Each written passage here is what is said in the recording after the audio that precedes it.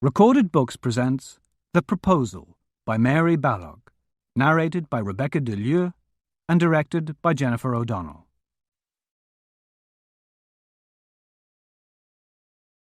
Prologue. The Survivors' Club. The weather could have been better.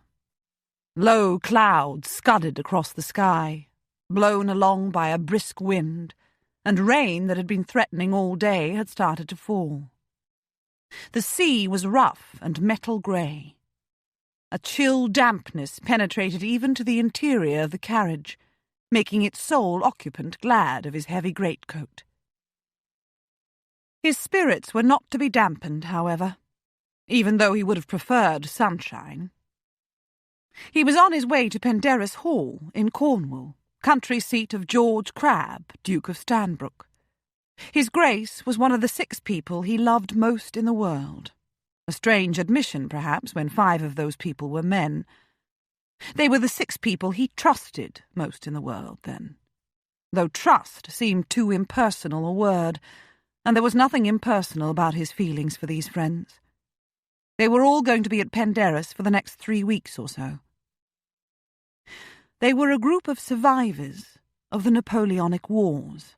5 of them former military officers who had been incapacitated by various wounds and sent home to England to recuperate. All of them had come to the attention of the Duke of Stanbrook, who had borne them off to Penderys Hall for treatment, rest, and convalescence. The Duke had been past the age of fighting in the wars himself, but his only son had not been. He had both fought and died in the peninsula during the early years of the campaign there. The 7th member of the club was the widow of a surveillance officer who had been captured by the enemy in the peninsula and died under torture, which had been conducted at least partially in her presence. The Duke was a distant cousin of hers, and had taken her in after her return to England. They had formed a close bond, the 7 of them, during the lengthy period of their healing and convalescence. And because for various reasons they would all bear the mark of their wounds and war experiences for the rest of their lives, they had agreed that when the time came for them to return to their own separate lives beyond the safe confines of Penderys, they would return for a few weeks each year in order to relax and renew their friendship, to discuss their progress, and to offer one another support in any difficulty that might have arisen. They were all survivors, and strong enough to live independent lives, but they were also all permanently scarred in one way or another, and they didn't have to hide that fact when they were together. One of their number had once dubbed them the Survivors' Club, and the name had stuck, even if only among themselves. Hugo Eames, Lord Trentham, peered as best as he could through the rain that was now pelting against the carriage window. He could see the edge of the high cliffs not too far distant, and the sea beyond them, a line of foam-flecked grey darker than the sky. He was on Penderys land already. He would be at the house within minutes. Leaving here 3 years ago had been one of the hardest things any of them had ever done. Hugo would have been happy to spend the rest of his life here. But of course life was forever changing, and it had been time to leave. And now it was time for change again. But he wouldn't think of that yet. This was the 3rd reunion, though Hugo had been forced to miss last year's. He hadn't seen any of these friends for 2 years then. The carriage drew to a halt at the foot of the steps leading up to the massive front doors of Penderys Hall and rocked for a few moments on its springs. Hugo wondered if any of the others had arrived yet. He felt like a child arriving for a party, he thought in some disgust, all eager anticipation and nervously fluttering stomach.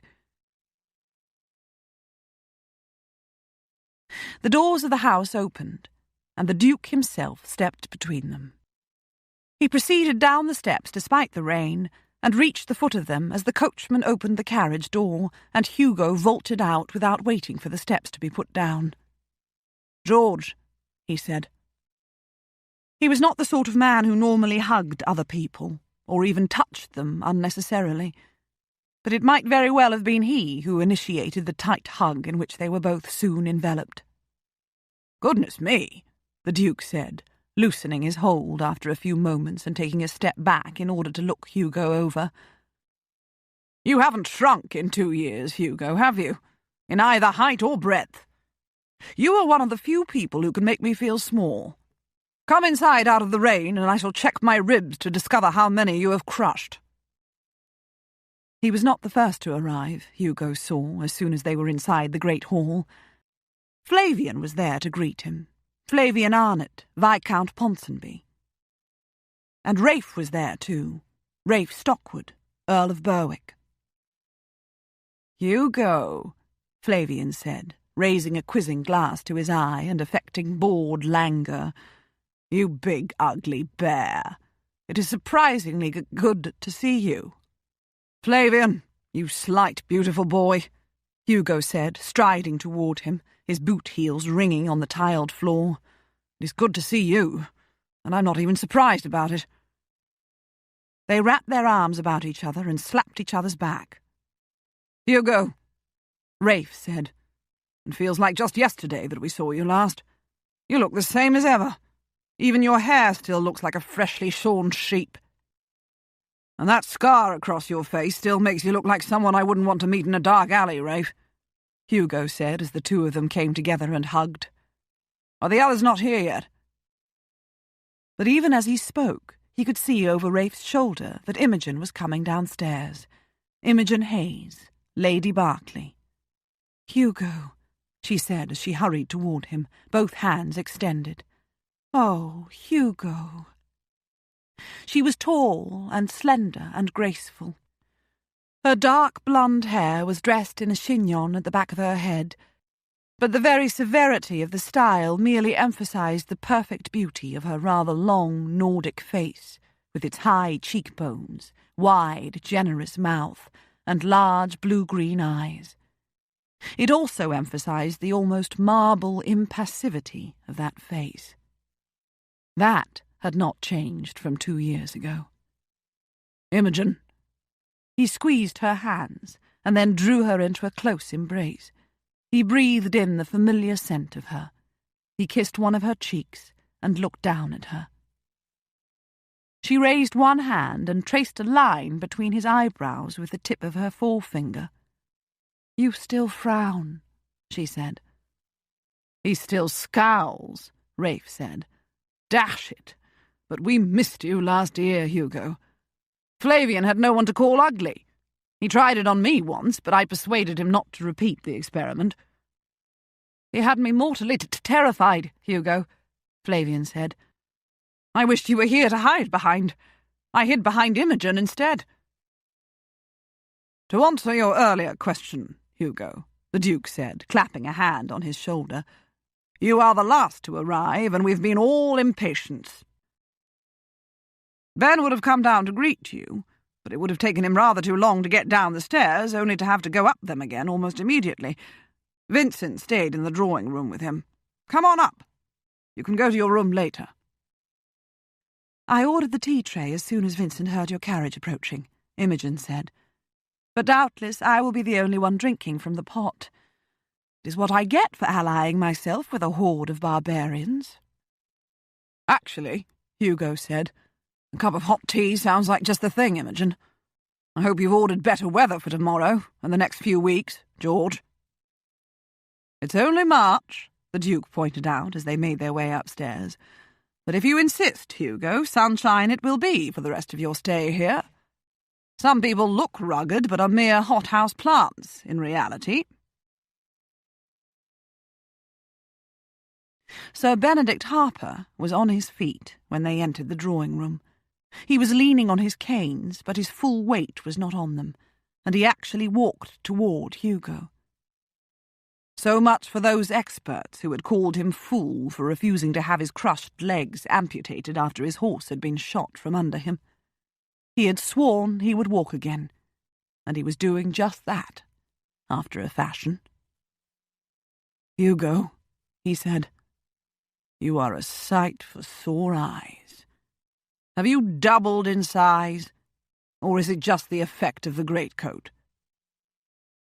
He is a sight to cause sore eyes, certainly, Flavian said with a sigh, and no one told Hugo that multiple capes on a greatcoat were designed for the benefit of those under-endowed in the shoulder department. Ben, Hugo said, and caught the other man carefully in his arms. On your feet, are you? You have to be the most stubborn man I've ever known. I believe you could give me some stiff competition, Ben said. Hugo turned to the 7th member of the Survivors' Club, and the youngest. He was standing close to the window, his fair curls as overlong and unruly as ever, his face as open and good-humoured, even angelic. He was smiling now. Vince, Hugo said, as he advanced across the room. Vincent Hunt, Lord Darley, looked directly at him with eyes as large and blue as Hugo remembered them. Lady-killer eyes, Flavian had once called them in order to draw a laugh out of the boy. Hugo always found his accurate gaze a little disconcerting, for Vincent was blind. "Hugo," he said, as he was caught up in a hug, "how good it is to hear your voice again, and to have you back with us this year. If you had been here last year, you wouldn't have allowed everyone else to make fun of my violin playing, would you? Well, everyone except Imogen, anyway." There was a collective groan from behind them. "You play the violin?" Hugo asked. "I do. And of course you wouldn't have allowed the ridicule," Vincent said, grinning. "They tell me you look like a large and fierce warrior, Hugo, but if you do, then you are a fraud, for I can always hear the gentleness beneath the gruffness of your voice. You shall listen to me play this year, and you will not laugh." "He may well weep, Vince," Rafe said. "I have been known to have that effect upon my listeners," Vincent said, laughing. Hugo removed his coat and tossed it over the back of a chair before sitting down with everyone else. They all drank tea, despite the Duke's offer of something stronger. "We were very sorry not to see you last year, Hugo," he said after they chatted for a while. "We were even sorrier about the reason for your absence." "I was all ready to come here," Hugo said, "when word of my father's heart seizure reached me. So I was prepared to leave almost immediately, and I arrived before he died. I was even able to speak with him. I ought to have done it sooner. There was no real need of the near estrangement between us, even though I broke his heart after I insisted that he purchase a commission for me, when all my life he'd expected that I would follow him into the family business. He loved me, to the end, you know. I suppose I will always be thankful that I arrived in time to tell him that I loved him too, though it might have seemed that words came cheap." Imogen, who was seated beside him on a love seat, patted his hand. "He would have understood," she said.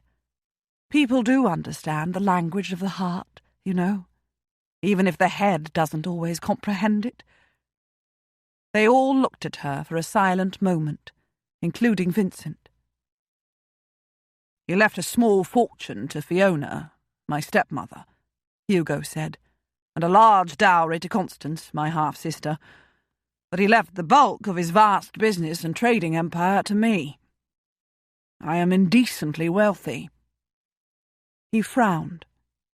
The wealth sometimes felt like something of a millstone about his neck, but the obligation it had brought with it was worse. Poor Hugo," Flavian said, pulling a linen handkerchief from a pocket and dabbing his eyes with it.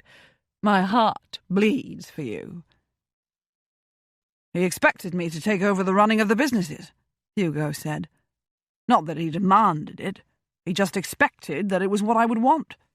And his face glowed with pleasure at the prospect, even though he was dying. And he spoke of my passing it all on to my son when the time comes." Imogen patted his hand again and poured him another cup of tea.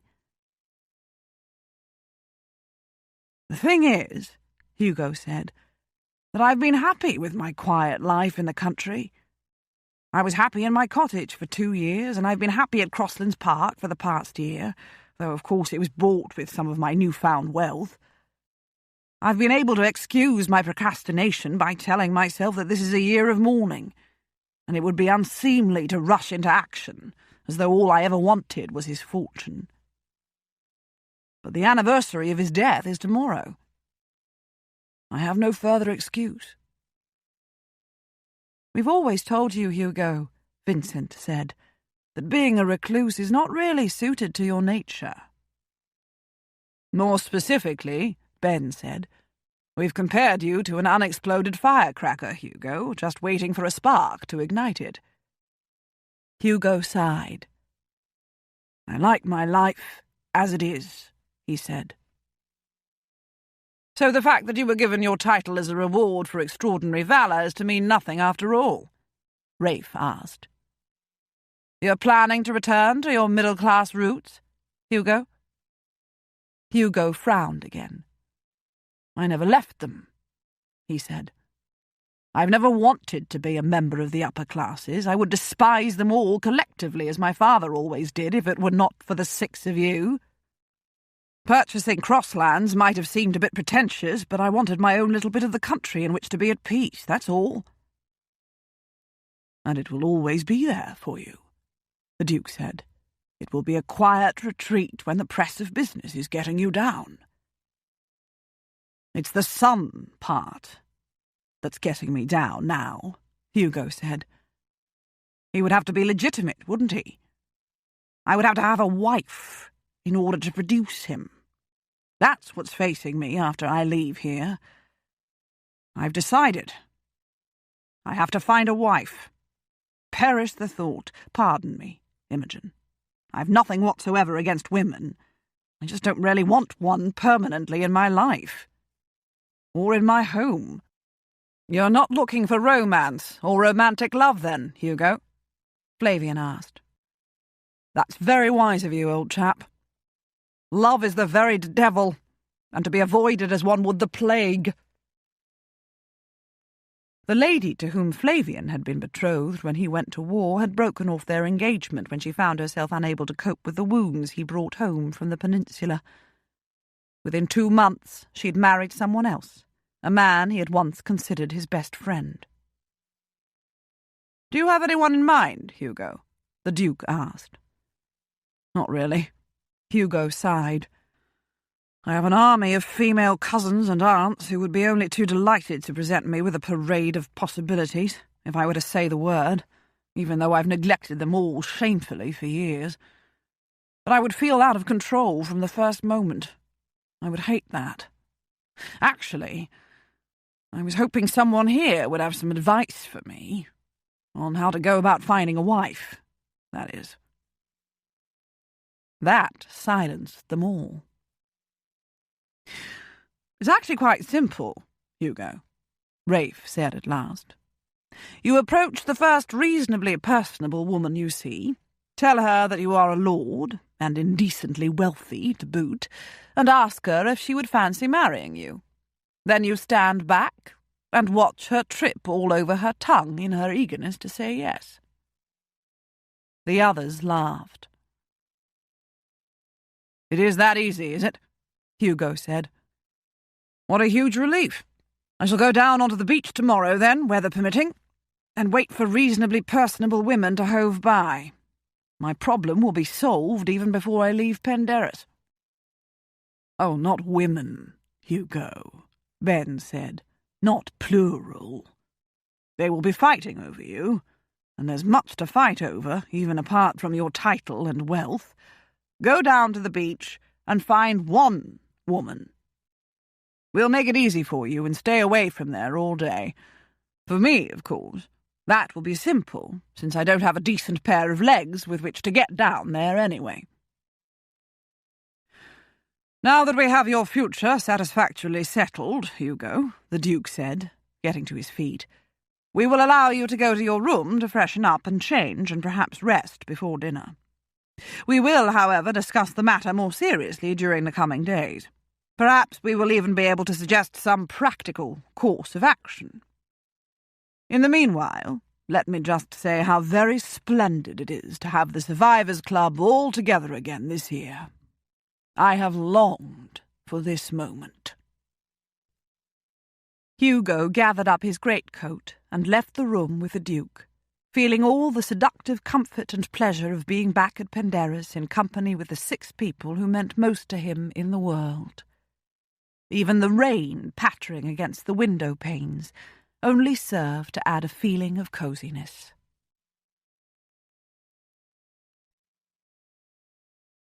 Chapter 1.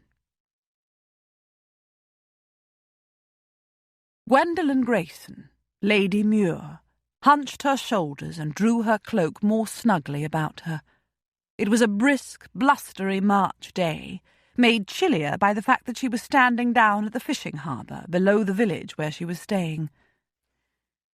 It was low tide, and a number of fishing boats lay half-keeled over on the wet sand, waiting for the water to return and float them upright again.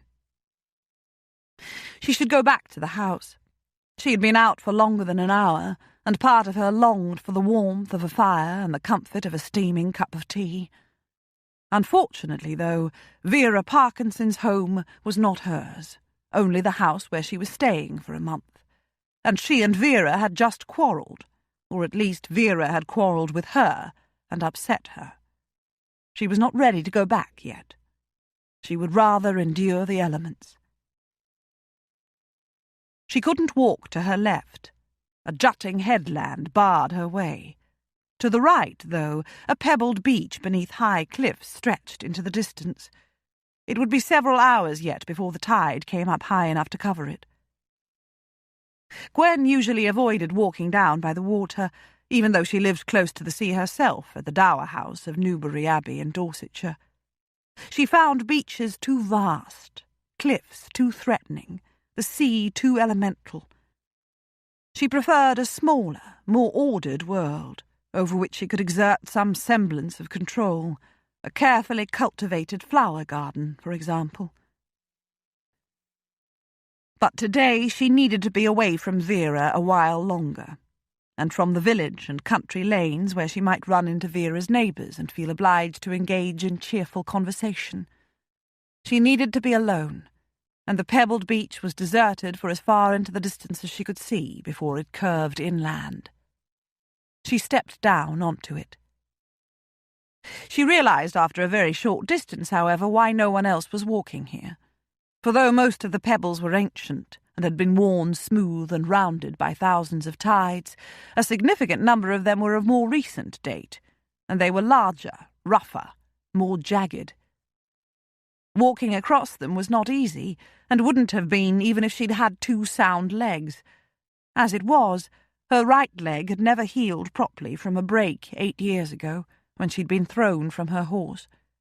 She walked with a habitual limp, even on level ground. She didn't turn back, though. She trudged stubbornly onward, careful where she set her feet. She was not in any great hurry to get anywhere, after all. This had really been the most horrid day of a horrid fortnight. She'd come for a month-long visit, entirely from impulse, when Vera had written to inform her of the sad passing a couple of months earlier of her husband, who had been ailing for several years. Vera had added the complaint that no one in either Mr. Parkinson's family or her own was paying any attention whatsoever to her suffering, despite the fact that she was almost prostrate with grief and exhaustion after nursing him for so long. She was missing him dreadfully. Would Gwen care to come? They had been friends of a sort for a brief few months during the whirlwind of their come-out season in London, and had exchanged infrequent letters after Vera's marriage to Mr. Parkinson, a younger brother of Sir Roger Parkinson, and Gwen's to Viscount Muir. Vera had written a long letter of sympathy after Vernon's death, and had invited Gwen to come and stay with her and Mr. Parkinson for as long as she wished, since Vera was neglected by almost everyone, including Mr. Parkinson himself, and would welcome her company.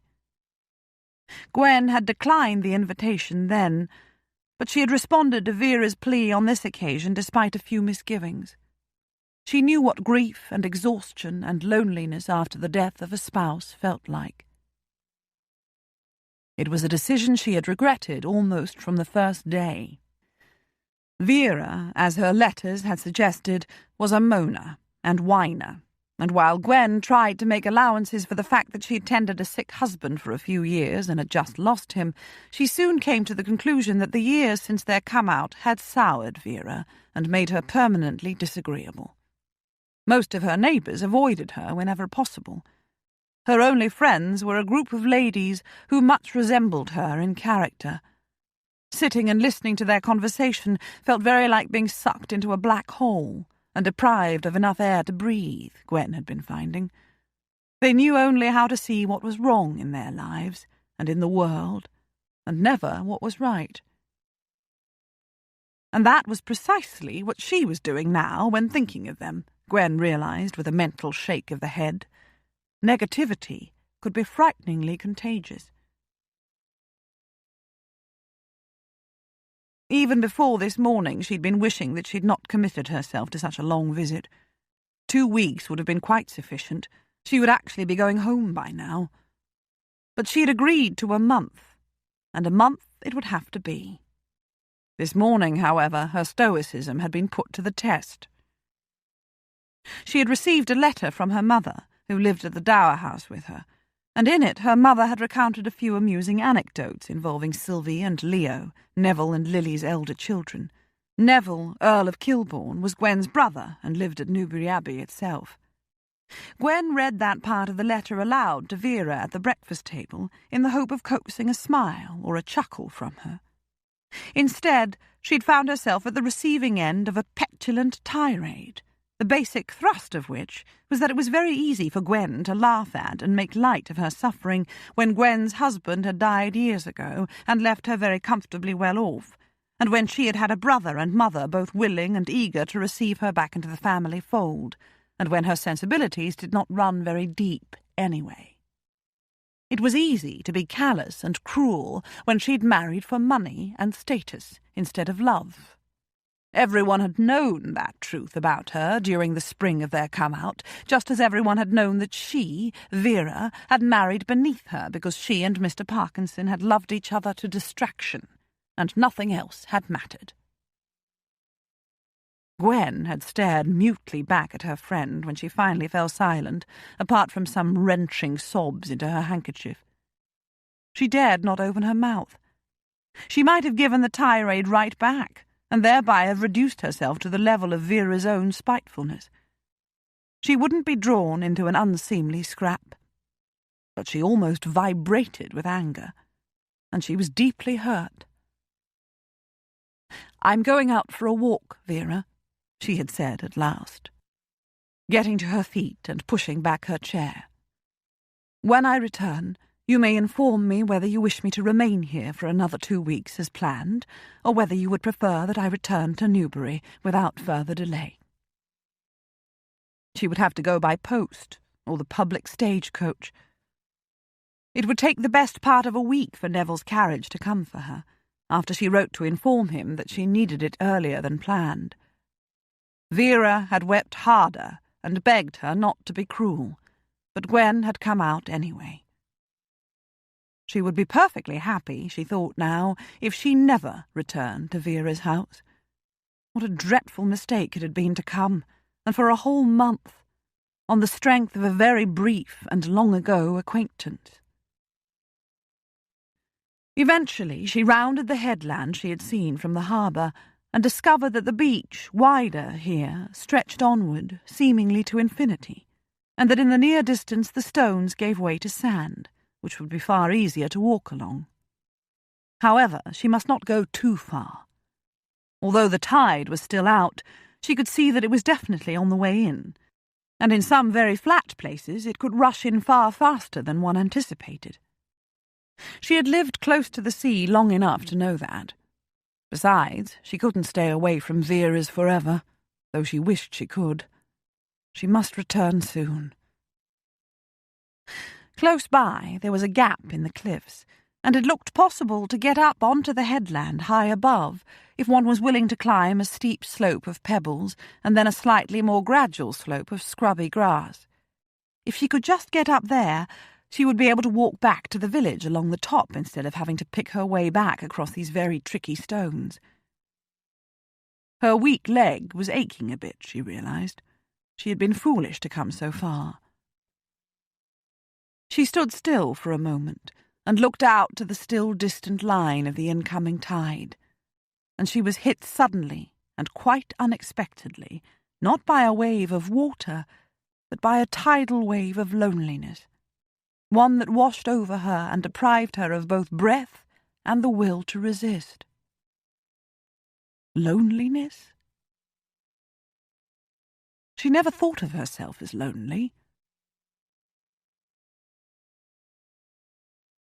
She had lived through a tumultuous marriage, but once the rawness of her grief over Vernon's death had receded, she had settled into a life of peace and contentment with her family. She had never felt any urge to remarry, though she was not a cynic about marriage. Her brother was happily married. So was Lauren, her cousin by marriage, who felt really more like a sister, since they'd grown up together at Newbury Abbey. Gwen, however, was perfectly contented to remain a widow, and to define herself as a daughter, a sister-in-law, a cousin, an aunt. She had numerous other relatives, too, and friends. She was comfortable at the Dower House, which was just a short walk from the Abbey, where she was always welcome. She paid frequent visits to Lauren and Kit in Hampshire, and occasional ones to other relatives. She usually spent a month or two of the spring in London to enjoy part of the season. She always considered that she lived a blessed life. So where had this sudden loneliness come from? And such a tidal wave of it that her knees felt weak, and it seemed as though she had been robbed of breath. Why could she feel the rawness of tears in her throat? Loneliness. She was not lonely, only depressed at being stuck here with Vera, and hurt at what Vera had said about her and her lack of sensibilities. She was feeling sorry for herself, that was all. She never felt sorry for herself. Well, almost never. And when she did, then she quickly did something about it. Life was too short to be moped anyway. There was always much over which to rejoice. But loneliness.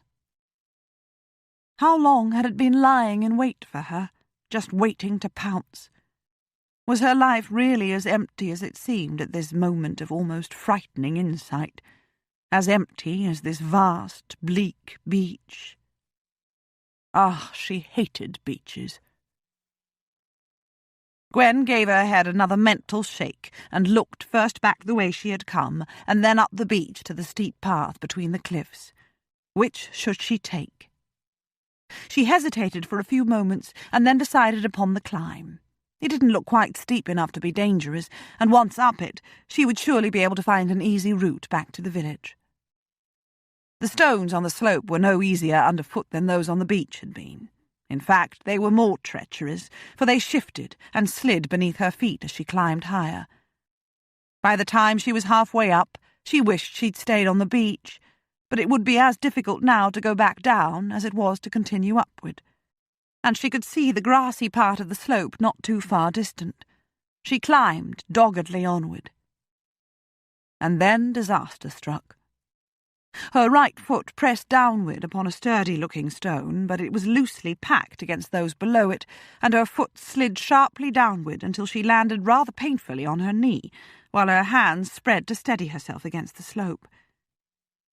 For the fraction of a moment she felt only relief that she'd saved herself from tumbling to the beach below, and then she felt the sharp, stabbing pain in her ankle.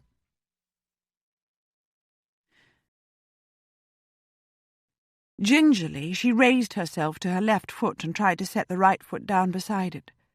But she was engulfed in pain as soon as she tried to put some weight upon it, and even when she didn't, for that matter.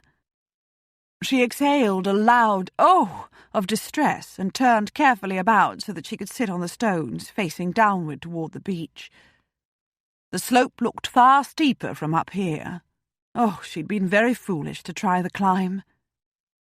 She raised her knees, planted her left foot as firmly as she could, and grasped her right ankle in both hands.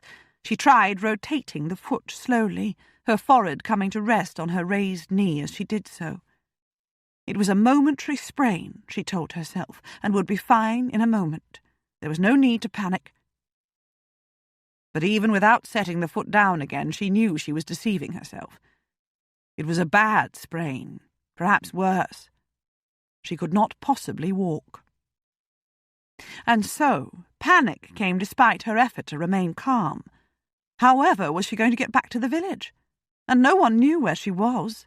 The beach below her and the headland above were both deserted. She drew a few steadying breaths. There was no point whatsoever in going to pieces. She would manage. Of course she would. She had no choice, did she?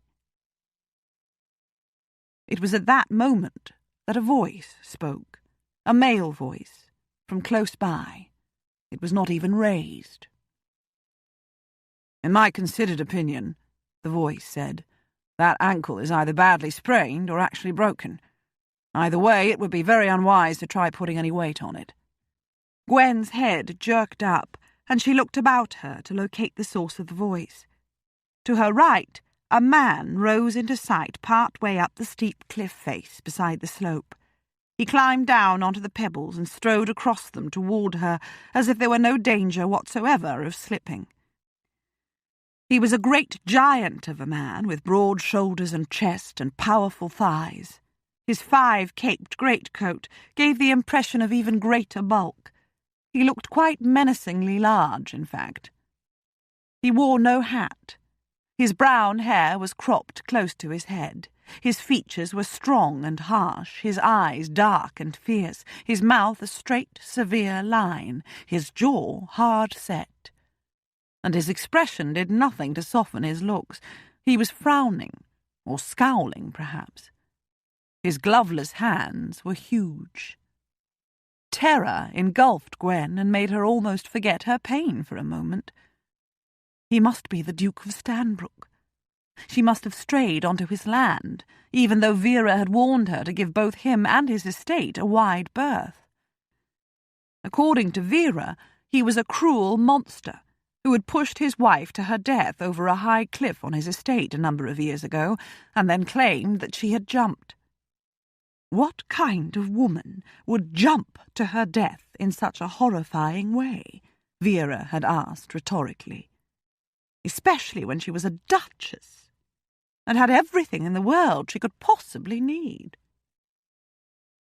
The kind of woman, Gwen had thought at the time, though she had not said so aloud, who had just lost her only child to a bullet in Portugal. For that was precisely what had happened a short while before the Duchess's demise.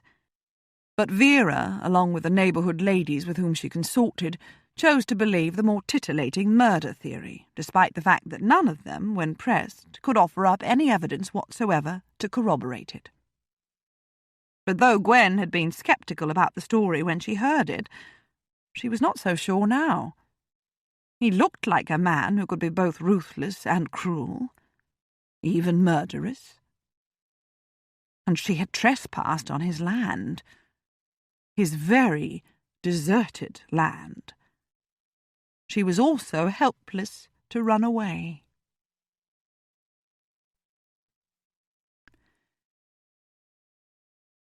Hugo had gone alone down to the sandy beach below Penderys after breakfast, the rain having stopped during the night. He'd been teased about it.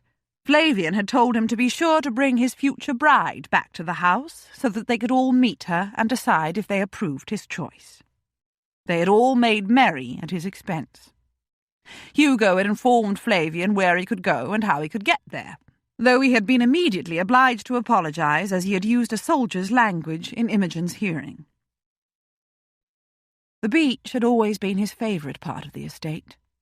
In the early days of his stay here, the sea had often soothed him when nothing else could, and more often than not he had come down here alone even then. Despite the closeness and camaraderie that had developed among the 7 members of the Survivors' Club while they were all healing and convalescing, They had never lived in one another's pockets. On the contrary, most of their demons had to be faced and exorcised alone, and still did. One of the main attractions of Penderys had always been that it offered more than enough space to accommodate them all. He had recovered from his own particular wounds. As far as he could ever recover, that was. If it came to counting blessings, he would need the fingers of both hands at the very least. He had survived his war experiences. He had been awarded the promotion to major he had craved, as well as the unexpected bonus of his title as a result of the success of his final mission. Last year he had inherited a vast fortune and a hugely profitable business. He had family, uncles and aunts and cousins who loved him, though he had largely ignored them for many years. More important, there was Constance, his 19-year-old half-sister, who adored him, though she had been a mere infant when he went off to war. He had a home of his own in the country, which provided him with all the privacy and peace he could possibly ask for. He had his 6 fellow members of the Survivors' Club, who had sometimes seemed closer to him than his own heart. He enjoyed robust good health, perhaps even perfect health. The list could go on. But each time he made the mental list of his blessings, it became like a two-edged sword. Why had he been so fortunate when so many others had died? More important, had his ruthless ambition, which had brought personal success and rewards that were far in excess of what he had expected, actually caused a number of those deaths? Lieutenant Carstairs would say yes without hesitation. There were no reasonably personable women strolling along the beach, or any unpersonable ones either, for that matter. He would have to invent a few for the amusement of his friends when he returned to the house, though, and a few stories surrounding his encounters with them. Perhaps he would even add a mermaid or two. He was in no hurry to get back, however, even though it was a chilly day made worse by a rather raw wind. When he'd returned to the pebbled part of the beach and to the foot of the ancient collapse in the cliff face that gave access to the headland and the park of Penderys above, Hugo stood for a few moments and gazed out to sea while the wind whipped at his short hair and turned the tips of his ears numb. He was not wearing a hat. There was really no point when he would have been chasing it along the sand more than he would have been wearing it. He found himself thinking about his father. It was inevitable, really, he supposed, when today was the first anniversary of his death. Guilt came with the thoughts. He had worshipped his father as a lad, and had followed him everywhere, even to work, especially after his mother's death of some woman's trouble when he was 7. The exact nature of the ailment had never been explained to him. His father had described him affectionately as his right-hand little chap and the heir apparent. Others had described him as his father's shadow. But then had come his father's second marriage, and Hugo, 13 years old and at an awkward stage of adolescence, had developed a chip on his shoulder as large as a boulder. He'd still been young enough to be shocked that his father could even think of replacing his mother, who had been so central to their lives and happiness that she was simply irreplaceable. He had grown restless and rebellious, and determined to establish his own identity and independence.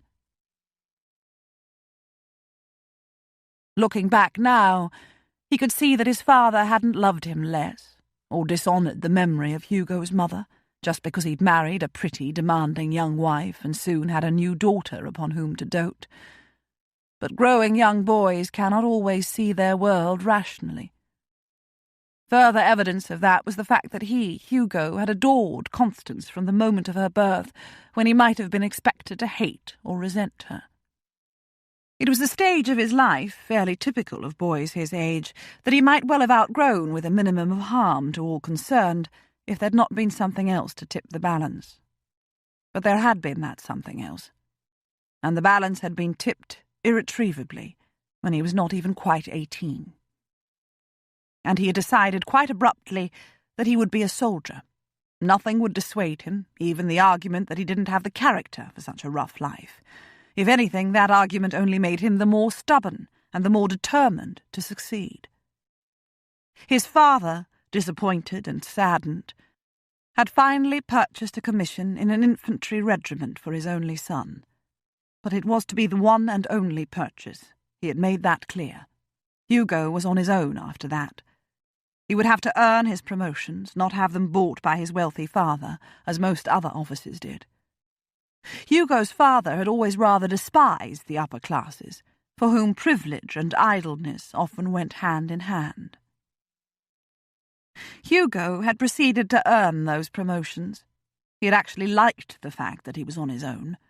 He had pursued his chosen career with energy and determination and enthusiasm and a driving ambition to reach the very top. He would have reached it, too, if his greatest triumph had not been followed within a month by his greatest humiliation, and he had not ended up here at Penderys. His father had loved him steadfastly through it all, but Hugo had turned his back upon him, almost as if his father had been to blame for all his woes. Or perhaps it was shame that made him do it. Or perhaps it was the sheer impossibility of going back home. And how had his father repaid him for his neglect? He had left almost everything to him, that was what, when he might conceivably have left it all to Fiona or to Constance. He trusted his son to keep his businesses going and to pass them on to a son of his own when the time came. He had trusted him, too, to see to it that Constance had a bright, secure future. He must have understood that she might have no such thing if she was left to her mother's sole care. He had made Hugo her guardian. Now his year of mourning, his excuse for inactivity thus far, was over. He stopped when he was halfway up the slope. He still wasn't ready to return to the house. He turned off the slope and climbed a short way up the cliff beside it until he reached a flat, rocky ledge he had discovered years ago. It was sheltered from most winds, and even though it cut off any view of the sandy stretch of beach farther west, it still allowed him to see the cliff face opposite and the pebbled beach and the sea below. It was a starkly barren prospect, but it was not without a certain beauty of its own. 2 seagulls flew across his line of vision, crying out some piece of intelligence to each other. He would relax here for a while before seeking out the company of his friends. He scooped up some small pebbles from the ledge beside him and tossed one in a high arc to the beach below. He heard it land and saw it bounce once, but his fingers stilled around the second stone as a flutter of colour caught the edge of his vision. The cliff on the other side of the pebbled slope curved outward toward the sea. Full tide reached it sooner than it did the cliff on which he sat. There was a way around the base of the jutting cliff to the village a mile or so away, but it could be a treacherous route if one was not aware of the approaching tide. Someone walked that stretch of pebbled beach now. A woman wearing a red cloak. She had just appeared around the headland, though she was still some distance off. Her bonneted head was down. She appeared to be concentrating upon her footing. She stopped and looked out to sea. It was still some way out and was no imminent danger to her. If she had strolled from the village, however, she really ought to be turning back soon. The only other way back was up over the headland, but that would involve her in trespassing on Penderys land. She turned her head to look at the steep pebbled slope to the top as though she'd read his thoughts. She didn't see him, fortunately. He was in the shade, and he sat very still. He didn't want to be seen. He willed her to turn back the way she'd come. She did not turn back, however. Instead, she came in the direction of the slope, and then began to trudge upward, her cloak and the brim of her bonnet flapping in the wind. She looked small. She looked young. It was impossible to tell how young, though, since he couldn't see her face. For the same reason, there was no knowing if she was comely or ugly or simply plain. His friends would tease him for a week if they ever found out about this, Hugo thought. He had a mental image of himself jumping down from his perch, striding purposefully toward her across the stones, informing her that he was both titled and enormously wealthy, and asking her if she fancied marrying him. Though it was not a particularly amusing thought, he had to quell an urge to chuckle and give away his presence. He stayed very still and hoped that even yet she would turn back. He resented having his solitude threatened by a stranger and a trespasser. He couldn't remember its happening before. Not many people from outside the estate came this way. The Duke of Stanbrook was feared by many in this part of the country. The inevitable rumour had blossomed after the death of the Duchess that he'd actually pushed her over the cliff from which she had jumped. Such stories did not die easily, despite lack of any evidence. Even those who didn't actually fear him seemed wary of him, and his contained, austere manner didn't help allay suspicion. Perhaps the woman in red was a stranger to these parts. Perhaps she didn't realise she was climbing directly into the dragon's lair. Hugo wondered why she was alone in such a desolate setting. The loose pebbles gave under her feet as she climbed. It was never an easy ascent, as he knew from experience. And then, just when it seemed she would go safely past and not see him at all, her right foot dislodged a small avalanche of stones and slid down sharply after them. She landed awkwardly on her knee and both hands, her right leg stretched out behind her. For a moment he had a glimpse of slim, bare leg between the top of her half-boot and the hem of her cloak. He heard a gasp of pain. He waited. He really didn't want to have to reveal his presence. It soon became apparent, however, that she had done some serious damage to her foot or ankle, and that she was not going to be able to pick herself up and go on her way. She was young, he could see, and she was small and slender. Beneath the brim of her bonnet, blonde tendrils of hair were blowing in the wind. He still hadn't seen her face. It would be churlish to remain silent. "In my considered opinion," he said, "that ankle is either badly sprained or actually broken. Either way, it would be very unwise to try putting any weight on it." Her head jerked up as he climbed down onto the pebbles and made his way toward her. Her eyes widened in what looked like fear rather than relief that help was at hand. They were large blue eyes, in a face of exquisite beauty, even though she was no girl. He guessed her age to be close to his own 33. He was irritated. He hated it when people were afraid of him. People often were, even some men, but especially women. It might have occurred to him that a scowling countenance was not best designed to inspire confidence, especially in a lonely, desolate setting like this. It did not, however. He scowled down at her from his great height. Chapter 2. "Oh!" she cried. "Who are you? Are you the Duke of Stanbrook?" She was a stranger to this part of the country, then. "Trentham," he said. "You walked over from the village?" "Yes, I thought I would walk back across the headland," she said. "The pebbles are far larger and more difficult to walk on than I expected." She was unmistakably a lady. Her clothes were well cut and looked expensive. She spoke with a cultured accent. There was a general, indefinable air of good breeding in her manner.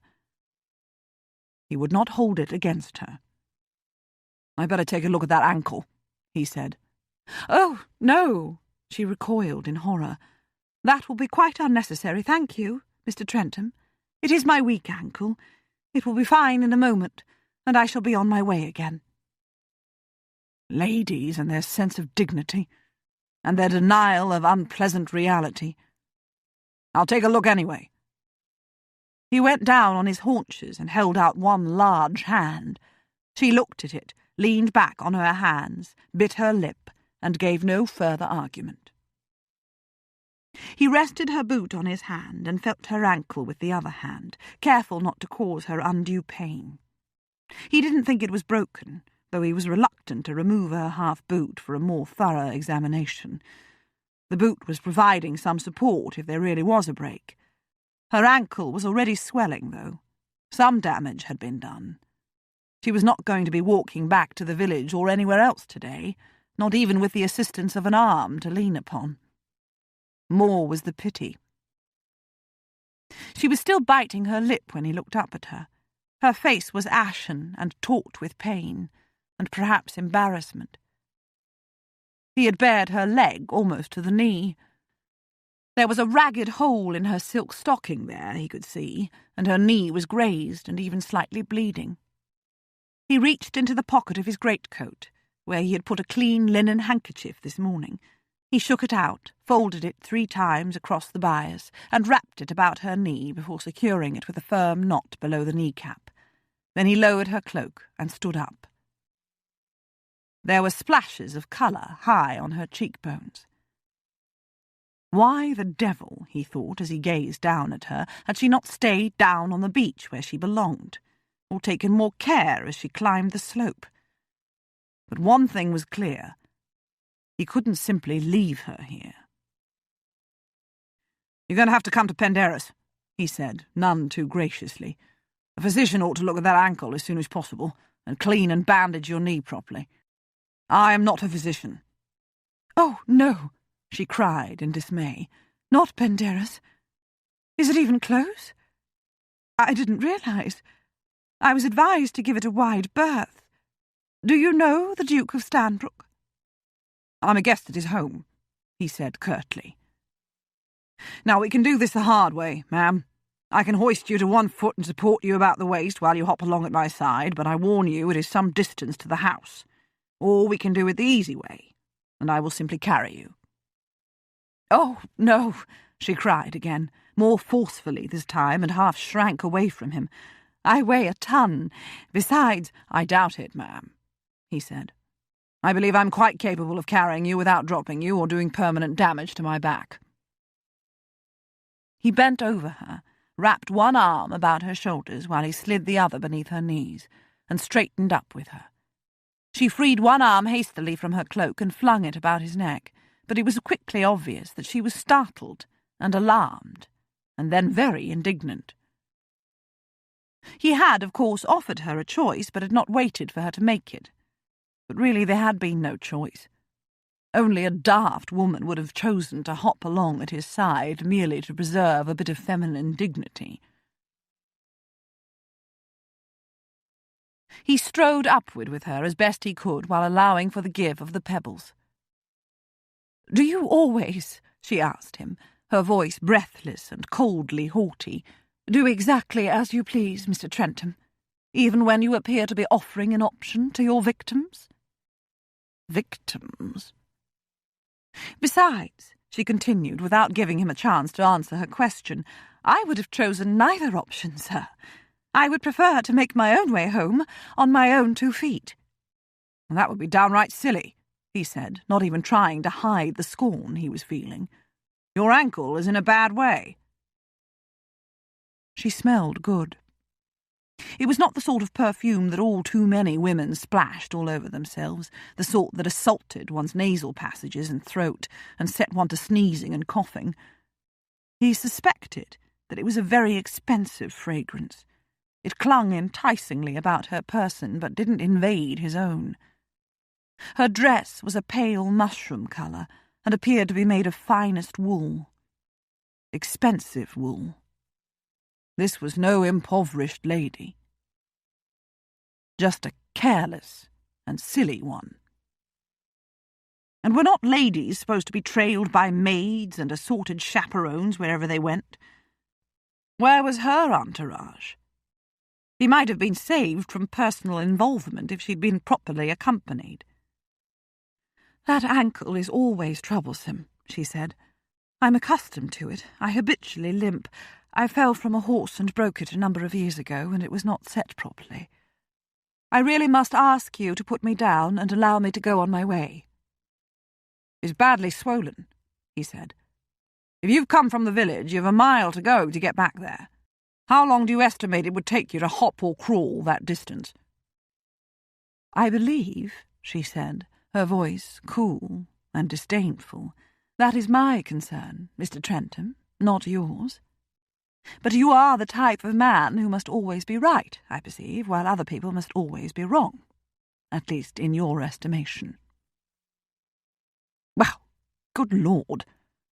Did she think he was enjoying playing Sir Galahad? They were still on the upward slope, though they'd left the pebbles behind and were on the firmer ground of coarse, scrubby grass. He stopped abruptly, set her down on her feet, and took one step away from her.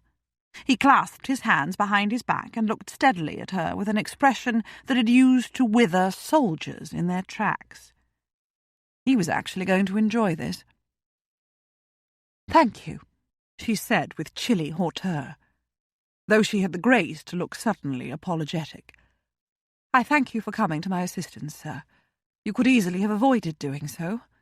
I had not seen you, as you must have realized. I am Lady Muir." Ah, definitely a lady.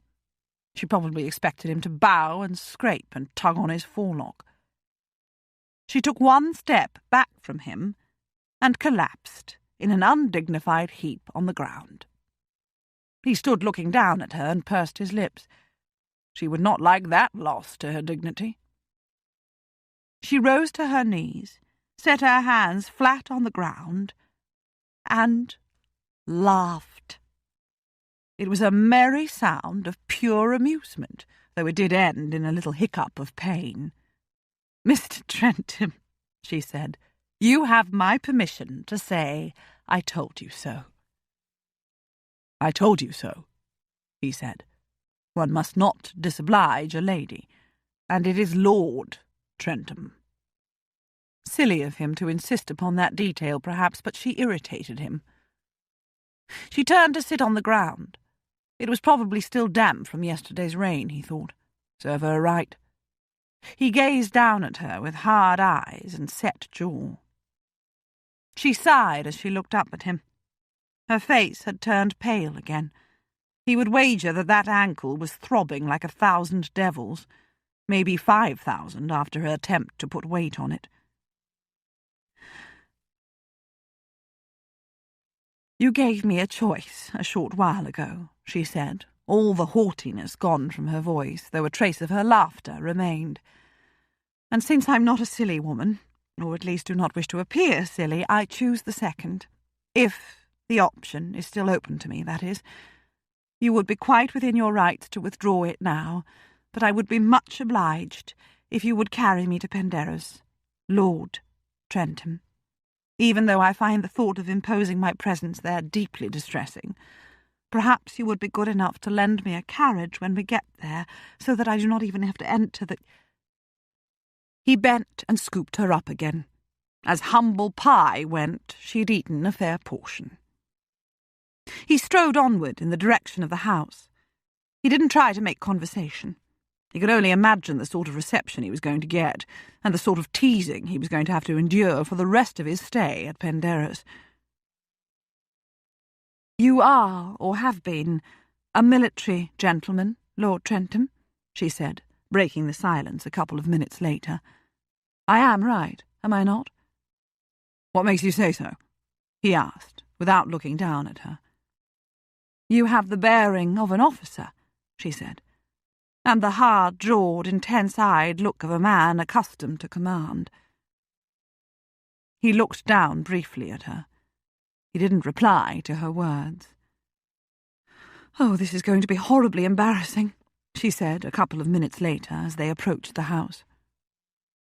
"But better, I dare say," he said curtly, "than lying out on the slope above the beach, exposed to the elements and waiting for the seagulls to come and peck out of your eyes." Uncharitably, he wished that was precisely where she was, though he wouldn't wish the eye-picking gulls on her. "Oh," she said with a grimace, "when you put it that way, I must confess you are right." "I sometimes am," he said. "Lord," Today's grand joke had been that he was to go down onto the beach to find a personable woman to marry, and here he was, right on cue, carrying a genuine lady back with him. A damnably pretty one, too. Perhaps she wasn't single, though. Indeed, she almost certainly wasn't. She'd introduced herself as Lady Muir. That suggested that somewhere, perhaps in the village a mile away, there was a Lord Muir, which fact would not save him from the teasing. It would merely enhance it, in fact. He would be accused of the most naive form of miscalculation. It was going to take him a long time to live this one down. Gwen would have been experiencing surely the worst embarrassment of her life if her mind had not been more preoccupied with pain. She felt embarrassed, nevertheless. Not only was she being taken to a strange house, owned by a man of some notoriety who was not expecting her, but also she was being carried by a large, morose stranger who had done nothing to hide the fact that he despised her. And the trouble was that she could hardly blame him. She had behaved badly. She'd made an idiot of herself. She was pressed against all that muscled strength she had observed as he approached her across the pebbles, and he felt really quite disturbingly masculine. She could feel his body heat through his heavy clothing and her own. She could smell his cologne or his shaving soap, a faint, enticing, distinctively male scent. She could hear him breathing, though he was not panting from his exertions. Indeed, he made her feel as though she weighed nothing at all. Her ankle was throbbing very badly indeed. There was no use in continuing to pretend that she would be able to walk back to Vera's once she'd shaken off the first twinges of pain. Oh dear, he really was a morose man. And a silent one. He hadn't even confirmed or denied being a military officer. And he had nothing else to offer by way of conversation, though to be fair, he probably needed all his breath to carry her. Goodness, she would have nightmares about this for a long time to come. He was making his way straight for the front doors of Penderys Hall, which looked like a very grand mansion indeed.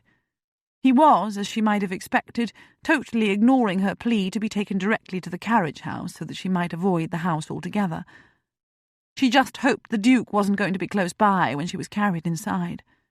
Perhaps one of his minions would summon a carriage to convey her back to Vera's. Even a gig would do. Lord Trentham climbed a short flight of steps and turned sideways in order to thump his elbow against one of the doors. It was opened almost immediately by a sober-looking man in black who resembled all butlers the world over. He stood aside without comment as Lord Trentham carried her into a large square hall tiled in black and white. "We have a wounded soldier here, Lambert," Lord Trentham said, without any trace of humour in his voice. "I'm going to carry her up to the drawing-room." "Oh, no, please." "Shall I send for Dr. Jones, my lord?" the butler asked. But before Lord Trentham could answer or Gwen voice a further protest, someone else arrived on the scene, a tall, slender, blonde, extremely handsome gentleman with mocking green eyes and one elevated eyebrow. The Duke of Stanbrook, Gwen thought with a sinking heart. She could scarcely have imagined a scene more lowering than this if she had tried. "Hugo, my dear chap," the gentleman said, his voice a lazy drawl. "However did you do it? You're a marvel. You found the lady on the beach, did you? And swept her, literally, off her feet with your charm, not to mention your title and fortune? This makes for a very affecting scene, I must say. If I were an artist, I would be dashing for my canvas and brushes in order to record it for the delight of your descendants to the 3rd and 4th generation." He had lowered his eyebrow and lifted a quizzing glass to his eye as he spoke. Gwen glared at him. She spoke with as much chilly dignity as she could muster. "I twisted my ankle," she explained, "and Lord Trentham was obliging enough to carry me here. I do not intend to impose upon your hospitality any longer than necessary, Your Grace. All I ask is the loan of some conveyance to take me back to the village where I am staying. You are the Duke of Stanbrook, I presume?" The blonde gentleman lowered his glass and raised one eyebrow again. "You elevate me in rank, ma'am," he said. "I am flattered. I'm not, alas, Stanbrook. I dare say Lambert will call out a gig for you if you insist, however, though Hugo looks eager to impress you with his superior strength by dashing upstairs with you in his arms and arriving in the drawing-room without any noticeable shortness of breath." "It's a good thing you're not me, Flavian," another, older gentleman said as he approached from the back of the hall. "You appear not to know the first thing about hospitality. Ma'am, I fully agree with both Hugo and my good butler. You must be taken up to the drawing-room to rest your foot on a sofa while I send for the doctor to assess the damage. I am Stanbrook, by the way, and entirely at your service. You must tell me whom I may summon to offer you some comfort. Your husband, perhaps?" Oh dear, this was getting worse and worse.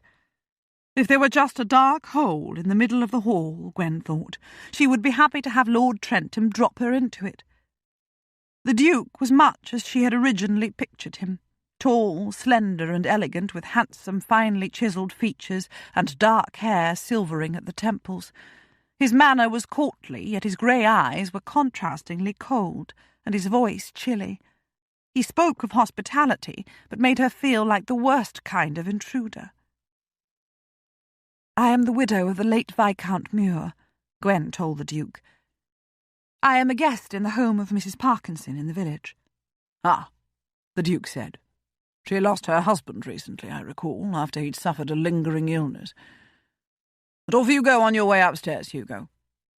I will hope to have the pleasure of some conversation with you later, Lady Muir, after your ankle has been tended to." He made it sound as if it would be anything but a pleasure. Or perhaps her extreme discomfort was causing her to do him an injustice. He was offering hospitality and the services of a physician, after all. How could one sprained ankle cause such pain? Or perhaps it was broken. Lord Trentham turned to stride toward a broad staircase that wound upward in an elegant curve. She could hear the Duke of Stanbrook giving orders for both the doctor and Vera to be sent for without further delay. The gentleman with the quizzing glass, the one who spoke with an affected sigh in his voice and a slight stammer, appeared to be offering to perform the errand himself. The drawing-room was empty. That was one mercy, at least. It was a large square room with wine-coloured brocaded walls hung with portraits in heavy gilded frames, and an ornately sculptured marble fireplace directly opposite the door. The coved ceiling was painted with scenes from mythology, the frieze beneath it heavily gilded. The furnishings were both elegant and sumptuous. Long windows looked out upon lawns enclosed by hedges, but they nevertheless afforded a distant view of cliffs and the sea beyond. A fire crackled in the hearth, and the warmth of the room prevented the outdoors from looking too starkly bleak. Gwen took in room and view at a glance, and felt all the humiliation of being an uninvited and unwelcome guest in such a home. But for the moment, at least, there seemed no point in making a fuss and demanding yet again the loan of a carriage to take her back to Vera's. Lord Trentham lowered her to a brocaded sofa and reached for a cushion to put under her injured ankle. "Oh," she cried, "my boots are going to get the sofa dirty." That would be the very last straw. But he would not let her swing her legs to the floor. Neither would he allow her to bend forward to remove her own boots. He insisted upon doing it for her. Not that he uttered a word of command, but it was difficult to bat aside such large hands and such massive arms, or to prevail against such deaf ears.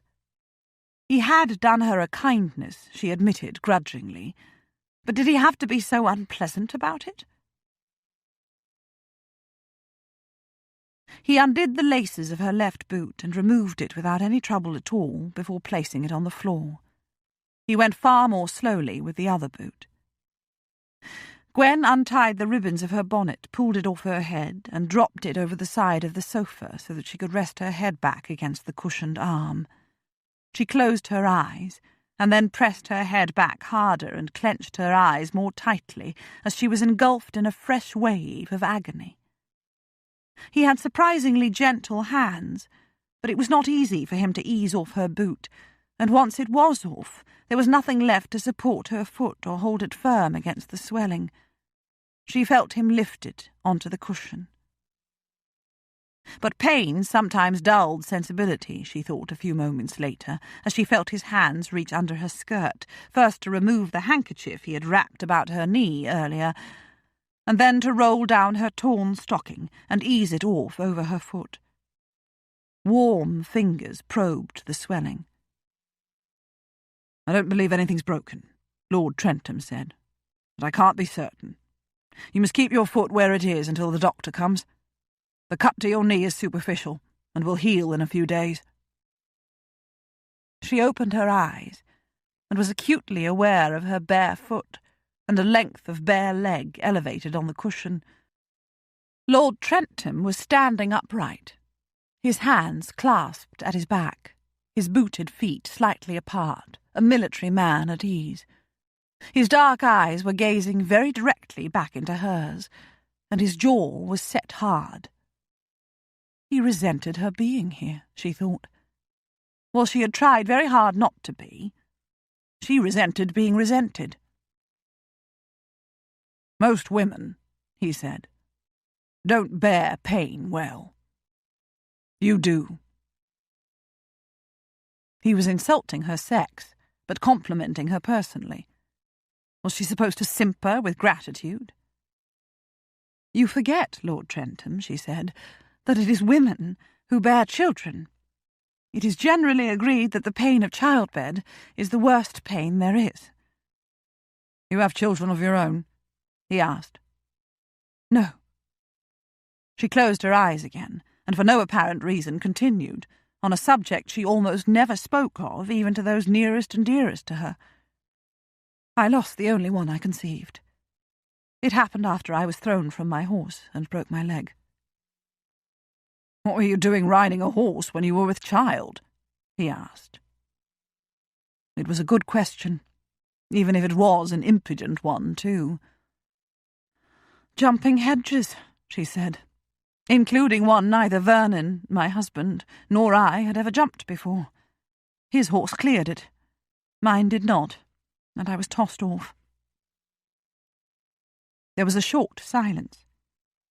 Why on earth had she told him all that? "Did your husband know you were with child?" he asked. It was an unpardonably intimate question, but she had started this. "Of course," she said. "I was almost 6 months into my confinement." And now he would think all sorts of uncomplimentary things about Vernon without understanding at all. It was unfair of her to have said so much when she was certainly not prepared to launch into lengthy explanations. She seemed to have done nothing but show herself in a bad light since she first set eyes upon him, and cringed in fear. Yes, she really had. She had cringed. "This was a child you wanted?" he asked. Her eyes snapped open and she glared at him, speechless. What sort of question was that? His eyes were hard, accusing, condemning. But what did she expect? She had made both herself and Vernon seem unpardonably reckless and irresponsible. It was time to change the subject. "Is the blonde gentleman downstairs a guest at Penderys too?" she asked. "Have I imposed upon a house party?" "He's Viscount Ponsonby," he said. "There are 6 guests here, apart from Stanbrook himself. We gather here for a few weeks each year. Stanbrook opened his home to us for several years during and after the wars, while we recuperated from various wounds." Gwen gazed at him.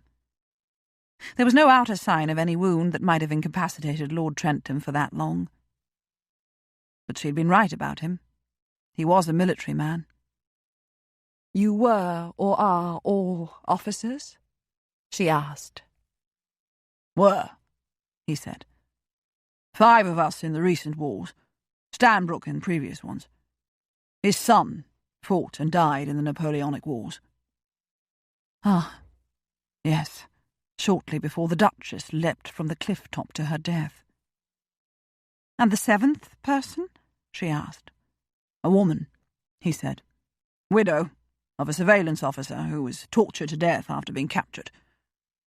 She was present when he was finally shot. Oh, Gwen said, grimacing. Now she felt worse than ever. This was far more terrible than imposing upon a simple house party, and her own sprained ankle seemed embarrassingly trivial in comparison with what the Duke and his 6 guests must have endured. Lord Trentham had picked up a shawl from the back of a nearby chair and came closer to spread it over Gwen's injured leg. At the same moment the drawing doors opened again, and a woman came inside carrying a tea tray. She was a lady, not a maid. She was tall and very straight in posture.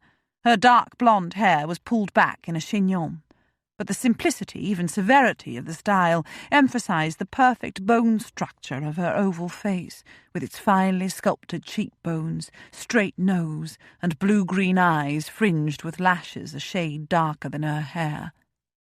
Her mouth was wide and generous. She was beautiful, despite the fact that her face looked as though it was sculpted of marble. It looked not only as though she never smiled, but as if she were incapable of doing so even if she wished. Her eyes were large and very calm, almost unnaturally so. She came toward the sofa and would have set the tray down on the table beside Gwen if Lord Trentham had not taken it from her hands first. "I'll see to that, Imogen," he said. George guessed that you would consider it quite improper to be in a room alone with a strange gentleman, Lady Muir, the lady said, "even if he did rescue you and carry you back to the house. I have been designated as your chaperone." Her voice was cool rather than cold. "This is Imogen, Lady Berkeley," Lord Trentham said, "who never seems to consider it improper to stay at Penderys with 6 gentlemen and no chaperone." "I would entrust my life to any of the 6 or all of them combined," Lady Berkeley said, inclining her head courteously to Gwen. "Indeed, I have already done so. You are looking embarrassed. You need not. How did you hurt your ankle?"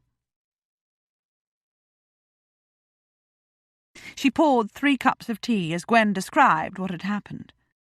This, then, she thought, was the lady who had been with her husband when his torturers had killed him. Gwen had an inkling of the torments she must have lived through every minute of every day since. She must forever be asking herself if there was anything she might have done to prevent such a disaster. Just as Gwen forever asked it of herself with regard to Vernon's death. "I feel very foolish," she said in conclusion. "Of course you do," Lady Berkeley said. "But it could have happened to any of us, you know. We are always up and down to the beach, and that slope is quite treacherous enough, even without the shifting stones." Gwen glanced at Lord Trentham, who was silently sipping his tea, his dark eyes resting on her. He was, she thought in some surprise, and with a little shiver of awareness, a terribly attractive man. He ought not to be. He was too large to be either elegant or graceful. His hair was too short to soften the harshness of his features or the hard line of his jaw. His mouth was too straight and hard-set to be sensuous. His eyes were too dark and too penetrating to make a woman want to fall into them. There was nothing to suggest charm or humour or any warmth of personality. And yet there was an aura about him of almost overpowering physicality, of masculinity. It would be an absolutely wonderful experience, she thought, to go to bed with him. It was a thought that shocked her to the roots of her being. In the 7 years since Vernon's death, she had shrunk away from the merest thought of another courtship and marriage. and she had never in her life thought of any man in any other connection. Did this unexpected and rather ridiculous attraction have anything to do with the equally unexpected wave of loneliness she had felt down on the beach just before she met him? She made conversation with Lady Berkeley while these strange thoughts buzzed about in her head. But really it was difficult to concentrate fully upon either words or thought. Pain, as she remembered now from the time when she broke her leg, could never confine itself to the injured part of one's body, but throbbed instead all through it until one didn't know quite what to do with oneself. Lord Trentham got to his feet as soon as she had finished her cup of tea, took an unused linen napkin off the tea tray and crossed to a sideboard where he must have found a jug of cold water among the liquor decanters. He came back with a wet napkin from which most of the water had been squeezed, spread it over Gwen's forehead, and held it in place there with one hand. She rested the back of her head against the cushion again and closed her eyes. The coolness, even the pressure of his hand, felt very good. Where was the insensitive brute she had judged him to be? "I have been hoping to distract her with conversation," Lady Berkeley said. "She is as pale as a ghost, poor thing, but she's uttered not a moan of complaint. She has my admiration." "Jones is certainly dragging his feet," Lord Trentham said. "He will come as soon as he's able," Lady Berkeley said. "He always does, Hugo, and there's no better doctor in the world." "Lady Muir has suffered a previous injury to the same leg," Lord Trentham said. "I dare say it hurts like 1,000 devils." They were talking of her as if she were not there to speak for herself, Gwen thought. But for the moment she didn't care. For the moment she was distancing herself as far from the pain as she could get. And there was warmth in their voices, she noticed, as if they were fond of each other. Almost as if they were genuinely concerned for her. Even so, she wished the physician would come soon so that she could ask the Duke of Stanbrook again for a carriage to take her to Vera's. Oh, how she hated to be beholden to anyone. Chapter 3. When Flavian returned with the doctor, he brought Mrs. Parkinson too. It was that lady who hurried into the drawing-room first. She curtsied low to Imogen and Hugo, and assured them that his Grace was kindness itself, that they were kindness itself, that she would be grateful to Lord Ponsonby for the rest of her days for bringing her word of her dearest friend's accident so promptly, and insisting upon bringing her here in his Grace's carriage, despite the fact that she would have been happy to walk 10 times the distance if it had been necessary. "I would walk 5, nay, even 10 miles for dear Lady Muir's sake," she assured them, "even if it was careless of her to wander on to his Grace's land when I had specifically warned her to be careful to avoid giving offence to such an illustrious peer of the realm. His Grace would have been quite justified if he had chosen to refuse her admittance to Penderys, though I dare say he hesitated to do so when he learned she is Lady Muir. I suppose it is that fact I have to thank for my invitation to ride in the carriage, for such a distinction has never been offered me before, you know, despite the fact that Mr. Parkinson was the younger brother of Sir Roger Parkinson and was 4th in line to the title himself, after his brother's 3 sons. It was only after she had delivered herself of this remarkable speech, looking from Hugo to Imogen as she did so, that the lady turned toward her friend, her hands clasped to her bosom. Hugo and Imogen exchanged a poker-faced glance in which volumes were spoken. Flavian had come to stand silently just inside the door, looking openly bored. "Gwen!" Mrs. Parkinson cried. "Oh, my poor dear Gwen, what have you done to yourself? I was beside myself with worry when you didn't return from your walk within the hour.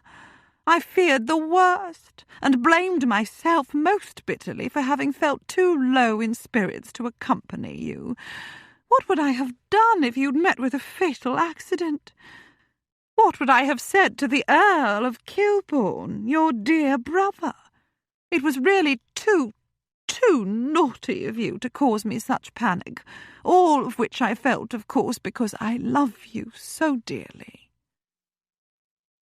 I twisted my ankle, that's all, Vera, Lady Muir explained.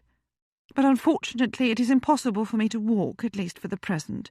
I hope not to have to impose upon the Duke's hospitality for much longer, however. I trust he will be kind enough to allow the carriage to return to the village with the two of us once the doctor has looked at my ankle and bound it up. Mrs. Parkinson regarded her friend with open horror and uttered a slight shriek as she clasped her hands even more tightly to her bosom. "You must not even think of being removed," she said. "Oh, my poor Gwen, you will do your leg irreparable damage if you attempt anything so reckless. You already have that unfortunate limp from a previous accident, and I dare say it has deterred other gentlemen from paying you court since dear Lord Muir's passing. You simply must not risk becoming entirely lame. His Grace, I am assured, will join me in urging you to remain here until your ankle is quite healed. You mustn't worry that I will neglect you. I shall walk over daily to bear you company. You are my dearest friend in the world, after all. I am sure this lady and this gentleman, as well as Viscount Ponsonby, will also urge you to stay." She smiled graciously in turn upon Imogen and Hugo, and Flavian, sounding even more bored than he habitually did, introduced them.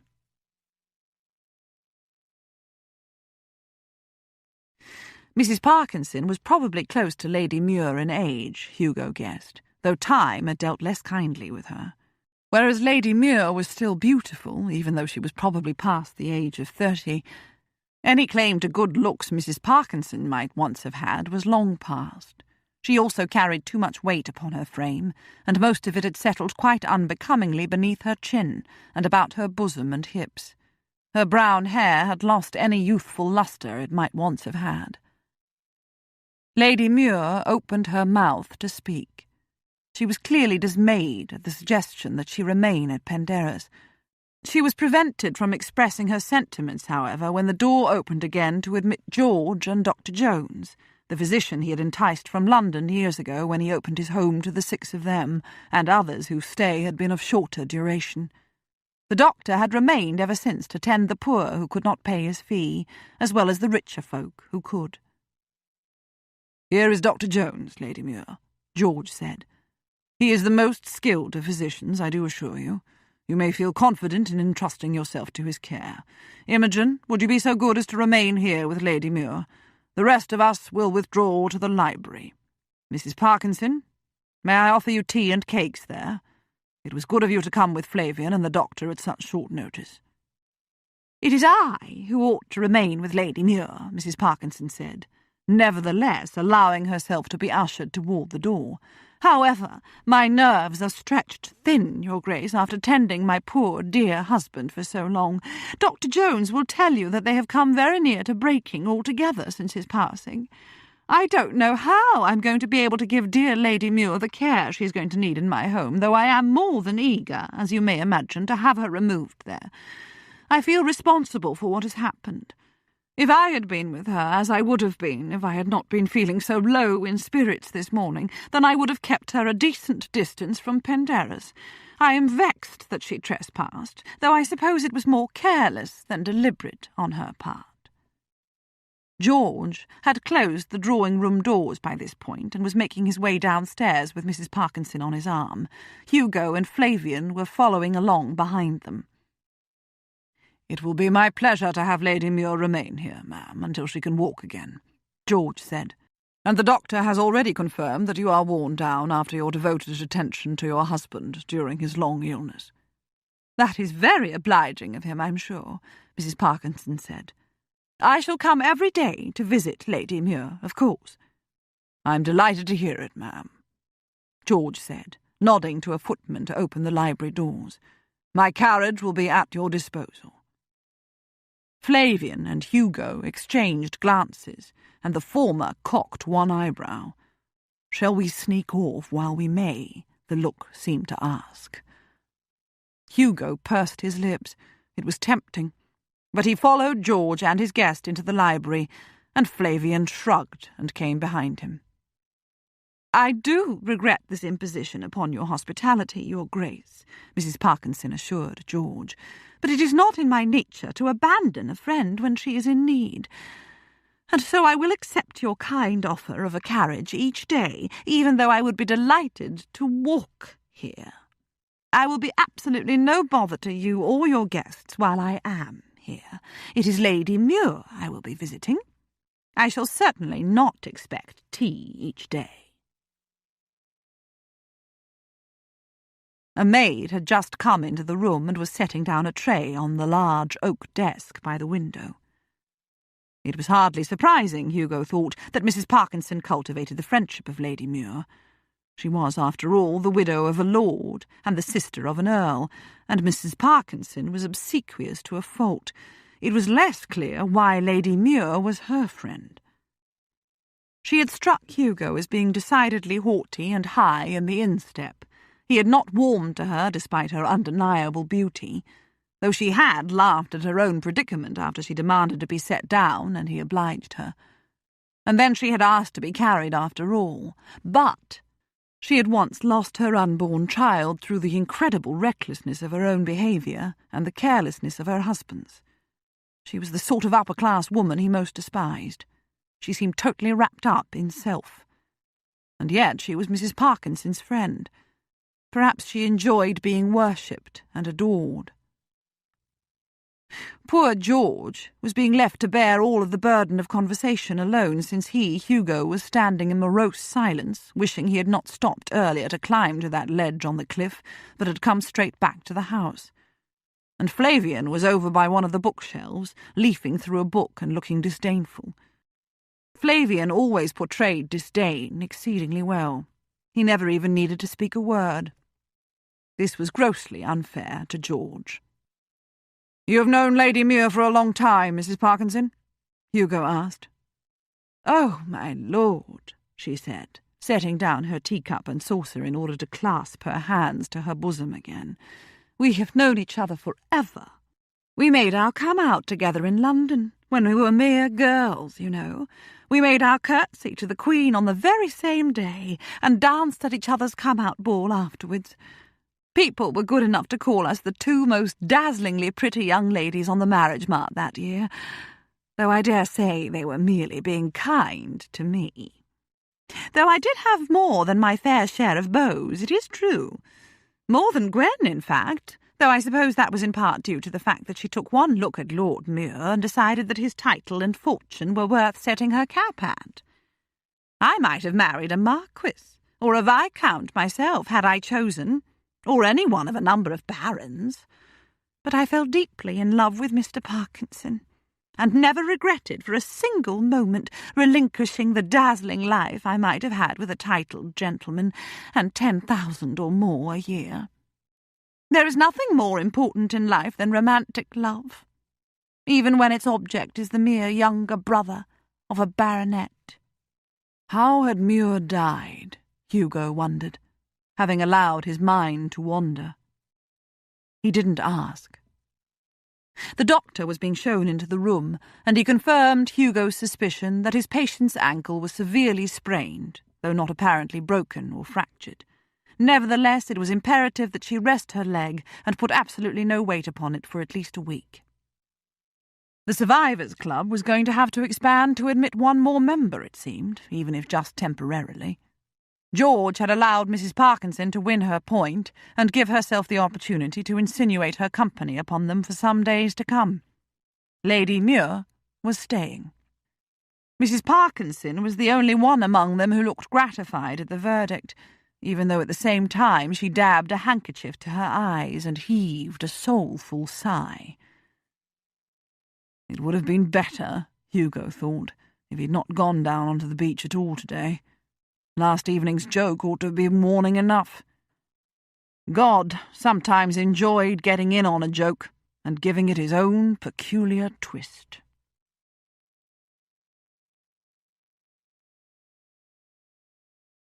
The new sprain had been aggravated by the old break, which in turn had been poorly set.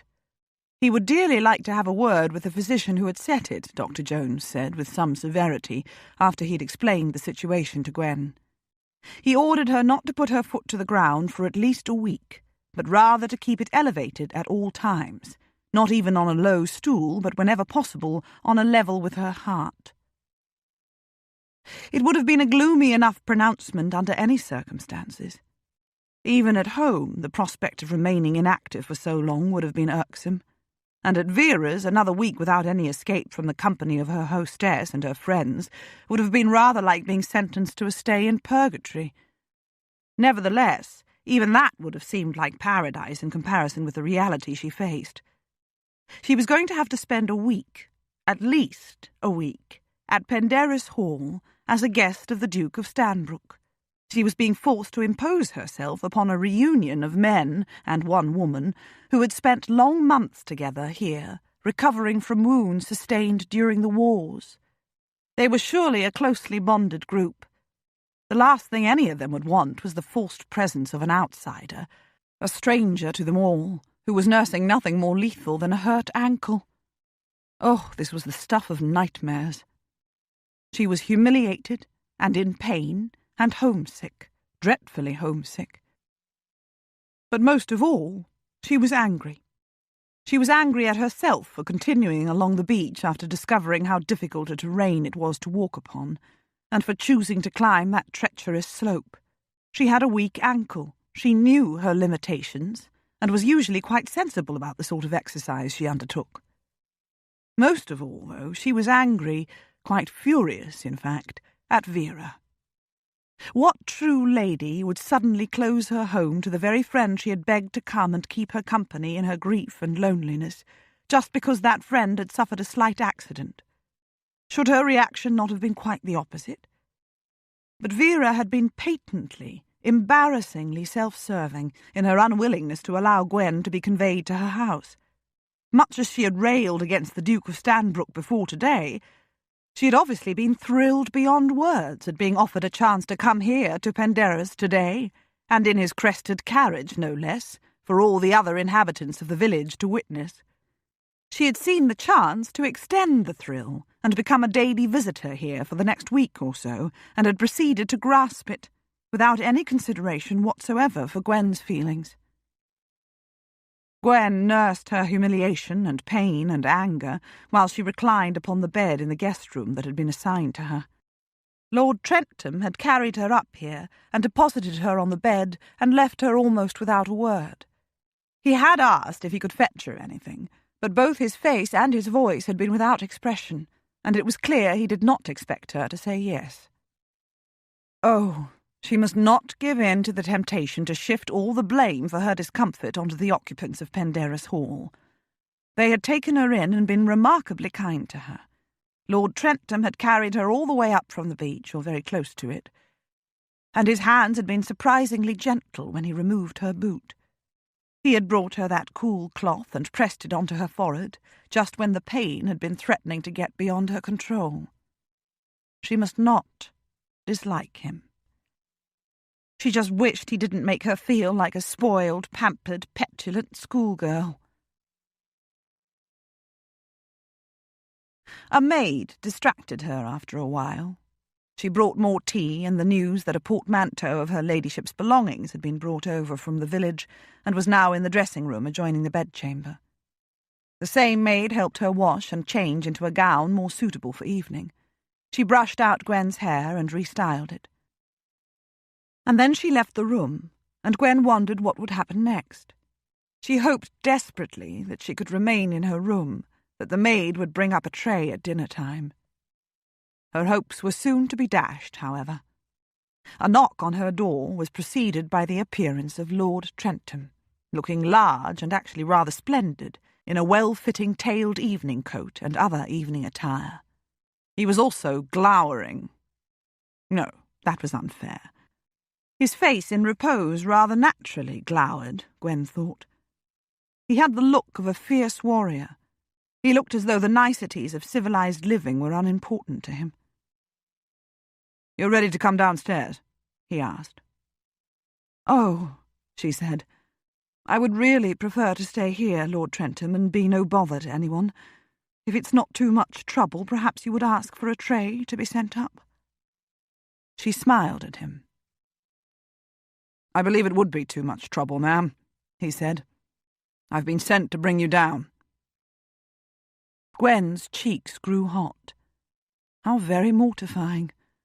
And what a vastly unmannerly answer. Could he not have phrased it differently? He might have told her that her company would be no bother to anyone. He might even have gone as far as to say that the Duke and his guests were looking forward to her joining them. He might have smiled. He strode toward the bed, bent over her, and scooped her up. Gwen set one arm about his neck and looked into his face, even though it was disturbingly close. She could retain her manners, even if he could not. "What do you all do during your reunions?" she asked politely. "Reminisce about the wars?" "That would be daft," he said. Was he always so rude? Or was it just that he resented her and couldn't even be civil to her? But he could have carried her to the village instead of bringing her here. Obviously he was such a strong giant that her weight was no object to him. "You studiously avoid all mention of the wars, then?" she asked as he made his way downstairs with her. "We suffered in this place," he told her. "We healed here. We bared our souls to each other here. Leaving here was one of the hardest things we'd had to do in a long while, perhaps in our whole lives. But it was necessary, if our lives were ever to have meaning again. Once a year, though, we return to make ourselves whole once more, or to bolster ourselves with the illusion that we are whole." It was a lengthy speech for Lord Trentham, but he didn't look at her as he spoke. His voice sounded fierce and resentful. It put her in the wrong again. It implied that she was a soft and pampered lady who couldn't possibly understand the sort of suffering he and his friends here had endured, or the fact that that suffering never quite came to an end, that the sufferer was forever scarred by it. She did understand. When wounds healed, everything should be mended. The person concerned should be whole again. That seemed to make good sense. But she had not mended when her leg knit together after being broken. Her leg had been poorly set. She would not have been whole even if her leg had healed perfectly, though. She had also lost her unborn child as a result of the fall. It might even be said that she had killed her child. And Vernon had never been the same after it had happened, though that did beg the question, the same as what? When one had once suffered a great hurt, there was always a weakness afterward, a vulnerability where there had been wholeness and strength before, and innocence. Oh, she did understand. Lord Trentham carried her into the drawing-room and set her down on the same sofa as before. But this time the room was not empty. There were, in fact, 6 other people present apart from the 2 of them. The Duke of Stanbrook was one, Lady Berkeley another, Viscount Ponsonby a third. Gwen wondered fleetingly what his wounds had been. He looked dazzlingly handsome and physically perfect, just as Lord Trentham looked large and physically perfect. It was obvious what was wrong with one of the other gentlemen. He hauled himself to his feet when Gwen came into the room, using 2 canes strapped to his arms. His legs looked unnaturally twisted between the canes, and it appeared as though he was supporting much of his weight on his arms. "Lady Muir," the Duke said from his position before the hearth, "I appreciate your making the effort to join us. I fully understand that it must have been an effort. I am delighted to have you as a guest in my home, though I regret the circumstances. I look forward to becoming better acquainted with you during the coming week. You will not hesitate, I hope, to ask for anything you may need." "Thank you, Your Grace," she said, flushing. "You are very kind." His words were courtesy itself, though his manner was stiff, distant, austere. But at least he was courteous.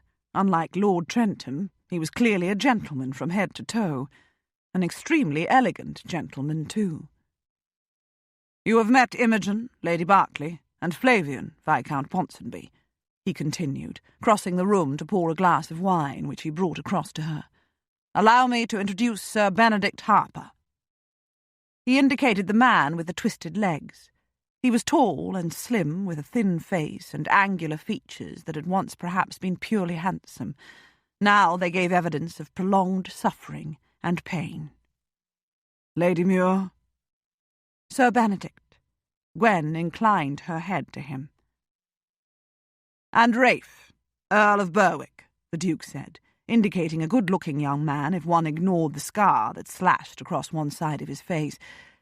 He nodded to her, but neither spoke nor smiled. "Another dour man." "My lord," she said. "And Vincent, Lord Darley," His Grace said. He was a slight young man with curly fair hair. He had an open, cheerful, smiling face, and the largest, loveliest blue eyes Gwen had ever seen. Now there was a man destined to break young hearts, she thought. There was no sign of any injury he might have sustained, either to body or soul, and he was so very young. If he really had been an officer during the wars, he must have been a mere boy. He seemed out of place in this group. He looked too young and carefree to have suffered greatly. "My lord," Gwen said. "You have the voice of a beautiful woman, Lady Muir," he said, "and I'm told you have the looks to match. It is a pleasure to make your acquaintance. Imogen says that you are horribly embarrassed to be here, but you need not be. We sent Hugo down onto the beach today to find you.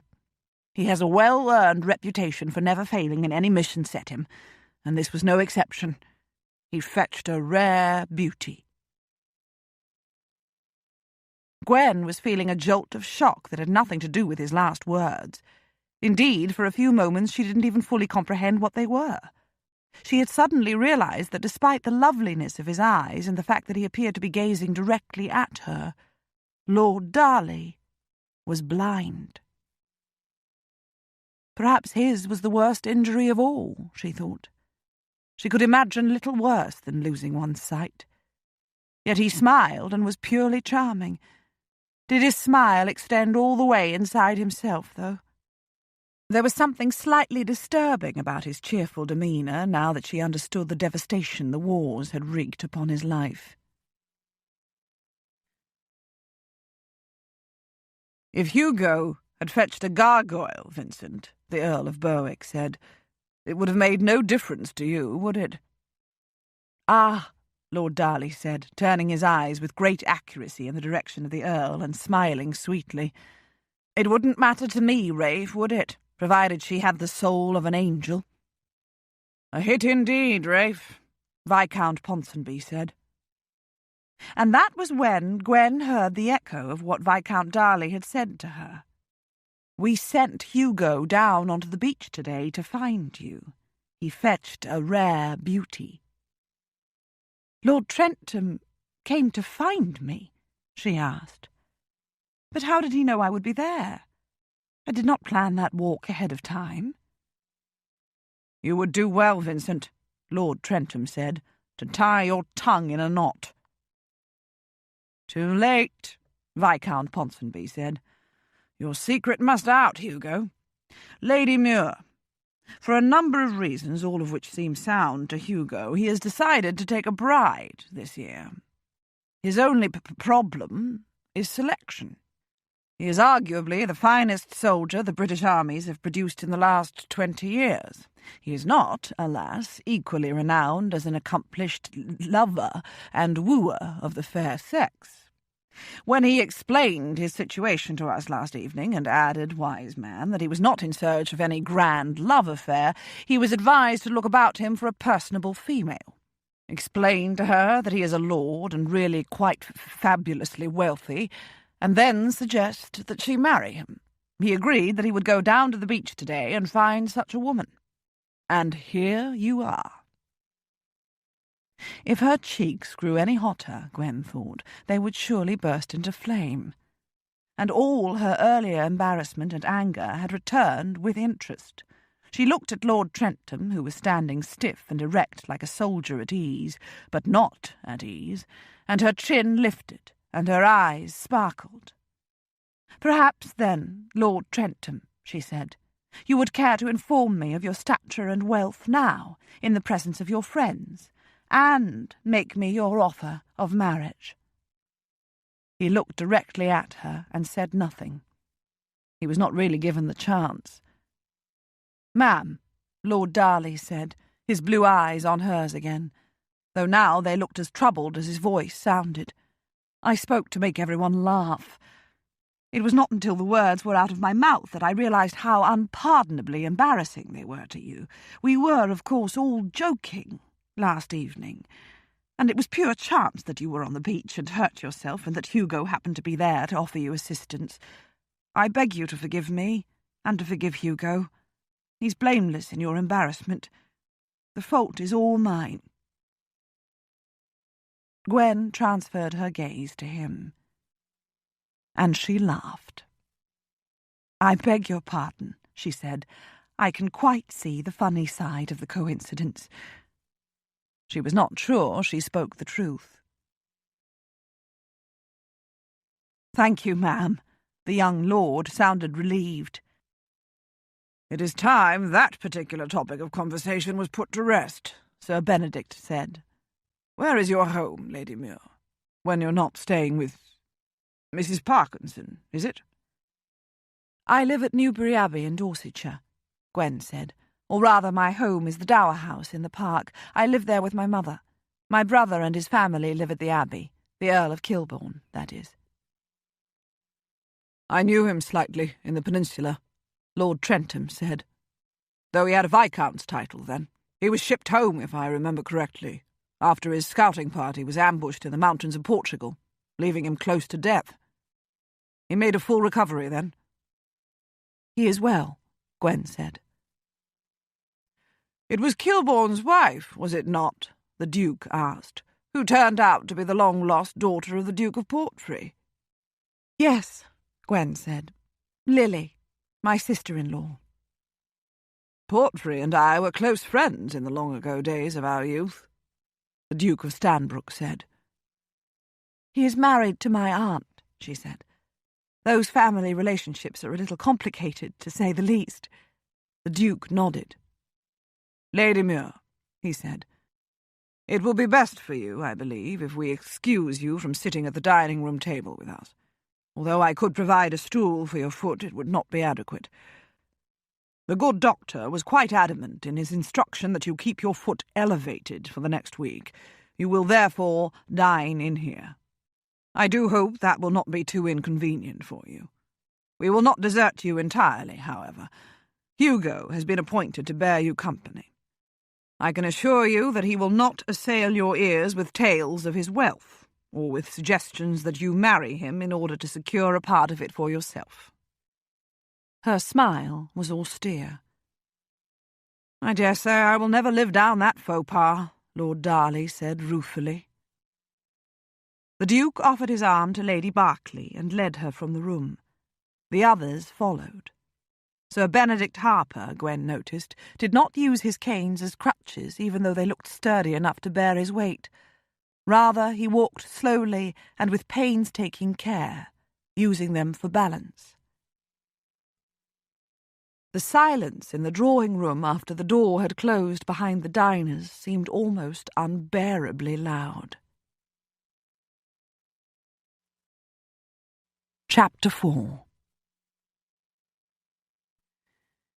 It had not been his fault, Gwen thought, that joke and the coincidence of her being on the beach today of all days. It just felt as if it were his fault. She resented him anyway. She had just been horribly embarrassed. And Lord Trentham looked as if he resented her. Probably because he had just been horribly embarrassed.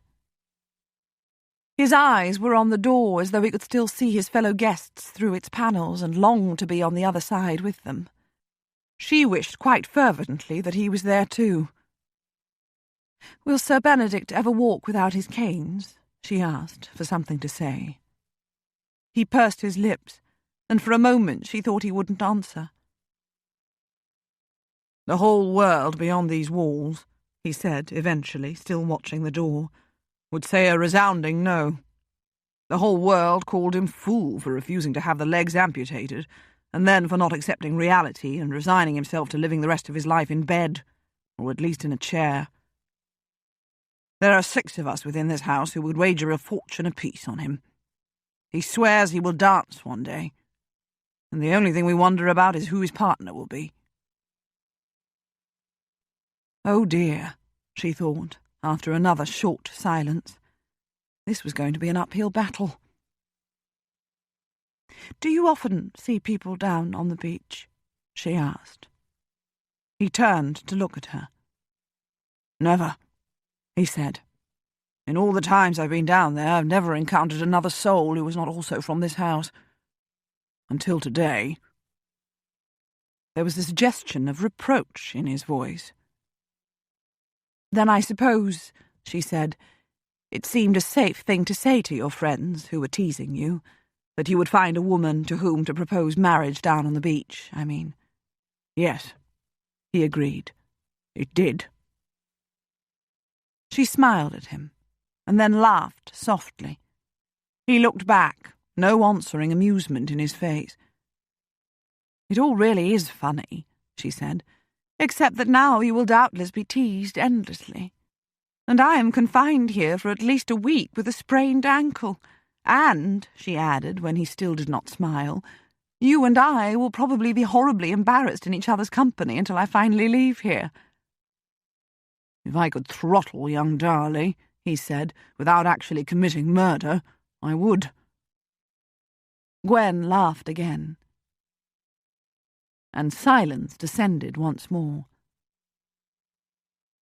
"Lord Trentham," she said, "you really do not need to bear me company here, you know. You came to Penderys to enjoy the companionship of the Duke of Stanbrook and your fellow guests. I dare say your suffering together here for so long established a special bond among you, and I have now intruded upon that intimacy. Everyone has been most kind and courteous to me, but I am quite determined to be as little of a nuisance while I must remain here as I possibly can be. Please feel free to join the others in the dining room." He still stood looking down at her, his hands clasped behind his back. "You would have me thwart the will of my host, then?" he asked her.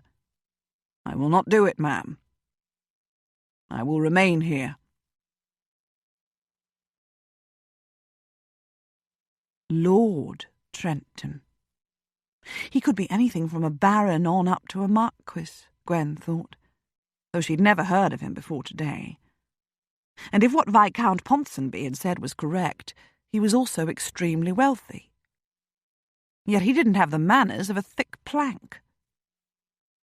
She inclined her head to him and resolved not to utter another word before he did, though she would thereby be lowering her manners to the level of his. So be it. But before the silence could become uncomfortable again, the door opened to admit 2 servants, who proceeded to move a table closer to the sofa and set it for one diner. Before those servants had time to leave the room, 2 others entered bearing laden trays. One was set across Gwen's lap, while the other was carried to the table, where the various dishes were set out for Lord Trentham's dinner. The servants left as silently as they had come. Gwen looked down at her soup and picked up her spoon as Lord Trentham took his place at the table.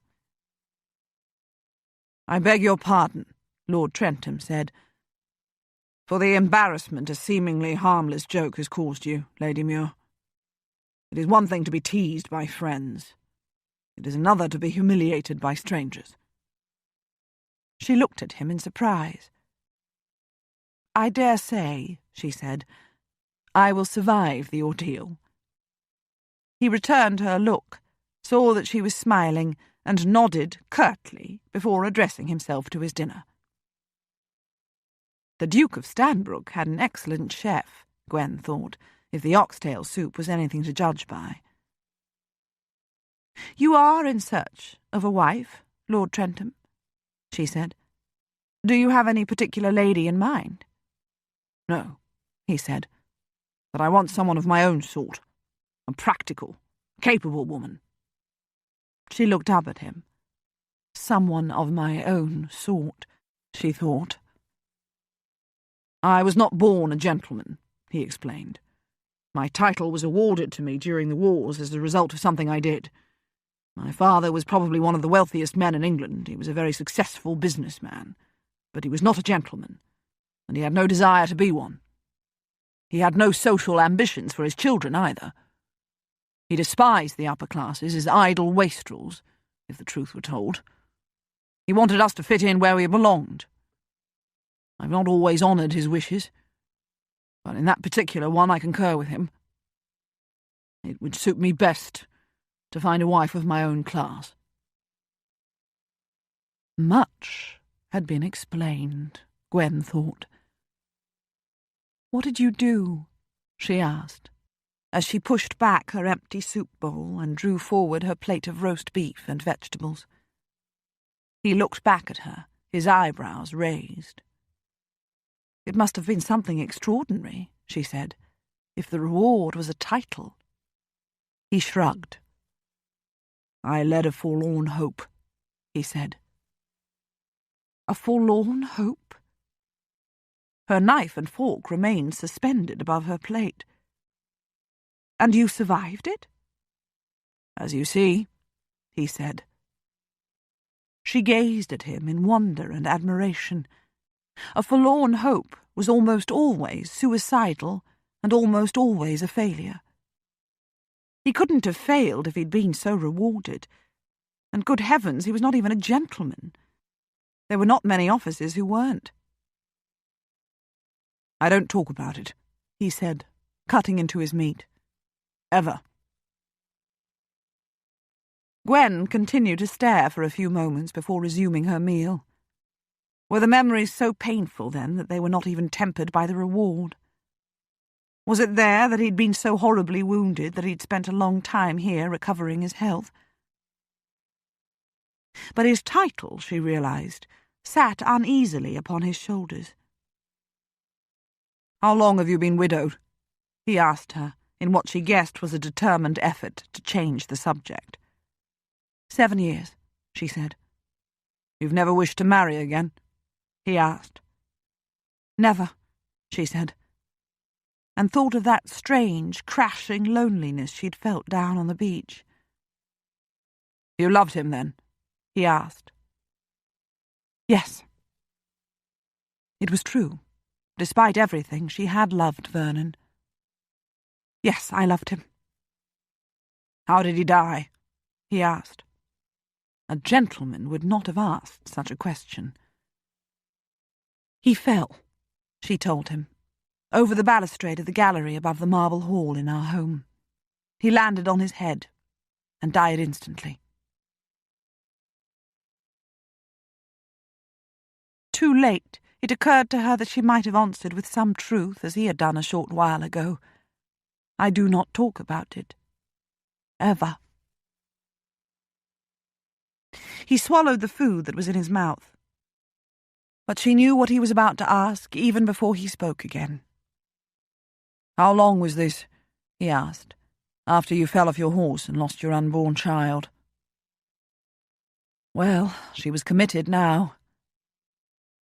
A year, she said, a little less. You had a marriage unusually punctuated with violence, he said. Her answer had not needed comment, or rather, not such a comment. She set her knife and fork down across her half-empty plate with a little clatter. You are impertinent, Lord Trentham, she said. Oh, but this was her own fault. His very first question had been impertinent. She ought to have told him so then. I am, he said. It's not how a gentleman behaves, is it? Or a man who's not a gentleman when he's talking to a lady. I've never freed myself of the habit, when I wish to know something, of simply asking. It's not always the polite thing to do, I've learned. She finished the food on her plate, moved the plate to the back of the tray, and drew forward her pudding dish. She picked up her wine-glass and sipped from it. She set it down and sighed. "My closest family members," she said, "have always chosen to believe quite steadfastly that Vernon and I had a blissful love relationship that was blighted by accident and tragedy. Other people are notably silent upon the subject of my marriage and my husband's death, but I can often almost hear them thinking and assuming that it was a marriage filled with violence and abuse." "And was it?" he asked. She closed her eyes briefly. "Sometimes," she said. "Life is too complicated for there to be a simple answer to a simple question. I did indeed love him, and he loved me. Often our love was blissful. But, well, sometimes it seemed to me that Vernon was two different people. Often, most of the time, in fact, he was cheerful and charming and witty and intelligent and affectionate and a whole host of other things that made him very dear to me. But occasionally, although he remained in many ways much the same, there was something almost, desperate about his high spirits, and I always felt at such times that there was the finest of fine lines between happiness and despair, and he trod that line. The trouble was that he never came out of it on the side of happiness. He always tumbled the other way. And then, for days, occasionally even for a few weeks, he was plunged into the blackest of black moods, and nothing I could say or do would pull him free. Until one day, without any warning at all, he would be back to his usual self. I learned to recognize the moment when his mood was turning to the over-exuberant. I learned to dread such moments, because there was no coaxing him back from the brink. Though for the last year his moods hovered most of the time between black and blacker. And you are the only person, Lord Trentham, to whom I have spoken of such things. I have no idea why I have broken my silence with a near stranger." She was partly horrified, partly relieved that she had revealed so much to a man she didn't even particularly like, though there was much, of course, that she had not said. "It is this place," he said. "It's been the scene of much unburdening over the years, some of it all but unspeakable and all but unthinkable. There's trust in this house. We all trust one another here, and no one has ever betrayed that trust. Did you go on that mad ride when Lord Muir was in one of his excitable moods?" "At that time in my marriage," she said, "I still clung to the belief that I could avert his black moods by humouring his wild whims. He wanted me to ride with him that day and brushed aside all my protests. And so I went, and I followed wherever he led. I was terrified that he would hurt himself. What I thought I could do to keep him from harm just by being with him, I don't know." "But it was not he who was hurt," he said. Except that in many ways he had been hurt as badly as she, and neither of them had been hurt as badly as their child. No. Her eyes were shut tight again.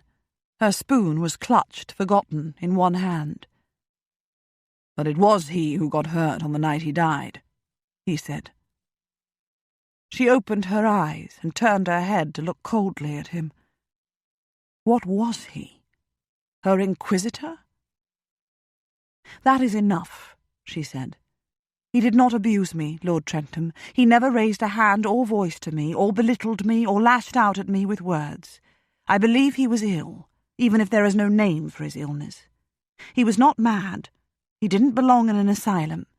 Neither did he belong on a sick-bed, but he was ill, nevertheless.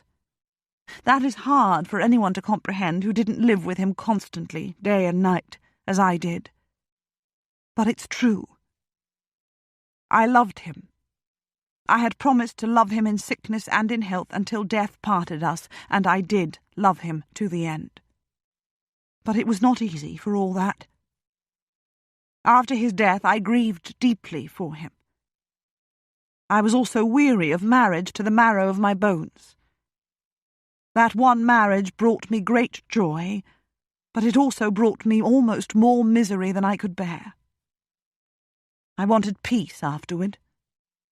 I wanted it for the rest of my life. I've had it now for 7 years, and I'm perfectly content to remain as I am." "No man could change your mind?" he asked. Even just yesterday she would have said no without any hesitation at all. Even this morning she'd been in denial of the essential emptiness and loneliness of her life. Or perhaps that brief moment on the beach had been instigated by nothing more serious than her quarrel with Vera and the bleakness of her surroundings. "He would have to be the perfect man," she said, "and there's really no such thing as perfection, is there? He would have to be an even-tempered, cheerful, comfortable companion who has known no great trouble in his life. He would have to offer a relationship that promised peace and stability and simplicity, with no excessive highs and lows." Yes, she thought, surprised. Such a marriage would be pleasant. But she doubted there was a man perfect for her needs. And even if there was one who seemed perfect and who wished to marry her, how would she know for sure what he was like until after she'd married him and lived with him, and it was too late to change her mind? And how could she ever be worthy of happiness? "No passion?" he asked her. "You wouldn't have to be good in bed?" Her head snapped around in his direction. She felt her eyes grow wide with shock and her cheeks flame with heat. "You really are a plain-spoken man, Lord Trentham," she said, "or else an extraordinarily impertinent one. Pleasure in the marriage bed need not involve passion, as you put it. It can be simply shared comfort. If I were looking for a husband, I would be happy with the shared comfort. And if you are looking for a wife who is practical and capable, passion cannot count a great deal with you either, can it?" She was feeling horridly discomposed, and had spoken quite indiscreetly.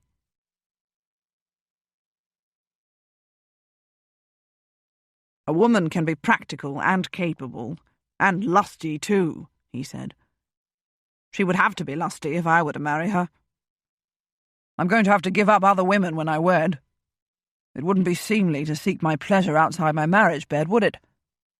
It wouldn't be fair to my wife or a good example to my children.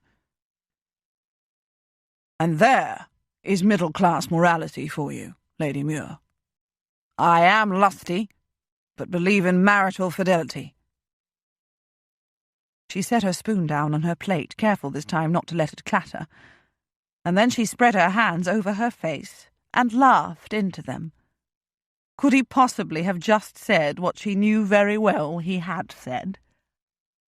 "I'm really quite sure," she said, "that this has been the strangest day of my life, Lord Trentham, and now it is culminated in a short lecture on lust and middle-class morality."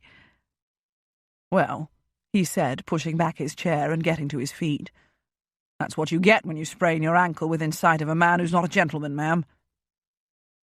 I will remove that tray from across your lap and set it down on the table here with my dishes. You have finished eating, have you?" "I have," she said, while he suited action to words, and then turned back to look down at her. "Why the devil," he asked her, "were you staying with Mrs. Parkinson? Why are you her friend?" She raised her eyebrows at both the blasphemy and the questions. "She lost her husband lately," she said, "and was feeling unhappy and lonely. I know both feelings. I knew her long ago and have corresponded with her from time to time ever since. I was free to come, and so I came." "You realize, I suppose," he said, "that she feels nothing whatsoever for you, but only for your title and your close connection with the Earl of Kilbourne, and that she will come here daily only because it is Penderys Hall, home of the Duke of Stanbrook." "Lord Trentham," she said, "Vera Parkinson's loneliness is very real. If I've helped alleviate it in some small degree during the past 2 weeks, then I'm satisfied." "The trouble with the upper classes," he said, "is that they rarely speak the truth. The woman is a horror." "Oh dear," Gwen feared she would hug that last sentence to herself with glee for a long time to come. "Sometimes, Lord Trentham," she said, "tempering the truth with tact and kindness is called good manners." "You use them even when you scold," he said. "I try." She wished he would sit down again. Even if she were also standing, he would tower over her. As it was, he looked like a veritable giant. Perhaps the enemy against whom he had led the forlorn hope had taken one look at him and fled. It wouldn't surprise her. "You're not by any manner of means the sort of woman I'm in search of as a wife," he said. "And I am in a totally different universe from the husband you hope to find. But I feel a powerful urge to kiss you, for all that." "What?" But the trouble was that his outrageous words aroused such a surging of raw desire to all the relevant parts of her body that she was left gaping and breathless. And despite his massive size and his cropped hair and his dour, fierce countenance and his lack of gentlemanly manners, she still found him overpoweringly attractive. "I suppose," he said, "I ought to restrain myself. But there was the coincidence of that meeting on the beach, you see." She closed her mouth and mastered her breathing. She was not going to let him get away with such impertinence, was she? "Yes," she heard herself say as she gazed into his eyes far above her own. "There was that. And there is a school of thought, I have heard, that claims there is no such thing as coincidence." Was he really going to kiss her? Was she going to allow it? She hadn't gone unkissed for 7 years. She had allowed a few restrained embraces from various gentlemen of her acquaintance, but never from any to whom she had felt any greater attraction than liking, and none from any real physical desire, not on her part anyway. For a few moments she thought he wouldn't kiss her after all. There was no unbending of his stiff posture and no softening of his expression. But then he leaned forward and downward, and she lifted her hands to set on his shoulders. Oh, goodness! They were broad and solid. But she knew that. He had carried her. He touched his lips to hers, and she was engulfed in a sudden heat of desire. She expected that he would crush her in his arms and press his mouth hard against hers. She expected to have to ward off a hot outpouring of ardour. Instead, he spread his hands lightly on either side of her waist, his thumbs beneath her bosom but not pushing up against it, and his lips brushed softly over hers, tasting her, teasing her. She moved her hands in to cup the sides of his great neck. She could feel his breath against her cheek. She could smell that faint soap or cologne scent she had noticed earlier, something enticingly masculine. The heat of her desire cooled. But what replaced it was almost worse, for it was not a mindless embrace. She was very aware of him, and she was very aware that despite all appearances there was gentleness in him. She had felt it in the touch of his hands on her ankle, of course, but she had ignored it then. It had seemed to be contrary to all else she had observed of him. He lifted his head and looked steadily into her eyes. Oh, goodness! His were no less fierce than they usually were. She gazed right back and raised her eyebrows. "I suppose," he said, "if I were a gentleman, I would now be offering abject apologies." "But you gave me advance warning," she said, "and I didn't say no. Shall we agree, Lord Trentham, that this has been a very strange day for both of us, but that now it is almost over? Tomorrow we will put all this behind us and return to more decorous behaviour." He stood upright and clasped his hands behind him. She was beginning to recognise it as a familiar pose. "That seems sensible," he said. Fortunately, there was no time to say more. A tap on the door was followed by the appearance of 2 servants come to clear the table and take away the trays. And within moments of the door closing behind them, it opened again to admit the Duke and his other guests returning from the dining-room. Lady Berkeley and Lord Darley came to sit close to Gwen and engaged her in conversation while Lord Trentham moved away to play cards with 3 of the other gentlemen. If she were to awake now, Gwen thought, she would surely judge the dream of today to be the most bizarre she had ever dreamed. But alas, the events, beginning with the arrival of her mother's letter this morning, had been just too bizarre not to have been real. And was it possible to dream of taste? Somehow she could still taste Lord Trentham on her lips, though he had eaten the same food and drunk the same wine as she. Chapter 5. The members of the Survivors' Club stayed up long after Hugo had carried Lady Muir up to her bed.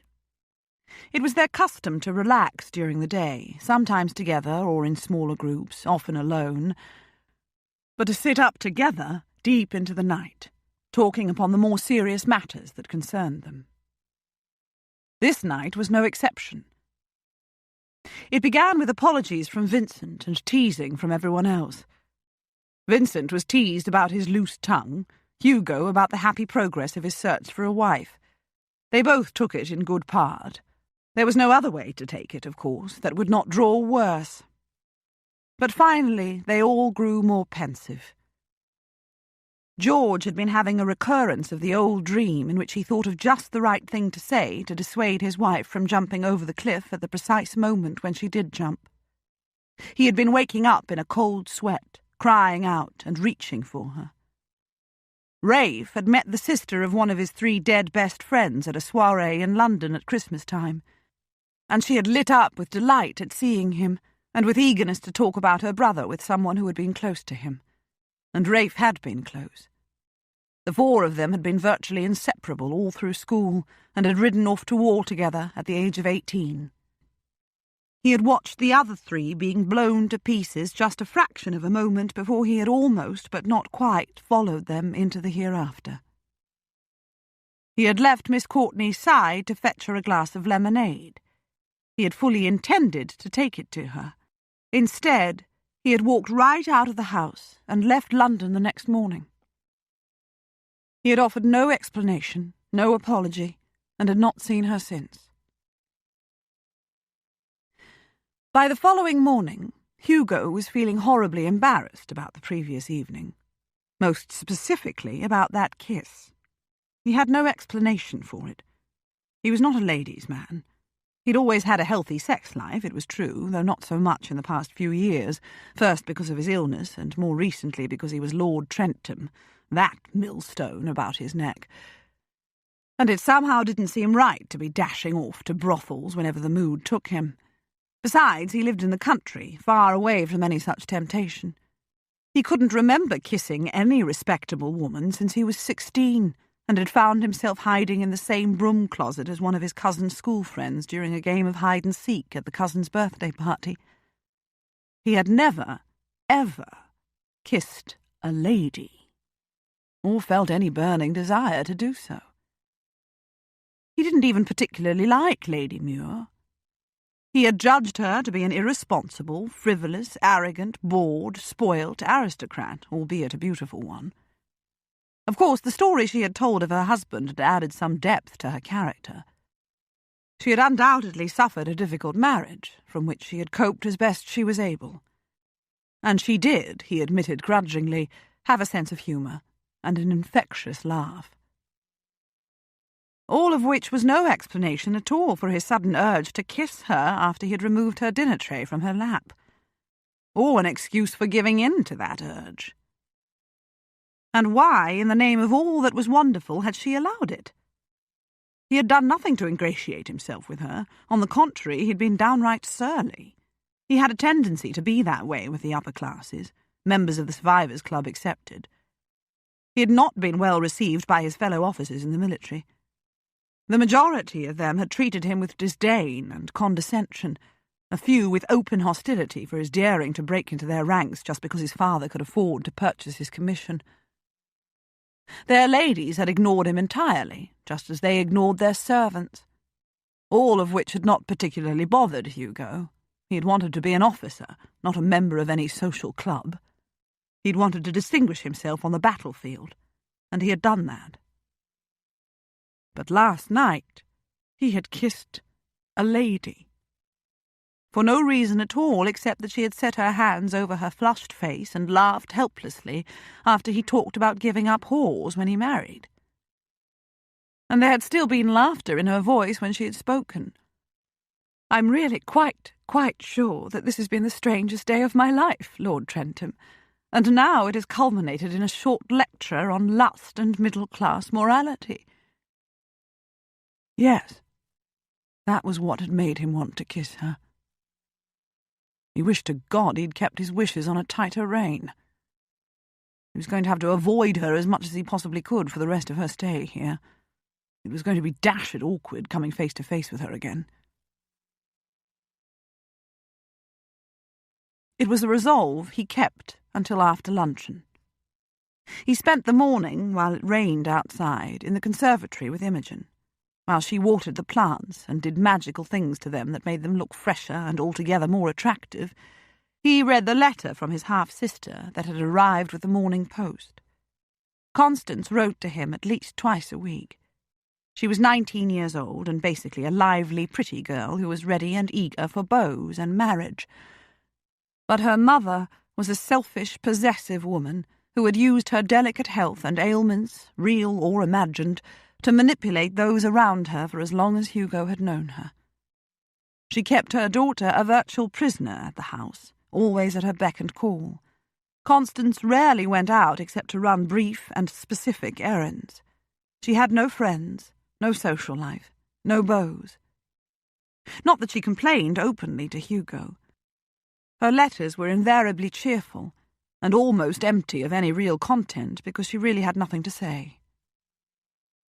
It was Hugo's duty to set that all right, a duty impelled by love, and by the fact that he was her guardian, and by a promise to his father that he would secure a happy future for her as far as he was able. She was one of the main reasons for his decision to marry. He didn't have the slightest idea how to launch her onto middle-class society on his own, or how to steer suitably eligible middle-class men in her direction. If he married, when he married, his wife would know how to introduce her sister-in-law to the sort of men who could offer her security and happiness for the rest of her life. There was, of course, his other reason for deciding to marry. He was not a natural celibate, and his need for sex, regular, lusty sex, had been asserting itself all too painfully for the past while, and warring against his contrasting inclination toward privacy and independence. He had decided when he left Penderras 3 years ago that above all else he wanted a life of peace. He had sold out of the army and settled in a small country cottage in Hampshire. He had supported himself by growing a kitchen garden and keeping a few chickens and doing odd jobs for his neighbours. He was big and strong, after all. His services had been much in demand, especially among the elderly. He had kept quiet about his title. He'd been happy. Well, contented, anyway, despite all the warnings from his 6 friends here that he resembled an unexploded firecracker and was surely going to burst back to life again at some time in the future, perhaps when he least expected it. Last year, after his father's death, he had purchased Crosslands Park, not far from the cottage, and set up on a slightly grander scale there. Somehow, word of his title had leaked out. He had proceeded to grow a somewhat larger garden and cultivate a few crops, to keep a few more chickens and to add a few sheep and cows. He had hired a steward, who had in his turn hired some labourers to help with the farm work. Hugo had continued to do much of it himself, though. Idleness didn't suit him. He still did odd jobs for his neighbours, too, though he steadfastly refused to accept payment. His park was undeveloped, his house partly shut up since he used only 3 rooms with any regularity. He had a very small staff. but he had been happy there for a year. Contented, anyway. His life was unexciting. It lacked challenge. It lacked any close companionship, even though he remained on good terms with his neighbours. It was the life he wanted. And now he was going to change everything by marrying, because really he had no choice. The letter lay long forgotten in his lap. Imogen was still in the conservatory. She sat on one of the window ledges, her legs drawn up before her, a book propped against them. She was reading. She felt his eyes on her and looked up, closing the book as she did so. "It's time for luncheon," she said. "Shall we go in?" He got to his feet and offered his hand. Lady Muir, he learned in the dining-room, was in the morning-room, George having judged it a more cosy place for her during the daytime. A footman had carried her down, and George himself and Rafe had taken breakfast in there with her. She had asked for paper and pen and ink afterward, in order to write to her brother. Mrs. Parkinson was with her now, and had been for the past few hours. "Poor Lady Muir," Flavian said. "One feels almost inclined to rush to her rescue like a knight in bright armour. But one might find oneself being coaxed into escorting her friend home, and the prospect is enough to make any knight turn tail and run, and be damned to chivalry." "It's all taken care of," George assured him. "Before the lady arrived, I suggested to Lady Muir that in her weakened condition she might perhaps wish to rest this afternoon instead of facing the exertions of a prolonged visit. She understood me perfectly, and agreed that yes, indeed, she expected to need a sleep after luncheon. My carriage will be at the door in 45 minutes. The clouds had moved off, and the sun was shining an hour later, when Hugo was standing out on the terrace, trying to decide whether to take a long walk along the headland or to be more lazy and stroll in the nearer park. He decided upon the lazy alternative, and spent an hour wandering alone about the park. It was not at all elaborately designed, but even so there were flower gardens and shady walks and tree-dotted lawns and a summer house in a dip that sheltered it from any wind blowing off the sea. The small structure offered a view along a tree-lined alley to a stone statue at the far end. It all made Hugo think with some dissatisfaction about his own park at Crosslands. It was large and square and barren, and he had no idea how to make it attractive. One could not just stick alleys and arbours and wilderness walks any old where. And the house rather resembled a large barn from which all the animals had fled. It could be lovely. He had sensed that when he decided to buy it. But whereas he could appreciate beauty and effective design when he saw them, there was no creative corner of his mind in which original designs would pop to life. He needed to hire someone to plan it all for him, he supposed. There were such people, and he had the money with which to employ their services. He wandered back to the house after an hour or so. Was Lady Muir really sleeping, he wondered, as he let himself in at the front door? Or had she simply been glad to avail herself of the excuse with which George had presented her to get rid of her tiresome friend? If she was alone in the morning-room, and not sleeping, of course, George would surely have arranged that someone bear her company. He was good at such niceties of hospitality. Hugo didn't need to go near her, and he certainly didn't want to. He would be very happy never to see her again. It was difficult to explain, then, why he paused outside the morning-room door and leaned his ear closer to it. Silence. She was either upstairs resting, or she was in there sleeping. Either way, he was quite free to proceed on his way to the library, where he planned to write to Constance and to William Richardson, the very capable manager of his father's businesses, now his own. His hand went to the handle of the door instead. He turned it as silently as he could and pushed the door ajar. She was there. She was lying on a chaise longue, which had been turned so that she would have a view out through the window to the flower garden beyond. It already sported a few spring flowers and a whole lot of green shoots and buds, unlike Hugo's flower garden at Crosslands, of which he had been very proud last summer. He had planted all summer flowers, and had had a glorious show of blooms for a few months, and then nothing. And they had all, he'd learned later, been annuals, and wouldn't bloom again this summer. He had much to learn. He had grown up in London, and had then gone off to fight wars. Either she had not heard the door open, or she was asleep. It was impossible to tell which from where he stood.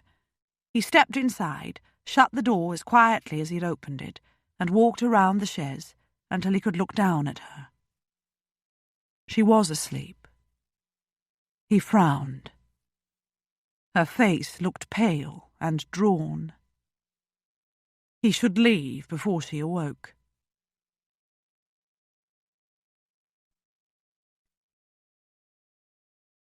Gwen had nodded off to sleep, lulled by the blissful silence after Vera left, and by the dose of medicine the Duke of Stanbrook had coaxed her into taking, when he discerned from the paleness of her face that she was in more pain than she could easily endure. She had not seen Lord Trentham all morning. It was a great relief, for she had awoken remembering his kiss and had found the memory hard to shake.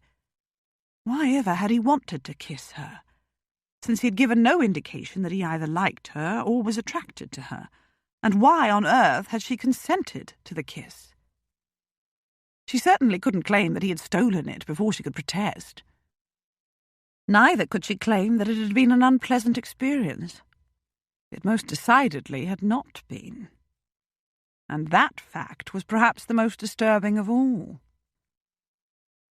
She had endured Vera's visit for several hours before the Duke himself came to the room as promised, and very courteously yet very firmly escorted her out to his waiting carriage, after assuring her that he would send it for her again tomorrow morning.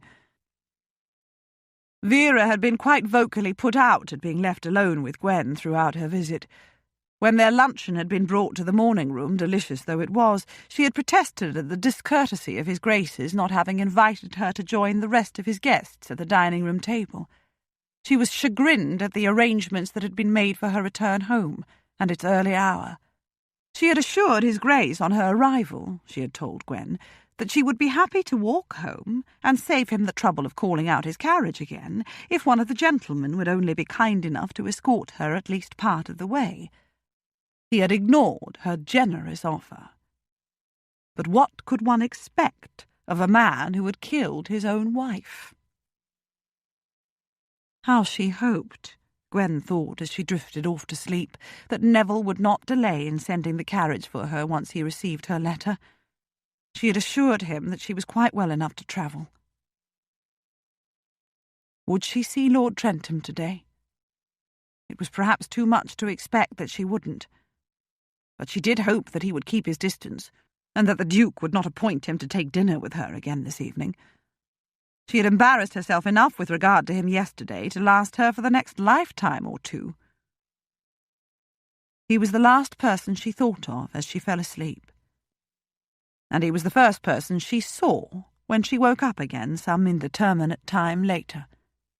He was standing a short distance from the chaise longue upon which she lay, his booted feet slightly apart, his hands clasped behind his back, frowning.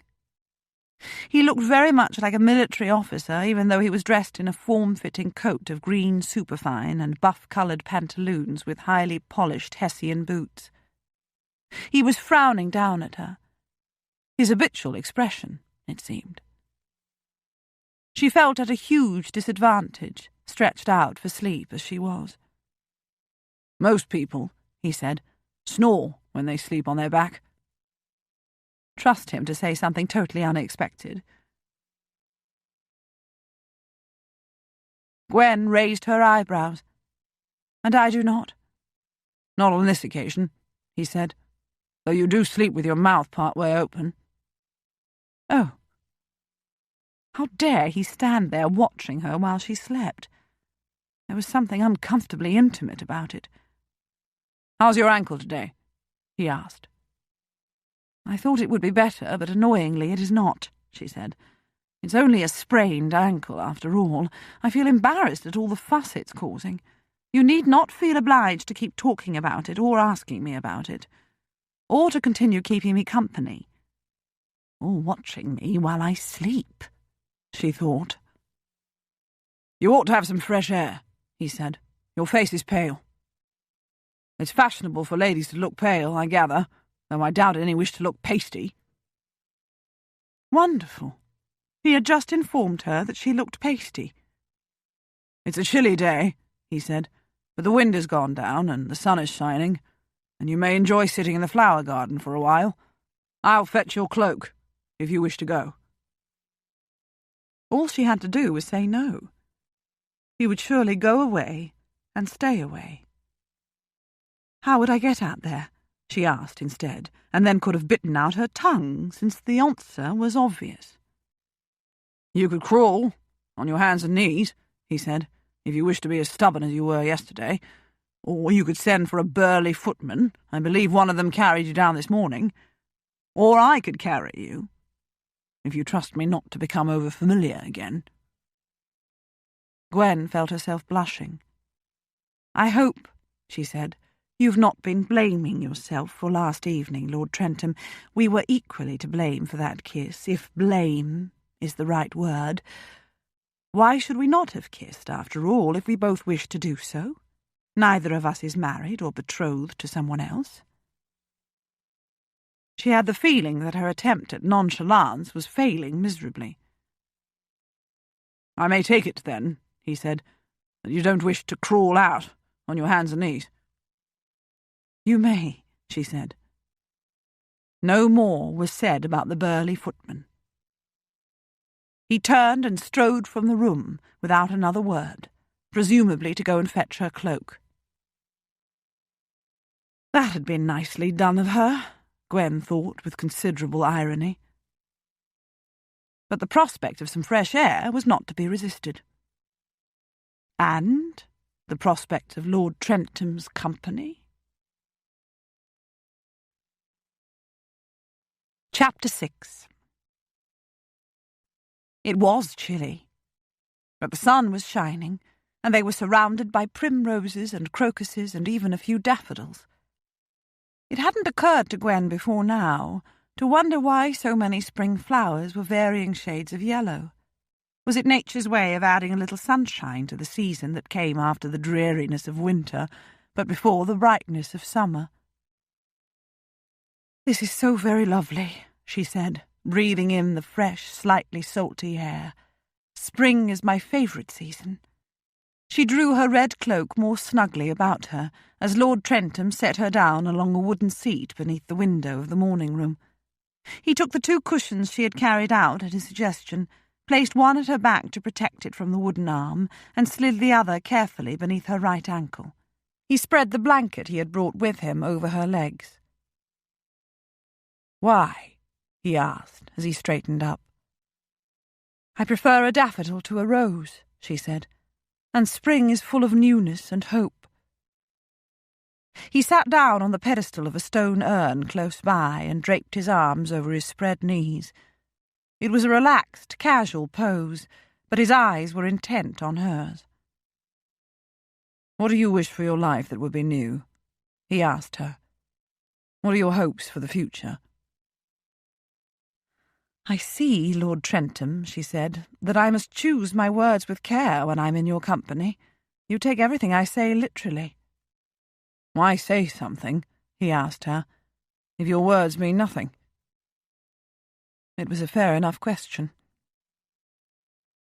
Oh, very well, she said. Let me think.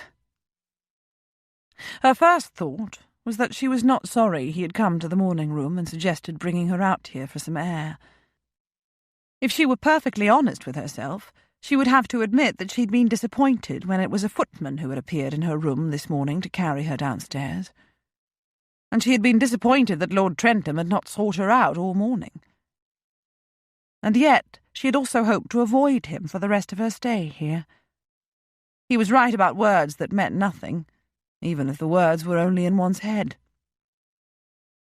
I don't want anything new, she said. and my hope is that I can remain contented and at peace."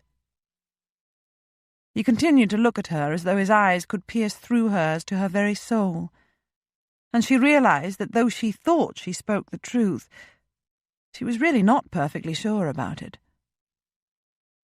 "Have you noticed," she asked him, "how standing still can sometimes be no different from moving backward?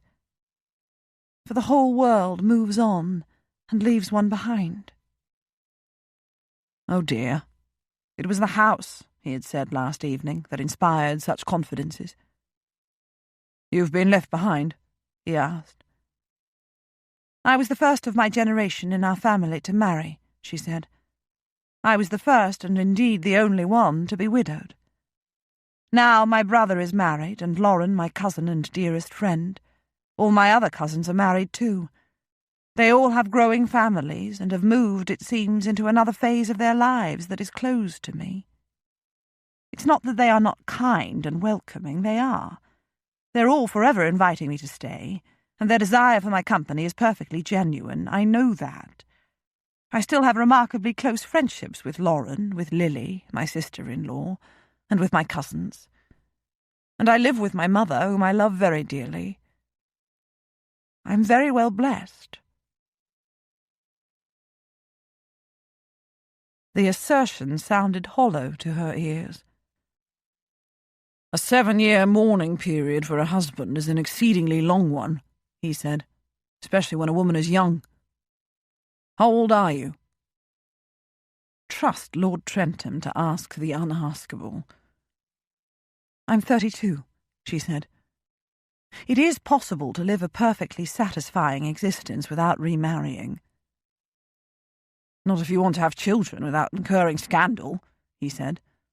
"You would be wise not to delay too much longer if you do." She raised her eyebrows. Was there no end to his impertinence? And yet what would undoubtedly be impertinence in any other man, she knew was not in his case, not really. He was just a blunt, direct man who spoke his mind. "I'm not sure I can have children," she said. "The physician who tended me when I miscarried said I couldn't." "Was he the man who set your broken leg?" he asked. "Yes." "And you never sought a second opinion?" She shook her head. "It doesn't matter anyway," she said. "I have nieces and nephews. I'm fond of them and they of me." It did matter, though, and only now at this moment did she realize how much it did. Such was the power of denial. What was it about this house? Or this man? "Sounds to me," he said, "as though that physician was a quack of the worst sort. He left you with a permanent limp, and at the same time destroyed all your hope of bearing a child just after you'd lost one, without ever suggesting that you could consult a doctor with more knowledge and experience of such matters than he." "Some things," she said, "are best not known for sure, Lord Trentham." He lowered his eyes from hers at last. He looked at the ground, and with the toe of one large booted foot he smoothed out the gravel of the path. What made him so attractive? Perhaps it was his size. For although he was unusually large, there was nothing clumsy about him. Every part of him was in perfect proportion to every other. Even his cropped hair, which should lessen any claim to good looks he might possess, suited the shape of his head and the harshness of his features. His hands could be gentle. So could his lips. "What do you do?" she asked him. "When you're not here, that is. You are no longer an officer, are you?" "I live in peace," he said, looking back up at her, "like you. And contentment. I bought a manor and estate last year, after my father died, and I live there alone. I have sheep and cows and chickens, a small farm, a vegetable garden, a flower garden. I work at it all. I get my hands dirty.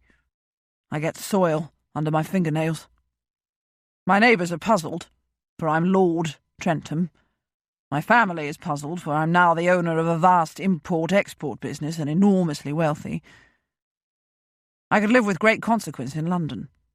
I grew up as the son of a wealthy man, though I was always expected to work hard in preparation for the day when I would take over from my father. I insisted, instead, that he purchase a commission for me in an infantry regiment, and I worked hard at my chosen career. I distinguished myself. Then I left. And now I live in peace. And contentment.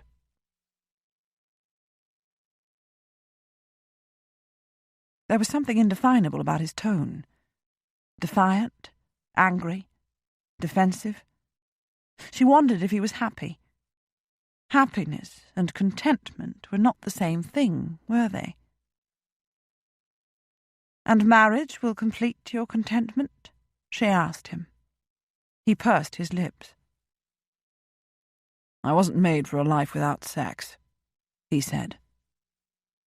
She had asked for that one. She tried not to blush. "I disappointed my father," he said. "I followed him like a shadow when I was a boy. He adored me, and I worshipped him. I assumed, that I would follow in his footsteps into the business and take over from him when he wished to retire. Then there came that inevitable point in my life when I wanted to be myself. Yet all I could see ahead of me was becoming more and more like my father. I loved him, but I didn't want to be him. I grew restless and unhappy. I also grew big and strong, a legacy from my mother's side of the family. I needed to do something physical. I dare say I might have sown some relatively harmless wild oats before returning to the fold if it hadn't been for... Well, I didn't take that route. Instead, I broke my father's heart by going away and staying away.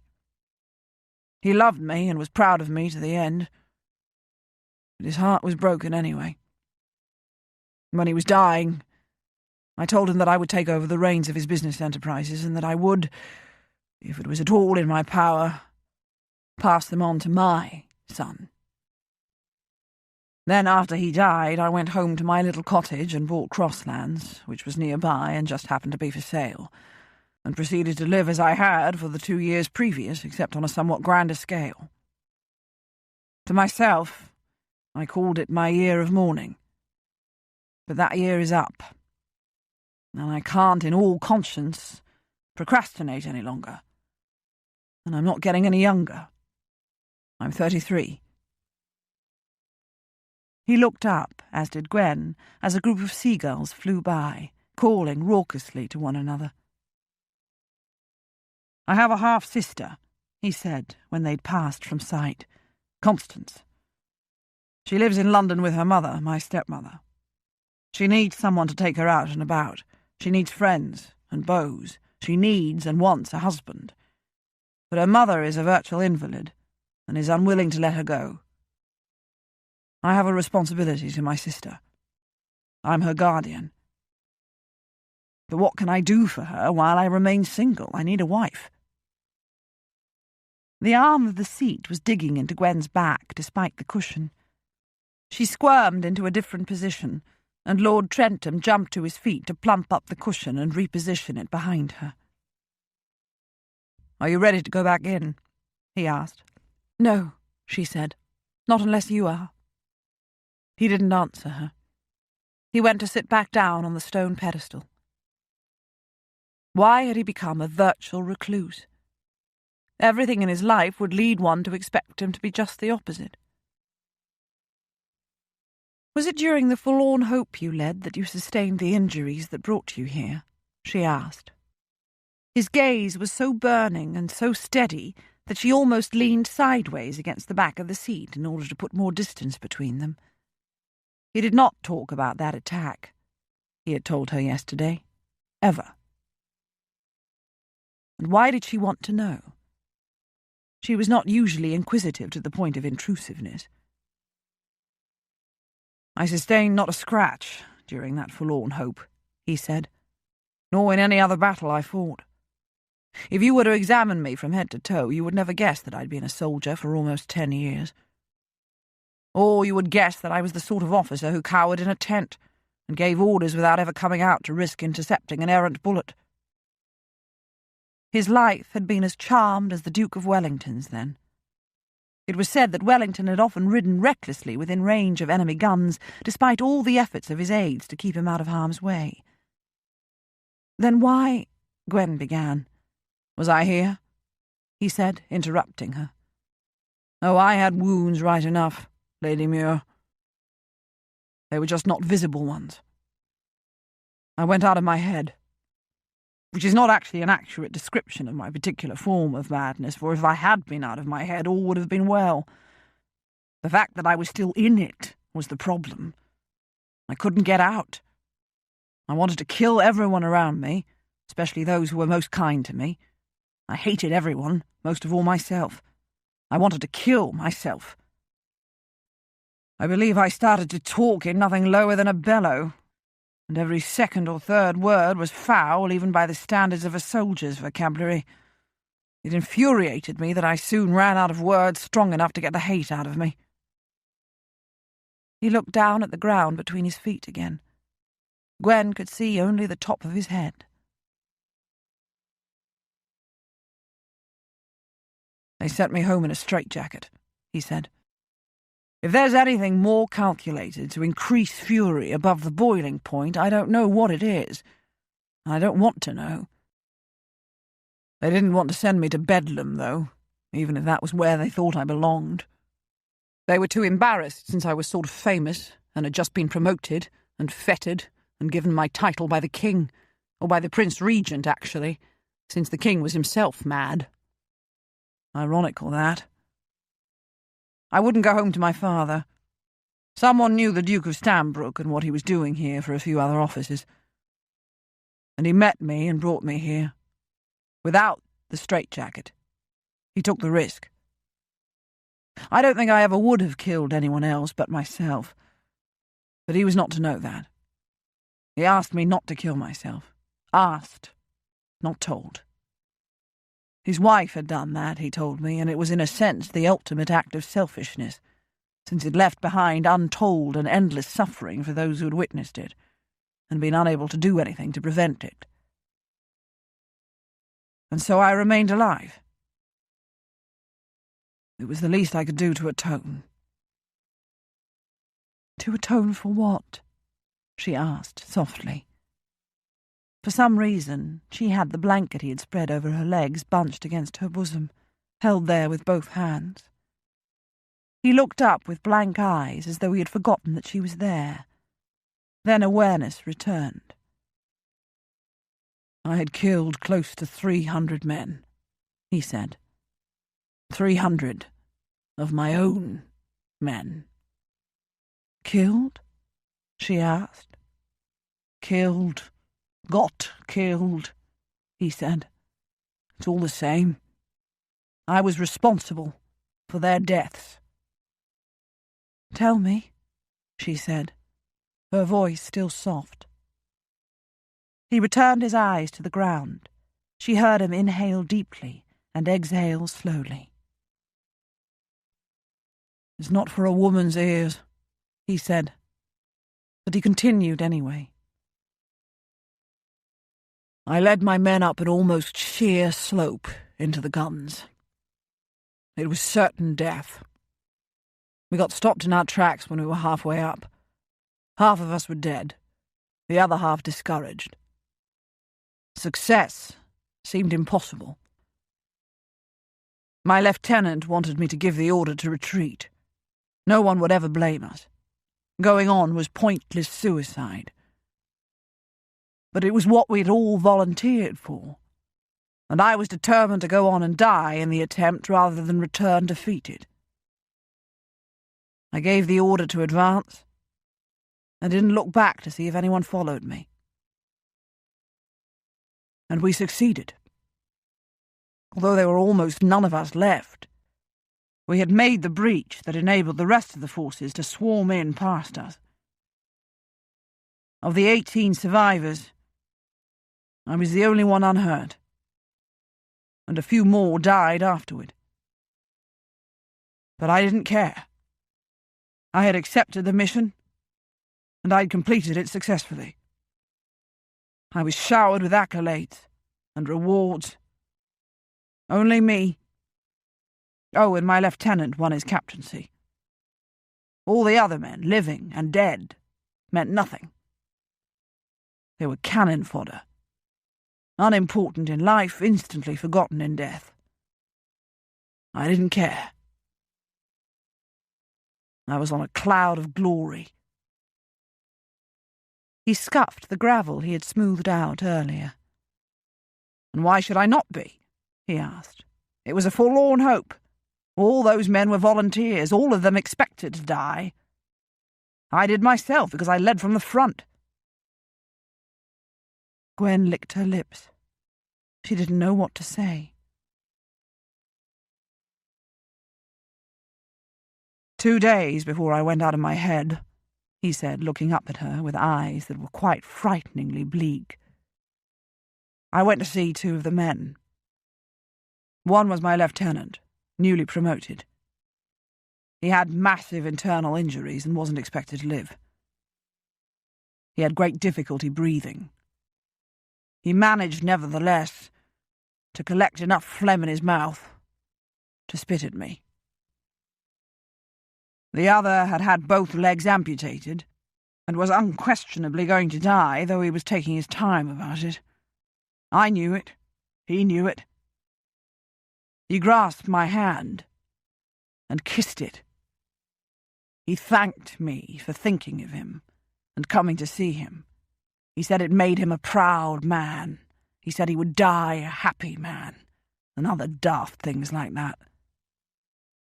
I wanted to bend down and kiss his forehead, but I was afraid of what the other people milling about would think or say to one another afterward.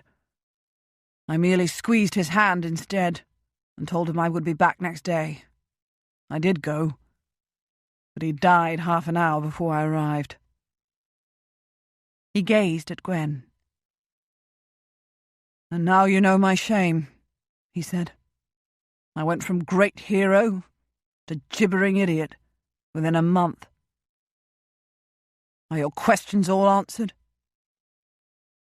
There was a hardness in his eyes, a harshness in his voice. Gwen swallowed. Feeling guilt when one has clearly done wrong, she said, is natural and even desirable. One can perhaps say or do something to put right the wrong. Feeling guilt when there has been no clear wrong is altogether more poisonous. And of course, Lord Trenton, you did not do wrong, you did right. There's no use in my labouring that point, however, is there? Countless other people must have told you the same thing. Your friends here must have said it. It doesn't help, though, does it? His eyes searched hers, and she lowered them while she busied her hands with restoring order to the blanket. I feel for you, she said, but your breakdown was shameful only when looked at from the perspective of tough, ruthless masculinity. One doesn't expect a military commander to care for the men under him. The fact that you did care, that you do care, makes you far more admirable in my eyes. Not many battles would be won, Lady Muir, he said, if commanders placed the safety and well-being of their men ahead of victory over the enemy. No, she agreed. I suppose not. But you didn't do that, did you? You did your duty. Only after it did you allow yourself to grieve. You would turn my very cowardice into heroism, he said. Cowardice, she said. Hardly that. How many commanders lead their men to certain death from the front, and then visit their horribly wounded men, especially those who will surely die, and even those who hate and resent them? I brought you out here, he said, to enjoy the fresh air and the flowers. And I have done both, she said. I feel considerably better. Even my ankle is not aching nearly as much as it was earlier. Or perhaps the effects of the pain medicine the Duke of Stanbrook suggested I take have not worn off yet. The air is lovely today, even with the nip in it. I'm reminded of home. Newbury Abbey, he said. She nodded. It's as close to the sea as Penderys Hall is, she said. There's a private beach below the abbey with towering cliffs behind it. It's very similar to here. It's surprising, though, that I was walking down by the sea yesterday. I don't often go down onto the beach at home. You don't like sand in your shoes? He asked. Well, there's that too, she said. But also I find the sea too vast. It frightens me a little, though I'm not sure why. It's not really the fear of drowning in it. I think it's more that the sea is a reminder of how little control we have over our lives, no matter how carefully we try to plan and order them. Everything changes in ways we least expect, and everything is frighteningly vast. We are so small. That fact can actually be comforting at times, he said. When we lash out at ourselves for having lost control, we're reminded that we never can be in total control, that all life asks of us is to do our best to cope with what is handed to us. It's easier said than done, of course. Indeed, it is often impossible to do, but I always find a stroll on the beach reassuring. She smiled at him and was surprised to discover that she actually rather liked him. At least she understood him better than she had yesterday. The fresh air has brought colour to your cheeks, he said. And to my nose as well, no doubt, she said. I was playing the gentleman, he said, and avoiding any mention of that. I've been trying hard not even to look at it. The joke surprised and delighted her. She lifted one hand to cover her nose and laughed. He got to his feet and closed the distance between them. He took the blanket, which was still in an untidy heap across her waist, and spread it over her legs again before straightening up and looking down at her. He clasped his hands behind his back. Gwen reached for something to say, and failed.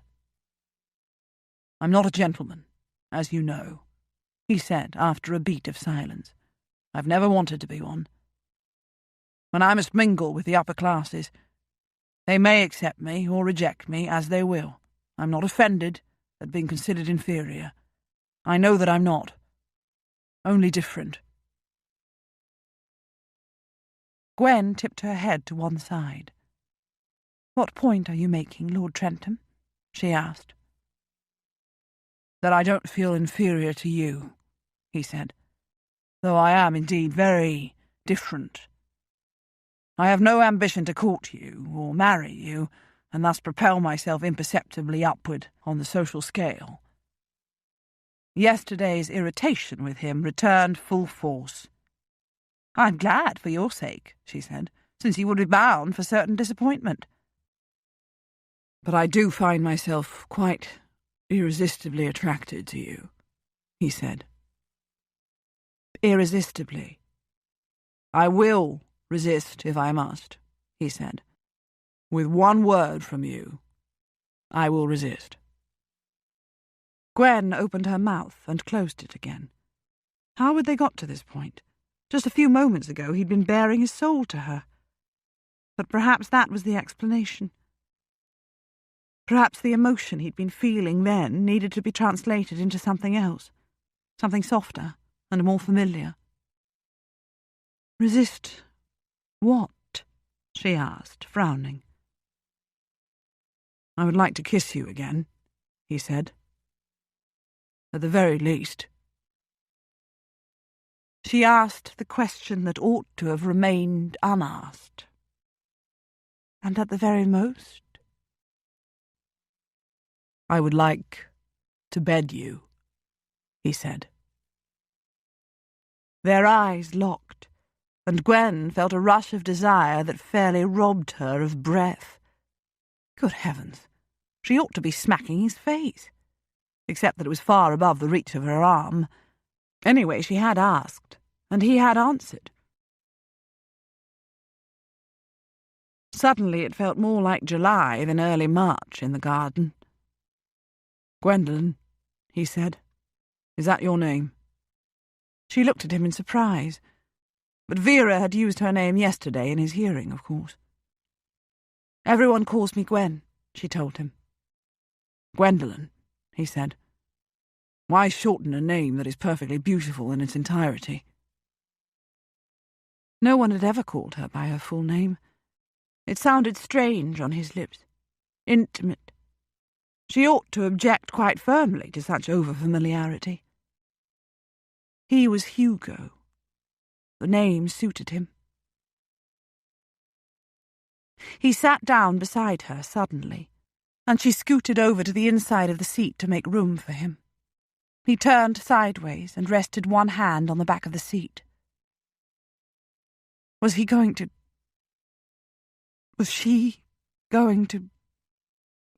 He lowered his head and kissed her, open-mouthed. Her own mouth opened reflexively, and there was sudden heat between them.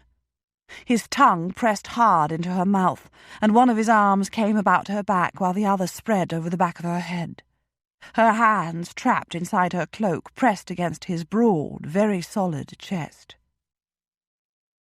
It was not a brief embrace, as last night's kiss had been, but it gentled, and after a while his lips roamed over her face, up over her temples, down to her ear, where she could feel his breath, his tongue, his teeth nipping the lobe. He kissed his way along her jaw and back up to her mouth. "I would like to bed you." Oh no, this was too much, and that was the understatement of the year. She pressed her hands against his chest, and he raised his head. She found herself gazing very deeply into those very dark, very intense eyes. He was a little frightening. At least he ought to be. She drew breath to speak. "You're both in grave danger of missing your tea," a cheerful voice said, making them jump apart. "And it looks as if George's chef has outdone himself with his cakes today, or so I've been informed. I've not tasted them yet. I elected to postpone the delight and come out here to summon you. Rafe saw from the morning-room window when he went to fetch Lady Muir that you were both out here." Lord Darley, looking directly at them in that extraordinary way he had, even though he couldn't actually see them, smiled sweetly. "Thank you, Vincent," Lord Trentham said. "We'll be there in a moment." He got to his feet and folded the blanket over his arm while Gwen gathered up the 2 cushions. And then he stooped to scoop her up. He didn't look at her, and she didn't quite look at him. They didn't speak as he carried her inside, following behind Lord Darley.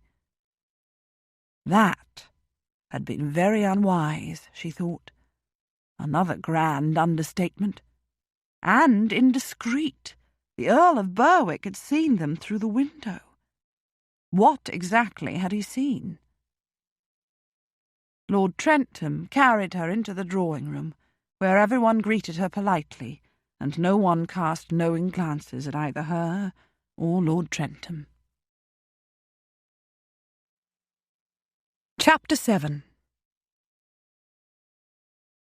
Hugo was more than usually silent and withdrawn for the rest of the day, and he found himself quite unfairly resenting the presence of Lady Muir. Without her, he would be relaxing with his friends, talking, laughing, teasing and being teased, playing cards, reading, sitting in companionable silence, whatever moved them, in fact. Activities at Penderys were rarely planned. Everyone else seemed to be enjoying Lady Muir's company. No one else appeared to resent her. Perhaps that was because she was a lady, and was a part of their world. She joined in the conversation with apparent ease, yet without in any way trying to dominate it. She could talk on virtually any topic. She could listen and laugh, and make just the right comments, and ask just the right questions. She liked them all, it seemed, and they had grown to like her. She was the perfect lady. Or perhaps it was because none of the others had kissed her. Twice. Ben was appointed to take dinner with her, Both he and she seemed happy with the arrangement. Not long after dinner, she suggested retiring to her room. "You are in pain, Lady Muir?" George asked. "Hardly at all when I keep still," she said. "But you're a club. I dare say the evenings are the time when you most enjoy being together for companionship and conversation. I will withdraw." She was sensitive, too, and tactful. More evidence of the perfect lady. "There's really no need," George said. "A sprained ankle qualifies as a war wound," Ben said, "and a club stagnates if it never increases its membership. We will expand to include you, Lady Muir, at least for this year. Consider yourself an honorary member." She laughed. "Thank you," she said. "I'm honoured. Actually, I am in some discomfort, even if it does not quite amount to pain. I shall be more comfortable lying on my bed." "I shall summon a footman, then," George said, but Hugo was already on his feet. "No need," he said. "I shall carry Lady Muir upstairs." He resented her most because she disturbed him. He didn't dislike her as he had yesterday, but she was of an alien world. She was beautiful and elegant and well-dressed and self-possessed and charming. She was everything a lady ought to be. And she attracted him, a fact that annoyed him. He'd always been able to look at ladies, even sometimes to appreciate their looks and allure, without ever desiring them. One ought not to desire alien species, no matter how beautiful they were. Was he totally daft? He'd even told her this afternoon, alas, there was no possibility that his memory was playing tricks on him, that he would like to bed her. He wondered if he ought to apologize, but an apology would only bring that scene in the garden alive again. It was perhaps best forgotten, or at least left to lie dormant. Besides, how could one apologize for kissing a woman twice? Once might be explained away as an impulsive accident. Twice suggested definite intent or a serious lack of control. His foot was on the top stair before either of them spoke. "You've been very silent tonight, Lord Trentham," she said. "At the moment I need all my breath to carry you," he told her. He paused outside her room while she turned the handle of the door. He stepped inside with her and set her down on the bed. He propped a few of the many pillows behind her back and positioned one beneath her right foot. He straightened up and clasped his hands behind his back. Someone had already lit the candles, he realized. He would love to turn on his heel and leave the room without another word or a backward glance, but he would make himself look like an idiot, or an unmannerly clod if he did so. "Thank you," she said. And in the next breath, "I'm sorry." He raised his eyebrows. "You are sorry?" "It must be a coveted treat to return here each year," she said. "But you've been uncomfortable this evening, and I can only conclude that I am the cause. I've written to my brother and asked him to send the carriage as soon as possible, but it will be a few days before it arrives to take me home. In the meanwhile, I shall try to stay out of your way. Any serious involvement between us is out of the question, for all sorts of reasons. It's out of the question for both of us. And I've never been one for meaningless flirtation or dalliance. My guess is that you've not either." "You came up early tonight because of me?" he asked her. "You are a member of a group," she said. "I came up because of the group. And I really am a little tired. Sitting around all day makes me sleepy." "Any serious involvement between us is out of the question for all sorts of reasons." Only one reason came to mind. She was of the aristocracy. He was of a lower class despite his title. It was the only reason. She was being dishonest with herself. But it was a huge reason. On both their parts, as she had said. He needed a wife who would pull cabbages from the kitchen garden with him and help feed those lambs that couldn't suck from their mothers, and shoo chickens and their squawking and flapping wings out of the way in order to retrieve their eggs. He needed someone who knew the social world of the middle classes, so that a husband could be found for Constance. He bowed stiffly. Words were clearly superfluous. "Good night, ma'am," he said, and left the room without waiting for her reply. He thought he heard a sigh as he closed the door.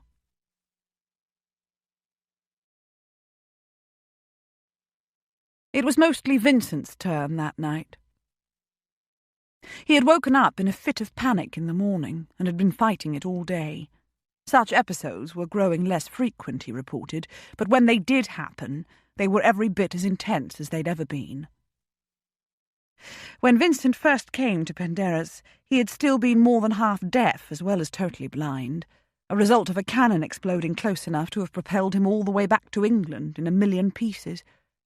By some miracle, he had escaped both dismemberment and death. He'd still been something of a wild thing, whom only George had been able to calm. George had often taken the boy right into his arms and held him close, sometimes for hours at a time, crooning to him like a baby until he slept. Vincent had been 17 at the time. The deafness had cleared, but the blindness had not, and never would. Vincent had given up hope fairly early, and had adjusted his life to the new condition with remarkable determination and resilience. But hope, pushed deep inside rather than banished completely, surfaced occasionally when his defences were low, usually while he slept. And he would awake expecting to see, be terrified when he discovered he could not, and then be catapulted down to the depths of a dark hell when he realised that he never would. "It robs me of breath," he said, "and I think I'm going to die from lack of air. Part of my mind tells me to stop fighting, to accept death as a merciful gift. But the instinct to survive is more powerful than any other, and I breathe again." "And what a good thing that is," George said. "Despite all that might be said to the contrary, this life is worth living to the final breath with which nature endows us." The rather heavy silence that succeeded his words testified to the fact that it was not always an easy philosophy to adopt. "I can picture some things and some people quite clearly in my head," Vincent said, "but I cannot with others. This morning it struck me, for only about the 5,000th time, that I've never seen any of your faces, that I never will. Yet every time I have such a thought, it's as raw as it was the first time I thought it." "In the case of Hugo's ugly countenance," Flavian said, "that is a signal mercy, Vincent. We have to look at it every day. And in the case of my face, well, if you were to see it, you would despair, for you will never look so handsome yourself." Vincent laughed, and all of them smiled. Hugo noticed Flavian blinking away tears. Imogen patted Vincent's hand. "Tell me, Hugo," Vincent said, "were you kissing Lady Muir when I came to fetch you in for tea? I could hear no conversation as I approached the flower garden, though Rafe had assured me you were both out there. He probably sent me deliberately, so that the lady wouldn't be embarrassed at what I might see." "If you think I'm going to answer that question," Hugo said, "you must have cuckoos in your head." "Which is all the answer I need," Vincent said, waggling his eyebrows. "And my lips are sealed," Rafe said. "I will neither confirm nor deny what I saw through the morning-room window, though I will say that I was shaken to the core." "Imogen," George said, "will you cater to our collective male laziness and pour the tea?"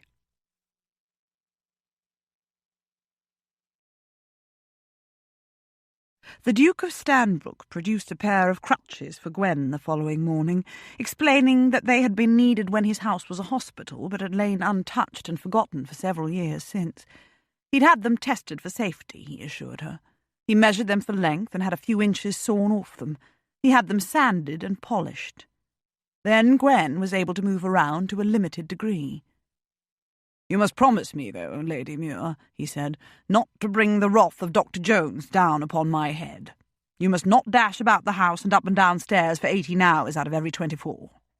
You must continue to rest your foot and keep it elevated most of the time. But at least now you can move about a room and even from room to room without having to wait for someone to carry you." "Oh, thank you," she said. "You cannot know how much this means to me." She took a turn about the morning room, getting used to the crutches, before reclining on the chaise-longue again. She felt a great deal less confined for the rest of the day, though she didn't move about a great deal. Vera spent most of the morning with her, as she had the day before, and stayed until after luncheon. Her friends, she reported happily, quite hated her for being on intimate visiting terms with the Duke of Stanbrook. His crested carriage had been seen to stop outside her house a number of times. Their jealousy would surely cause them to cut her acquaintance if they didn't find it more to their advantage to bask in her reflected glory and boast to their less privileged neighbours of being her friends. She also complained of the fact that His Grace did not see fit to send anyone in the carriage to bear her company, and that again today she wasn't invited to take luncheon in the dining-room with the Duke and his guests.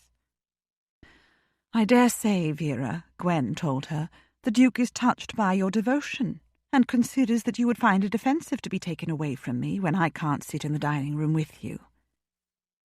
She wondered why she bothered to try to soothe ruffled feathers that never stayed smooth for long. "Of course you're right," Vera said grudgingly. "I would be offended if His Grace parted me from you for a mere meal, when I've given up a large part of my day just to offer you the comfort of my company. But he might at least give me the opportunity to refuse his invitation. I'm surprised that his chef serves only 3 courses for luncheon. At least he serves only 3 here in the morning room. I dare say they enjoy a larger number of courses in the dining room. But the food is plentiful and delicious," Gwen said. Vera's visits were a severe trial to her.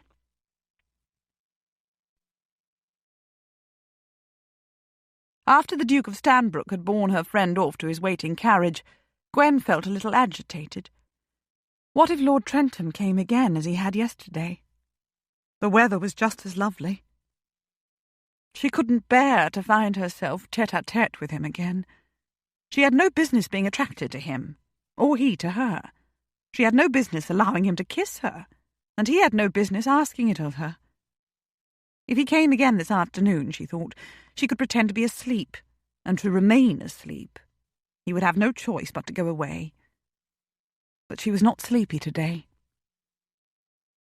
She was saved anyway from having to practice such subterfuge. There was a tap on the door not long after Vera left, and it opened to reveal Viscount Ponsonby. "I'm on my way to the library," he said in his languid voice and with his slight stammer. "Everyone else is off enjoying the sunshine, but I have such a stack of unanswered letters that I'm in grave danger of being buried under it, or lost behind it, or some such dire thing. I must, alas, set pen to paper. It occurred to me that you may wish to try out your new crutches, and come to select a book." "I would be more than delighted," she said, and he stood in the doorway watching while she hoisted herself onto her crutches and moved toward him. Her ankle was still swollen and sore to the touch. There was still no possibility of getting on a shoe or putting any weight on it. It was somewhat less painful today, however, and the cut on her knee was now no more than a scab. Lord Ponsonby walked beside her to the library and turned a sofa that was by the fireplace so that light from the window would fall on it. "You may remain here and read or watch me labour," he said, "or you may return to the morning room after choosing a book. Or you may run up and downstairs, for that matter. I'm not your jailer. If you need a volume from a high shelf, do let me know." And he retreated behind the large oak desk that stood near the window. Gwen wondered about his stammer. It was the only imperfection she could detect in his person. Perhaps he, too, had come through war physically unscathed, but had gone out of his head, as Lord Trentham had phrased it. She had not thought a great deal before this week about the mental strain of being a military man, and yet it showed a lamentable lack of imagination on her part that she had not. She read for a while, And then Lady Berkeley found her and invited her to the conservatory to see the plants. There were some long wicker seats there, she explained, on which Lady Muir could rest her foot. They sat there and talked for a whole hour. Later they went for tea in the drawing-room. It was Lady Berkeley who dined with her that evening. She wanted to broach the subject of Lady Berkeley's loss and assure her that she understood, that she too had lost a husband under violent, horrifying circumstances, that she too felt guilty over his death, and doubted she would ever free herself of the feeling. And perhaps it was more than just a feeling. Perhaps she really was guilty. But she said nothing. There was nothing in Lady Berkeley's manner to suggest that she would welcome such intimacy. Anyway, Gwen never talked about the events surrounding Vernon's death, or the fall that had caused it. She suspected she never would. She never even thought about those events. Yet in some ways she never thought of anything else. Later in the evening, she admitted when asked that she played the pianoforte, though not with any particular flair or talent. It didn't matter. She was persuaded to cross the drawing-room on her crutches in order to sit at the instrument and play, rusty fingers and all. Fortunately, she acquitted herself tolerably well, and then she was persuaded to remain there in order to accompany Lord Darley as he played his violin. She moved to the harp with him afterward while he explained to her how he was learning to identify all the many strings without seeing them. "And his next trick, Lady Muir," the Earl of Berwick said, "is to play the strings once he's identified them." "Heaven defend us," Lord Ponsonby added. "Vincent was far less dangerous when he had his sight, and the only weapons at his disposal were a sword and a giant cannon. He's threatening to start embroidering, Lady Muir. Lord knows where his needle will end up. And we've all heard horror stories about silken bombs." Gwen laughed with them all, including Lord Darley himself. When she withdrew to her room soon after, she was not allowed to climb the stairs with her crutches. A footman was summoned to carry her up. Lord Trentham did not offer. She hadn't seen him all day. She had scarcely heard his voice all evening. She hated the idea that she'd very possibly ruined his stay at Penderys. She could only hope that Neville wouldn't delay in sending the carriage once he'd received her letter. She felt depressed after she'd been left alone in her room. She was not tired. It was still quite early. She was also rather restless. The crutches had given her a taste of freedom, but not the real thing. She wished she could look forward to a long, early morning walk, or better yet, a brisk ride. She didn't feel like reading. Oh dear. Lord Trentham was so dreadfully attractive. She'd been aware of him with every nerve ending in her body all evening. If she was being strictly honest with herself, she would be forced to admit that she had chosen her favourite apricot evening gown with him in mind. She had played the pianoforte aware only of him in the small audience. She had looked everywhere in the room except at him. Her conversation had seemed too bright, too trivial, because she had known he was listening. Her laughter had seemed too loud and too forced. It was so unlike her to be self-conscious when in company. She had hated every moment of an evening that on the surface had been very pleasant indeed. She had behaved like a very young girl dealing with her first infatuation, her first very foolish infatuation. She couldn't possibly be infatuated with Lord Trentham. A few kisses and a physical attraction didn't equate love, or even being in love. Good heavens, she was supposed to be a mature woman. She had rarely spent a more uncomfortable evening in her life, and even now, alone in her own room, she was not immune, at least to the physical attraction. What would it be like, she found herself wondering, to go to bed with him? She shook off the thought and reached for the book she'd taken from the library. Perhaps she would feel more like reading once she started. If only Neville's carriage could appear like some miracle tomorrow, early. She felt suddenly almost ill with homesickness. Chapter 8. The last 2 days had been sunny and spring-like in all but temperature. Today, that deficiency had more than corrected itself. The sky was a clear blue, the sun shone, the air was warm, and, that rarest of all weather phenomena at the coast, there was almost no wind. It felt more like summer than spring. Hugo stood alone outside the front doors, undecided what he would do for the afternoon. George, Rafe, and Flavian had gone riding. He had decided not to accompany them. Although he could ride, of course, it was not something he did for pleasure. Imogen and Vincent had gone for a stroll in the park. For no specific reason, Hugo had declined the invitation to join them. Ben was in the old schoolroom upstairs, a space George had set aside for him for the punishing exercises to which he subjected his body several times a week. Ben had assured George that he would look in upon Lady Muir when he was finished, and make sure she was not left alone for too long after the departure of her friend. Hugo had agreed to see Mrs. Parkinson on her way in George's carriage, and that was what he had just done. She had looked archly up at him, and simpered, and commented that any lady fortunate to have him beside her in a carriage would never feel nervous. Not about the hazards of the road, at least, she had added. Hugo hadn't taken the hint to play the gallant and accompany her to the village. He had drawn her attention instead to the burly coachman up on the box, and assured her that he had never heard of any highwaymen being active in this part of the country. What he really ought to do, he thought now, since he had almost deliberately isolated himself for the afternoon, was go down onto the beach, his favourite old haunt. The tide was on the way in. He loved to be close to the water, and he liked being alone. He hadn't looked at Lady Muir just now when he'd stepped into the morning room to escort her friend to the carriage. He had merely inclined his head vaguely in her direction. It was really quite disconcerting how much 2 reasonably chaste kisses could discompose a man, and probably a woman too. She had not spoken to him before he escorted her friend from the room, and though he had not looked at her, he was almost certain that she had not looked at him either. Ugh, this was ridiculous. They were behaving like 2 gauche schoolchildren.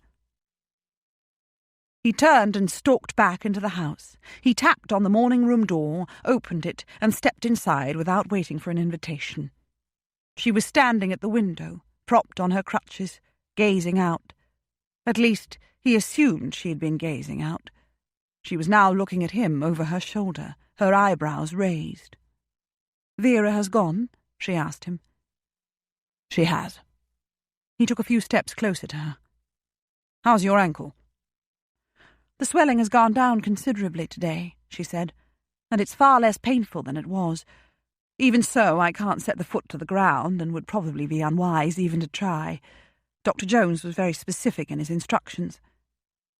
I'm annoyed with myself for allowing the accident to happen, and I'm annoyed with myself for being so impatient to heal. I'm annoyed with myself for being in a cross mood." She smiled suddenly. "It's a lovely day," he said. "As I see." She looked back out through the window. "I've been standing here trying to decide whether I will take my book and sit in the flower garden for a while. I can walk that far unassisted." "When the tide is coming in," he said, "it cuts one part of the long beach off from the rest and makes a secluded, picturesque cove out of it. I've been there often, when I simply want to sit and think, or dream, or sometimes when I want to swim. It's a couple of miles along the coast, but it's still a part of George's land.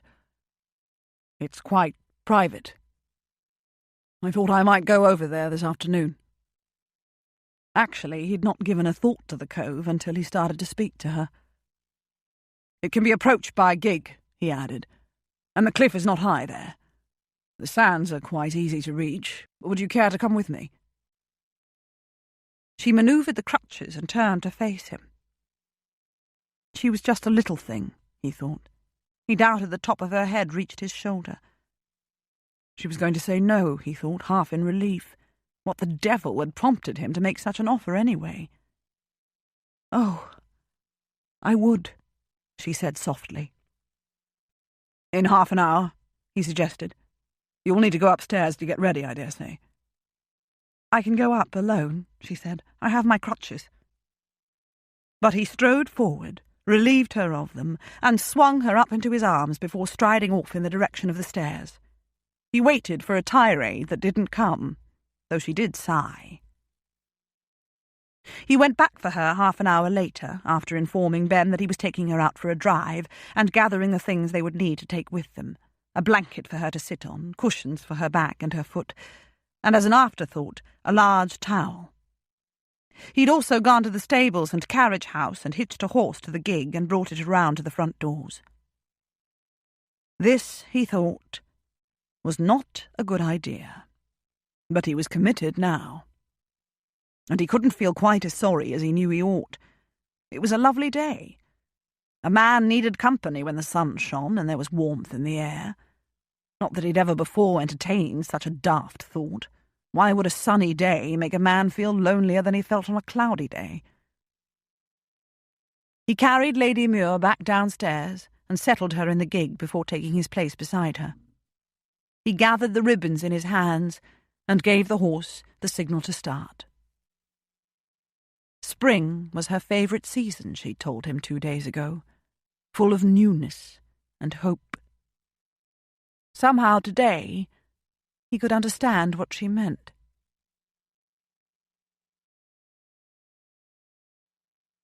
It was one of those perfect days in early spring that felt more like summer, except for a certain indefinable quality of light that proclaimed an earlier season.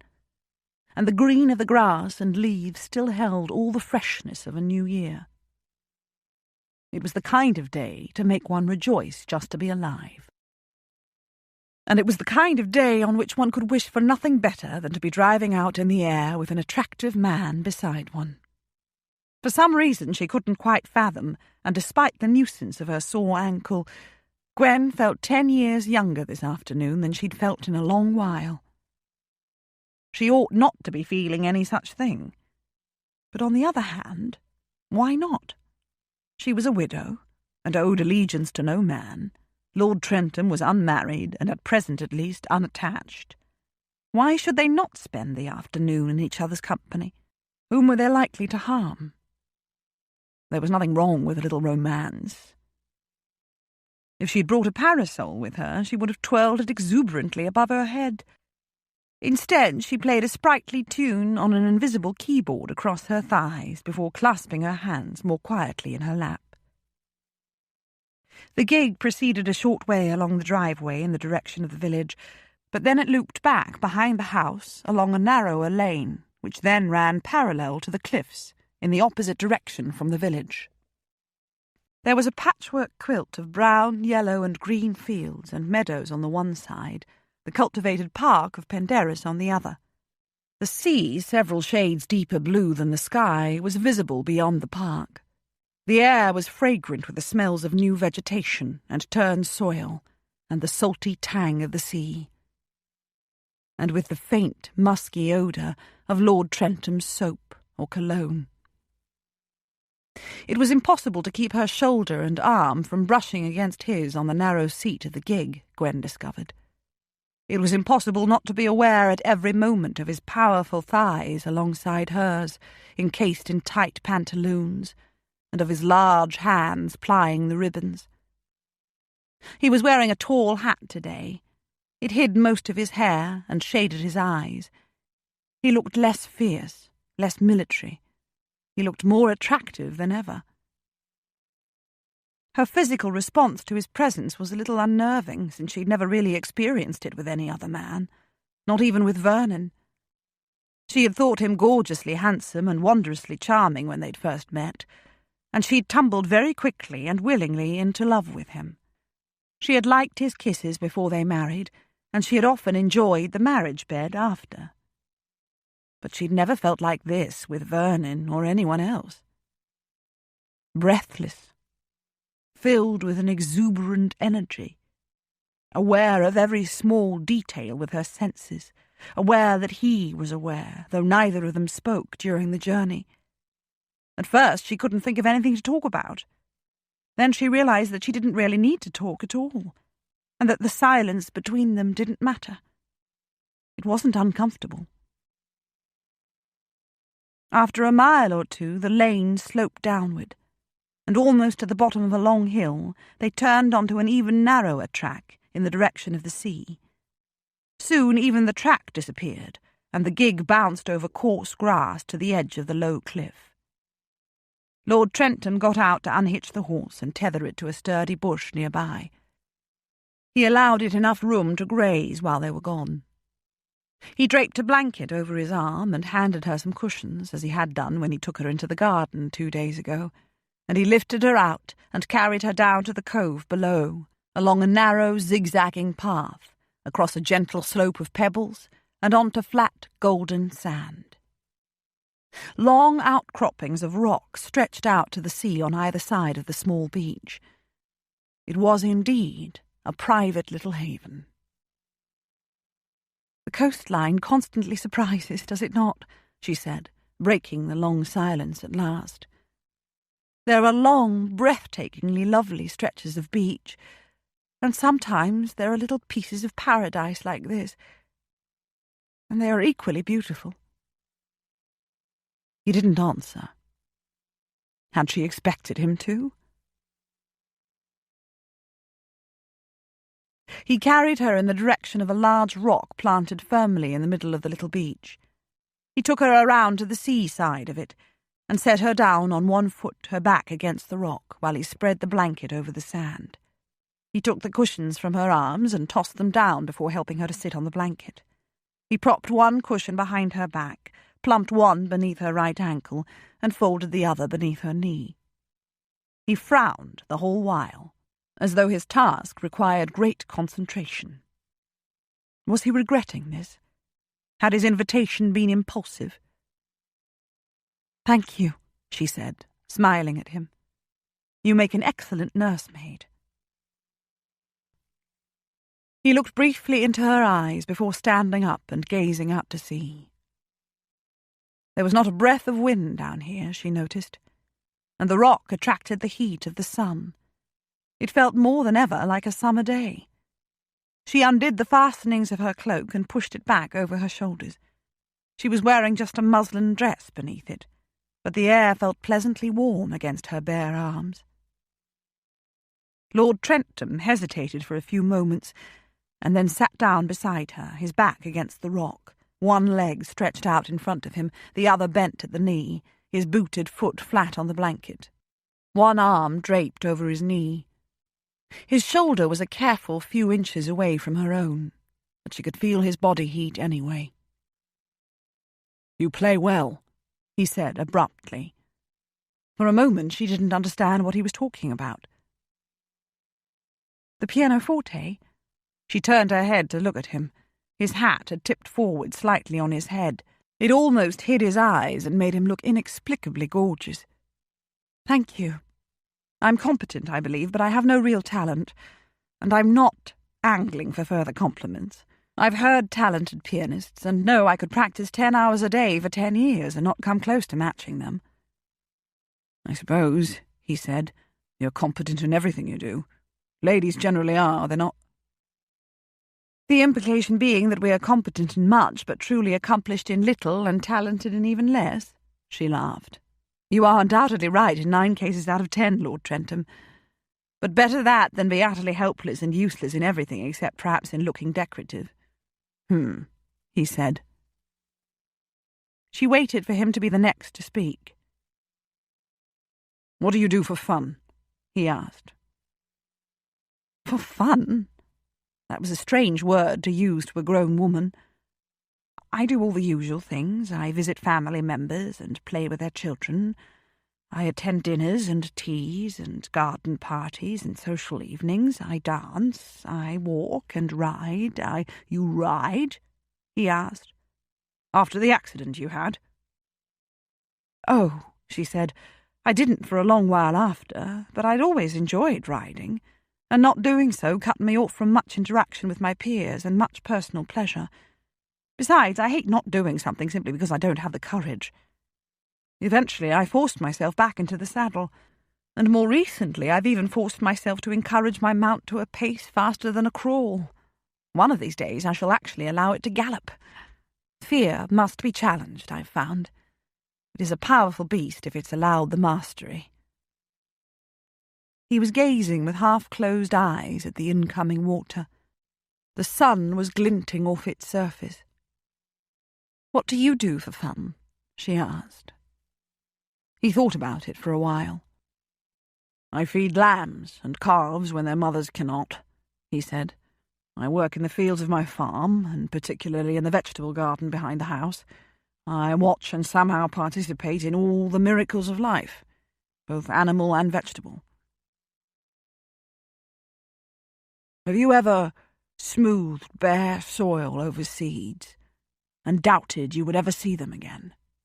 And then a few days later you see thin, frail shoots pushing above the soil and wonder if they'll ever have the strength and endurance to survive, and before you know it, you have a sturdy carrot, or a potato the size of my fist, or a cabbage that needs 2 hands to hold?" She laughed again. "And that is fun?" she asked. He turned his head and their eyes met. His looked very dark beneath the brim of his hat. "Yes," he said. "Nurturing life instead of taking it is fun. Makes a man feel good. Here." He patted a lightly closed fist against the left breast of his coat. He was titled. He was very wealthy, yet he worked on his own farms and toiled in his own vegetable garden, because he enjoyed doing so. Also because it offered him some absolution for having spent his years as an officer killing men and allowing his own men to be killed. He was not the hard, cold, ex-military officer she had taken him for when they first met. He was a man. It was a thought that made her shiver slightly, though not from cold. "How are you going to go about finding a wife?" she asked him. He pursed his lips and looked away again. "The man who manages my father's business empire," he said, "or mine, I ought to say, has a daughter. I met her when I went to London for my father's funeral. She's very lovely, very well schooled in all the skills a woman would need to be the wife of a wealthy, successful businessman. Very willing, as are her mother and father, and very young." "She sounds ideal," Gwen said. "And frightened to death of me," he added. "How old is she?" she asked. 19. "Did you do anything to make her less frightened?" she asked. "Did you, for example, smile at her, or at least not frown, or scowl?" He turned his eyes on her again. "She was courting me," he said. "Her parents were courting me. Why should I do the smiling?" Gwen laughed softly. "Poor girl," she said. "Will you marry her?" "Probably not," he said. "Undoubtedly not, in fact. She would not be lusty enough for me, and my own lust would cool in a hurry if she were to cringe away from me in bed." Oh, he was deliberately trying to shock her. Gwen could see it in the hardness of his eyes. He thought she was mocking him. "Then she will have had a happy escape," she said, "even if she doesn't realize it. You need someone older, someone not easily intimidated, someone who will not cringe from your lovemaking." She looked deliberately back into his eyes as she spoke, even though it took a great deal of effort. She had no experience in this type of talk. "I have relatives in London," he told her. "Prosperous ones. Success in business seems to run in the family, though no one was quite as good at it as my father. They will be happy enough, I dare say, to introduce me to eligible women of my own sort." "Your own sort being middle-class women who may possibly derive fun out of getting soil beneath their fingernails," she said. "In my experience, Lady Muir," he said, his eyes narrowing again, "middle-class women can be every bit as fastidious as ladies, often more so because for reasons I find hard to understand, many of them aspire to be ladies. I have no plan to put my wife to work after I marry her. Not work in the fields or barn, anyway, not unless she chooses to involve herself. I once commanded men. I've no wish now to command women." This was not turning into the relaxing, perhaps slightly romantic afternoon she had anticipated. "I've offended you," she said. "I'm sorry. There will be any number of eligible women only too eager to be introduced to you, Lord Trentham. You are titled and wealthy, and you have a hero's reputation. You will be considered a great prize, and some women may not even be daunted if you scowl at them." "You are clearly not daunted," he said. "No," she said. "But you are not courting me, are you?" The words seemed to hang in the air between them. Gwen was very aware of the sound of the incoming tide, of the crying of girls far overhead, of the intense gaze of his eyes, of the heat of the sun. "No," he said, and he got abruptly to his feet and leaned back against the rock, his arms crossing over his chest. "No, I'm not courting you, Lady Muir." He only wanted to bed her. And she wanted to bed him. Everything in her eyes and the tense lines of her body told him that, though she would surely deny it even to herself if he were to confront her with the fact. Which he was not about to do. He had some sense of self-preservation. Bringing her here had been a ghastly mistake. He had known it from the first moment, even before he'd carried her from the morning room to get ready for the outing. For someone who had some sense of self-preservation, he appeared to have even more of a tendency towards self-destruction. A puzzling contradiction. She didn't break the silence. He couldn't. He couldn't think of a mortal thing to say. And then he thought of one thing he could at least do, and that thought gave him something to say. "I'm going for a swim," he said. "What?" She turned her head sharply and looked up at him. She looked startled, and then her face lit up with laughter. "You would freeze. It's March." "Nevertheless." He pushed away from the rock and tossed his hat down onto the blanket. "Besides," she said, "you didn't bring a change of clothes." "I won't be wearing clothes into the sea," he told her. That arrested the smile on her face and brought flaming colour to her cheeks. But she laughed again as he lifted his right foot to haul off his Hessian boot. "Oh," she said, "you wouldn't dare. No, ignore that, if you please. You certainly wouldn't be able to resist a dare, would you? No self-respecting man of my acquaintance ever would. Remove your boots and stockings, then, and paddle at the edge of the water. I shall sit here and gaze enviously at you." But after removing his boots and stockings, he shrugged out of his coat, not an easy thing to do without the help of his valet. His waistcoat came next, and she licked her lips and looked slightly alarmed. He unknotted his neckcloth and flung it down onto the pile of garments that was beginning to accumulate. He dragged his shirt free of the waistband of his pantaloons and pulled it off over his head. The air was perhaps not quite as warm as it had felt when he was fully clothed, but he was heated from within. Anyway, it was too late to change his mind now. "Oh, Lord Trentham," she was laughing again, "do spare my blushes." He hesitated for a moment, but he would look like an utter idiot if he merely wet his feet after all this. And soggy pantaloons would be horribly uncomfortable during the return journey to the house in the gig. He really had no choice. He peeled off his pantaloons and was left standing only in his drawers. He would not withdraw those, he decided somewhat reluctantly, even though he'd only ever swum naked before. He strode down the beach without looking at her. The water on his feet and then about his ankles and knees and thighs felt as if it had just flowed from beneath the ice cap at the North Pole. It took his breath away even before he was fully immersed. But there was one consolation. It would be the perfect antidote to an unwilling and quite inappropriate ardour.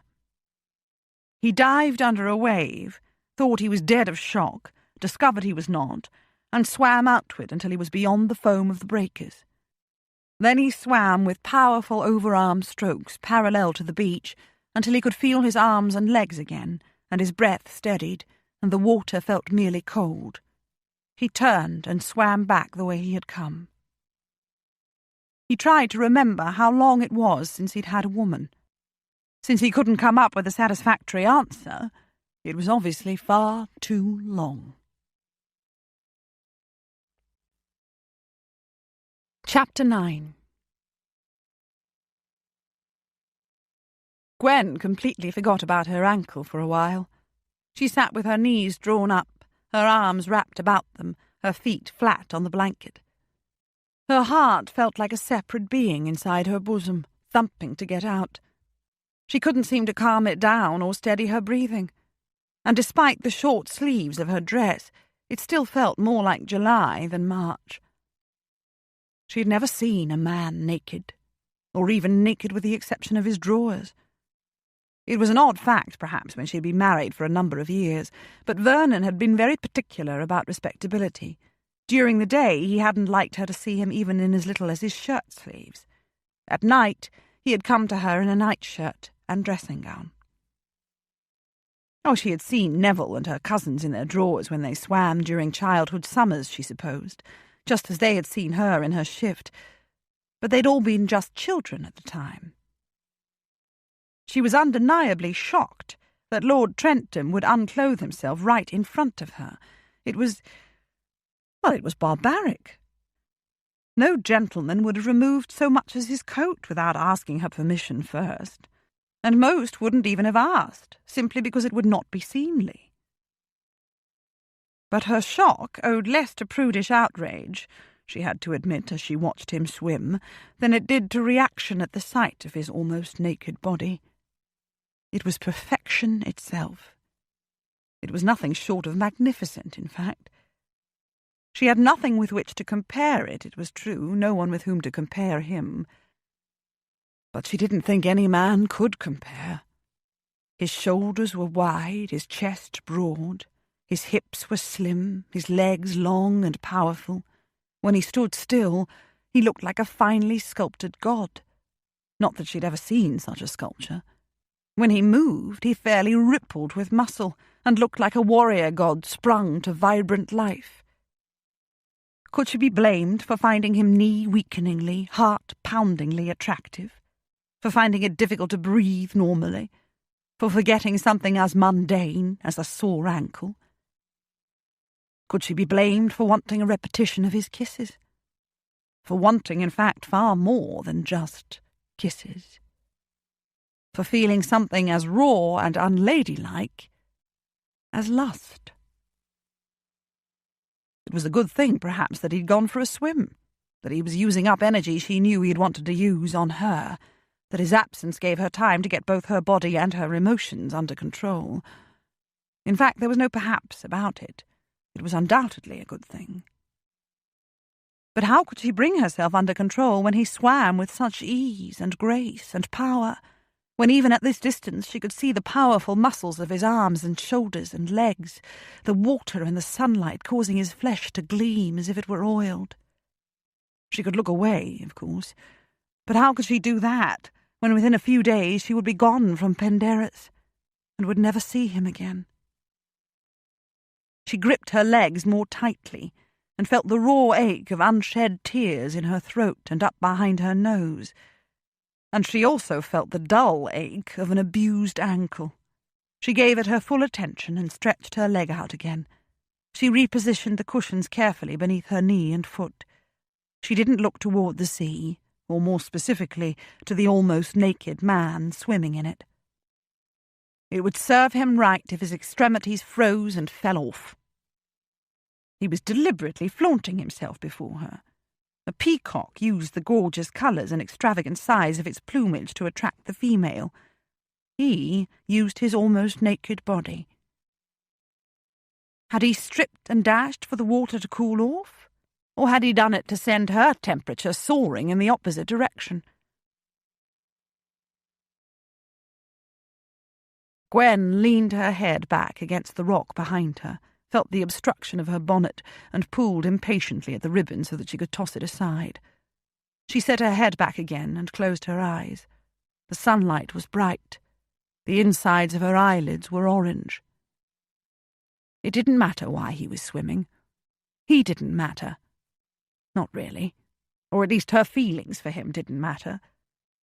They were here to relax, to take advantage of an unusually lovely day in beautiful surroundings. "But you're not courting me, are you?" she had said to him. It had not really been a question, but he'd answered it anyway. "No, I am not courting you, Lady Muir." And somehow it was the question and the answer that had sparked everything that had followed. And she had started it. It was her fault, then.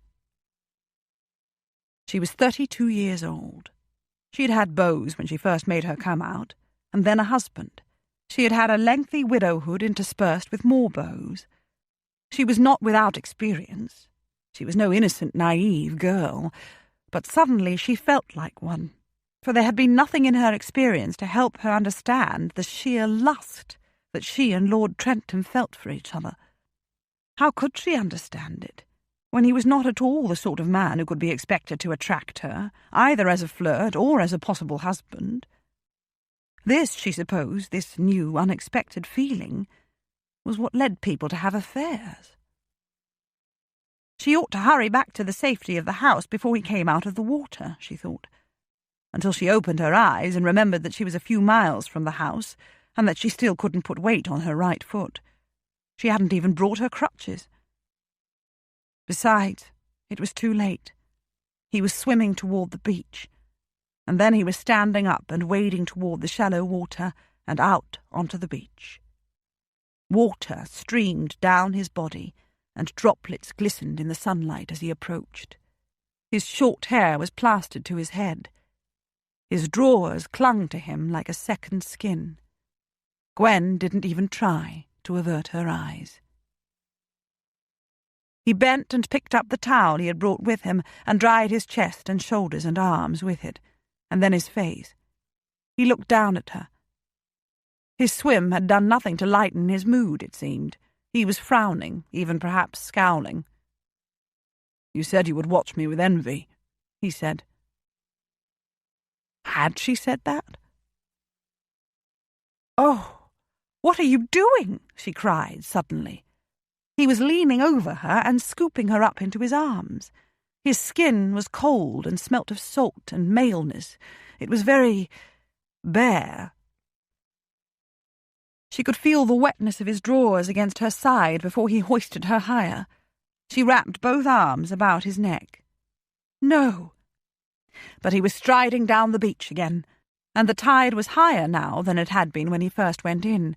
It must be almost on the turn. "Why come to a beach," he said, "if one is merely going to sit and observe? One might as well stay at home and read." "Oh, please," she begged, as he waded into the water, and she could feel a few splashes of it, cold against her bare arms. "Please, Lord Trentham, don't drop me in. I have no change of clothes, and it must be like the Arctic." "It is," he said. She was clinging more tightly then, and pressing her face to his neck, and laughing helplessly. "I may sound amused," she said, "but I'm not. Please, oh, please, Hugo." He was holding her higher still in his arms, she realized, and he was holding her tightly. A trick?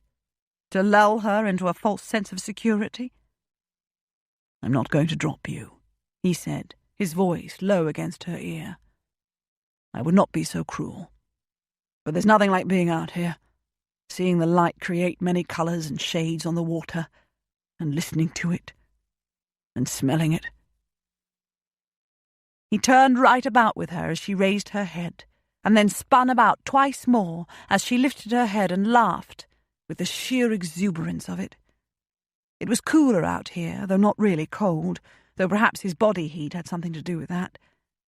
She'd never really liked the water, but they seemed to be in a vast and shimmering liquid world, which was sheer beauty and no threat at all. She felt perfectly safe in the warm, strong arms of a man who would not drop her, who would never drop her.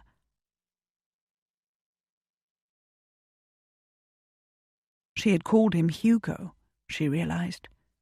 Oh dear, had he noticed? "Gwendolen," he said, as he stopped spinning. He had noticed. Her eyes met his, just inches from her own, but she couldn't bear the intensity she saw there. She dipped her head to rest against his neck again and closed her eyes. Would she remember the poignant wonder of this moment for all the rest of her life, or was it a foolish fancy to imagine that she would?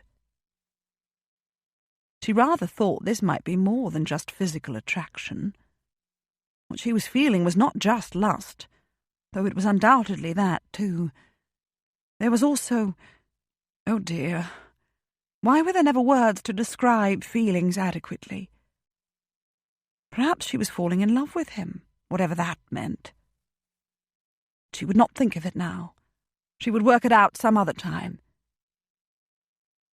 He sighed then, deeply and audibly. "I expected to despise you," he said, "or at the very least to be irritated by you." She opened her mouth to reply, and shut it again. She didn't want to begin any conversation. She wanted simply to enjoy. She raised her head and set her temple against his cheek. They gazed across the water together, and she knew that she would remember, always and ever.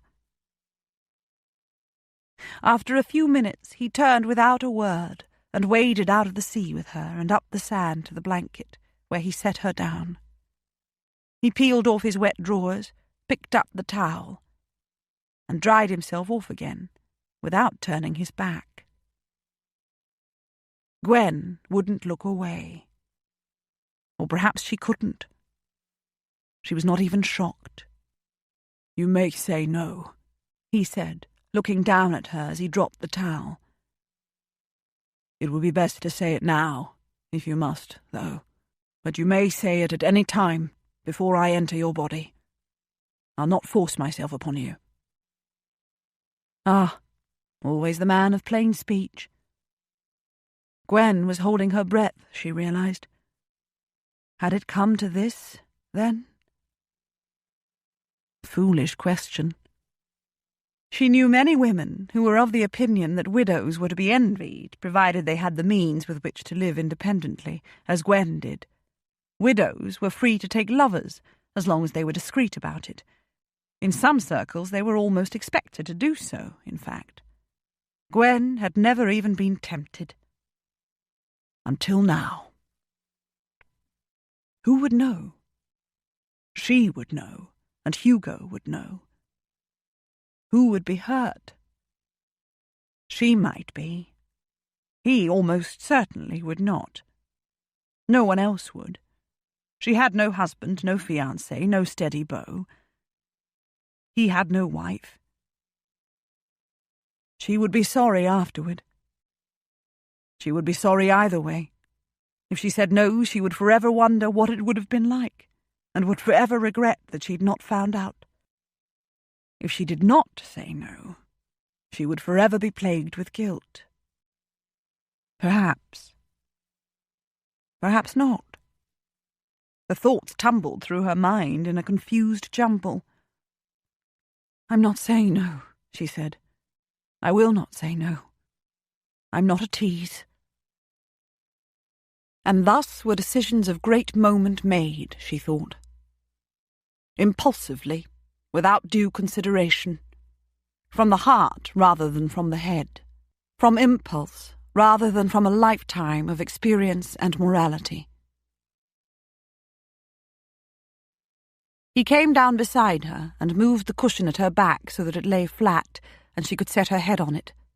He tossed aside her cloak and the 2 cushions beneath her right leg. He slid large, blunt fingers into her hair and tilted her face up and kissed her, open-mouthed. His tongue pressed deep and withdrew again. He knelt beside her and drew her dress off her shoulders and down over her breasts, which were lifted into prominence by her stays. He looked at her, while she resisted the foolish urge to cover herself with her hands. But he did it for her when he spread a hand over one of her breasts and lowered his head to the other. She spread her fingers wide over the blanket on either side of her as he took her nipple into his mouth and suckled her, rubbing his tongue over the tip as he did so.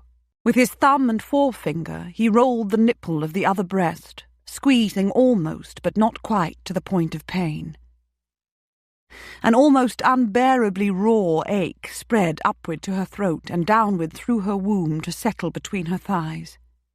She lifted her hands and set one over his wrist, the other against the back of his head. His hair was damp and warm.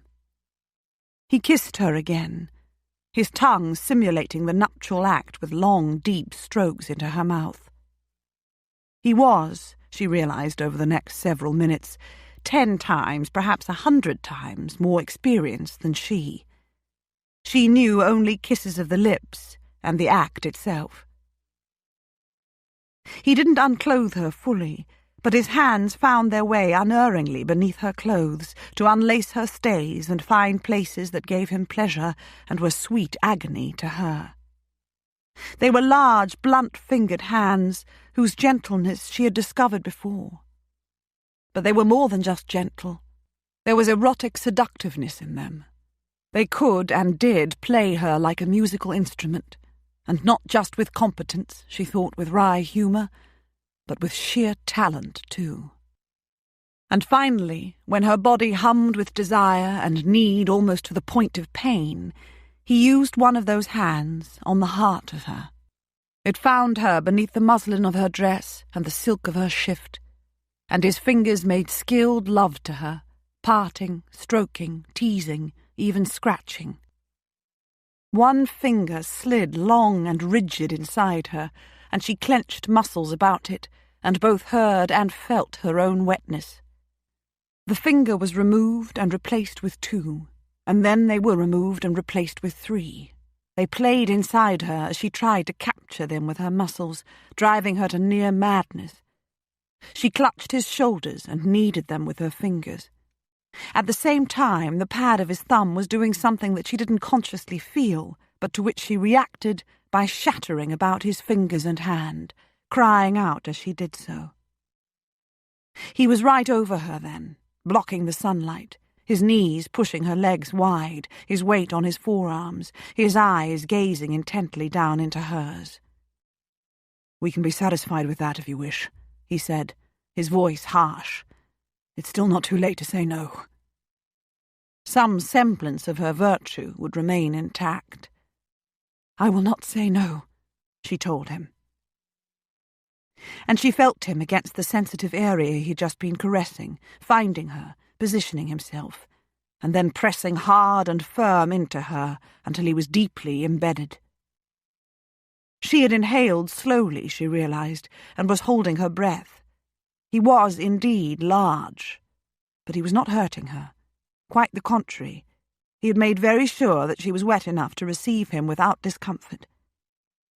She exhaled, relaxed, and then clenched her inner muscles about him. She was glad. Oh, she was glad. She would never be sorry. He had waited for her, she realized. He was still gazing down into her eyes, though his had lost some of their usual intensity and were heavy-lidded and naked with desire.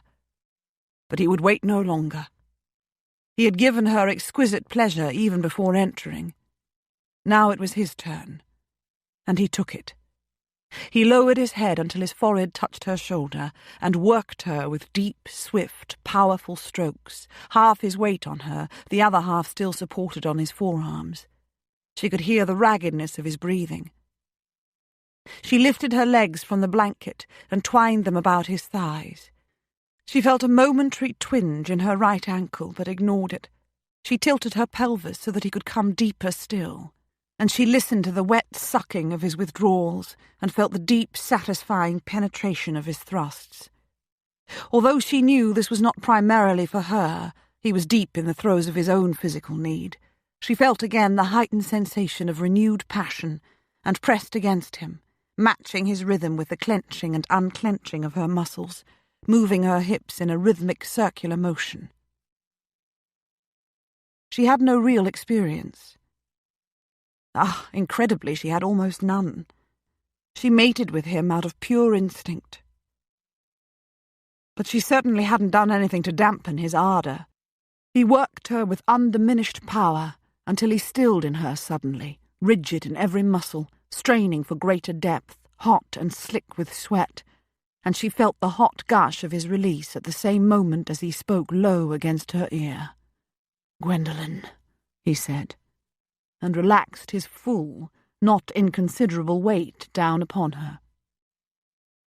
There was no mattress beneath her back, only the sand beneath the blanket.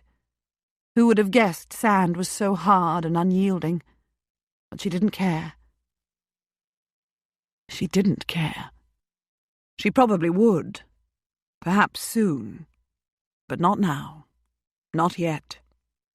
He mumbled something after a minute or two and rolled off her to lie beside her, one arm flung over his eyes, one leg bent at the knee. "I'm sorry," he said. "I must have been crushing you." She tipped her head to one side to rest against his shoulder. Was it possible that sweat could smell this good? She thought about lifting her dress up over her breasts and pushing down her skirt over her legs, but she made neither concession to modesty. She slid into a relaxed state halfway between sleeping and waking. The sun shone warmly down on them. The gulls were calling again, eternally calling, sounding harsh and mournful. The sound of the sea was there too, as steady and as inescapable as a heartbeat. She didn't believe she would ever be sorry. But of course she would. The eternal cycle of life, the balance of opposites. She came back to full consciousness when he got to his feet and without a word to her strode the short distance to the water.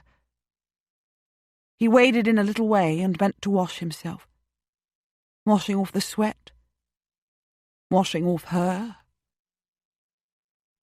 She sat up and set her dress to rights after reaching beneath it and somehow doing up her laces. She drew her cloak about her shoulders and clasped it at the neck. Suddenly she felt a little chilly. They drove back to the house in near silence. The sex had been good. Very good indeed, in fact, and all the more so because he'd been starved of it for too long. But it had been a mistake anyway. A colossal understatement. What was one supposed to do when one had bedded a lady? And when it was quite possible that one had impregnated her? Say thank you and leave her? Say nothing? Apologize? Offer her marriage? He didn't want to marry her. Marriage was not about beddings, not exclusively about them anyway. And the parts of marriage that were not the beddings were every bit as important as those that were. A marriage with Gwendolen was impossible. And to be fair, that applied to both of them. He wondered if she expected an offer, and if she would accept were he to make one. His guess was that the answer to both was a resounding no, which made it safe to offer, he supposed, and somehow set himself in the right and appease his conscience. Daft thought. He took the option of saying nothing. "How's your ankle?" he asked. Idiot. Brilliant conversationalist. "It's coming along slowly but surely," she said. "I shall be careful not to do anything as reckless again." If she had been more careful a few days ago, she would have climbed safely past his hiding place, unaware that he was there, and he wouldn't have spared her a thought since. Her life would be different. His would be. And if his father had not died, he thought in some exasperation, he would still be alive. "Your brother will send a carriage for you soon?" he asked. It struck him suddenly that he could have offered to take her to Newbury Abbey himself and save her a few days at Pindarris. No. Bad idea. "If he doesn't delay in sending it," she said, "and I'm sure he won't, then it may arrive the day after tomorrow, or certainly the day after that." "You will be happy to be able to recuperate at home with your family about you," he said. "Oh," she said, "I will." They were talking like a pair of polite strangers who didn't have a whole brain between the two of them. "You'll go to London after Easter?" he asked. "For the season?" "I expect so," she said. "My ankle will be healed by then. And you? Will you go to London too?" "I will," he said. "It's where I grew up, you know. My father's house is there. My house, now. My sister is there." "And you will want to look for a wife there," she said. "Yes." Good Lord. Had they really been intimate with each other on the beach in the cove less than an hour ago? He cleared his throat. "Gwendolen," he began. "Please," she said, cutting him off. "Don't say anything. Let us just accept it for what it was. It was pleasant. Oh, what a ridiculous word to choose. It was far more than pleasant. But it's not anything to be commented upon, or apologised for, or justified, or anything else. It just was. I'm not sorry, and I hope you're not. Let us leave it at that." "What if you're with child?" he asked her. She turned her head sharply and looked at him, clearly startled. He kept his eyes on the lane before them, looking steadily between the ears of the horse that trotted along ahead of the gig. Surely she'd thought of that. She had the most to lose, after all. "I'm not," she said. "I can't have children." "According to a quack," he said. "I'm not with child," she said, sounding stubborn and a little upset. He looked at her briefly. "If you are," he said, "you must write to me immediately." He told her where he lived in London. She didn't answer, but merely continued to stare. George and Rafe and Flavian must have been for a long ride. They were only just stepping out of the stable block as the gig approached. They all turned to watch it come. "We've been to the cove," Hugo said as he drew the horse to a stop. "It's always at its most picturesque at high tide." "The fresh air has been lovely," Lady Muir said. "It's sheltered and really quite warm down on that little beach." Good Lord. Even to his own ears they sounded like a pair of co-conspirators, being so over-hearty in their enthusiastic simulation of innocence that they proclaimed themselves as guilty as hell. "I imagine," Rafe said, "that drawing-room conversations today are loud with predictions of the dire suffering we are surely facing as punishment for today's glorious weather." "No doubt," Flavian said. "It will snow tomorrow, with a strong north wind, and we will never again be so foolish as to think of enjoying such an unusually lovely day." They all laughed. "You don't have your crutches with you, Lady Muir?" George asked. "Crutches are not much use on cliff paths and pebbles and sand," Hugo said. "I'll drive her up to the doors and carry her inside." "Off you go, then," George said, giving Hugo a penetrating look. He had not been fooled, at least, and it would be nothing short of a miracle if Flavian had, or Rafe, for that matter. "I dare say Imogen has seen us all arrive and has ordered the tea-tray brought up." Hugo proceeded on his way to the house, a silent Lady Muir beside him. Chapter 10. The sun was shining just as brightly the following day, though Gwen could see, when she stood at the morning-room window before Vera arrived, that the tree branches were swaying today. It must be windy. And it was a little cooler, too, the Duke of Stanbrook had said, after an early morning ride. When Vera arrived, she reported darkly that all her friends agreed with her that they would suffer for this weather by having no summer at all. "Mark my words," she said. "It's just not natural to have all our good weather this early in the year. I'm quite determined not to enjoy it. I will merely become low in spirits when the rain starts, as it inevitably will, bringing the cold with it. And it's not in my nature to feel low, as you very well know, Gwen. I've come to cheer you up. There was no one to greet me when I arrived 5 minutes ago except the butler. I'm not one to complain, but I do think it's discourteous of His Grace to neglect the sister-in-law of Sir Roger Parkinson so blatantly. But what is one to expect? Perhaps the carriage returned with you sooner than he anticipated," Gwen said.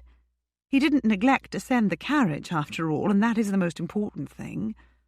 It would have been a long walk for you. And here comes the tray with coffee and biscuits for 2. I do thank you for coming, Vera. It's very good of you."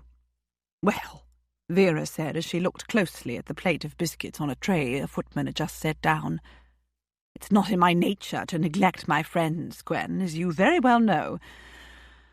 I see we're not important enough to be offered the raisin biscuits we had yesterday. It's just plain oatmeal for us today." "But how tedious it would be," Gwen said, "to be given the same foods day after day. You will be so good as to pour, Vera?" A little over 3 hours later, Vera was on her way home, despite a suggestion that Gwen must be giving in too readily to low spirits if she still needed an afternoon rest as a consequence of her little accident. Gwen, of course, did not need to sleep. She'd slept too much last night, or at least she'd lain on her bed for too long. She had taken the coward's way out and sent down her excuses when the usual footman had arrived in her room to carry her down to the drawing-room at dinner-time. Her outing had left her fatigued, she'd claimed, and she begged His Grace to excuse her for the rest of the evening. She had slept.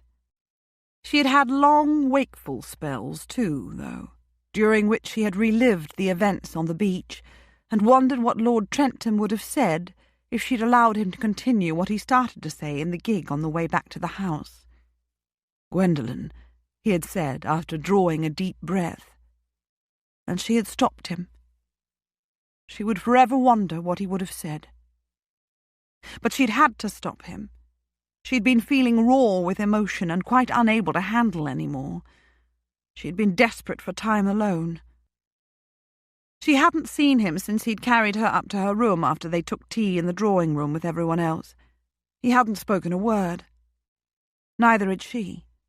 He had merely set her down on the bed, stood back and looked at her with those intense dark eyes of his, inclined his head stiffly, and left the room, closing the door quietly behind him. She opened her book, but it was hopeless to try to read, she realized after a few minutes, during which time her eyes had passed over the same sentence at least a dozen times without once grasping its meaning. The swelling seemed to have completely disappeared about her ankle today, and most of the pain had gone with it. But when Dr. Jones had called earlier, while Vera was here, he had bound her ankle again and advised her to continue to keep her weight off the foot, and to have patience. It was very hard to be patient. The carriage from Newbury might possibly arrive tomorrow. More probably it would come the day after tomorrow. It was an endless wait, whichever it turned out to be. She wanted to be gone now. She gave up all pretence of reading and set the book face down across her waist. She laid her head back against a cushion and closed her eyes. If only she could take a brisk walk outside. If she had not fallen in love with him, she thought, she didn't know what words would describe the state of her heart. This was more than just lust, or the memory of what they'd done together down in that cove. It was certainly more than simple attraction, and far more than just liking. Oh, She was in love. How foolish! For she was no green girl. She was no hopeless romantic. It was a love that could bring nothing but heartbreak if she tried to cling to it or pursue it. She probably couldn't pursue it anyway. It took two. She would be leaving here soon. Although both she and Lord Trentham would be in London later in the spring, it was unlikely their paths would cross. They moved in different circles. She wouldn't settle for an affair. She doubted he would, and they were both agreed that marriage was out of the question. Oh, why could Neville's carriage not arrive today? And then, even as she was thinking it, there was a light tap on the morning-room door, and it opened quietly. Gwen looked fearfully and hopefully over her shoulder and saw the Duke of Stanbrook standing there. She was not disappointed, she told herself as she smiled at him. "Ah, you are awake," he said, pushing the door wider. "I brought you a visitor, Lady Muir. Not Mrs. Parkinson this time." He stepped to one side, and another gentleman strode past him into the room. Gwen sat bolt upright on the sofa. "Neville!" she cried. "Gwen!" Her eyes did not deceive her. It really was her brother, his face all anxious concern as he hurried across the room toward her and bent over her to catch her up in a great bear hug. "What have you been doing to yourself while my back was turned?" he asked her. "It was a silly accident," she said, hugging him tightly in return. "But it was my bad leg that I twisted, Nev, and I still can't put any weight on my foot. I feel terribly foolish and really something of a fraud, for it's only a sprained ankle, yet it has caused no end of trouble to numerous other people. But what a wonderful surprise this is. I didn't expect the carriage until tomorrow at the earliest, and I certainly didn't expect you to come with it. Oh, poor Lily and the children having to do without you for several days, all because of me. I will not be very popular with them, I dare say. But oh dear, it feels like a year instead of less than a month since I was at home." He perched on the edge of the sofa and squeezed her hands in his. He looked very dearly familiar. "It was Lily who suggested I come," he said. "Indeed, she insisted upon it. And there's no worse tyrant than Lily when she has an idea stuck in her head. Apparently Devon and Cornwall are overrun with vicious highwaymen, all of whom will relieve you of your jewels and your blood, not necessarily in that order, if I'm not with you as you travel, and all of whom will certainly turn tail and run for cover if I am." He grinned at her. "Dearest Lily," she said. "But why are you not at Mrs. Parkinson's?" he asked. "That is a long story," she said, grimacing. "But Neville, the Duke of Stanbrook has been extremely kind and hospitable. So have his house guests." "It has been our pleasure," the Duke said, as Neville looked up at him. "My housekeeper will have a room made up for you, Kilbourne, while you and Lady Muir join me in the drawing-room for an early tea. Lady Muir has crutches." Neville held up a staying hand. "I appreciate the offer of hospitality, Stanbrook," he said, "but it's still quite early in the afternoon, and the weather is perfect for travel. If Gwen feels up to travelling with her foot elevated on the carriage seat, then we'll leave as soon as her bags have been packed and brought down. Unless it will cause unnecessary inconvenience, that is." "It will be as you wish," the Duke said, inclining his head to Neville and looking inquiringly at Gwen. "I shall be ready to leave as soon as I've changed into travel clothes," Gwen assured them both. Where was Lord Trentham? She was asking the same silent question less than an hour later after she'd changed and been brought back downstairs. The footman set her down in the hall, where Lady Berkeley waited with her crutches. The Duke of Stanbrook and his other guests were all gathered there too, talking with Neville. Gwen shook them all warmly by the hand and bade them farewell. But where was Lord Trentham? It was as if Lady Berkeley had heard her thought. "Hugo came walking along the headland with Vincent and me after luncheon," she said, "but when we turned back he went down onto the beach. He often spends hours down there before he returns." All her fellow guests turned their eyes upon Gwen. "I will not see him again, then," she said. "I'm sorry about that. I would have liked to thank him in person for all he's done for me. Perhaps you would say my goodbyes and express my thanks for me, Lady Berkeley." She was not going to see him again. Perhaps ever. Panic threatened. But Gwen smiled politely about her and turned to the door. Before Lady Berkeley could reply, Lord Trentham himself appeared in the doorway, breathing heavily and looking large and flushed and fierce-eyed. He glanced around at them all, and then his eyes focused upon her. "You're leaving?" he asked. Relief flooded through her, and she wished he had stayed away a little longer. The old contradictions. "My brother has come for me," she said. "The Earl of Kilbourne. Neville, this is Lord Trentham, who found me when I hurt myself and carried me all the way here." The two men looked at each other, taking each other's measure in that age-old male way. "Lord Trentham," Neville said. "Gwen mentioned your name in her letter. It sounded familiar then, and now that I see you, I understand why. You were Captain Eames. You led the Forlorn Hope on balogh. I am honoured, and in your debt. You have been extraordinarily kind to my sister." He offered his right hand, and Lord Trentham took it. Gwen turned determinedly to the Duke of Stanbrook. "You have been kindness and courtesy itself," she said. "Words are not adequate to express my gratitude." "Our club is to lose its honorary member," he said, smiling in his austere way. "We will miss you, Lady Muir. Perhaps I will see you in town later in the year. I plan to be there for a short while." And then all the goodbyes were said, and there was nothing left to do but leave. It was something for which she'd longed just an hour or so ago. Now her heart was heavy, and she dared not look where she yearned with all her heart to look. Neville took a step closer to her, clearly intending to carry her out to the carriage, and she turned to hand her crutches to a footman who stood nearby. But Lord Trentham moved faster than her brother and scooped her up into his own arms without a "by your leave." "I carried you in here, ma'am," he said, "and I will carry you out of here."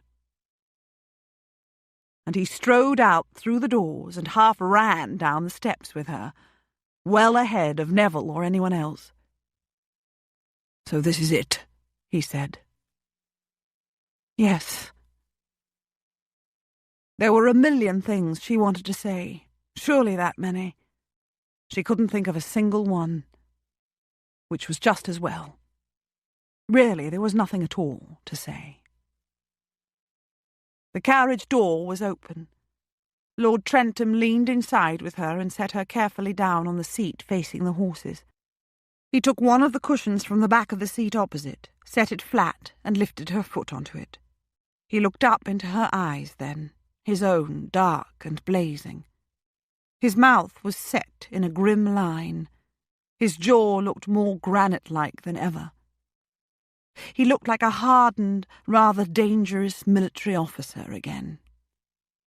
"Have a pleasant journey," he said, before withdrawing his head from the carriage and straightening up beside it. "Thank you," she said. She smiled. He did not. At this time yesterday they were making love on the beach. He naked, she as good as. Neville climbed into the carriage and took the seat beside her. The door was slammed shut, and they were on their way. Gwen leaned forward and sideways to wave through the window. They were all out there, the Duke and his guests, including Lord Trentham, who stood a little apart from the others, his face fiercely expressionless, his hands clasped behind his back. "I wonder you didn't die of fright, Gwen," Neville said, laughing softly. "I dare say it was Captain Eames's face that breached the walls of balogh. He deserved all the accolades that followed, though. It's generally agreed that there was no other man in the whole army who could have done what he did that day. He must be justly proud of himself. Ah, Hugo. Yes, she said, resting her head back against the cushions and closing her eyes. Neville, I'm so glad you came. I'm so glad. Which did not at all explain why a moment later tears were coursing down her cheeks, and she was hiccuping in a vain attempt to silence her sobs, and Neville was setting an arm about her shoulders and making soothing sounds and producing a large linen handkerchief from a pocket of his coat. "Poor Gwen," he said, "you've been through a nasty ordeal. But I will soon have you back home, where Mamma can fuss over you to her heart's content, and Lily too, I have no doubt. And the older children have both been asking for Aunt Gwen almost from the moment you left, and demanding to know when you will return. They were delighted to see me go when they knew I would be bringing you back with me. The baby, of course, was indifferent to the whole thing. Provided she has Lily close by, she's perfectly content. Wise little creature. Oh, and lest you begin to think otherwise, I will be rather glad to have you back home too." He grinned down at her. Gwen hiccuped once more and gave him a watery smile. "And you will soon have plenty more to keep your mind off your ankle," Neville said. "The family will be descending upon us for Easter. Had you remembered?" "Of course," she said, though in truth it had slipped her mind lately. Lady Phoebe Wyatt, the newest addition to Neville and Lily's family, was to be baptised, and a large number of their relatives were coming to the Abbey to help celebrate the occasion. They included Gwen's two favourite cousins, Lauren and Joseph. Oh, it did feel good to be going back home, back to her own familiar world and the people she loved, the people who loved her. She turned her head to gaze out through the carriage window. "Have a pleasant journey," he had said. What had she expected? A lover's lament? From Lord Trentham? "We'd better stop in the village," she said. "I'd better say goodbye to Vera."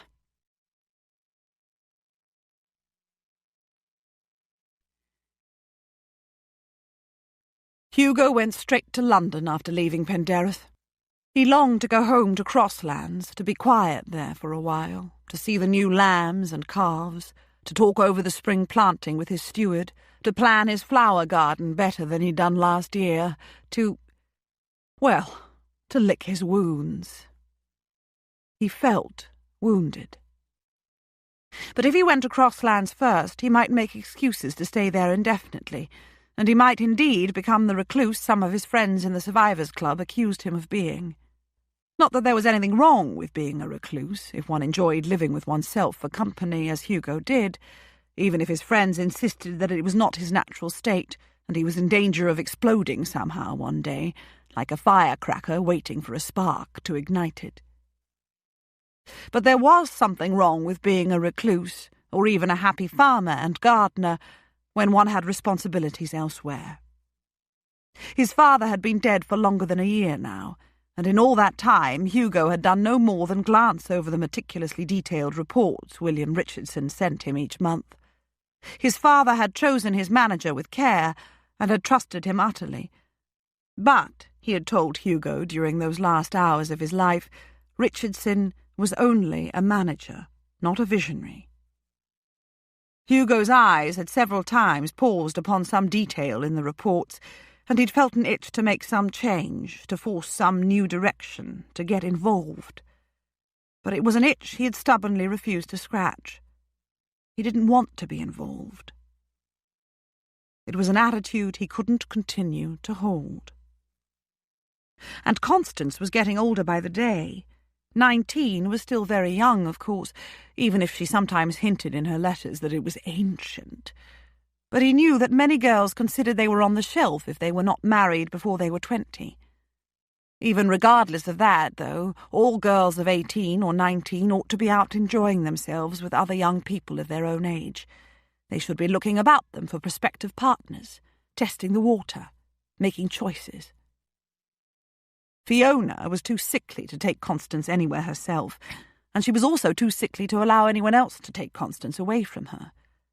How would she manage without her daughter by her side every second of her waking day? There was no one more selfish than his stepmother. Only he could stand up to her. And it was something he must do again, for he was Constance's guardian. He resisted the temptation to go to Crosslands then, and went straight to London instead. The time had come. He steeled his nerve. Constance was more than delighted to see him. She squealed loudly and came dashing across her mother's sitting room when he was announced, and launched herself into his arms. "Hugo!" she cried. "Oh, Hugo, you've come! At last! And without giving us any warning, you wretch! Will you be staying? Oh, do say you will! Hugo! Oh, Hugo!"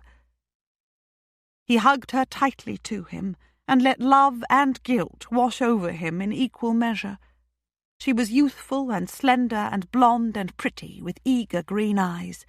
She looked remarkably like her mother, and made him understand why his sober, steady father had done something as uncharacteristic as marry a milliner's assistant, 18 years his junior, after an acquaintance of a mere 2 weeks.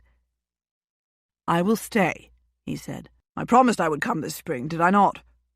You're looking remarkably fine, Connie." He held her at arm's length and looked down at her. There was a sparkle to her eyes and colour in her cheeks, even though it looked as though she needed to get more sunshine on her skin. He would see that that was put to rights. His stepmother seemed equally pleased to see him. Not that he often thought of Fiona as his stepmother. She was only 5 years older than he. He had been a big lad when she had married his father, far bigger than she.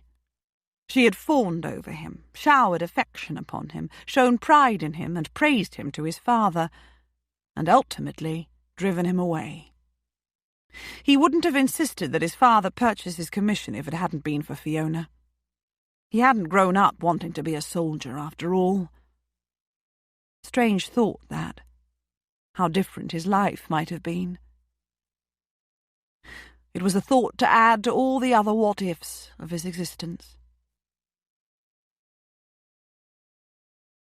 She held out a hand to him now, a handkerchief clutched in it. She was still lovely in a languid, faded sort of way. She was as slender as Constance.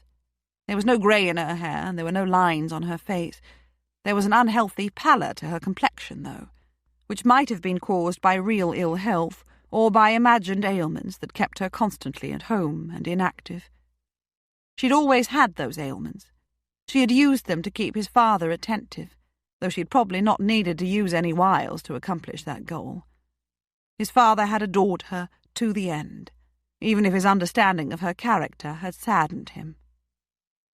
"Hugo," she said, as he bowed over her hand and carried it to his lips. "You've come home. Your father would have been pleased. He intended that you look after me, and Constance too." "Fiona." He released her hand and took a step back. "I trust your needs have been fully met during the past year, even in my absence. If they haven't been, someone will be answering to me." "Such a masterful man," she smiled wanly. "I always liked that about you. I have lacked for company, Hugo. We have lacked for company, have we not, Constance?" "But you're here now," Constance said happily, linking her arm through his. "And you're staying. Oh, will you take me to see our cousins? Or invite them here? And will you take me—" "Constance," her mother said plaintively. Hugo took a seat and set a hand over his sister's soft little one, after drawing her down beside him. He stayed for almost 2 weeks. He didn't invite any of his relatives to his house. Fiona's health would not allow it. He did visit his aunts and uncles and cousins, however, taking Constance with him, despite her mother's protests at being left alone. And he realized something very quickly. Most of his relatives were sociable beings and well-connected in their middle-class world. They were all delighted to see him, and equally happy to see Constance. Some of the younger cousins were in her age group. Any or all of them would be perfectly willing to take Constance about with them. She would make friends in no time. She would probably have a large circle of admirers within days or weeks. She could be married before summer was out. All she really needed was for someone, him, to put his foot down with her mother, so that she was no longer incarcerated at home like an unpaid companion. He wouldn't be compelled to marry. Not for Constance's sake, anyway. And he wasn't eager to rush into marriage for the other reason.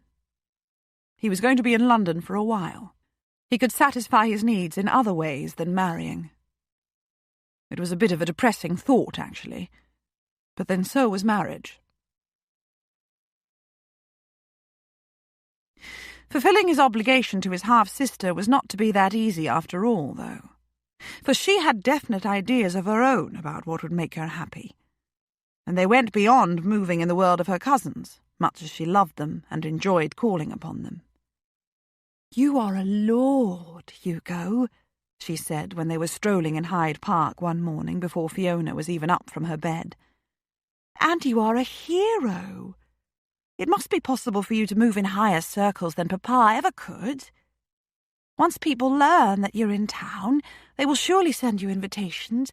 How absolutely marvellous it would be to attend a tom ball at one of the grand mansions in Mayfair, to dance there. Can you imagine it?"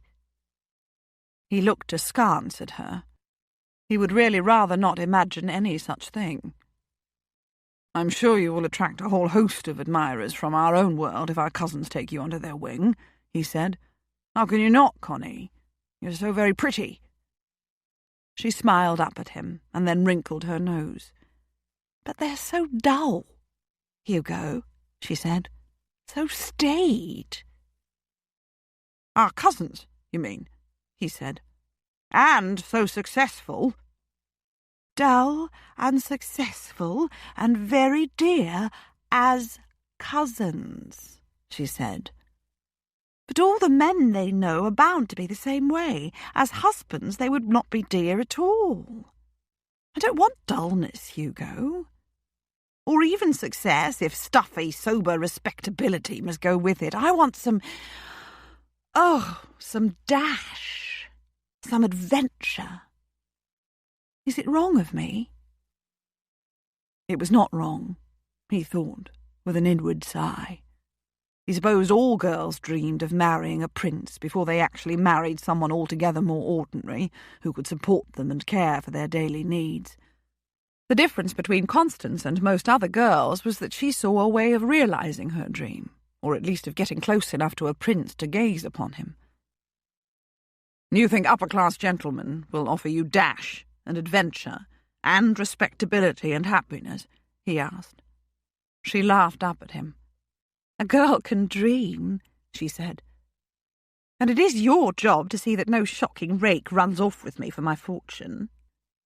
"I would flatten his nose level with the rest of his face if the thought even flitted across his mind," he said. She laughed merrily, and he joined in. "You must know some gentlemen," she said, "even other titled gentlemen. Is it possible to wangle an invitation? Oh, it must be. If you take me to a tom ball, Hugo, I will love you forever and ever. Not that I won't do that anyway. Can you arrange it?" It was time to put his foot down quite firmly. "I dare say it might be possible," he said. She stopped abruptly on the path, squealed with exuberance, and flung both arms about his neck.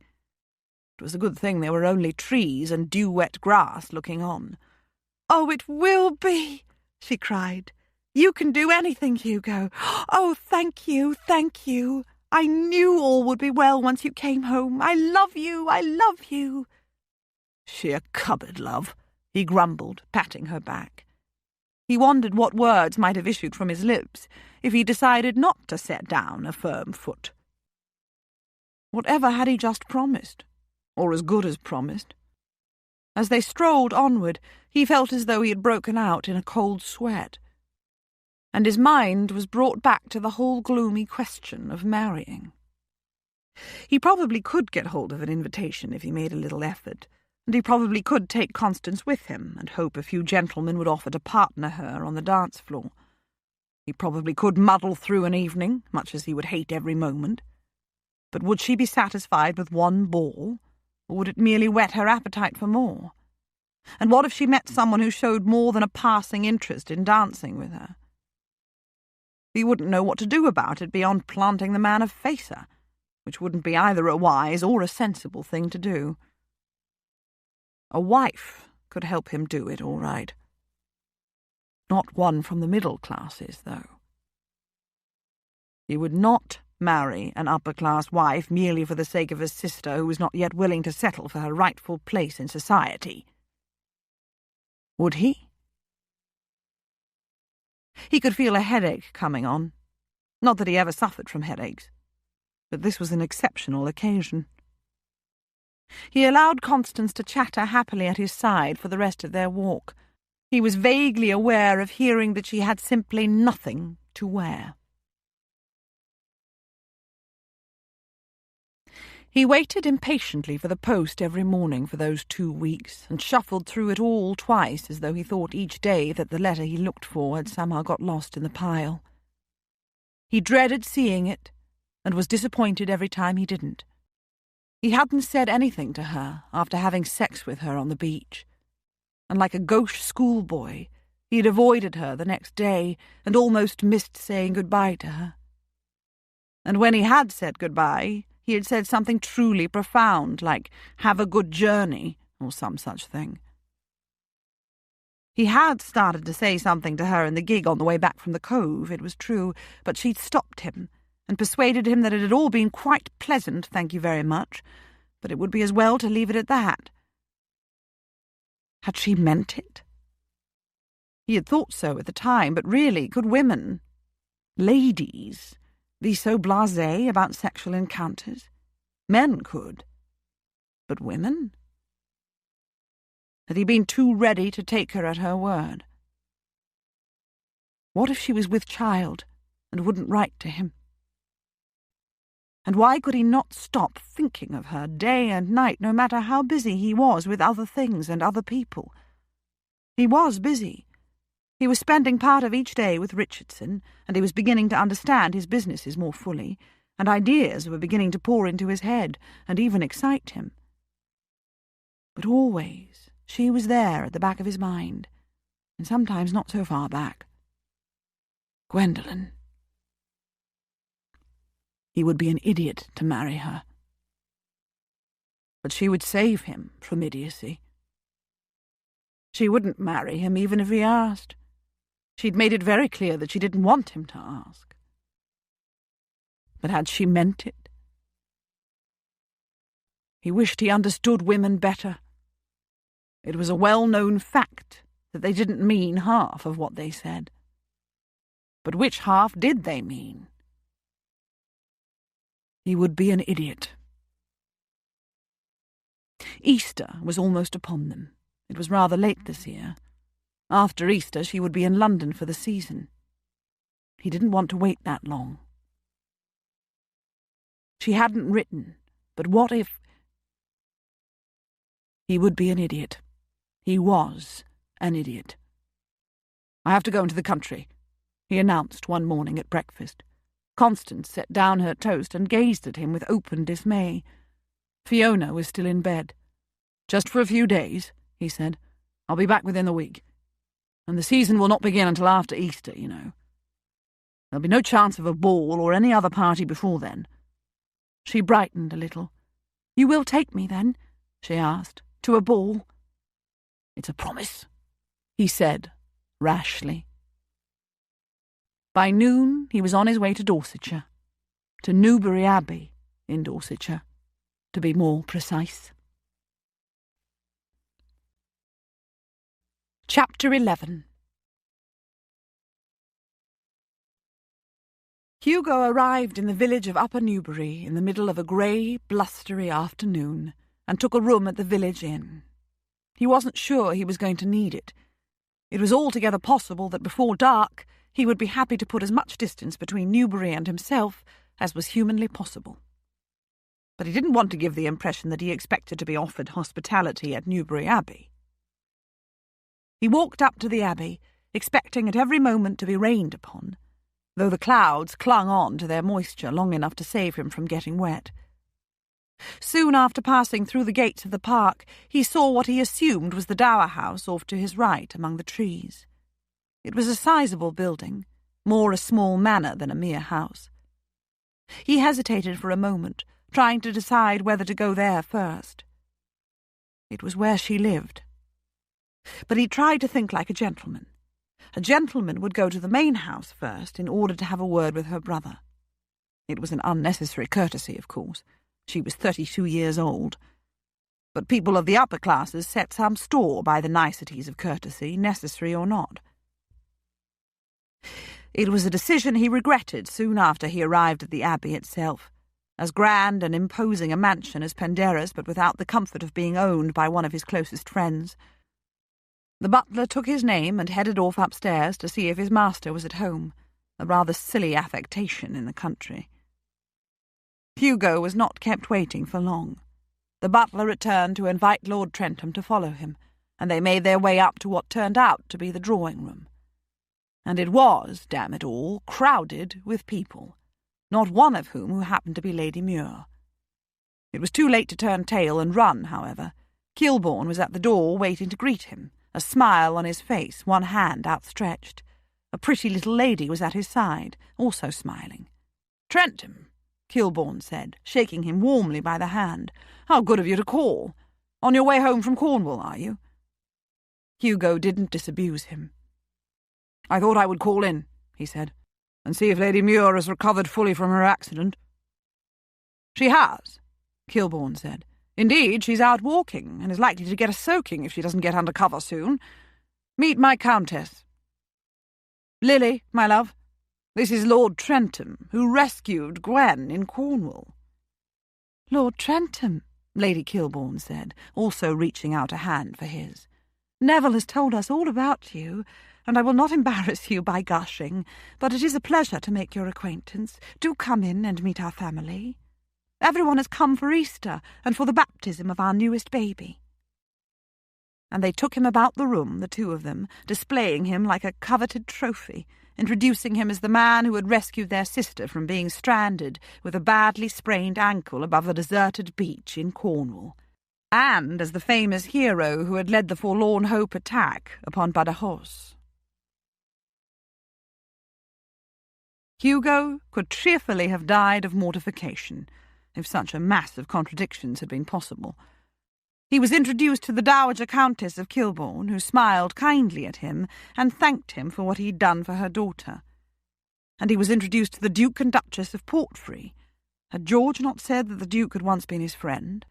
And to the Duke and Duchess of Anbury, their son, the Marquis of Atkinsborough, and his wife, and their daughter, the Countess of Sutton, and her husband, and to Viscount Ravensburg and his wife, and Viscount Stern and his wife, and one or two other persons. Not one of the people gathered there was without a title. They were an amiable enough lot.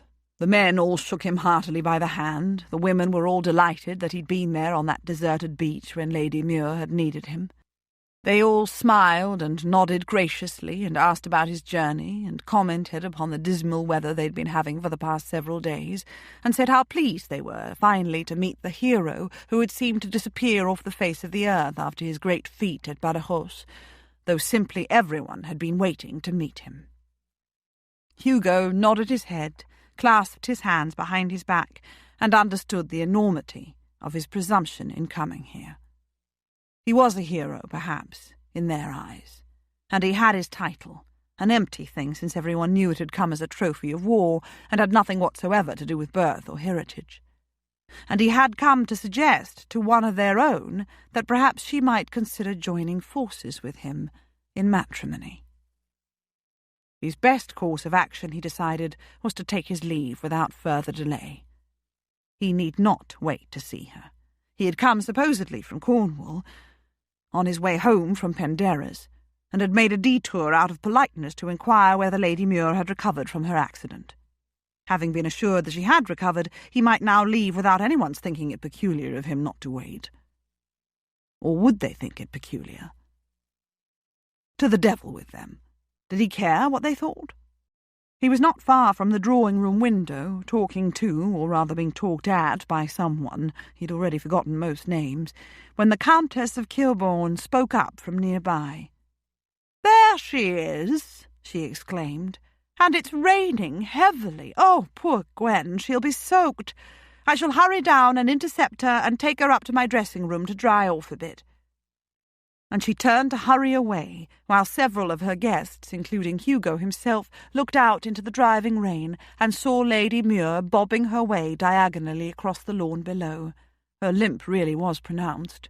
Her pelisse flapping about her in the wind and looking as though it was saturated with water, a large umbrella clutched in both hands and tipped sideways to shield as much of her person as was possible. Hugo inhaled slowly. Kilbourne was at his shoulder, laughing softly. "Poor Gwen," he said. "If this is not an inconvenient time," Hugo said quietly, "I would have a private word with you, Kilbourne." With which words, he thought, he had just burned a few bridges.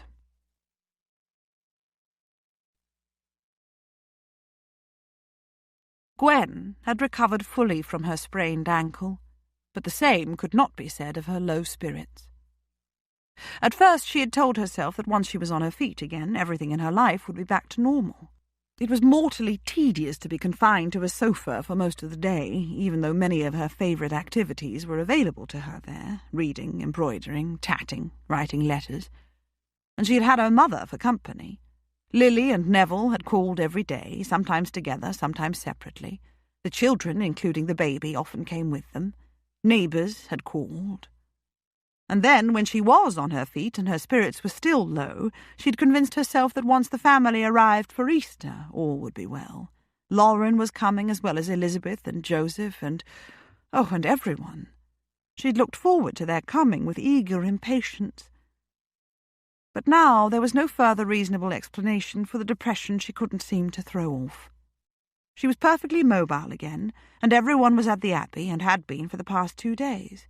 Even though the weather was dreary and they were all beginning to ask one another if they could remember what the sun looked like, there was plenty of company and activity indoors. Gwen had discovered with some dismay that she couldn't enjoy that company as much as she always had. Everyone was part of a couple, except her mother, of course, and her. And how self-pitying that sounded. She was single by choice. No woman who was widowed at the age of 25 could be expected to remain a widow for the rest of her life, and she had had numerous chances to remarry. She had told no one about Hugo. Not her mother, not Lily, and not Lauren. She had written a long letter to Lauren the day she discovered that she was not with child. She had told her cousin everything, including the fact that she'd fallen in love, and could not yet persuade herself to fall out again, though she would, and including the sordid fact that she had lain with him, and had only now discovered that there were to be no disastrous consequences. But she had torn up the letter and written another. She would tell Lauren when she saw her in person, she decided. There was not long to wait. But now she had seen Lauren, and she had still said nothing, even though Lauren knew there was something to tell and had asked her about it, and tried a few times to get her alone so that they could have one of their long heart-to-heart chats. They'd always been each other's best friend and confidant. Gwen had resisted each time, and Lauren was looking concerned. Gwen was walking alone this afternoon instead of accompanying her mother to the Abbey for the rest of the day. She would follow later, she had said. Despite the heavy clouds and the blustery wind and the promise of rain at any moment, almost any of her cousins at the Abbey would have come walking with her if she'd asked. They could have come out in a merry group. Lauren would be hurt that she'd chosen solitude. Joseph would frown slightly and look a little puzzled, rather the way Lily and Neville and her mother had been looking at her lately, in fact. It was so unlike her not always to be gregarious, cheerful, even sunny-natured. She had tried to be at least cheerful since coming back home. She'd even thought she'd succeeded, but obviously she hadn't. She had cried the day she knew she was not with child. What an absurd reaction. She ought to have been over the moon with relief. She had been relieved, just not in an over-the-moon kind of way. Apart from anything else, it had been a further reminder that she couldn't conceive. Sometimes, often, in fact, she tried to picture the child she had lost as he or she would have been now at the age of almost 8. Foolish imaginings. The child did not exist, and such imaginings merely left her wretched with grief and guilt. When was she going to shake herself free of this massive, all-encompassing ennui? She was thoroughly irritated with herself. If she wasn't careful, she was going to develop into a whiner, and would attract only fellow whiners as friends. She was walking along the secluded woodland path that ran parallel to the perimeter of the park and parallel to the cliffs a short distance away until it reached the steep descent to the grassy valley below and the stone bridge over to the sandy beach beyond. She'd always liked this path. She could walk straight onto it from the dower house, and it was overhung with the branches of low trees which hid the cliffs and the sea. It was quiet and rural. It was not quite muddy today. It was not quite perfect for walking either, and it might yet turn muddy if it rained again, when it rained again. Perhaps her mood would lift once they all moved to London after Easter, and all the myriad entertainments of the season began. Hugo would be in London too, looking for a wife of his own sort.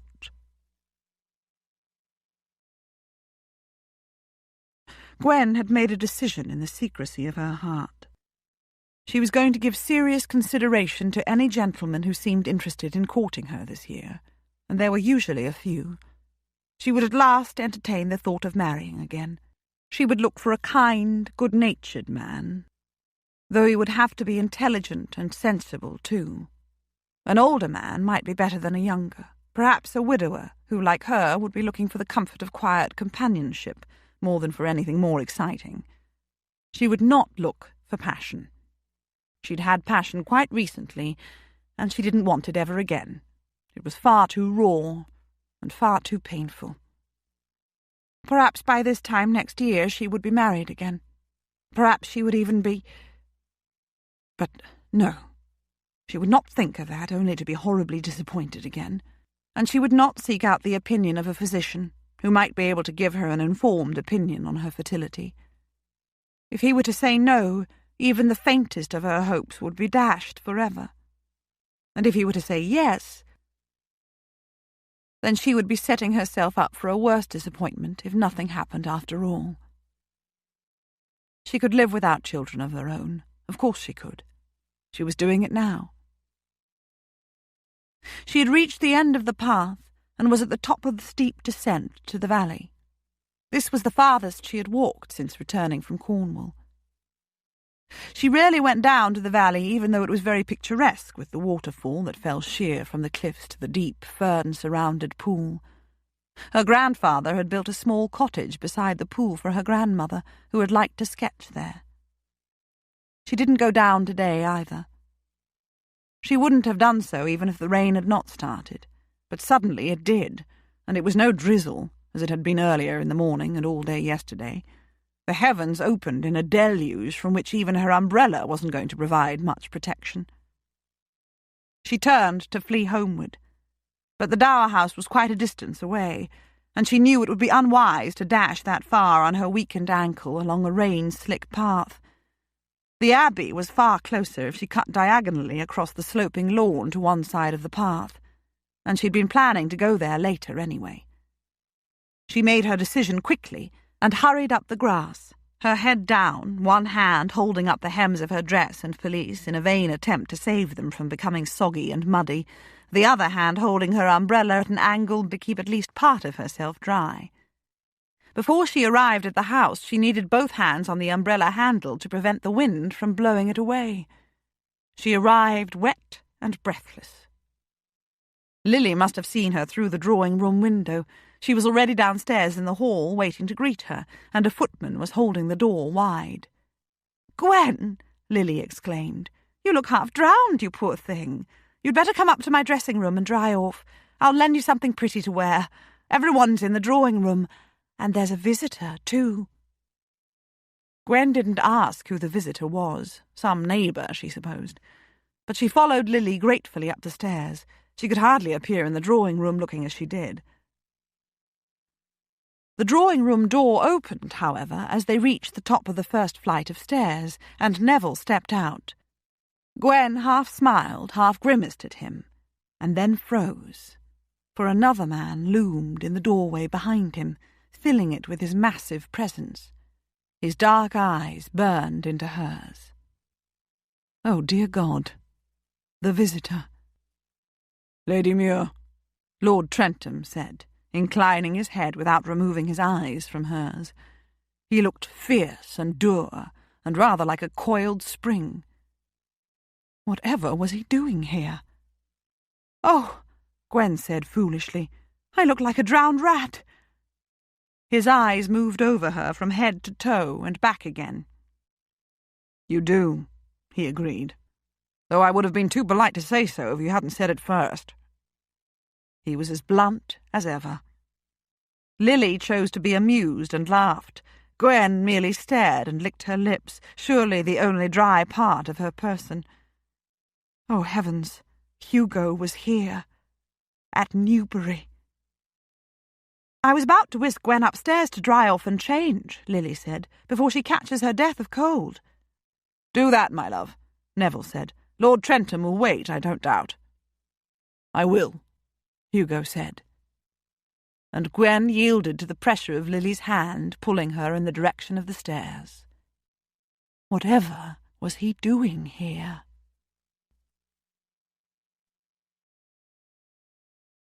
Gwen donned a pale blue wool dress of Lily's that was a little too long for her, but otherwise fit well enough. Her hair was damp and curled more than it usually did, but it was not quite unmanageable. She was feeling breathless and dazed as she prepared to go back down to the drawing-room. Lily knew why Lord Trentham was here. He was on his way home from Cornwall, and since Newbury Abbey was not far out of his way, he had called to see that Gwen had fully recovered from her mishap. "It's very obliging of him," Lily said as she took Gwen's soaked garments and set them in a heap close to her dressing-room door. "And it's such an honour to meet him. Everyone is happy to see him at last. And he doesn't disappoint, does he? He's so large and severe. He looks like a hero." Poor Hugo, Gwen thought. How he must be hating every moment. And he wouldn't have had any idea, poor thing, that large numbers of her family were here, all of them aristocrats, none of them from his world. Why had he really come? Surely he had not been at Penderys all this time. But there was no point in speculation. She would find out. "And I dare say," Lily said as they were leaving the room, "he's made the detour because he's a little sweet on you, Gwen. It wouldn't be at all surprising, would it? And it wouldn't be surprising if you were sweet on him. He is severe, but he's also... what's the word? Gorgeous? Yes, he's gorgeous. Oh, goodness, Lily," Gwen said as they made their way down the stairs. "You do allow your imagination to run away with you at times." Lily laughed. "It's a pity," she said, "that your mind is set quite irrevocably against remarrying. Or is it?" Gwen didn't reply. Her stomach had tied itself in knots. A sudden quiet descended upon the drawing-room when they entered it. Neville was over by the window, frowning. Everyone else was present, except Hugo. Lily noticed his absence too. "Oh, has Lord Trentham left?" she asked. "But we were as quick as we could be. Poor Gwen was soaked through to the skin." He had left? After coming all this way to inquire about her ankle? "He's in the library," Neville said. "I just left him there. He wants a private word with Gwen." The hush seemed to intensify. "It really is quite extraordinary," their mother said, breaking it. "Lord Trentham is not at all the sort of man whose attentions you would ever dream of encouraging, Gwen. But he's come to offer for you, nevertheless." "I consider it quite unpardonably presumptuous of him, Gwen," Wilma, Countess of Sutton, said, "Even if he did do you a considerable service when you were in Cornwall, I dare say the title and the accolades that followed upon his undoubtedly heroic act have gone to his head and given him ideas above his station." Wilma had never been Gwen's favourite cousin. Sometimes it was hard to believe that she could possibly be Joseph's sister. "I didn't feel I had the right to speak for you. I'm sorry, Gwen," Neville said. "You are 32 years old. I don't believe the offer is quite as impertinent as Wilma suggests, though. Trentham does have the title, after all, and he has the wealth to go with it, and he certainly is a great hero, perhaps the greatest of the recent wars. He could probably be the darling of polite society if he so chose, as our reaction to meeting him here a while ago would attest. It is perhaps to his credit that he's never sought fame or adulation, and that he looked a little uncomfortable with them this afternoon. But his coming here to offer you marriage is a little embarrassing for you. I'm sorry I couldn't merely send him away. I did, however, warn him that you've worn the willow for Muir quite constantly for 7 years and are unlikely to give him the answer for which he hopes." "It's as well you didn't try to speak for Gwen, Neville," Joseph, Marquis of Attingsborough, said, grinning at Gwen. "Women don't like that, you know. I have it on Claudia's authority that they are quite capable of speaking up for themselves." Claudia was his wife. "That's all very well, Joseph," Wilma said, "when it is a gentleman to whom she is to address herself." "Oh, come now, Wilma," Lauren said. "Lord Trentham seemed a perfect gentleman to me." "Poor Lord Trentham will be sending down roots into the library carpet," Lily said, "or else wearing a path threadbare across it. We'd better let Gwen go and speak to him herself. Go, Gwen." "I shall do so," Gwen said. "You mustn't concern yourself, though, Mamma, or you, Nev, or any of you. I will not be marrying a blunt soldier of the lower classes, even if he is a hero." She was surprised to hear some bitterness in her voice. No one replied, even though Elizabeth, Duchess of Portray, her aunt, was smiling at her, and Claudia was nodding briskly in her direction. Her mother was gazing down at the hands in her lap. Neville was looking slightly reproachful. Lily was looking troubled. Lauren had an arrested expression on her face. Gwen left the room and made her way down the stairs, holding up her skirt carefully so that she wouldn't trip over the hem. She'd still not fully tested her reaction to finding Hugo here. She knew now why he had come. But why? The fact that they could never marry each other had always been something upon which they were both agreed. Why had he changed his mind? She would, of course, say no. Being in love with a man was one thing, even making love with him. Marrying him was another thing entirely. Marriage was about far more than just loving and making love. She nodded to the footman who was waiting to open the library door for her. Chapter 12. With every mile of his journey to Newbury Abbey, Hugo had asked himself what he thought he was doing. With every mile he had tried to persuade himself to turn back before he made a complete ass of himself. But what if she was with child? He had kept on going.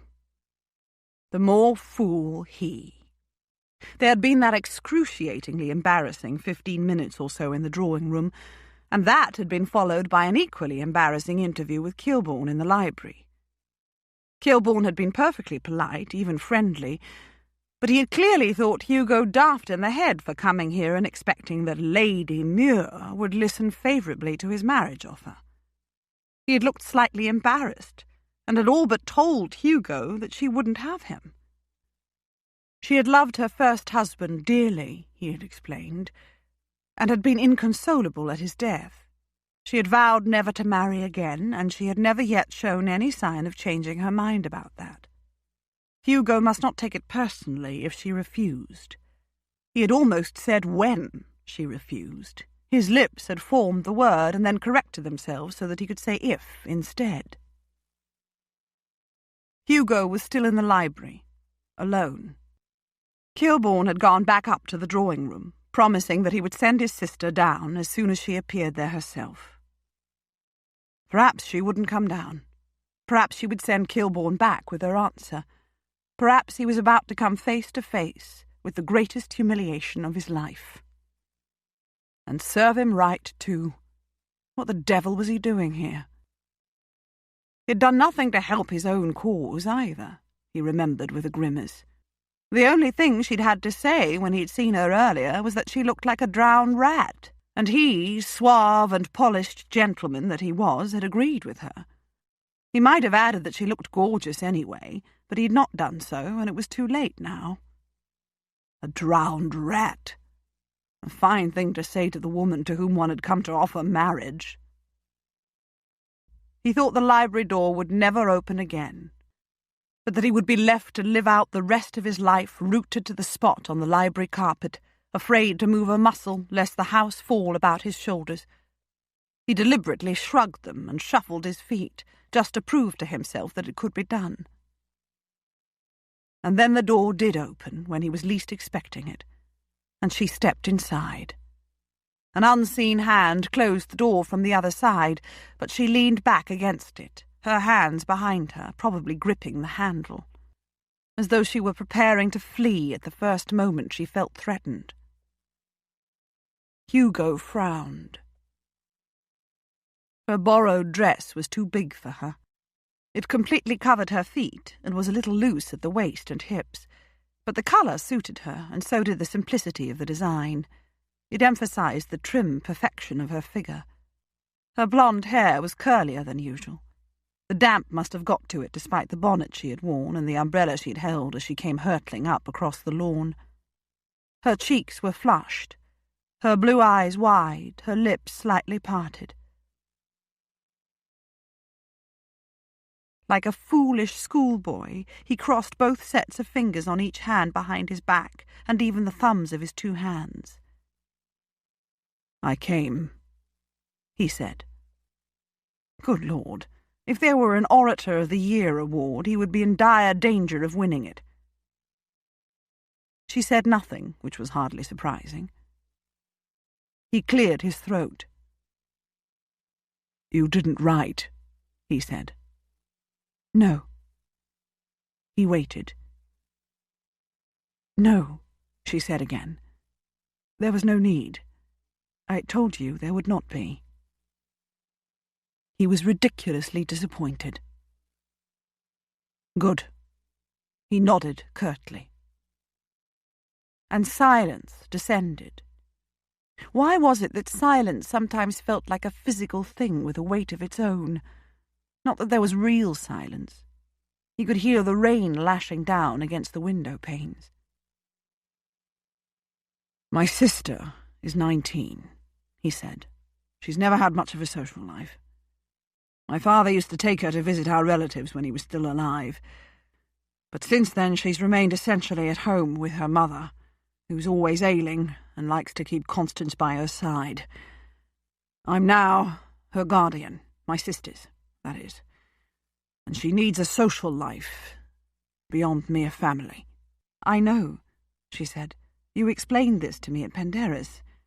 It's one of your reasons for wanting to marry a woman of your own kind. A practical, capable woman, I believe you said." "But Constance, isn't content to meet her own kind," he said. "If she were, all would be well.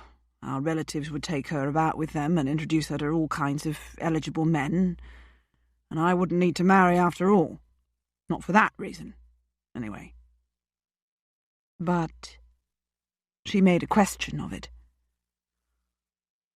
"She has her heart set upon attending at least one ton ball," he said. "She believes my title will make it possible. I've promised to her that I will make it happen." "You are Lord Trentham," she said, "and the hero of Badajoz. Of course you can make it happen. You have connections." "All of them men." He grimaced slightly. "What if one ball is not enough? What if she's invited elsewhere after that first? What if she acquires a beau?" "It's altogether possible that she will," she said. "Your father was very wealthy, you told me. Is she pretty?" "Yes," he said.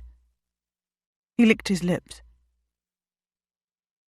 "I need a wife. A woman who's accustomed to the life of the beau monde. A lady." There was a short silence again, and Hugo wished he'd rehearsed what he would say. He had the feeling that he had gone about this all wrong, but it was too late now to start again. He could only plough onward. "Lady Muir," he said, clutching his crossed fingers almost to the point of pain. "Will you marry me?" Ploughing onward, when one had not scouted out the territory ahead, could be disastrous. He knew that from experience. He knew it now again. All the words he had spoken seemed laid out before him as though printed on a page, and he could see with painful clarity how wrong they were. And even without that imagined page, there was her face. It looked as it had that very first day when she had hurt her leg. Coldly haughty. "Thank you, Lord Trentham," she said. "But I beg to decline." Well, there. That was it. She would have refused him no matter how he had worded his proposal, but he really had not needed to make such a mull of it. He stared at her, unconsciously hardening his jaw and deepening his frown. "Of course," he said. "I expected no different." She gazed at him, that haughty look gradually softening into one of puzzlement. "Did you really expect me to marry you merely because your sister wishes to attend a ton ball?" she asked. "No," he said. "Why did you come then?" she asked. "Because I was hoping you were with child," he thought. But that was not strictly true. He hadn't been hoping. "Because I've not been able to get you out of my mind." Pride prevented him from saying any such thing. "Because we had good sex together." No. It was true, but it was not the reason he was here. Not the only reason, anyway. Why was he here, then? It alarmed him that he didn't know the answer to his own question. "There is no other reason than that, is there?" she asked softly, after a lengthy silence. He had uncrossed his fingers and dropped his arms to his sides. He flexed his fingers now to rid them of the pins and needles. "I had sex with you," he said. "And there were no consequences," she said. "You didn't force me. I freely consented, and it was very pleasant.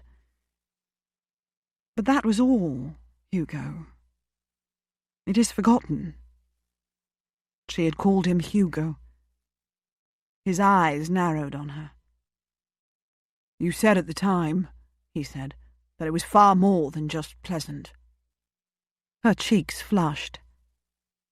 "I can't remember," she said. "You're probably right." She couldn't possibly have forgotten. He wasn't conceited about his own prowess, but she had been a widow and celibate for 7 years. She would not have forgotten even if his performance had been miserable. It didn't matter, though, did it? She wouldn't marry him even if he grovelled on the floor at her feet, weeping and reciting bad poetry. She was Lady Muir, and he was an upstart. She had had a bad experience with her first marriage and would be very wary about undertaking another. He was a man with issues. She was well aware of that. He was large and clumsy and ugly. Well, perhaps that was a bit of an exaggeration, but not much. He bowed abruptly to her. "I thank you, ma'am," he said, "for granting me a hearing. I won't keep you any longer." She turned to leave, but she paused with her hand on the knob of the door. "Lord Trentham," she said without turning around, "was your sister your only reason for coming here?" It would be best not to answer. or to answer with a lie. It would be best to end this farce as soon as possible so that he could get back out into the fresh air and begin licking his wounds again. So, of course, he spoke the truth. "No," he said. Gwen had been feeling angry and so sad that she hardly knew how to draw one breath to follow another. She had felt insulted and grieved. She had longed to make her escape from the library and the house, to dash through the rain to the dower house in her overlong dress and on her weak ankle. But even the dower house wouldn't have been far enough. Even the ends of the world wouldn't have been. He had looked like a stern, dour military officer when she came into the library, like a cold, hard stranger who was here against his will. It had been almost impossible to believe that on one glorious afternoon he had also been her lover. Impossible with her body and her rational mind, anyway. Her emotions were a different matter. And then he had announced that he had come, as if she must have been expecting him, longing for him, pining for him, as though he were conferring a great favour on her. And then, well, he hadn't even made any attempt to hide the motive behind his coming to offer her marriage. It was so that she would use her influence to introduce his precious sister to the ton, and find a man of gentle birth to marry her. He must have been hoping that she was with child so that his task would have been made easier. She stood with her hand on the door after he had dismissed her. He had dismissed her from Neville's library. She was that close to freedom, and to what she knew would be a foolish and terrible heartbreak, for she could no longer like him, and her memories of him would be forever sullied. And then it occurred to her. He could not possibly have come here with the intention of telling her that his sister needed an invitation to a ton ball, and that therefore she must marry him. It was just too absurd. It was altogether possible that he would look back upon this scene and the words he had spoken and cringe. She guessed that if he had rehearsed what he would say, the whole speech had fled from his mind as soon as she stepped into the room. It was altogether possible that his stiff military bearing and hard-set jaw and scowl were hiding embarrassment and insecurity. It had, she supposed, taken some courage to come here to Newbury. She could be entirely wrong, of course. "Lord Trentham," she asked the door panel in front of her face, "was your sister your only reason for coming here?" She thought he wasn't going to answer. She closed her eyes, and her right hand began to turn the knob of the door. The rain pelted against the library window with a particularly vicious burst. "No," he said. And she relaxed her hold on the doorknob, opened her eyes, drew a slow breath, and turned. He looked the same as before. If anything, his scowl was even more fierce. He looked dangerous, but she knew he wasn't. He was not a dangerous man, though there must be hundreds of men, both living and dead, who would disagree with her if they could. "I had sex with you," he said. He'd said that before, and then they had got distracted by a discussion of whether she found it pleasant or more than pleasant. "And that means you ought to marry me?" she said. "Yes." He gazed steadily at her. "Is this your middle-class morality speaking?" she asked him.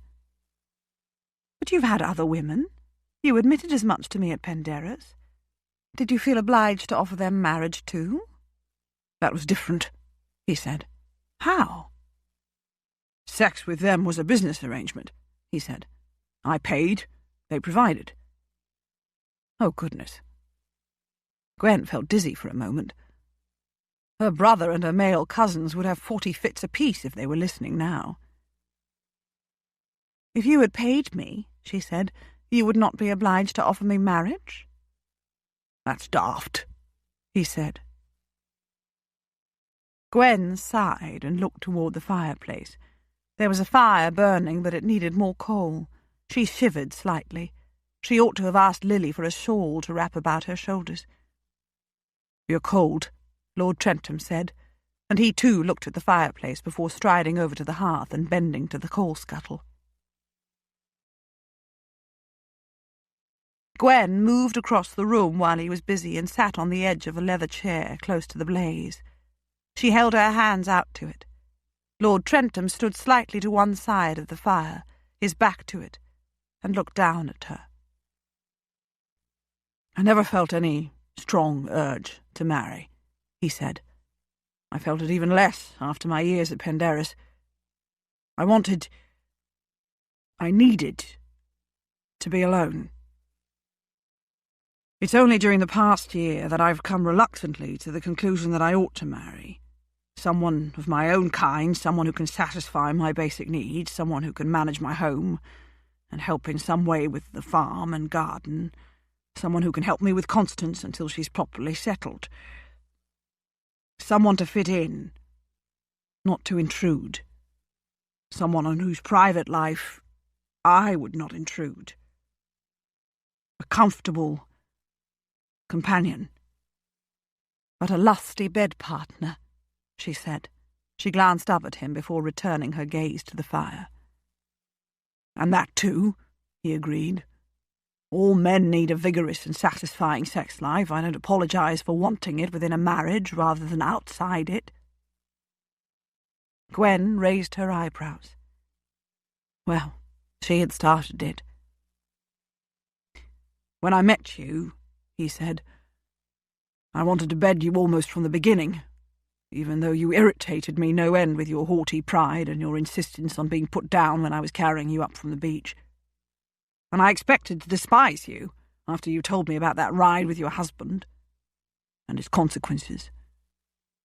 But we all do things in our lives that are against our better judgment, and that we regret bitterly forever after. We all suffer. I wanted you, and I had you down in that cove. But there was never any question of marriage. We were both agreed upon that. I could never fit in with your life, and you could never fit in with mine." "But you changed your mind," she said. "You came here." "I somehow expected," he said, "that you were with child. Or if I didn't exactly expect it, I did at least shape my mind in that direction so that I would be prepared. And when I didn't hear from you, I thought that perhaps you would withhold the truth from me and bear a bastard child I would never know anything about. It gnawed at me. I wouldn't have come even then, though. If you were so much against marrying me that you would even hide a bastard child from me, then coming here and asking wasn't going to make any difference. And then Constance told me about her dreams. Youthful dreams are precious things. They ought not to be dashed as foolish and unrealistic just because they are young dreams. Innocence ought not to be destroyed from any callous conviction that a realistic sort of cynicism is better." "Is that what happened to you?" She didn't ask the question aloud. "A wife from the middle classes wouldn't be able to help me," he said. "But I would." He hesitated. "Yes," he said. "This is not your only reason for wishing to marry me, though?" she asked. He hesitated again. "No," he said. "I had sex with you. I put you in danger of conceiving out of wedlock. There is no one else I want to marry, not at present anyway. There would be passion in our marriage bed, on both our parts." "And it doesn't matter that we would be incompatible in every other way?" she said. Again the hesitation. "I thought we might give it a try," he said. She looked up again and met his gaze. "Oh, Hugo," she said. One gives painting a try when one has never held a brush in one's hand before, or climbing a steep cliff face when one is afraid of heights, or eating an unfamiliar food when one doesn't really like the look of it. If one likes it, whatever it is, one can keep going. If one does not, one can stop and try something else. One cannot try marriage. Once one is in, there's no way out. You would know, he said. You've tried it already. I'll take my leave then, ma'am. I hope you won't take a chill from your soaking, and from standing in here in a dress designed for summer rather than early spring. He bowed stiffly. He was calling her ma'am. She was calling him Hugo. And one tries courtship, she said, and looked down again. She closed her eyes. This was foolish, more than foolish, but perhaps he would continue on his way out of her life. He didn't. He straightened up and stayed where he was. There was a silence in which Gwen could hear that there had been no abatement in the force of the rain. Courtship, he said. I could indeed help your sister, she said, opening her eyes and examining the backs of her hands as they lay in her lap. If she is pretty and has genteel manners, as I dare say she does, and is wealthy, then she will take well enough with the ton, even if not with the very highest echelon. She would take well, that is, if I were to sponsor her. You would be willing to do that? He asked her, when you've not even met her? I would have to meet her first, of course, she said. Silence descended once more. I dare say that if we like each other, I will sponsor her, she said, looking at him again. But it will quickly become known who Miss Eames is, who her brother is. You will probably be surprised to find yourself quite famous, Lord Trentham. Not many military officers, especially those who are not born into the upper classes, are rewarded for military service with titles. And when people learn who Miss Eames is, and who you are, and who is sponsoring her, it won't be long before word will spread of our meeting in Cornwall earlier this year. Tongues will wag, even if there is nothing for them to wag about. I would not have you the subject of gossip, he said. Oh, not gossip, Lord Trentham, she said. Speculation. The ton loves nothing more during the season than to play matchmaker, or at least to speculate upon who's paying court to whom, and what the outcome is likely to be. Word will soon have it that you are courting me. And that I'm a presumptuous devil, he said, who ought to be strung up from the nearest tree by his thumbs. She smiled. There will, of course, be those who are outraged, she said, at you for your presumption, at me for encouraging it. And there will be those who are charmed by the romance of it all. There will be wagers made. Both his jaw and his eyes hardened. If you really wish to marry me, she said, you may court me through the coming season, Lord Trentham. There will be ample opportunity. Provided, of course, your sister pleases me and I please her. You will marry me, then? He asked, frowning. Very probably not, she said. But a marriage proposal is made after courtship, not before. Court me, then, and persuade me to change my mind if you don't change yours first. How the devil, he asked her, am I to do that? I don't know the first thing about courtship. She smiled with the first genuine amusement she had felt for a long while. You're in your 30s, she said. It's time you learned. If he had looked hard-jawed before, he looked positively granite-jawed now. He gazed steadily at her. Then he bowed again. If you would care to inform me after you've arrived in London, he said, I will wait upon you with my sister, ma'am. "I shall look forward to it," she said. And he strode from the room and closed the door behind him. Gwen sat gazing into the fire, her hands clasped very tightly in her lap. Whatever had she done? But she was not sorry, she realized. It would be fun to launch a young girl upon the ton, especially a girl who was not of it. It would brighten the season for her, make it different from all the rather tedious ones that had gone before it. It would rid her of the low spirits that had been dogging her. It would be a challenge. And Hugo would be paying court to her. Perhaps. Oh, this was a colossal mistake. But her heart was thumping with something very like excitement and anticipation. She felt fully alive for the first time in a long, long while. Chapter 13. Lauren joined Gwen in the library 10 minutes later. She closed the door quietly and seated herself on a chair close to Gwen's. "We saw Lord Trentham stride away from the house in the pouring rain," she said. "We waited for you to come back upstairs, but you didn't." "You refused him, Gwen?" "I did, of course," Gwen said, spreading her fingers in her lap. "It's what you all expected, was it not? And wanted." There was a slight pause. "Gwen?" "This is me," Lauren said. Gwen looked up at her. "I'm sorry," she said.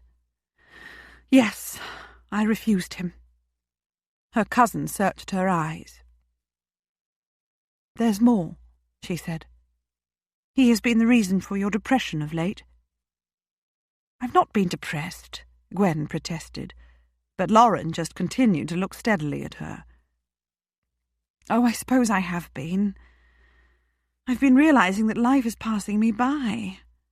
I'm 32 years old and single in a world where it's not comfortable to be single, not for a woman anyway. I've been thinking of looking for a husband in London this year, or at least considering anyone who cares to show an interest in me. Everyone in the family will be delighted, will they not?" "You know we all will," Lauren said. "But how would this decision have made you so low in spirits that you don't even want to talk?" She definitely looked hurt, Gwen thought. She sighed. "I fell in love with Lord Trentham when I was in Cornwall," she said. "There. Is that what you want to hear? I fell in love with him. And I discovered just 10 days or so ago that I wasn't with child by him, and I was hugely relieved and mortally sad. And, oh, Lauren, what am I going to do? I can't seem to get him out of my mind, or my heart." Lauren was gazing at her in silent amazement. "There was a chance," she said, "that you were with child? Gwen?" "Not really," Gwen said. "The physician told me after I miscarried 8 years ago that I would never have children, and it happened only once in Cornwall. But that's not really your question, is it? The answer to your real question is yes. I did lie with him." Lauren leaned forward in her chair and reached out to touch the back of Gwen's hands with her fingertips. She rubbed them back and forth before sitting back again. "Tell me," she said. "Tell everything. Start at the beginning and end here, with your reason for rejecting his marriage offer." "I've invited him to court me during the season," Gwen said, "with no guarantee that I will say yes if he renews his addresses at the end of it. That's not very fair of me, is it?" Lauren sighed and then laughed.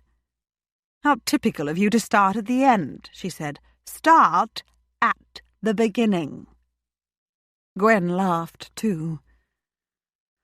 "Oh, Lauren," she said, "how could I have resisted love all these years only to fall for an impossibility at the end of it all? If I could fall in love with Kit, considering my frame of mind when I first saw him, Lauren said, and considering the fact that he was behaving most scandalously, stripped to the waist in the middle of Hyde Park for all the world to see while he fought with two labourers simultaneously, and was using language that shocked me to the core, if I could fall in love with him anyway, Gwen, then why would you not fall in love with Lord Trentham? But it is an impossibility, Gwen said. He has no real patience with the upper classes, even though some of his dearest friends are aristocrats. He thinks us a frivolous, idle lot. He's middle class and proud of it. And why should he not be? There's nothing inherently superior about us, is there? But I'm not sure I could be the wife of a businessman, even a wealthy and successful one. Besides, there is a darkness in his soul, and I don't want to have to live with that again. Again? Lauren repeated softly. Gwen looked down at her hands once more and said nothing. I'm not saying another word, Lauren said, until you start at the beginning and tell me the whole story.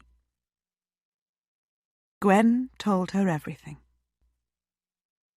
And strangely, they ended up convulsed with laughter over the way he had bungled his marriage proposal earlier by giving the impression that his only reason for asking her was so that his sister might attend a ton ball. I suppose, Lauren said, drying her eyes, you will be taking her to a ball. I will, Gwen said. It's a good thing I'm still firmly in love with Kit, Lauren said. If I weren't, I believe I might be falling a little in love with Lord Trentham myself. We'd better go back upstairs to the drawing room, Gwen said, getting to her feet. I suppose everyone had plenty more to say after I left. Wilma, for example. Well, Lauren said, following her out of the room, you know Wilma. Every family has some cross to bear. They laughed again, and Lauren linked an arm through Gwen's.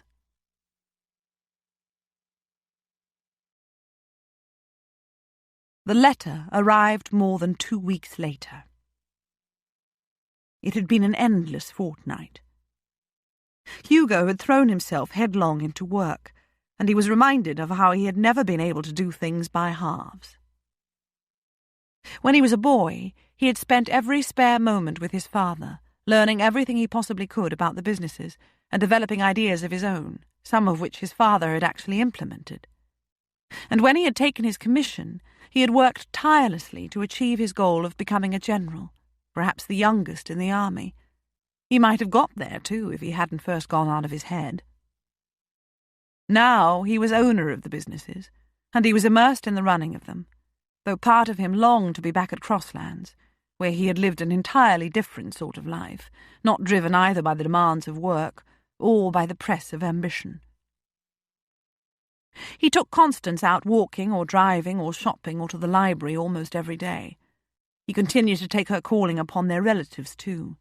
He took her to a party at a cousin's home one evening, and she promptly acquired 2 potential beaux, both of them respectable and personable enough, though Constance on the way home pronounced one to be a prosy bore and the other to be a boastful bore.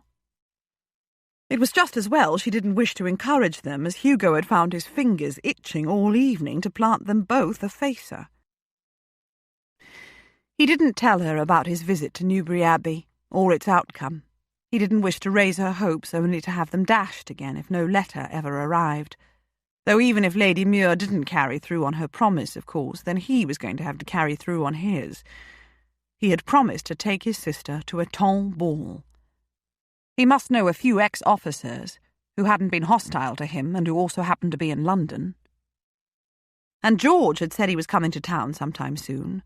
Flavian and Rafe sometimes came during the spring.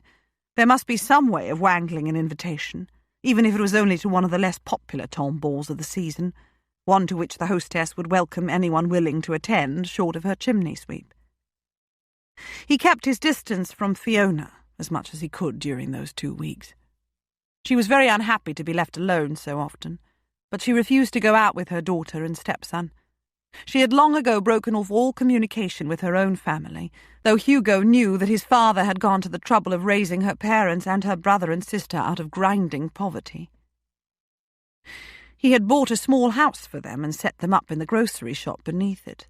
They'd managed the shop well and made a decent living out of it, but Fiona would have nothing to do with them. Neither would she consort with her husband's relatives, who looked down upon her and treated her with contempt, she claimed, though Hugo had never seen any evidence of it. She chose to remain at home now and wallow in her imaginary ailments. Or perhaps some of them were real. It was impossible to know for sure.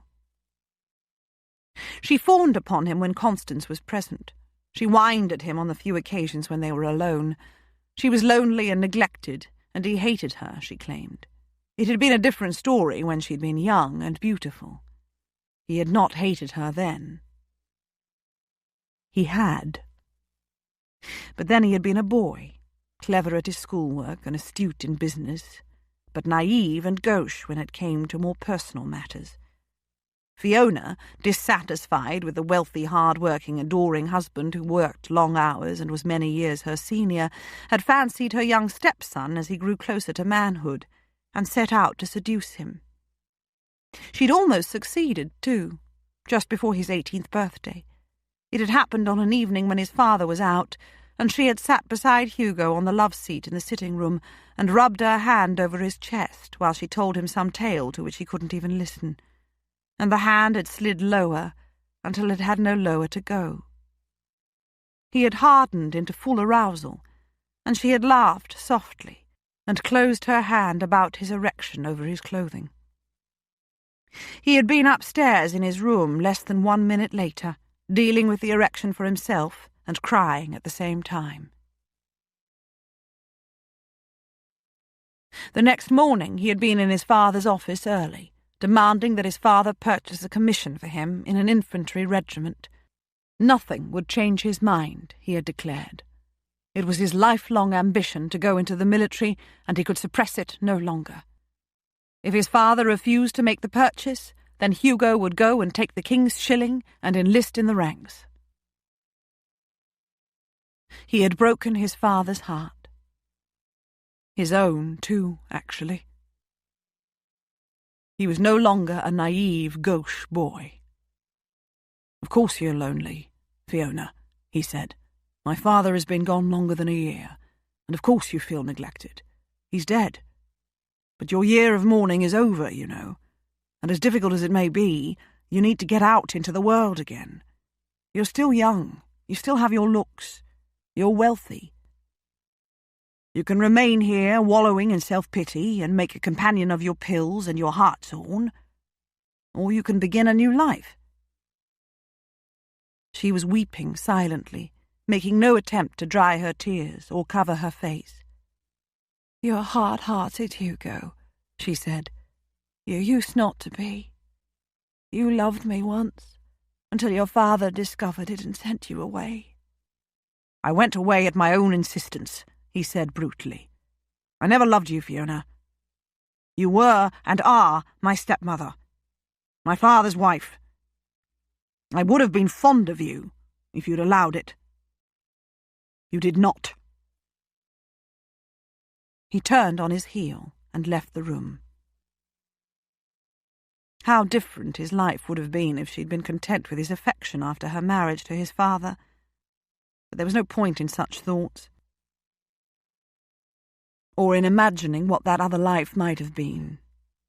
It might have been worse, or better, but it didn't exist. That other life had never been lived.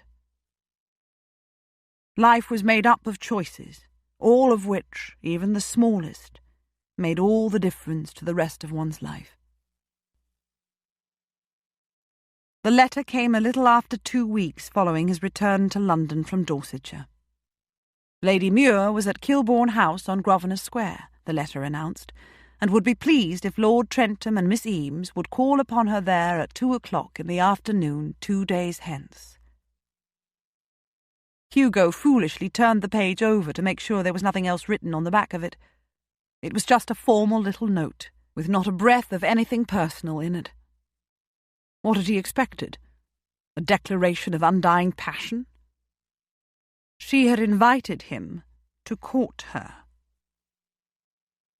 That was a thought that needed some examination. He was to court her, with no guarantee of success. He might try his damnedest all spring and then go down on one knee and offer her a perfect red rose and some flowery proposal of marriage, only to be rejected. Again. Was he willing to expend that much energy only to end up making an ass of himself? Did he really want her to marry him? There was a lot else to marriage and to life than what happened between the sheets, and as she herself had pointed out, one could not give marriage a try. One either married or one didn't. Either way, one lived with the consequences. It would undoubtedly be better to err on the side of caution and not court her at all, or ever again offer her marriage. But when had he ever been a cautious man? When had he ever resisted a challenge merely because he might fail? When had he ever entertained the possibility of failure? He ought not to marry her, even assuming she gave him the chance. And if she helped Constance during the spring and took her to a couple of balls, and if by some miracle his sister met someone with whom she could be happy and secure, then he wouldn't need to marry Gwendolen or anyone else.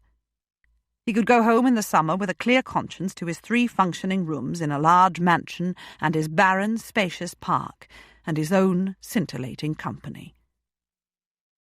Except that he had more or less promised his father that when the time came he would pass the business empire on to a son of his own.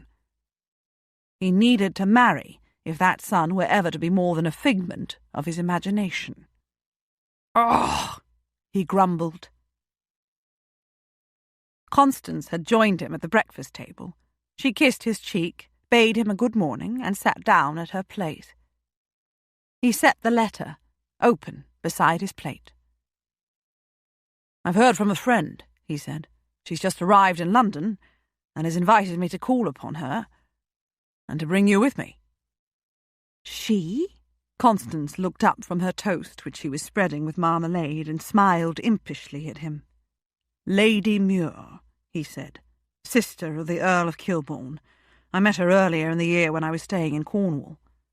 She's at Kilbourne House, on Grosvenor Square." She was gazing at him, saucer-eyed. "Lady Muir," she said. "Grosvenor Square? And she wants me to call there with you?" "That's what she says," he said, picking up the letter and handing it to her. She read it, her toast forgotten, her mouth slightly open, her eyes still wide with amazement. She read it again, and she looked up at him. "Oh, Hugo," she said, her voice almost a whisper. "Oh, Hugo." He guessed that she wanted to go.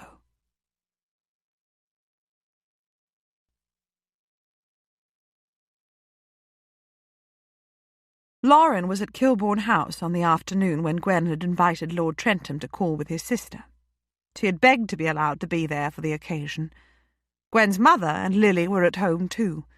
They had wanted Gwen to accompany them on a visit to Elizabeth, Duchess of Portfrey, and she'd felt obliged to admit that she was expecting callers. She could hardly then withhold the names of those visitors. She would much rather have had only Lauren for company. Oh, and perhaps Lily, too. Lily had been absurdly disappointed to hear that Gwen had refused Lord Trentham, and that he'd gone away without another word. She had seen him as a romantic as well as heroic figure, and had hoped that he would be the one to sweep Gwen off her feet. Gwen's mother looked puzzled, and a little troubled when she learned who the visitors were.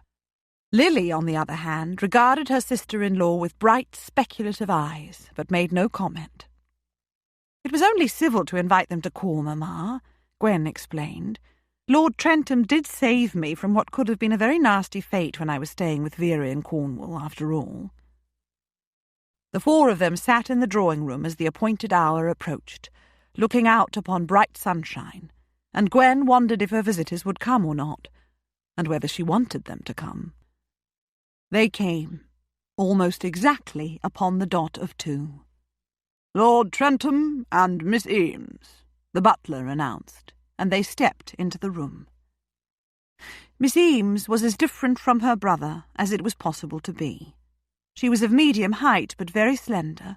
She was blonde and fair-complexioned, and had light blue eyes, which were as wide as saucers now.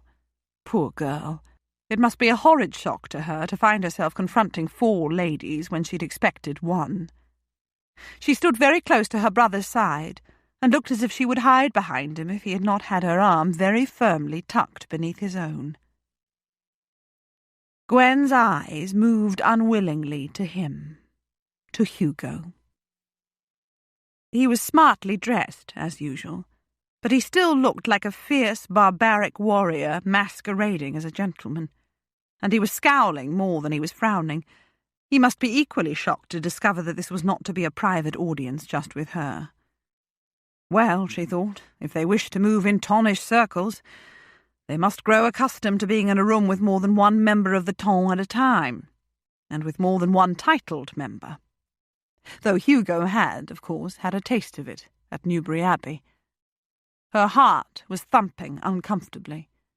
"Miss Eames," she said, getting to her feet and stepping forward, "how delightful of you to come. I am Lady Muir." "My lady?"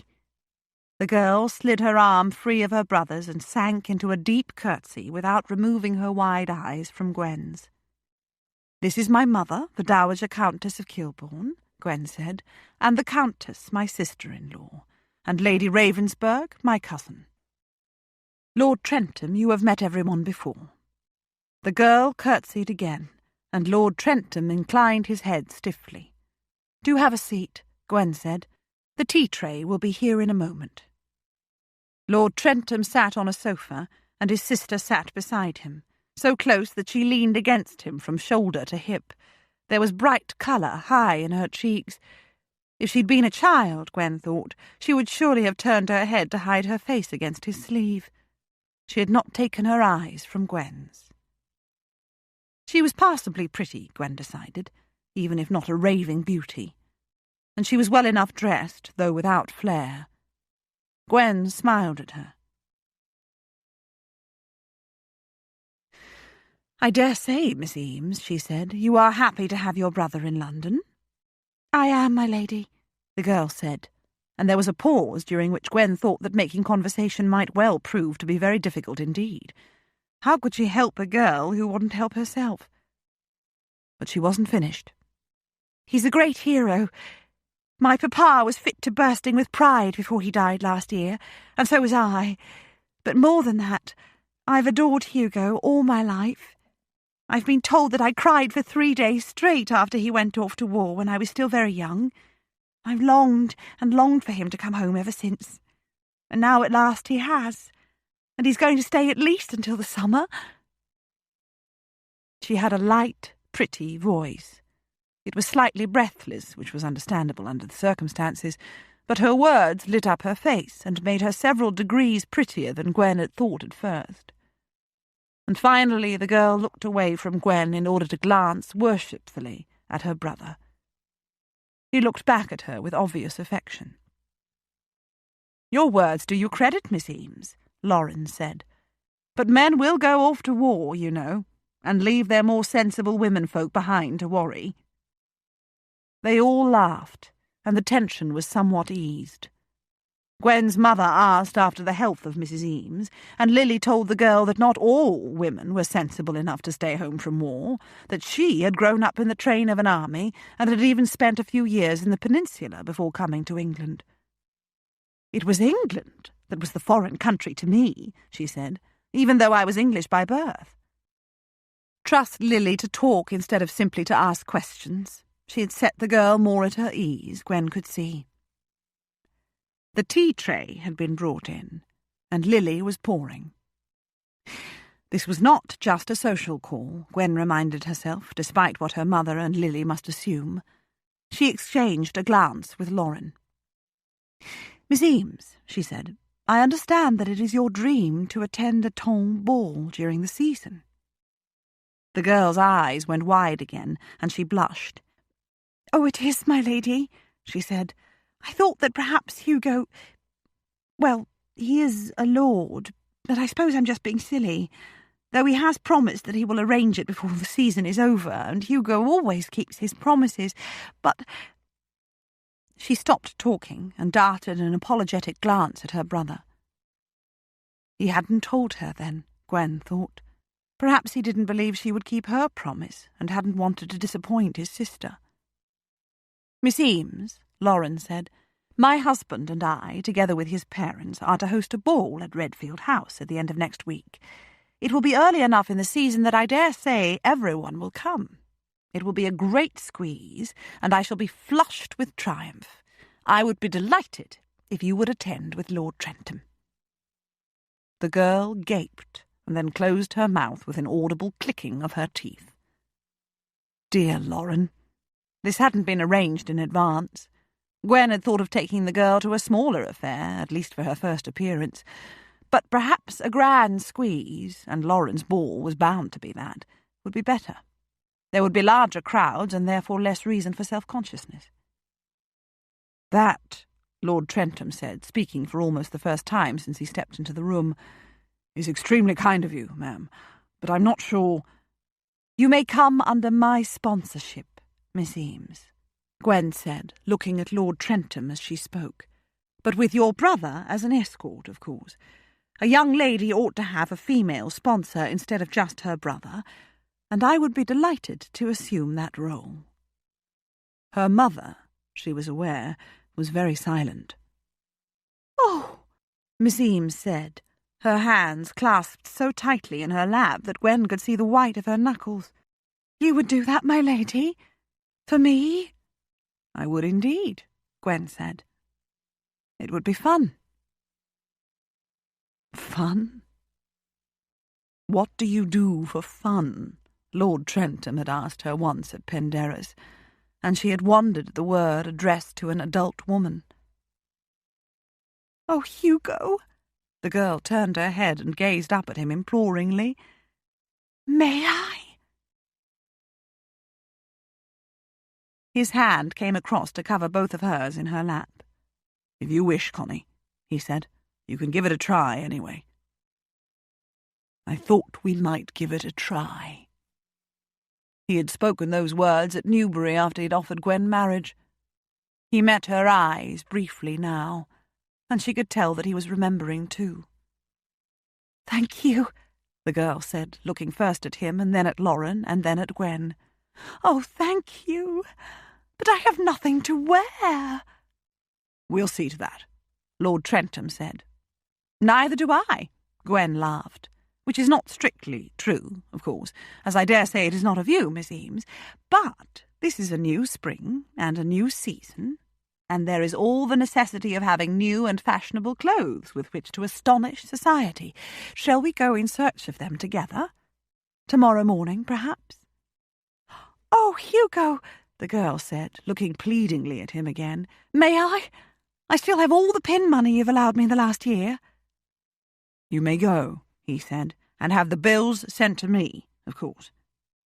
He looked at Gwen. "Carte blanche, Lady Muir. Constance must have everything she will need for the ball."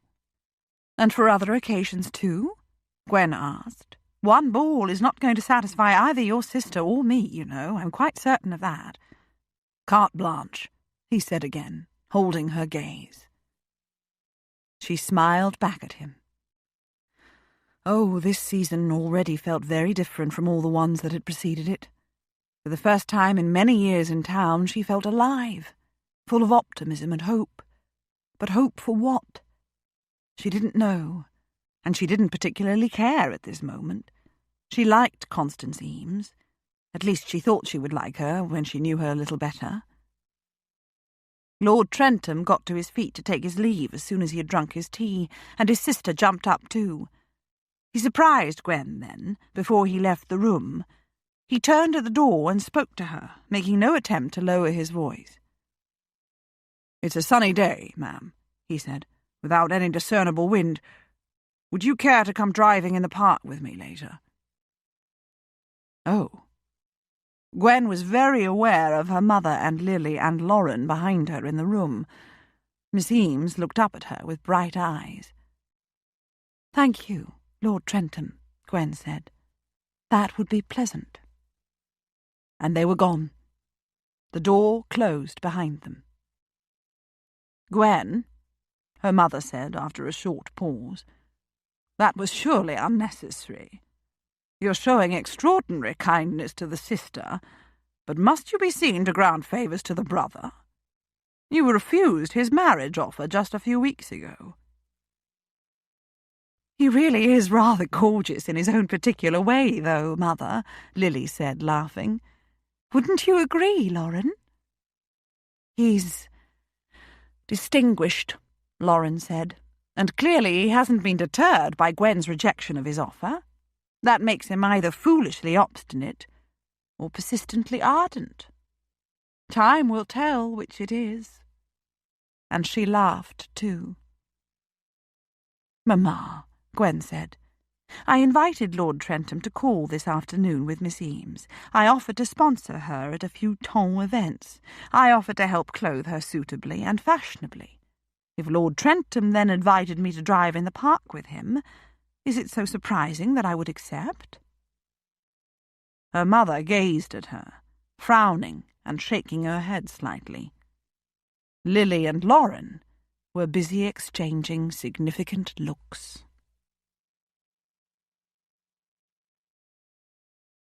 Chapter 14. Apart from a plain, no-frills travelling carriage, which usually stood in the carriage house at Crosslands for weeks at a time without being brought out for an airing, and a wagon, which was necessary for the farm business, Hugo had never owned a vehicle. A horse had always served most of his needs when the distance he wished to travel was a little too far for his feet to convey him. But during the past week he had purchased a curricle. A sporting one, no less, with a high, well-sprung seat and yellow-painted wheels. He had bought a matched pair of chestnuts to pull it and felt like a dashed dandy. Soon he would be mincing along the pavements of London, using a cane as a prop, inhaling snuff delicately off the back of one kid-gloved hand and ogling the ladies through a jewelled quizzing glass. But Flavian, who was in town for a few weeks, had insisted that the yellow-wheeled curricle was vastly superior to the more sensible one Hugo had his eye upon, and that the chestnuts must take precedence over all the other horseflesh Hugo might have preferred. They were matched, while no other two were. "If you must cut a dash, Hugo," he had said while they stood together in the yard at Tattersall's, "and why would you be in town looking for a wife if you do not intend to cut one, then you must cut it with a flair. You will attract 10 prospective brides the first time you tool down the street behind these beauties." "And then I stop, explain to them that I'm titled and rich, and ask if they would care to marry me," Hugo said, wondering what his father would think of the purchase of 2 horses that were twice as expensive as any others, simply because they were matched. "My dear chap," Flavian shuddered theatrically, "one must hold oneself more dear. It's up to the ladies to discover those facts for themselves once their interest is aroused. And discover them they will. Never fear. Ladies are brilliant at such manoeuvres." "I drive down the street, then," Hugo said, "and wait for the ladies to attack me." "They will doubtless do it with more finesse than your words suggest," Flavian said. "But yes, Hugo, we will make a fine gentleman of you yet. Are you going to purchase the chestnuts before someone else snaps them up?" Hugo bought them. And so he had been able to offer to drive Lady Muir in the park rather than ask her merely to walk there with him. He still felt like a prize idiot, perched up above the road for all the world to see. And the world was indeed looking, he discovered with some dismay. Although he passed any number of other smart vehicles on the way to Grosvenor Square only a little more than 2 hours after he'd left there with Constance in the plain travelling carriage, his own drew more than its share of admiring glances, and even one whistle of appreciation. At least the horses were manageable, despite the fact that Flavian had described them rather alarmingly as prime goers. Lady Muir, was ready. Indeed, he didn't even have to rattle the door knocker. As he was jumping down to the pavement, the door opened, and she stepped outside. Her claim to Constance that she had nothing to wear was clearly a barefaced lie. She was looking very dazzling indeed, in a pale green dress and matching pelisse and straw bonnet. The latter was trimmed with primroses and greenery, artificial, he assumed. She came down the house steps unassisted and approached him across the pavement while he held out a hand to help her up to the high seat. He noticed her limp again. He could hardly not notice it, in fact. It was not a slight limp. "Thank you." She smiled at him as she set her gloved hand in his and mounted to her seat without any inelegant scrambling. He followed her up and gathered the ribbons in his hands again. He didn't know why the devil he was doing this. She wasn't actually his favourite person in the world. She had refused his marriage offer, which of course she'd had a perfect right to do, and which he was not surprised she had done, when he had thought back later to remember exactly with what verbal brilliance he had proposed. But she had not been content with a refusal. She had offered to help Constance anyway, and then she had invited him to court her, with no guarantee that she would look more favourably upon any proposal he cared to make at the end of the season. Like a handful of dry seeds tossed to a bird, like a dry bone cast to a dog. But here he was anyway, even though it was quite unnecessary. She and her cousin, Lady Ravensburg, had already made tidy arrangements for Constance to make some sort of debut into Tolnish society, and Connie was beyond excited. He had not needed to extend this invitation then. Neither had he needed to purchase this extravagant and garish toy that he was driving. Had he bought it with her in mind? It was a question whose answer he didn't wish to contemplate. In the meanwhile, he was becoming uncomfortably aware that the seat of the curricle was narrow and really designed to accommodate just one person, especially when that person was large. She was all warm, soft femininity, as of course he had discovered on a certain beach in Cornwall, and she was wearing that expensive perfume. "This is a very smart curricle, Lord Trentham," she said. "Is it new?" "It is," he said, guiding his horses past a large wagon piled with vegetables, mostly cabbages that looked none too fresh. A short while later he turned into the park. He must join the fashionable promenade, he supposed, though he had never in his life done so before. It was where the tongue came in the late afternoons to show off their expensive finery to one another and to exchange gossip, and sometimes perhaps even some snippet of real news. "Lord Trentham," she said, "since leaving Grosvenor Square you have spoken 2 words, and those were wrung out of you by a question that demanded an affirmative or negative answer. And you were scowling." "Perhaps," he said, looking straight ahead, "you would prefer to be taken home rather than to continue." He wished he had not invited her. It had been an impulsive thing, even though he had bought the curricle for just such an occasion. Good Lord, he was a mess. He felt far out of his depth, and in imminent danger of drowning. Her head was turned toward him. She was studying him closely. He could tell without turning his head to look. "I would not prefer it," she said quietly. "Your sister is happy, Lord Trentham." "Ecstatic," he said, "but I'm not convinced I'm doing the right thing by her. She doesn't know what's facing her. She thinks she does, but she doesn't. She'll never be one of them. One of you." "If that is so," she said, "and she realizes it early, then no harm will have been done. She will move on with her life and find happiness in a world with which she is more familiar. But you may be wrong. We are a different class, but we are the same species." "Sometimes," he said, "I have my doubts about that." "And yet," she said, "some of your closest friends in the world are of my class, and you are one of their closest friends." "That's different," he said. but there was no time for further conversation. They were upon the masses, and must perforce join the promenade of slow-moving vehicles parading about a large, empty oval. Most of the vehicles were open, so that the occupants could greet acquaintances and converse with ease. Horses moved in and out between them, and also stopped frequently for their riders to exchange social niceties. Pedestrians strolled nearby, far enough away not to be trampled, but near enough to see and be seen, to hail and be hailed. Lady Muir knew everyone, and everyone knew her. She smiled and waved and talked with all who paused beside the curricle. Sometimes, if it was a brief exchange, she didn't introduce him. Sometimes she did, and Hugo felt eyes upon him, curious, assessing, speculative. He found himself nodding curtly to people whose names he would never remember, and even whose faces he would forget.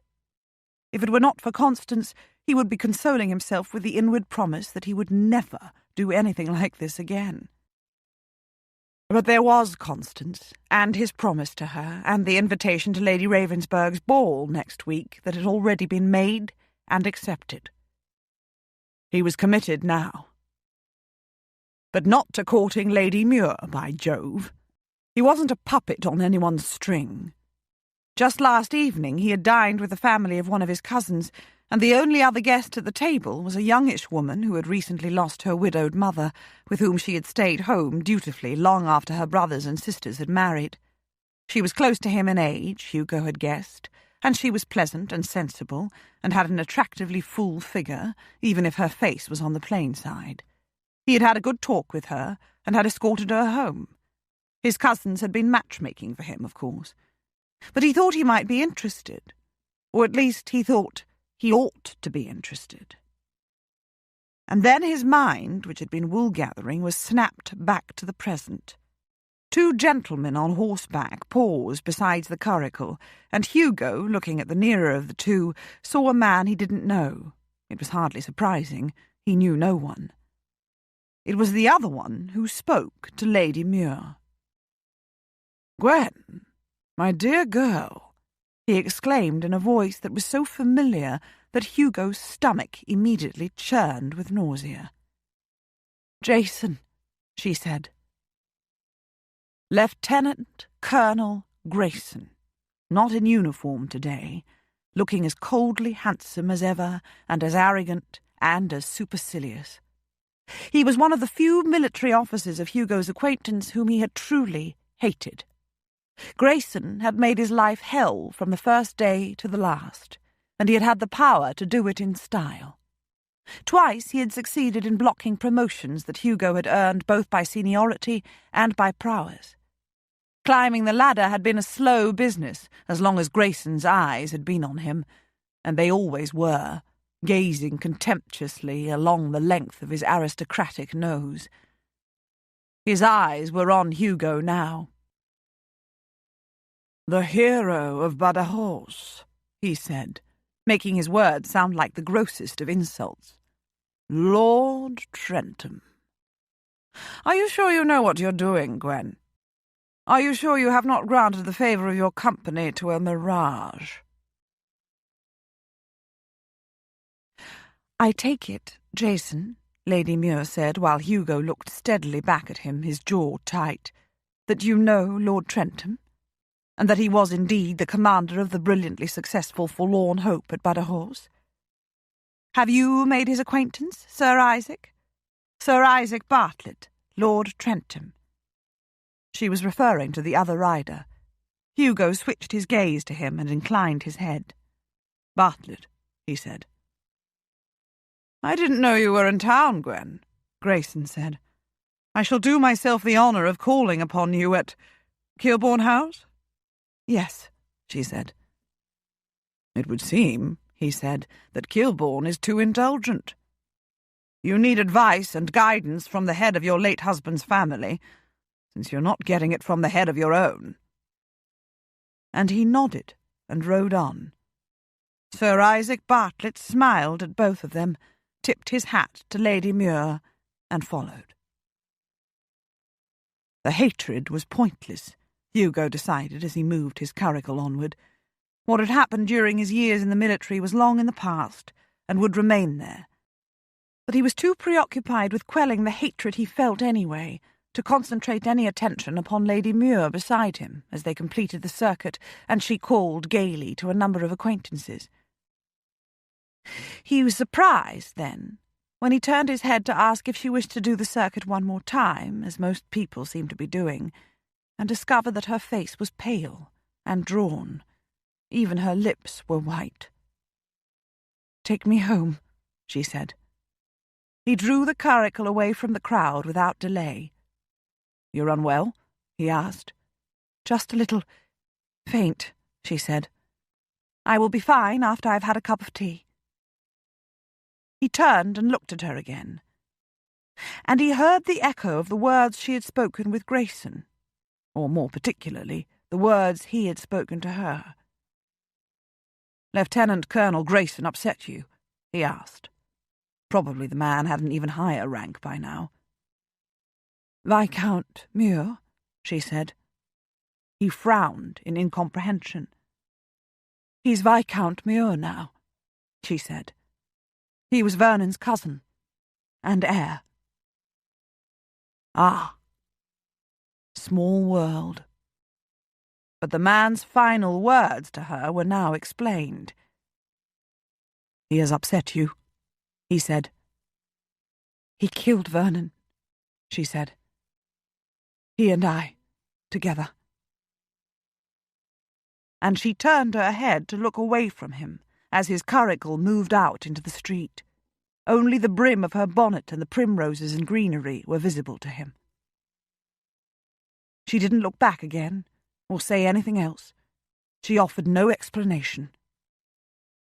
And Hugo couldn't think of a blessed thing to say.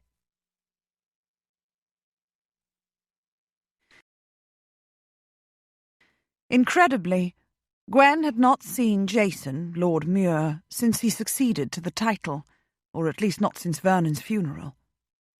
Or perhaps it wasn't so very surprising. He hadn't given up his career when the title became his. He still hadn't, as far as Gwen knew. He was a general now. He was, presumably, a very important man in the army. He was probably away from England for much of his time, or else was in parts of the country remote from London. If he'd ever spent time in town, it must have been when she was not here. She'd even stopped holding her breath each year for fear that she would see him. He had been 2 years Vernon's senior, and had dominated his younger cousin in every imaginable way except possibly in looks and in social rank. He had been larger, stronger, more successful at school, more athletic, more popular with his peers, more forceful in character. Whenever he had had an extended leave from his regiment, he had spent much of it with them.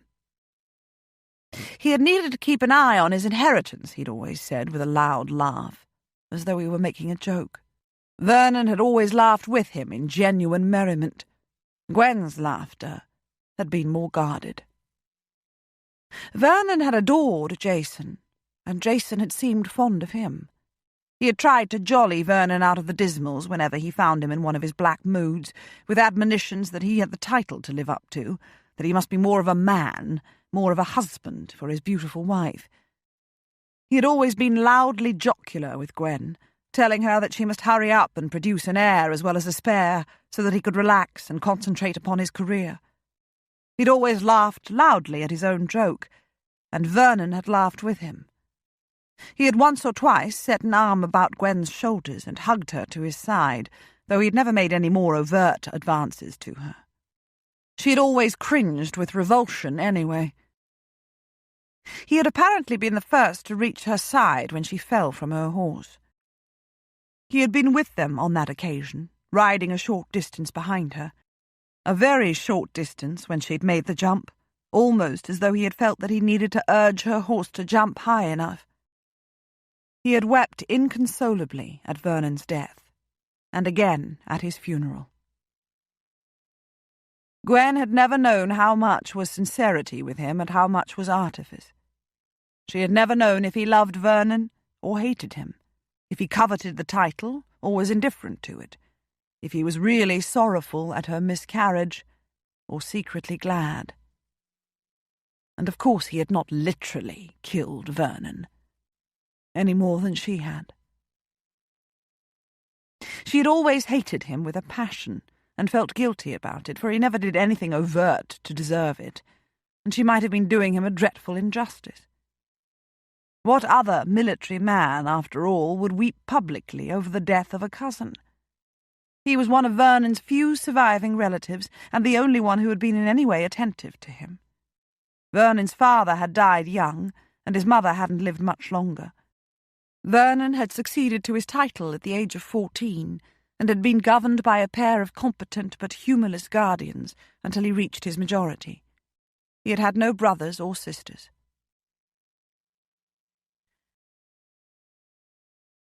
Now she had seen Jason again after 7 years, and he was threatening to call at Kilbourne House. Neville, he had had the effrontery to say, was too indulgent with her.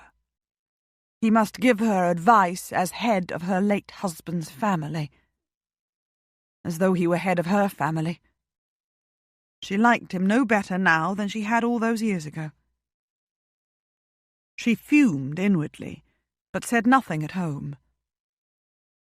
She called at Lord Trentham's the morning after he'd called upon her, and was introduced to his languid stepmother, who resembled her daughter to a remarkable degree. Gwen bore Miss Eames off to her own dressmaker. The shopping trip cheered her up a great deal, long and exhausting though it was.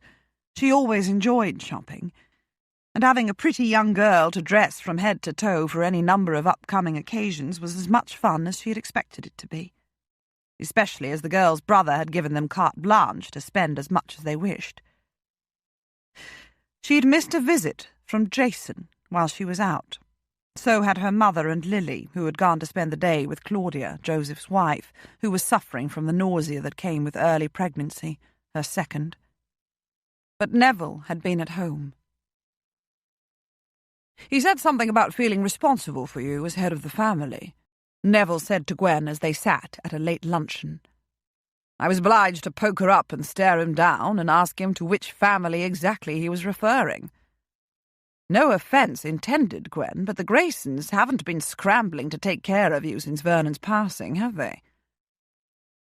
"I suppose," Gwen said, "he thought it ought to be beneath the dignity of a Grayson, even just the widow of a Grayson, to be seen in Hyde Park with a former military officer whose heroism was so extraordinary that the king himself rewarded him with a title." "He did hint," Neville said, "that Captain Eames— that's how he referred to Trentham— was perhaps not as heroic on that occasion as the king, among others, was led to believe. I did not invite him to elaborate. I'm sorry, Gwen. Ought I to have? You've never said much about Vernon's cousin and successor. Are you fond of him, and inclined to take advice from him?" "Neither," Gwen said, "and I never did like him, though admittedly he never gave me particular cause. I hope you informed him, Nev, that I reached the age of majority years ago, and no longer have a husband to whom I owe obedience. I hope you informed him that I am quite capable of choosing my own friends and escorts." "It's almost exactly what I told him," Neville said. "I even flirted with the idea of raising a quizzing glass to my eye, but I decided that would be too much of an affectation. Are you regretting that you refused Trentham's offer at Newbury?" "No." She paused in her eating and looked at him. She was glad her mother wasn't here. "But I have agreed to introduce his sister to the Tom, Neville, and therefore I will be seeing him. I like him. Do you disapprove?" He set his elbows on the table and steepled his fingers against his mouth. "Because he's not a gentleman?" he said. "No, I don't disapprove, Gwen. I'm not Wilmer, you'll be glad to know. I trust your judgment. I married Lily in the Peninsula, you will remember, when I thought she was my sergeant's daughter. I loved her then, and I loved her when I discovered later that she's actually a duke's daughter. The apparent change in her status made no difference whatsoever to my feelings for her. Trentham just seems morose." "He is," she said. "Or rather, moroseness is the mask behind which he feels most comfortable." Gwen smiled, and no more was said on the subject. Jason did not call again at Kilbourne House. Chapter 15.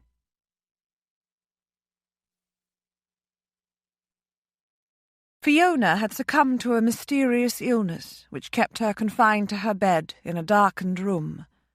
No one but Constance was able to bring her any comfort. Her physician, whom Hugo summoned to the house at her request, couldn't shed any light upon what ailed her, beyond saying that his patient was of a delicate constitution and ought to be protected from any major changes in her life. According to him, she still had not recovered her health after the untimely demise of her husband just a little over a year ago. Constance proclaimed herself willing to devote her time to her mother's care, or to sacrifice herself, Hugo thought. He went to see his stepmother in her room. "Fiona," he said, seating himself on the chair beside her bed, which his sister had occupied all too frequently in the past few days. "I'm sorry you're unwell. Your family's sorry too. Quite deeply concerned, in fact." She opened her eyes and turned her head on the pillow to look at him. "I went to their shop to call on them yesterday," he said. "They're prospering and happy.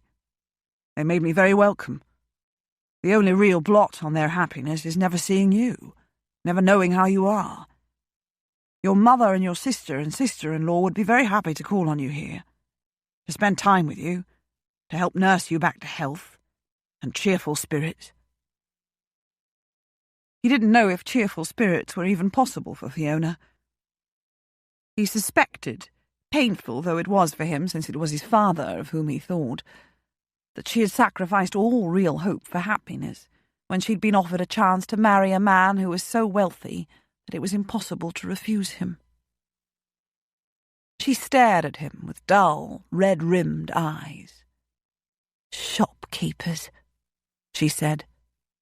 "Prosperous and happy shopkeepers," he said. "The business does well enough to support them all, and that includes your two nephews, your brother's sons.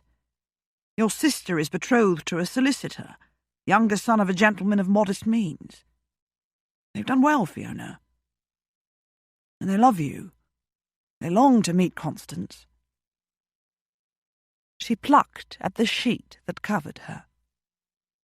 "They would have been nothing," she said, "if I had not married your father, and if he had not squandered a small fortune on them." "They are well aware of that," he said, "and they feel nothing but gratitude to both you and my father. But money is squandered only when it's wasted.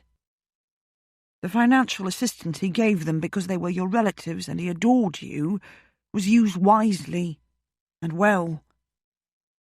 They never applied to him for more. They never needed to. Let your mother come to see you. She asked me if you were still as dazzlingly pretty as you used to be, and I told her quite truthfully that you are, or that you will be, when you're well again." She turned her head away from him once more. "You're the head of the house now, Hugo," she said bitterly. "If you choose to bring my mother here, I can't stop you." He opened his mouth to say more, but then shut it again. She didn't feel she could say yes, he supposed, without somehow losing faith. So she had put the responsibility of the decision upon his shoulders. Well, they were broad enough. "It's time for your medicine," he said, getting to his feet. "I'll send Constance to you."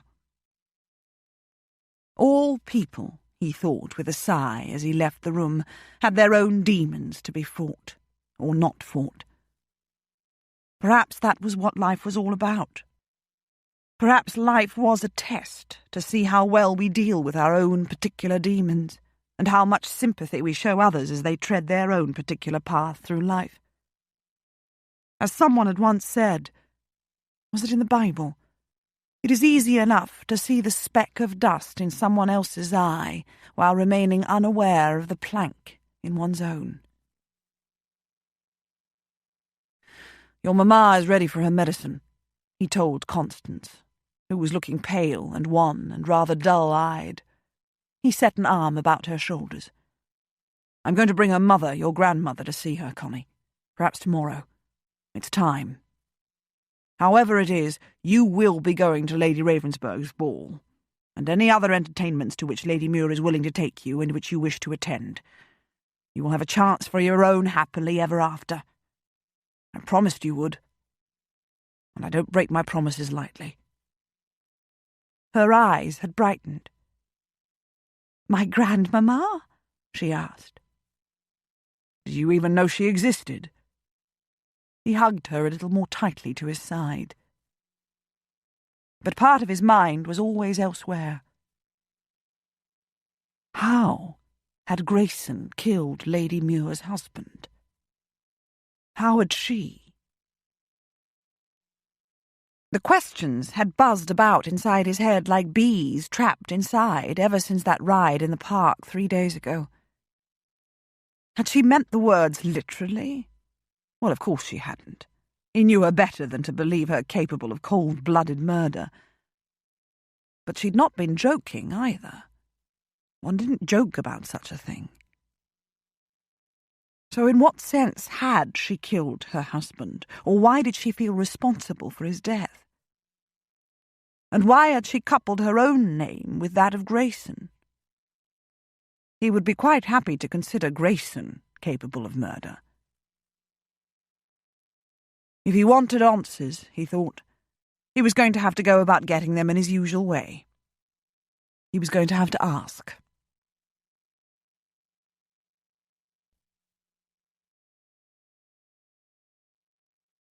The evening of the Ravensburg ball inevitably came, despite Hugo's attempts to think about it as something comfortably far in the future. Feeling it creep up on him was not unlike knowing a great and bloody battle was in the offing, except that with the battle he could at least look forward to action and the knowledge that once it began he would forget all else, even fear. He had the horrible feeling that fear would paralyze him when he walked in upon a tom ball. He could get out of going altogether, he supposed, since Lady Muir had agreed to sponsor Constance, and his presence wasn't strictly necessary. It wouldn't be fair, though, to Lady Muir, who was being kind to Constance only because of him, and it wouldn't be fair to Connie, whom he'd promised to take to a ball. It would help if he could dance. Oh, he could prance about in approximate time to music as well as most other people, he supposed. He had attended a few country assemblies in the last few years, and had never quite disgraced himself, except perhaps with the waltz. But dancing at a tom ball in London during the season? It was a three-pronged combination to fill him with terror. He would rather volunteer for another forlorn hope. He was to escort his sister to Redfield House on Hanover Square, the site of the ball. Lady Muir would meet them there. Hugo dressed with care.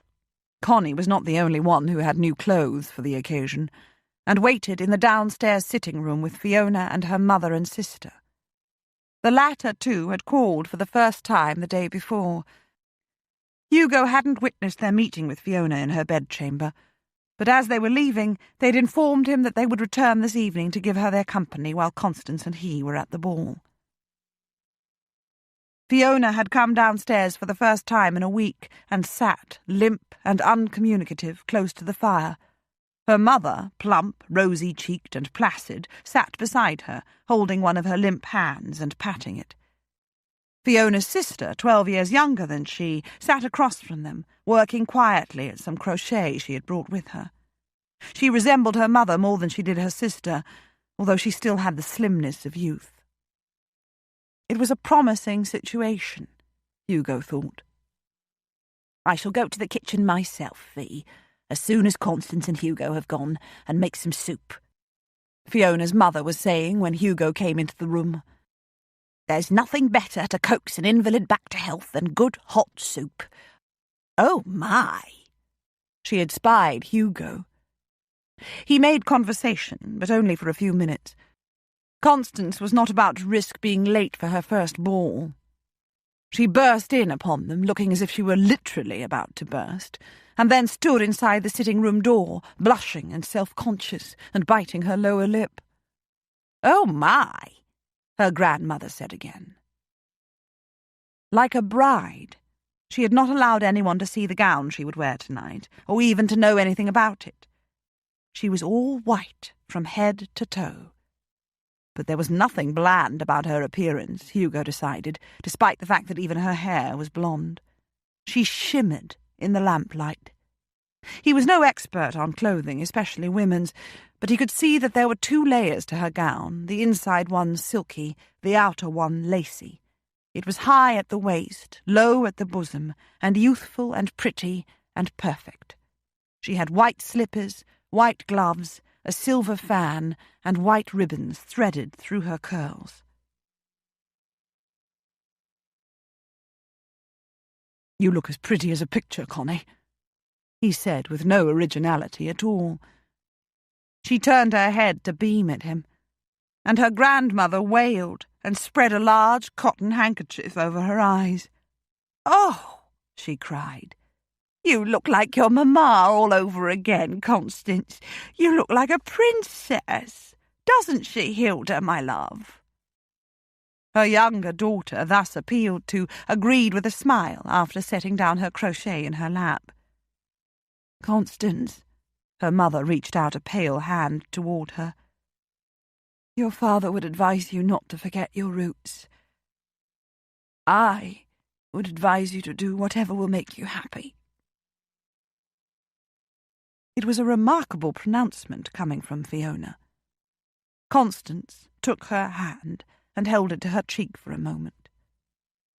"You don't mind my going, Mamma?" she asked. "Your grandmother is going to make me soup," Fiona said. "She always made the very best soup in the world." 5 minutes later, Hugo and his sister were in his travelling carriage on their way to Hanover Square. "Hugo," she said, setting one gloved hand in his, "you're like a rock of stability. I'm so frightened that I'm sure my chattering teeth will drown out the sound of the orchestra when I get there, and everyone will frown at me, and Lady Ravensburg will accuse me of ruining her ball. Of course, you don't have to be afraid. You are Lord Trentham. My grandparents are shopkeepers. It's not Grandmamma dear, though, and Aunt Hilda has eyes that twinkle kindly when she talks. I like her. And I still have my grandpapa and my uncle and aunt and cousins to meet, and Mr. Crane, Aunt Hilda's betrothed. I have a whole other family, as well as Mamma and you and all Papa's relatives, even if they are only shopkeepers. That doesn't matter, does it?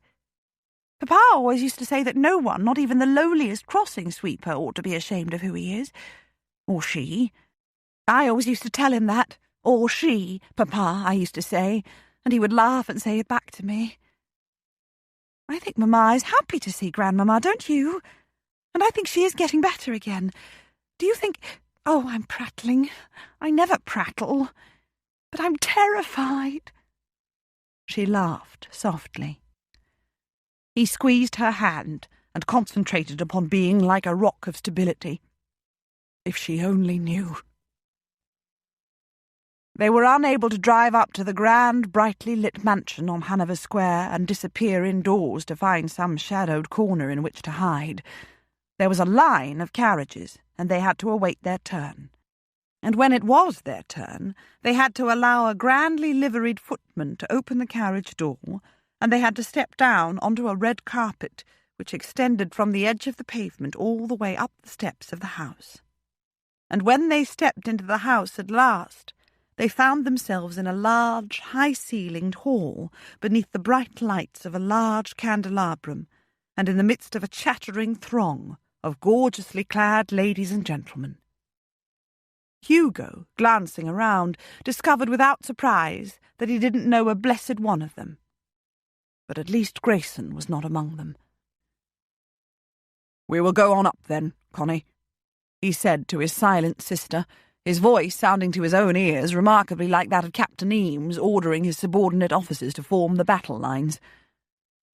But the broad staircase, which presumably led up to the ballroom, was no better than the hall. It was just as brightly lit, and it was crowded with chattering, laughing people who were awaiting their turn, Hugo soon realised, to be announced prior to passing along the receiving line. Oh, good Lord, give him 2 forlorn hopes. "Not too much longer now," he said with hearty jocularity, patting his sister's cold, clinging hand. "Hugo," she whispered, "I'm here. I'm really here." And he looked down at her and realised that it was excitement and brimming happiness that she was really feeling. And he had been toying with the ignominious idea of suggesting that they flee. "I do believe you're right," he said, and smiled at her. And then they were at the top of the stairs, and a stiffly formal major-domo, who reminded Hugo of Stanbrook's butler, bent an ear to hear their identities, and announced them in loud, firm tones. "Lord Trentham and Miss Eames." The receiving line was made up of 4 persons, Viscount and Viscountess Ravensburg, whom Hugo remembered from the drawing-room at Newbury Abbey, and the Earl and Countess of Redford, who must be Ravensburg's parents. He bowed. Constance curtsied. Greetings and pleasantries were exchanged. Lady Ravensburg admired Constance's dress, and actually winked at her. She looked assessingly at him, and did not wink. It was all surprisingly easy. But then the aristocracy were adept at making such occasions easy. They knew how to make small talk, the hardest talk in the world to make in Hugo's experience. They stepped into the ballroom. Hugo had a quick impression of vast size, of hundreds of candles burning in candelabra overhead, and in wall sconces about the perimeter, of banks of flowers and a gleaming wooden floor, of mirrors and pillars, of the flower of the ton dressed in all its finery and wearing all its most costly jewels. For Constance, the impression was more than momentary. Hugo heard her gasp and saw her turn her head from side to side and up and down as though she could never get enough of a look at her very first ton ballroom, at her very first ton ball. But it was a very small piece of the scene that soon riveted Hugo's attention. Lady Muir was coming to meet them. She was dressed in pale spring green again. The fabric of her gown, silk, satin, gleamed and glittered in the candlelight. It skimmed the curves of her body, revealing a delicious amount of bosom and a tantalizing suggestion of shapely legs, even if one was shorter than the other. Her gloves and slippers were a dull gold. She wore a simple gold chain with a small diamond pendant about her neck, and gold and diamonds winked from her earlobes beneath her hair. An ivory fan dangled from one of her wrists. She was all that was beautiful and desirable and unattainable. How could he have had the effrontery to make her an offer of marriage not so long ago? Yet he had once possessed that exquisitely gorgeous body. And after refusing his offer, she had invited him to court her. Did he dare? Did he even want to? And exactly how many times had he asked himself those questions? She was smiling at his sister. "Miss Eames, Constance," she said, "you look absolutely delightful. Oh, I wouldn't be at all surprised if you dance every set and even have to turn prospective partners away. Fortunately, this is not anyone's come-out ball, so all the focus of attention will not be upon any other young lady in particular. Come." And she held out her arm for Constance to take. She did glance at Hugo then, after Constance had linked an arm through hers, and Hugo had the satisfaction of seeing the colour deepen in her cheeks. She was not quite indifferent to him then. "Lord Trentham," she said, You may mingle with the other guests if you wish, or even withdraw to the card-room. Your sister will be quite safe with me." He was being dismissed. To mingle. That simple activity. But with whom, pray? It would be a bit ridiculous to panic, however. She had mentioned a card-room. He could go and hide himself in there. But before he went, he wanted to see Constance dance her first set at a tomb ball. He could trust Lady Muir to see to it that she did dance, and that it would be with someone respectable. He spoke before she whisked Constance away into the crowds. "I hope, Lady Muir," he said, "you will yourself be dancing tonight, and that you will save a set for me." She did dance despite her limp. She had told him so at Penderra's. "Thank you," she said, and he was interested to note that she sounded almost breathless. "The fourth set is to be a waltz. It is the supper dance." Oh, Lord, a waltz. The vicar's wife and a few of the other village ladies had undertaken the gargantuan task of teaching him the steps at an assembly 18 months or so ago, amid much laughter and teasing from them and every other mortal gathered there for the occasion. He had ended up actually dancing it with the apothecary's wife at the end of the assembly, to much applause and more laughter. The best that could be said was that he had not once trodden upon the good lady's toes. He had promised himself that he would never dance it again. "I would be obliged, then, ma'am," he said, "if you would reserve it for me." She nodded, holding his eyes for a moment, and then moved away with Constance. Hugo was saved from feeling horribly conspicuous and self-conscious, and perhaps from scowling ferociously at a tomb ball, when the Earl of Kilbourne and the Marquis of Attingsborough joined him and made that small talk with which their kind was so accomplished. Other men joined them for brief spells and were either introduced or reintroduced. Some of them had been in that drawing-room at Newbury Abbey. Then Hugo saw Rafe. He actually knew someone. Constance, glowing visibly with happiness, danced the first set with a ginger-haired young gentleman who looked good-humoured and who might or might not be considered handsome by a young girl, despite his freckles. He was smiling at her and making conversation and dancing the intricate steps of a vigorous country dance with practised ease and polish. Lady Muir was dancing with one of her cousins. Her limp was altogether less noticeable as she danced. Her eyes met Hugo's, and remained on them for a few moments.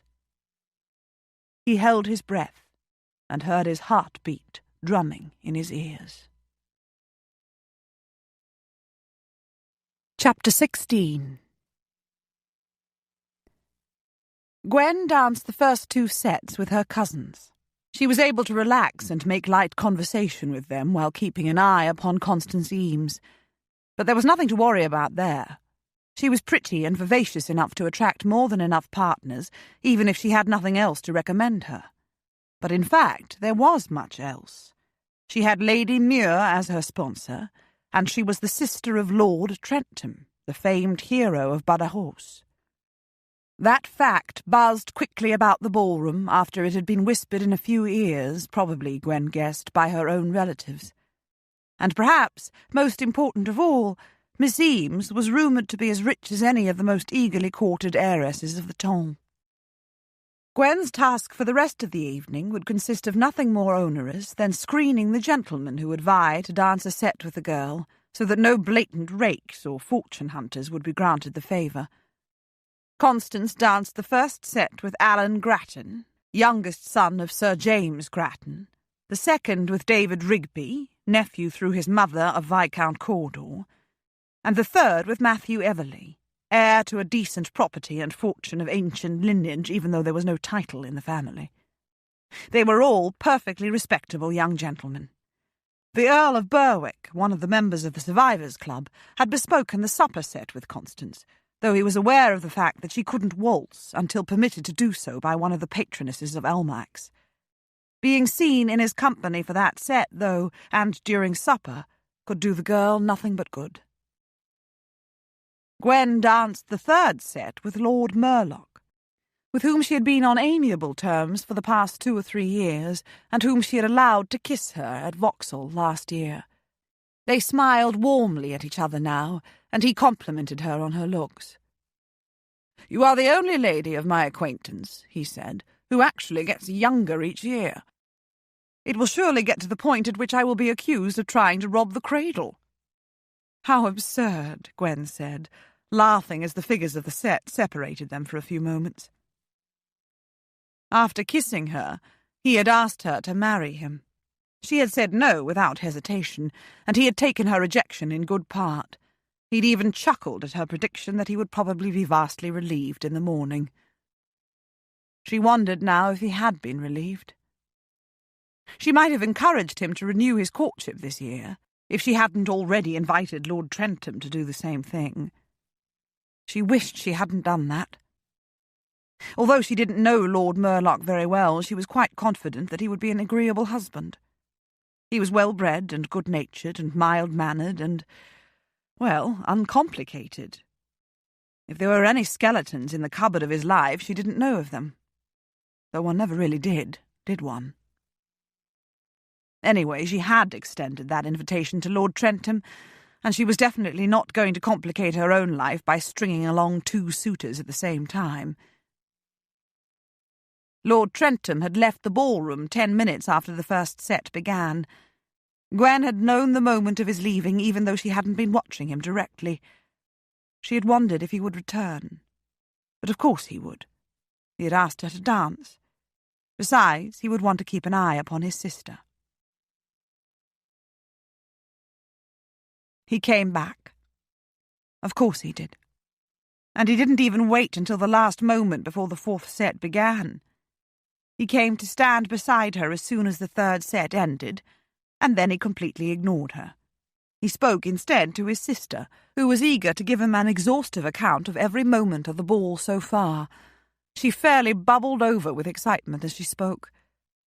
The girl knew nothing about fashionable ennui, Gwen thought. Thank goodness.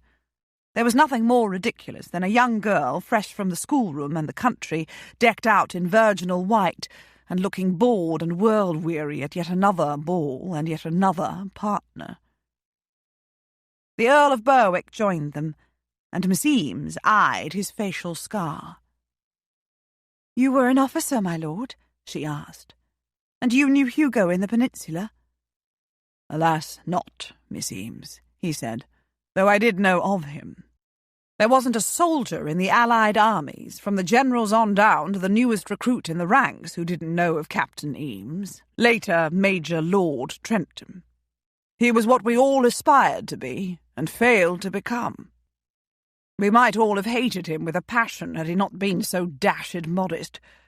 I met him at Penderys Hall in Cornwall, while we were both recovering from our war experiences, and I stood in speechless awe of him until he invited me not to be so daft. He did mention the existence of a sister. I'm sure he must have. But he did not, the rogue, mention the fact that she was, and is, one of the loveliest ladies in the land." He had struck just the right tone with her. She gazed worshipfully at her brother for a few moments, and then, with blushes, at Lord Berwick. How wonderful still to be so innocent, Gwen thought. He had spoken in such a way that the flattery appeared more kindly than flirtatious. His manner was almost avuncular, in fact, though he was surely only in his middle-20s. He must have left his youth behind on a battleground in Spain or Portugal. Lord Trentham was a silent member of the group, and he had still not even glanced Gwen's way. She might have been exasperated had she not begun to understand him rather well. Ferocious and dour as he looked on the outside, and he looked both at this moment, despite the fondness in his eyes when they rested upon his sister, he was very unsure of himself in a social situation. At a ton event, anyway. He might protest that he was middle-class and proud of it, and that might even be true. It probably was, in fact. But it was nevertheless true also that he was intimidated by the ton. Even by her. She had an unbidden memory of him wading out of the sea with unconscious grace in that cove at Penderys, water streaming from his almost naked body, his drawers clinging to his hips and thighs. And of his shedding those drawers later, after he'd carried her into the sea. He had not been intimidated by her then. Couples were gathering on the ballroom floor for the waltz, and Lord Berwick bowed to Constance and extended a hand for hers. "Shall we go in search of a glass of lemonade and a comfortable sofa from which we may observe the dancing?" he suggested, "though it's probable that I will have eyes only for a certain non-dancer." "Silly," Constance said with a laugh, as she set her own hand along the top of his. Gwen watched them make their way toward the refreshment room and waited. She felt rather amused and almost breathless with anticipation. "I have waltzed on one occasion in my life," Lord Trentham said abruptly, his eyes on the departing figure of his sister. "I didn't squash my partner's toes, and I didn't go prancing off in one direction while she wafted gracefully in another, but my performance did incite laughter, as well as derisive applause from everyone else present at that particular assembly." "Oh, goodness." Gwen laughed and unfurled her fan. "They must have been very fond of you," she said. His eyes snapped to hers, and he frowned in incomprehension. "Polite people," she said, "don't laugh at someone or applaud him derisively unless they know he'll understand their affection and join in their laughter. Did you laugh?" He continued to frown at her. "I believe I did," he said. "Yes, I must have. What else could I do?" She fanned her face and fell a little more deeply in love with him. How she would love to have seen that. "And so," she said, "you are now brimful of dread." "If you were to look down," he said, "you would see that my knees are knocking. If there was not so much noise in the room, you would hear them too." She laughed again. "I have danced 3 vigorous sets in a row," she said, "and though my ankle isn't aching, it will be if I don't use some common sense and rest it. I trust the Earl of Berwick. Do you?" "With my life," he said, "and with my sister's life, and virtue." "There's a balcony beyond the French windows," she told him, "and a pretty garden below. It's not a very chilly evening. Walk out there with me?" "I'm probably depriving you of the pleasure of performing your favourite dance," he said. He was. "I believe," she said, "I will enjoy strolling with you more than I would waltzing with someone else, Lord Trentham." Unwise words, indeed. She had not planned them. She was not a flirt, or never had been, anyway. She had spoken the simple truth, but sometimes truths, even simple ones, were best kept to oneself. He offered his arm, and she slipped her hand through it. He led her across the floor and out onto the deserted balcony and down the steep steps to the equally deserted garden below. It was not totally dark, however. Small coloured lanterns swung from tree branches and lit the gravelled walks that meandered through flower beds bordered by low box hedges. From the ballroom above came the strains of a lilting waltz. "I must thank you," he said stiffly, "for what you've done and are doing for Constance. I don't believe she could possibly be happier than she is tonight." "But I have been at least partly selfish," she said. "Sponsoring her has given me great pleasure. And we have, I'm afraid, spent a great deal of your money." "My father's money," he said. "Her father's money. But will she be as unhappy in the near future as she is happy now? She surely can't expect many more invitations to balls or other events. And she surely can't expect any of the gentlemen dancing with her tonight to dance with her again. Her mother, Lady Muir, is sitting at home with her mother and sister. They make a modest living, from a small grocery shop and hardly qualify even as middle-class people. And she is the sister of Lord Trentham of Badajoz fame, she said. He turned his head to look at her in the near darkness. You probably haven't even noticed that the ballroom is buzzing with your fame, she said. For years people have waited for some glimpse of you, and suddenly here you are. Some factors transcend class lines, Lord Trentham, and this is one of them. You are a hero of almost mythic proportions. And Constance is your sister. That's the daftest thing I ever heard in my life, he said. It's that drawing room at Newbury Abbey all over again. And for your own part, she said, I suppose it would be enough to send you scurrying back to the country and your lambs and cabbages. But you cannot scurry, for you have your sister's happiness to consider. And her happiness is of greater importance to you than your own. Who says so? He asked her, scowling. You have said so, by your actions, she said. You've never needed to put it into words, you know, although you have come close on occasion. Damnation, he said. God damn it all.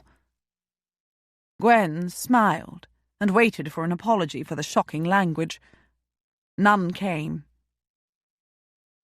Besides, she said, even apart from your fame, rumour is also making the rounds that Miss Eames is quite fabulously wealthy. A pretty and genteel young lady who is properly chaperoned will arouse interest anywhere, Lord Trentham. When she is also richly dowered, she's quite irresistible. He sighed. There was a wooden seat at the far end of the garden beneath the shade of an old oak tree. It faced across the flower beds towards the lighted house. They sat down side by side, and for a few moments there was silence again. She wouldn't be the one to break it, Gwen decided. I'm supposed to be courting you, he said abruptly. She turned her head to look at him, but his face was in shadow. Not supposed to, she said. Only invited, if you wish to do so, and with no promise that your courtship will be favourably received. I'm not sure I do wish to, he said. Well, blunt speaking as usual. She should be relieved, Gwen thought. But her heart seemed to have sunk down to the soles of her dancing slippers. I don't think I want to court a murderess, he said. If that's what you are.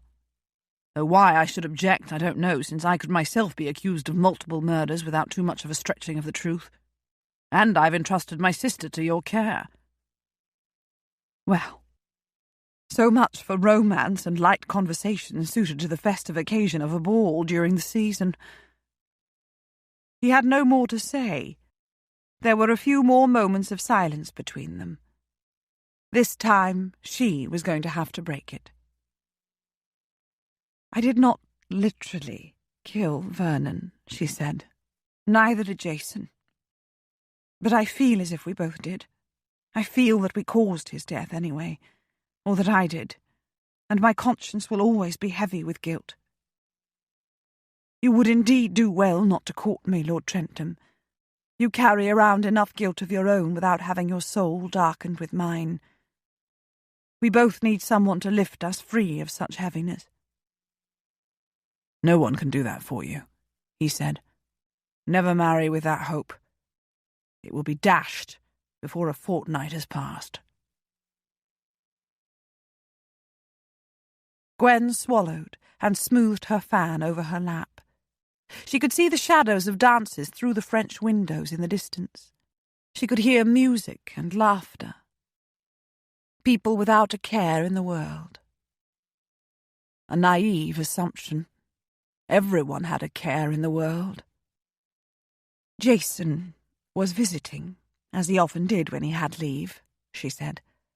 I hated those visits as much as Vernon loved them. I hated him, though I could never explain quite why. He seemed fond enough of my husband and concerned about him, though he did go too far at the end. Vernon was in the depths of one of his blackest moods, and he'd gone to bed early one night. He had excused himself from the dining table, leaving Jason and me together. How we ended up out in the hall talking instead of being still in the dining room I can't remember, but that's where we were. It was a marbled hall, cold, hard, echoing, beautiful, in a purely architectural sense. Jason thought Vernon should be committed to some sort of institution, she said. He knew of a place where he would get good care, and where, with a bit of firm, expert handling, he would learn to pull himself together and get over the loss of a child who had never even been born. Vernon had always been a bit weak emotionally, he said, but he could be toughened up with the proper training. In the meantime, Jason would take a longer leave and manage the estate so that Vernon would be free of worry while he recovered his spirits and learned how to strengthen his mind. The army would have been good for him, he said, but that had always been out of the question, because Vernon had succeeded to the title when he was 14. Even so, his guardians ought not to have been so soft with him. Gwen spread her fan across her lap, but in the darkness she couldn't see the delicate flowers painted there. I told him, she said, that no one was putting my husband in any institution. He was sick, but he was not insane. No one was going to handle him, firmly or expertly or any other way, and no one was going to strengthen his character. He was sick, and he was sensitive, and I would nurse him and coax him into more cheerful spirits. And if he never got better, then so be it. She closed the fan with a snap. He had not gone to bed, she said. He was standing up in the gallery, without a light, looking down at us and listening to every word. We only knew he was there when he spoke. I can remember every word. My God, he said, I'm not insane, Jason. You can't believe I'm mad. Jason looked up at him and told him quite bluntly that he was. And Vernon looked at me and said, I'm not sick, Gwen, or weak. You can't think that.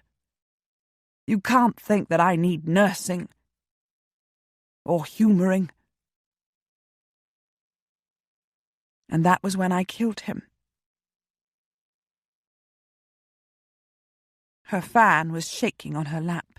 She realized that it was her hands that were shaking only when a large, warm, steady hand covered them both. Not now, Vernon, I said to him. I am weary. I am mortally weary. And I turned to walk to the library. I needed to be alone. I was very upset at what Jason had suggested, and I was even more upset that Vernon had overheard. I felt that a crisis point had been reached, and I was in no frame of mind to deal with it. I had my hand on the doorknob when he called my name. Oh, the anguish in his voice, the sense of betrayal. All in that one word. My name. I was turning back to him when he threw himself over the balustrade. And so I saw it from start to finish. I suppose it lasted for a second, though it seemed an eternity. Jason had his arms raised toward him as if to catch him, but it couldn't be done, of course. Vernon was dead before I could open my mouth, or Jason could move. I don't believe I even screamed. There was a rather lengthy silence. Gwen frowned, remembering, something she almost never allowed herself to do of those moments. Remembering that there had been something puzzling, something off. Even at the time, her mind had not been able to grasp what it was. It was impossible to do so now. "You didn't kill him," Lord Trentham said. "You know very well you didn't." Depressed though Muir was, he nevertheless made the deliberate decision to hurl himself to his death. Even Grayson didn't kill him. Yet, I understand why you feel guilty. Why you always will. I understand. It felt strangely like a benediction. "Yes," she said. "You of all people would know how guilt where there is no real blame can be almost worse than guilt where there is. There is no atonement to be made." "Stanbrook once told me," he said, "that suicide is the worst kind of selfishness, as it is often a plea to specific people who are left stranded in the land of the living, unable for all eternity to answer the plea. Your case is similar in many ways to his. For one moment, you were unable to cope with the constant and gargantuan task of caring for your husband's needs, and for that momentary lapse, he punished you for all time." "You put the blame upon him?" she said. "Hardly," he said. "I believe you that he was sick, that he couldn't simply pull himself free of his black moods, as Grayson seemed to think he could, especially with a bit of firm handling. I also believe you gave him your all, except when your all had drained you dry, and for a moment you decided that you needed a little time to think and recover some strength, so that you could give it to him again. I'm not surprised that for 7 years you haven't looked for another marriage."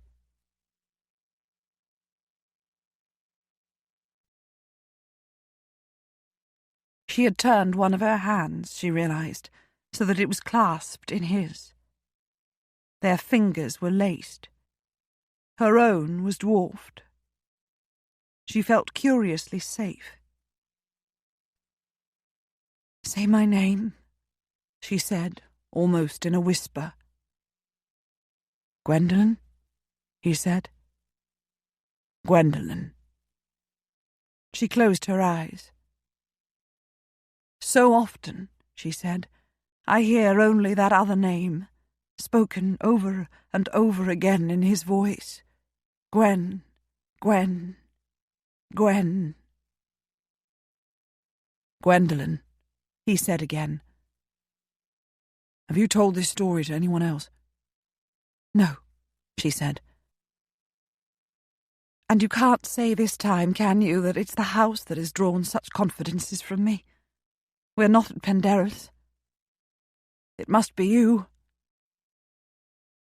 "You know instinctively," he said, "that I will understand, that I will neither accuse you nor brush off your feelings of guilt as so much daftness. To whom do you feel closer than anyone else in the world?" "You," she almost said. But that couldn't be true. Her mother, Neville, Lily, Lauren. "Lauren," she said. "Has she suffered?" he asked her. "Oh, more than almost anyone I know," she told him. "She grew up with us because her mother married my uncle and went off on a wedding trip from which they never returned. Her father's people would have nothing to do with her, and her maternal grandfather wouldn't take her. She grew up expecting to marry Neville, and she loved him dearly. But when he went to war, he married Lily secretly, thought the following day that she'd been killed in an ambush, and came home without saying a word to any of us about her. His wedding to Lauren was planned. They were at the church in Newbury. It was packed with guests. She was about to walk down the aisle toward him and her happily ever after, when Lily arrived, looking like a beggar woman. And so all Lauren's dreams, all her sense of security, all her sense of self were destroyed again. It was a sheer miracle that she met Kit.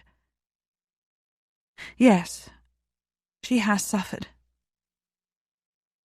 "Then she's the ideal person for you," he said. "Tell her." "About what happened?" She frowned. "Tell her everything," he said. "Your sense of guilt will linger. It'll always be part of you. But sharing it, allowing people to love you anyway, will do you the world of good.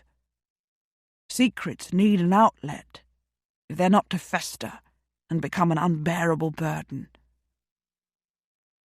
"I wouldn't wish to burden her," she said. "She won't feel burdened." He tightened his fingers about hers. "You think she imagines your marriage to have been perfect but blighted by tragedy. She probably believes, as others do, that you were the victim of abuse. You were a victim, but not exactly of abuse.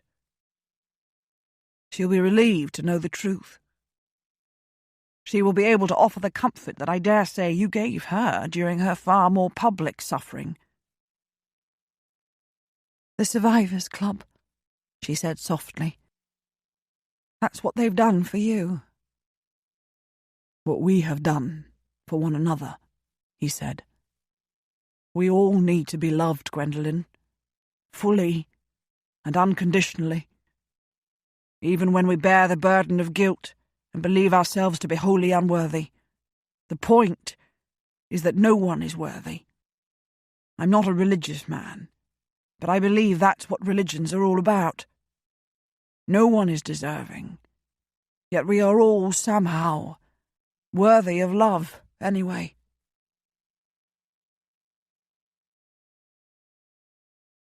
Gwen lifted her gaze to the distant ballroom. Incredibly, everyone was still waltzing. The set had not yet ended. "I do beg your pardon," she said. "This is a social occasion. I ought to be helping you enjoy yourself, for you didn't enjoy coming here, and would not have done it if it hadn't been for your sister. I should be making you relax and laugh. I should be—" She stopped, abruptly. His free arm had come about her shoulders, and the hand that had been holding hers was loosely clasping her neck, her chin held firmly in the cleft between his thumb and forefinger. He lifted her chin and turned her head. She couldn't see him clearly. "Sometimes," he said, "you say the daftest things. It must be the aristocrat in you." And he kissed her, his mouth firm on hers, warm, open, his tongue pressed into her mouth. She clasped his wrist and kissed him back. It was not a brief embrace. Neither was it lascivious or even particularly ardent, but it was something she felt to the roots of her being. For physical though it was not about the physical. It was about them. He was kissing her because she was Gwendolen, and he cared about her, warts and all. She was kissing him because he was Hugo, and she cared about him. After he had finished and had removed his hand from her chin in order to hold her hand in her lap again, and she had tipped her head sideways to rest on his shoulder, she felt the soreness of unshed tears in her throat. For she was not, of course, in love with him. Or not just in love, anyway. When had he become the sun and the moon to her? The very air she breathed. And when had an impossibility become only an improbability? She must not be swayed by romance. And perhaps that was all this was. And the aftermath of her unburdening. When had he grown so wise, so understanding, so gentle? After he had suffered? Was that what suffering was all about? Was that what it did for a person? He moved his head and kissed her temple, her cheek. "Don't cry," he murmured. "The dance must be almost at an end. And look, there's another couple out on the balcony, and they're hovering at the top of the steps. We'd better go in so I can sit with Constance and Berwick at supper, so that we can sit with them." She lifted her head, dried her cheeks with the heels of her palms, and got to her feet. "I still have to decide," he said as she took his arm, "whether I want to court you or not. I'll let you know. I'm not sure I can bring myself to court a woman who limps." They were out from under the tree, and there was lamplight playing across his face when she looked up at him, startled. He wasn't looking back at her, but there was a gleam of something in his eyes that might possibly be a smile. Chapter 17. The damnable thing was that Lady Muir had been right. The ballroom really had been buzzing with the news of his fame. A dozen or more men had wanted to shake his hand during supper, and wherever he looked, he had intercepted nodding heads and plumes and admiring glances. It had been deuced embarrassing, and had ended up causing him to look down at his plate more than anywhere else, feeling awkward and very much on display. He had spent the rest of the night dodging from one shadowed corner to another, but it hadn't seemed to help much. And he had been unable to leave early, as Constance danced until the last chord of the final set had been played. Now, this morning, there had been a veritable deluge of post, almost all of it invitations to various ton entertainments, garden parties, private concerts, soirees, Venetian breakfasts, whatever the devil they were, musical evenings. How were they different from concerts? And how could a breakfast be scheduled to begin during the afternoon? Was it not a contradiction in terms? Or did it mean that the tons slept all morning during the season? Something that made sense, actually, since they obviously caroused all night. Almost all the invitations addressed to him included Constance, a fact that made it difficult either simply to ignore them or to send back a firm refusal. There were a few invitations addressed just to Constance, as well as 3 bouquets, from Rafe, young Everleigh, and someone who had signed his card with such an extravagant flourish that his name was illegible. Hugo went off to spend the morning with William Richardson, his manager, leaving Constance with her mother and grandmother and 2 little boys the latter had brought with her this morning. Strangely, Fiona didn't seem unduly distressed by their energy and incessant questions, and Constance was ecstatic at the chance to talk and play with these new cousins. She was to go driving in Hyde Park later in the afternoon with Gregory Hind, one of last night's partners, the one with the loud, braying laugh and the tendency to find everything funny. He had passed Lady Muir's strict scrutiny, however, and Connie liked him. And apparently Hind's sister and her betrothed were to accompany them, so all was perfectly respectable. Hugo immersed himself in work, and longed for the country. He was not at all sure he wanted to court Lady Muir. She limped, really quite noticeably. But when he chuckled quietly at the memory of saying that to her, he won for himself a puzzled look from Richardson, and then an answering laugh as though the man thought he must have missed a joke, but would pretend he had not. No. He was not sure he wanted to court her. He would be no good for her. She needed someone to cherish her, and pamper her, and make her laugh. She needed someone from her own world. And he needed someone...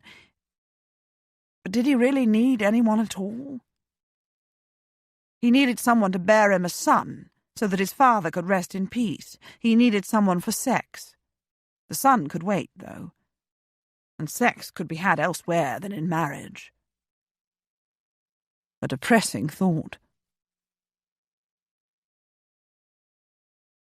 He did not need Gwendolen, Lady Muir.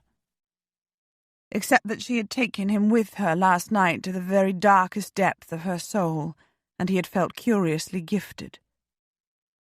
And she had kissed him as if he somehow mattered.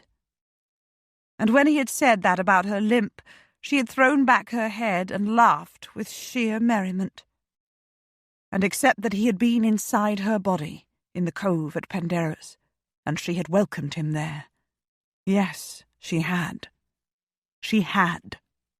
And he, who had only ever had whores before her, had known the difference, even though she lacked most of their expertise. He had been wanted, cherished, loved. Loved? Well, perhaps that was going a bit too far. But he craved more. Her. Was it her he craved, or it?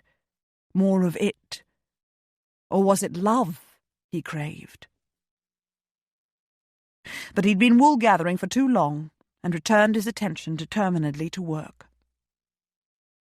Later in the afternoon he was rapping the knocker against the door of Kilbourne House at Grosvenor Square, and asking the butler if he would find out if Lady Muir was at home, and willing to receive him. He fully expected her to be out. It was the time when everyone was out walking, or riding, or driving in the park, and it was a pretty decent day, even if the sun was not constantly shining. Hind had been driving off with Constance as Hugo was leaving the house, braying with laughter at something she'd said. Perhaps this was why he had come now, because he could be fairly sure that she would not be home. If he ever grew to understand himself, Hugo decided, it would be a miracle of the first order. Not only was she at home, and not only would she receive him, but she also came downstairs in person, just ahead of the butler. She was looking pale and listless, a little heavy-eyed. "Come into the library," she said. "Neville and Lily are out, and my mother is resting." He followed her into the room and closed the door. "What's wrong?" he asked. She turned to look at him and smiled slightly. "Nothing, actually," she said. "I've just come from spending the afternoon with Lauren." Her face crumpled, and she spread her hands over it. "I'm sorry," she said. "Was I right?" he asked her. Good God, what if he'd not been? "Yes," she said, lowering her hands, her facial muscles under control again. "Yes, you were right. We have just spent almost a whole afternoon crying like idiots. I am to understand that I'm the biggest goose ever born to keep all that bottled up inside for so long." "No," he said. "You're not a goose. She was wrong there. When we feel like rotten eggs, we would rather no one cracked our shells, for their sake." "I'm a rotten egg, then," she laughed shakily. "Is your sister happy today? I intend to call on her tomorrow morning." "She's out driving with Hind and his sister," he said. "The sitting room of the house looks and smells like a flower garden. She's received 5 invitations, not counting the 13 I received that include her. Yes, she's happy." "But you are less so?" she asked. "Oh, do come and sit down, Hugo. I will get a crick in my neck from looking up at you." He sat down on a love seat, while she took the old leather chair across from him. "I would be quite happy to make a bonfire out of the lot of them," he said, "but I have to think of Connie. I came to ask your advice on which invitations to accept." "Of those?" She nodded at the bundle of papers he held in one hand. "Yes," he said, holding it out toward her. "Constance's on top, mine below. Which ought we to go to, if any? One Tom Ball was all I promised after all, and I don't want to raise unreasonable expectations in her." "She can find happiness only among her own kind, you think?" she asked, taking the pile of invitations from him and setting it on her lap. "Not necessarily." He could feel his jaw hardening. She was making fun of him. "But probably." She took a few minutes to look through the invitations one by one. He watched her as she did so, and was irritated. For he wanted to step over there, scoop her into his arms as he had done at Penderys when he'd had every excuse to do so, and carry her back here to cradle on his lap. She was still pale. But he was not her keeper. He was not in any way responsible for bringing her comfort or anything else. Her back was ramrod straight. No, that was unfair. It was straight, but her posture was relaxed, graceful. Her spine didn't touch the back of the chair, though. Her neck arched like a swan's. She was a lady from the top of her head to her well-manicured fingertips to her daintily shod feet. And he wanted her something fierce.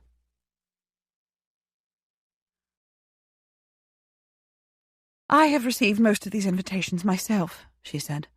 "I wouldn't presume to tell you which ones to accept or refuse, Lord Trentham, but there are some it would be wiser for Constance to refuse, and a few it would be very advantageous for her to accept. In fact, there are 3 events to which I was very much hoping she would be invited, so that I wouldn't have to go to the effort of securing her an invitation." She laughed softly and looked up at him. "You mustn't feel obliged to come with her," she said. "I shall be delighted to take her with me, and to be an attentive chaperone. However, the Tom will be disappointed if the hero of Balogh disappears from the face of the earth again after last night, when many of them either didn't have a chance to speak with you and shake your hand, or else were not even present. The Tom is a fickle entity, though. After a while, the novelty of seeing you at last will be replaced by something else, and you will no longer be the focus of attention wherever you go. But everyone is going to have to be offered the chance of seeing you a number of times before that will happen." He sighed. "I will accompany Constance to those 3 events," he said. "Tell me which they are, and I shall send an acceptance." She set the 3 on top and handed the bundle back to him. "How I would love some fresh air," she said. "Will you take me walking, Lord Trentham? Or will my limp embarrass you?" She smiled as she said it, but there was something wistful in her eyes. He got to his feet and shoved the pile of invitations into his coat pocket, pulling the fashionable garment horribly out of shape. "You do know I was joking last night," he said. "Your limp is part of you, Gwendolen, though I wish for your sake it wasn't. You are beautiful to me, as you are." He held out a hand for hers. "But I still haven't decided if I wish to court you. One of those 3 invitations is to a garden party." She laughed, and at last there was a little colour in her cheeks. "It is," she said. "You will acquit yourself well enough, Hugo, if you remember one small thing. When you drink tea, hold the handle of the cup with your thumb and 3 fingers, but not with your little finger." She shuddered theatrically. "Go and fetch your bonnet," he told her. "I've decided not to court you," he said. They had been walking along the pavement in the direction of Hyde Park, Gwen's arm tucked through his. She'd been feeling weary to the marrow of her bones just a short while ago, after returning from Lawrence. She probably would have lain on her bed if Hugo hadn't come. She was glad he had. She was still feeling tired, but she was relaxed too, almost happy.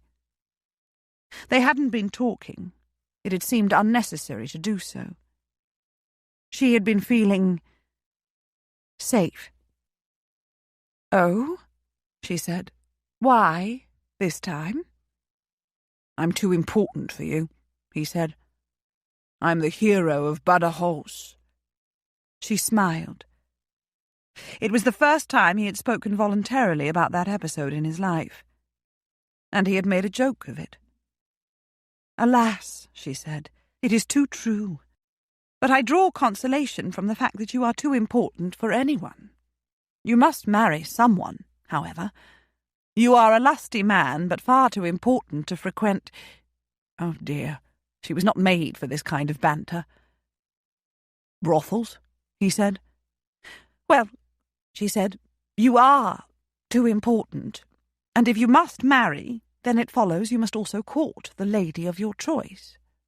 "No," he said, "I'm too important for that. I merely have to crook my finger and she'll come running." "Fame has not made you conceited, by any chance?" she asked him. "Not at all," he said. "There's nothing conceited about acknowledging the truth."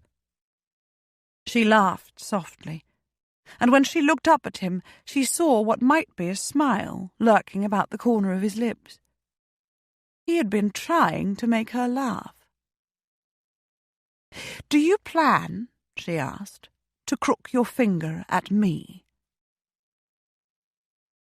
There was a rather lengthy pause before his answer, while they crossed the road, and he tossed a coin to the young crossing sweeper who had cleared a pile of steaming manure out of their path. "I've not decided," he said. "I'll let you know." Gwen smiled again, and they entered the park. They walked past the fashionable area, where crowds were still driving or riding or walking, though they didn't linger there.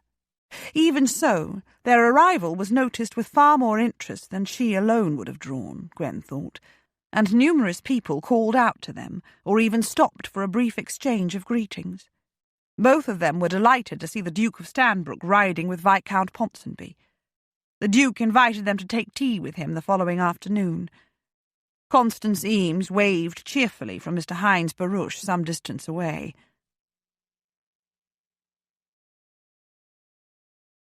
But they strolled onward rather than walk the circuit like everyone else, and passed far fewer vehicles and pedestrians.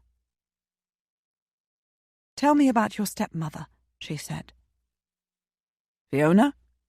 He looked at her in some surprise. "My father married her when I was 13. She was working at a milliner's shop at the time. She was extremely beautiful. He married her within a week or two of meeting her. I didn't even know about her until he announced abruptly one day that he was getting married the next. It was a nasty shock.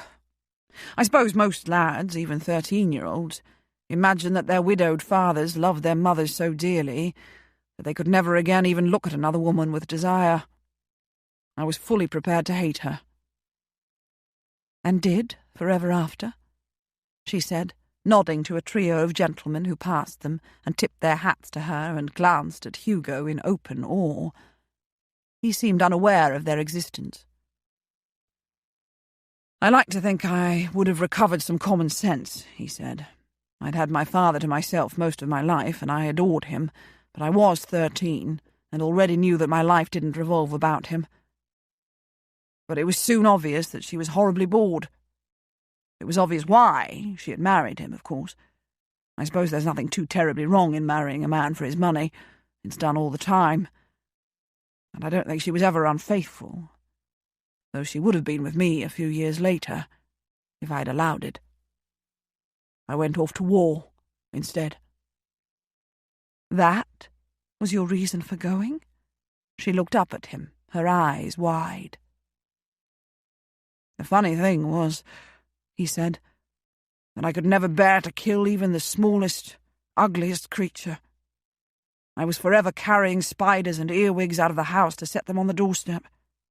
I was forever rescuing mice from traps on the rare occasions when they were still alive.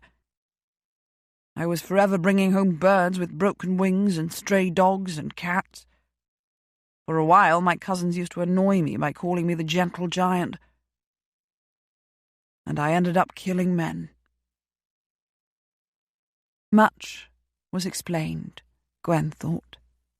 Ah, much was. "Is your stepmother not close to your uncles and aunts and cousins?" she asked. "She felt inferior to them," he said, "and consequently believed they despised her. I don't believe they did. They would have loved her and welcomed her into the fold if they'd been given the opportunity. They all came from humble origins, after all. She cut herself off from her own family in the belief, I suppose, that they would drag her down from the level she'd reached by marrying my father. I went to call on them a week ago. They've never stopped loving her and longing for her. Incredibly, they don't seem to resent her. Her mother and her sister have spent some time with her already. And this morning her mother brought her 2 young grandchildren, Fiona's nephews. There are still her father and brother and sister-in-law to be met, but I'm hopeful that it'll happen. Perhaps Fiona will get her life back. She's still relatively young, and she still has her looks." "You do not still hate her?" she asked, as he moved her off to the side of the path for an open carriage that was coming towards them. It's not easy to hate, he said, when one has lived long enough to know that everyone has a difficult path to walk through life, and doesn't always make wise or admirable choices. There are very few out-and-out villains. Perhaps none. Though there are a few who come very close. They both looked up at the occupants of the carriage which had slowed to pass them. It was Viscountess Ragley with her younger son and daughter-in-law. Gwen always felt desperately sorry for Mr. Carstairs, who was thin and pale and apparently consumptive, and for Mrs. Carstairs, who always looked discontented with her lot in life but was always at her husband's side. Gwen didn't know either well, since they avoided most of the more vigorous entertainments of the season. She smiled up at them and bade them a good afternoon. The Viscountess inclined her head regally. Mrs. Carstairs returned Gwen's greeting in a listless voice. Mr. Carstairs didn't speak. Neither did Lord Trentham. But Gwen became suddenly aware that the two men were gazing at each other, and that the atmosphere had become inexplicably tense. And then Mr. Carstairs leaned over the side of the carriage. "The hero of Badajoz," he wheezed, his voice filled with contempt, and he spat onto the ground, well clear of the two of them. "Francis!" the Viscountess exclaimed, her voice coldly shocked. "Frank!" Mrs. Carstairs wailed. "Move on, coachman," Mr. Carstairs said, and the coachman obeyed. Gwen stood frozen in place.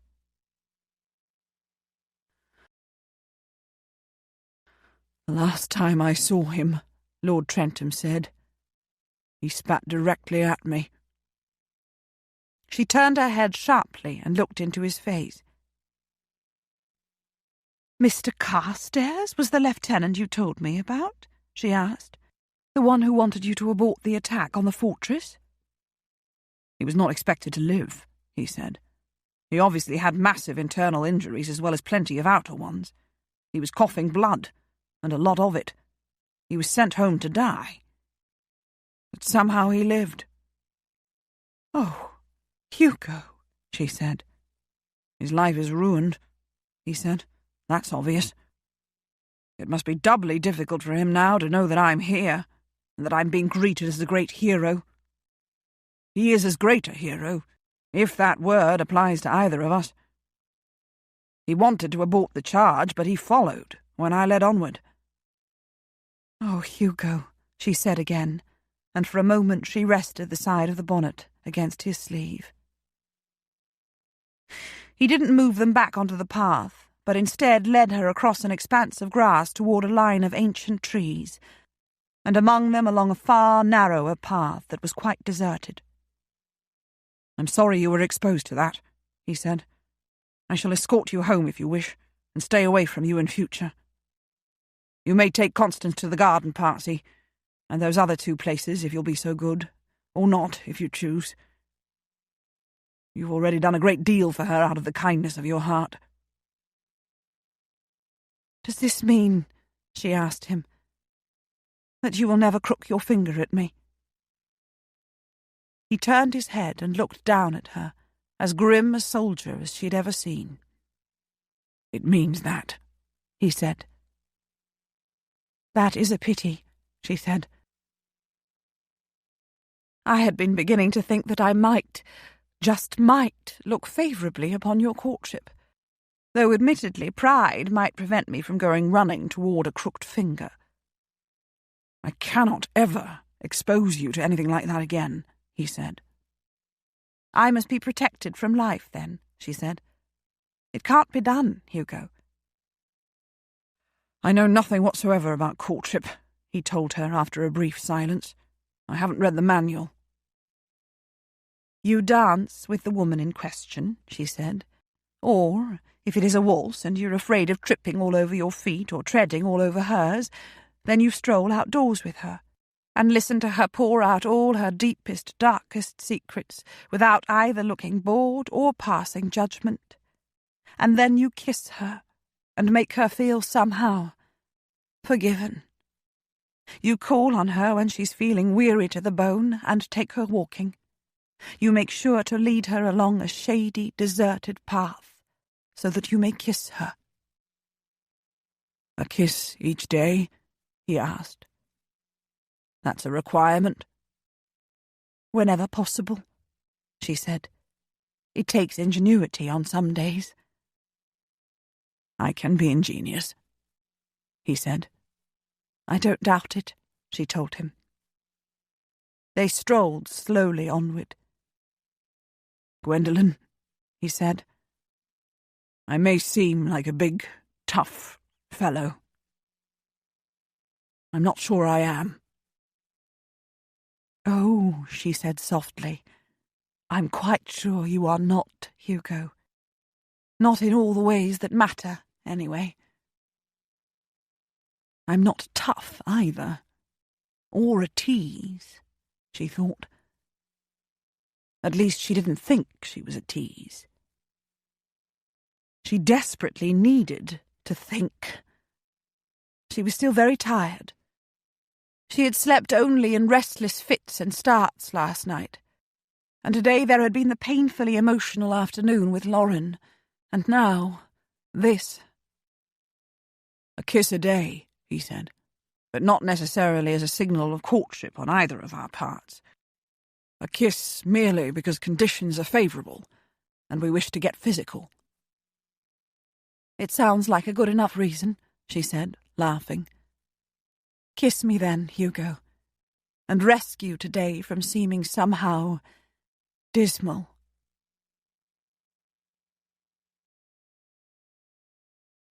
Tree branches, laden with their spring coat of light green leaves, waved above their heads.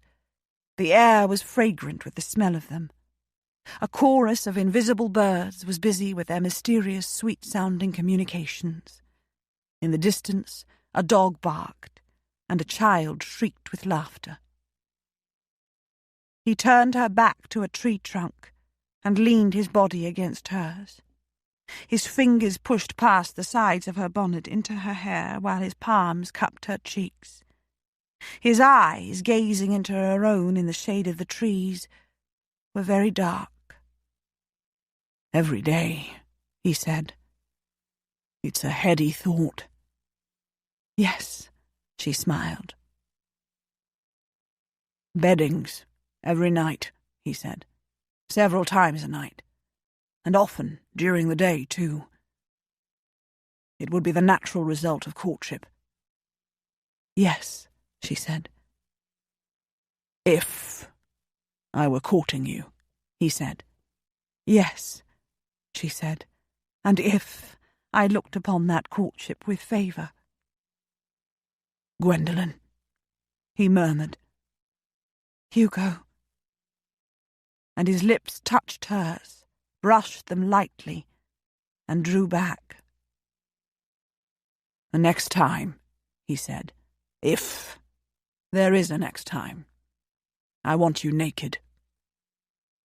"Yes," she said, "if there is a next time." What were all the reasons why all this was an improbability, even if not an impossibility? What was one of those reasons? Even one. He kissed her again, wrapping both arms about her waist and drawing her away from the tree into his body, while her arms twined about his neck. It was a hard, hot kiss, their open mouths pressed together, their tongues dueling, stroking, in her mouth, in his, back again. They breathed heavily against each other's cheek, and ultimately they kissed softly and warmly, and with lips only, murmuring unintelligible words. "I think," he said when he was finished, "I'd better take you home." "I think so too," she said. "And then you'd better pull those invitations out of your pocket before it acquires a permanent bulge." "It would not do to be walking around looking like an imperfect gentleman," he said. "No, indeed," She laughed and took his arm.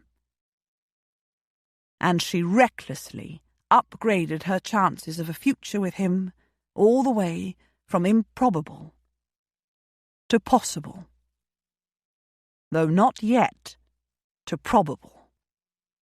She was not that reckless. Chapter 18. Constance, it seemed to Hugo, was having the time of her life. She went shopping with Lady Muir and her cousin and sister-in-law one morning, and ended up at a tea shop with an admirer and his mother. She went on a round of visits on another afternoon with the same 3 ladies, and was escorted home by the son of the final household upon which they called, a maid trailing along behind at his grandmother's insistence. She went driving in the park on 2 afternoons with different escorts, and each morning brought a steady stream of invitations, though so far she had attended only the one ball. She was well launched upon society, it seemed, and she was happy. Not just for herself, though. "All the gentlemen who've singled me out for attention want to talk about you, Hugo," she told him at breakfast one morning. "It's very gratifying." "About me?" he frowned. "And yet they're courting you." "Well," she said, "I suppose it's good for their prestige to be seen with the sister of the hero of Badajoz." Hugo was mortally tired of hearing that ridiculous phrase. "But they're courting you," he said. "Oh, you mustn't worry, Hugo," she said. "I'm not going to marry any of them." "You're not?" he asked, his brows drawing together. "No, of course not," she said. "They're all very sweet and very amusing and very silly. But no, that's cruel. I like them all. And they're very kind. And they're all terribly in awe of you. I doubt any would be able to get his courage up to ask you for my hand, even if he wished to do so. You do frown quite ferociously, you know." Constance was perhaps more sensible than he'd realised. She was not pinning her matrimonial hopes upon any of the gentlemen she had met thus far. It was hardly surprising, of course. Her first ball had been less than a week ago. Perhaps he had mistaken her motive in wanting to attend that ball. Perhaps it was not even important to her to move up the social scale by marrying up. It was an idea that seemed to be corroborated by other things happening in her life. She went to the grocery shop one afternoon with her grandmother and met her other relatives there. She instantly adored them all, and was adored in return. After that first visit, she made time every day to go over there to see them, those of them who were not at the house fussing over Fiona, that was. And she spoke of them and of the shop and the neighbourhood with as much enthusiasm as she showed when describing her dealings with the ton. There was an ironmonger's next to the grocery shop. The long-time owner had died recently, but his son had promised all his customers that he would keep it open and that he wouldn't change a thing. It was, according to Constance, a veritable Aladdin's den, with narrow aisles that twisted and turned until one was in danger of getting lost. They were so narrow that it was sometimes hard to turn around. And he had absolutely everything in the shop. There was not a nail or a screw or a rivet or nut or bolt that he didn't have. Not only that, though. Just like his father before him, he knew exactly where to lay his hand upon even the smallest, most obscure item anyone happened to need. And there were brooms and ladders hanging from the walls, and shovels and pitchforks hanging from the ceiling, and the story went on and on. And Constance went in there every day, always with one or other of her relatives, all of whom were particular friends of Mr. Tucker's. Indeed, her grandmother had almost adopted him as an extra son now that his father was gone. He was the same age as Hilda, according to Constance, or maybe a year or two younger, perhaps 3. He was funny. He teased Constance about her refined accent, though she didn't speak so very differently from everyone else, and his accent was not too broadly Cockney. She could understand him perfectly well. He teased her about her pretty bonnets, and he let Colin and Thomas, the 2 little boys, run about his shop to their heart's content, though he did insist one day, when they tipped over 2 boxes of different nails and got them all mixed up on the floor, that they pick them all up, and then sit at the counter to sort them out again. It took them almost an hour, and he brought them milk and biscuits to make their fingers more nimble. And then, when they were finished, he ruffled their hair, told them they were good lads, and gave them a penny each on the condition that they leave the shop immediately and not return for at least an hour. He told Constance funny stories about his customers, though they were never unkind stories, and he insisted on the afternoon it rained upon walking her all the way home while holding over her a very large black umbrella he had dug out from somewhere at the back of his shop. He would not sleep that night, he had told her, if he had let her walk home without it, and thus caused the demise of her bonnet. Hugo listened to the lengthy, enthusiastic accounts with interest. There was a certain glow about his sister whenever she spoke of the ironmonger that was not there when she talked about any of the gentlemen who danced attendance on her. All of which suggested to Hugo that he might have avoided all this business with the Tom. There need not have been the Redfield ball, and there need not be the upcoming garden party, and there need not have been any renewal of his acquaintance with Lady Muir. His life would have been altogether more peaceful if he'd not seen her again after Penderys. They were starting to fall in love with each other.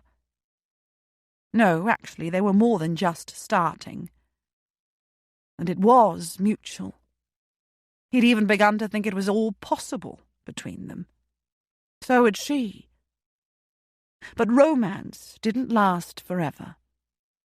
Not that he had any personal experience with romance, but all his observations of life had taught him that. It was what remained to a relationship after the first euphoria of the romance had faded that was important. What would be left to him and Gwendolen, Lady Muir, two lives that were as different as night and day, a few children, maybe, if she could have them, and decisions to make about where they would be educated. She, doubtless, would want to pack them off to posh schools as soon as they'd passed the toddling stage. He would want to keep them at home to enjoy. Would there be anything of love left to them when the romance had dimmed? Or would it all be used up with the energy they would expend upon trying to meld two lives that couldn't be melded?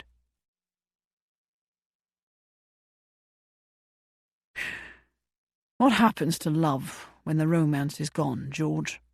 He asked the Duke of Stanbrook on the afternoon he and Lady Muir had gone to tea, as invited. The Duke and Duchess of Portfrey had been there too, but it was the afternoon it rained unexpectedly, the same afternoon Tucker walked Constance home from the shop. The Duke and Duchess had taken Lady Muir home in their carriage since Hugo had not brought his. "It's a good question," his friend said with a wry smile. "As a young man, I was taught by all who had authority and influence over me that the two should never be mixed. Not by someone of my social stature, anyway. Romance was for mistresses. Love, though it was never defined, was for wives. I loved Miriam, whatever that means. I enjoyed a few romances in the early years of our marriage, though I regret them now. I owed her better. If I were young now, Hugo, I believe I would look for love and romance and marriage all in the same place, and be damned to any dire warning that the romance would grow thin and the love even thinner. I regret much in my life, but there's no point, is there? At this moment we are both in exactly the spot to which we've brought ourselves through our birth and our life experiences, through the myriad choices we've made along the way. The only thing over which we have any control whatsoever is the very next decision we make. But pardon me. You asked a question. I don't know the answer, I regret to say, and I suspect there is none. Each relationship is unique. You are in love with Lady Muir, are you? I suppose so, Hugo said. And she's in love with you. It was a statement, not a question. It's hopeless, Hugo said. There's nothing but romance to recommend it. That's not so, the Duke said. There is more, Hugo. I know you rather well, and so I know much of what lies beneath the granite, almost morose shell with which you've cloaked yourself to the public view. I do not know Lady Muir well at all, but I sense something I find myself stuck for the appropriate word. I sense depth to her character that could match your own. Substance is perhaps the word for which my mind is reaching. It's still hopeless, Hugo said. Perhaps, the Duke agreed. But those who are most obviously in love and well suited to each other often do not withstand the first test life throws their way. And life always does that, sooner or later. Think of poor Flavian and his erstwhile betrothed as a case in point. When two people are not well suited and know it but are in love anyway, then perhaps they are better prepared to meet any obstacles in their path than to fight them with all the weapons at their disposal. They do not expect life to be easy, and of course it never is. They have a chance of making it through anyway. And all this is pure conjecture, Hugo. I really do not know. There was no one else to ask. Hugo knew what Flavian would say, and Rafe had no experience. He was not going to ask any of his cousins. They would want to know why he asked, and then all of them would know, and they would all be in raptures because Hugo was in love at last. And they would want to know who she was, and they would want to meet her, and it didn't bear thinking of. Besides, as George had said, no one could tell you about love or romance or what would happen if you married and the romance dwindled away.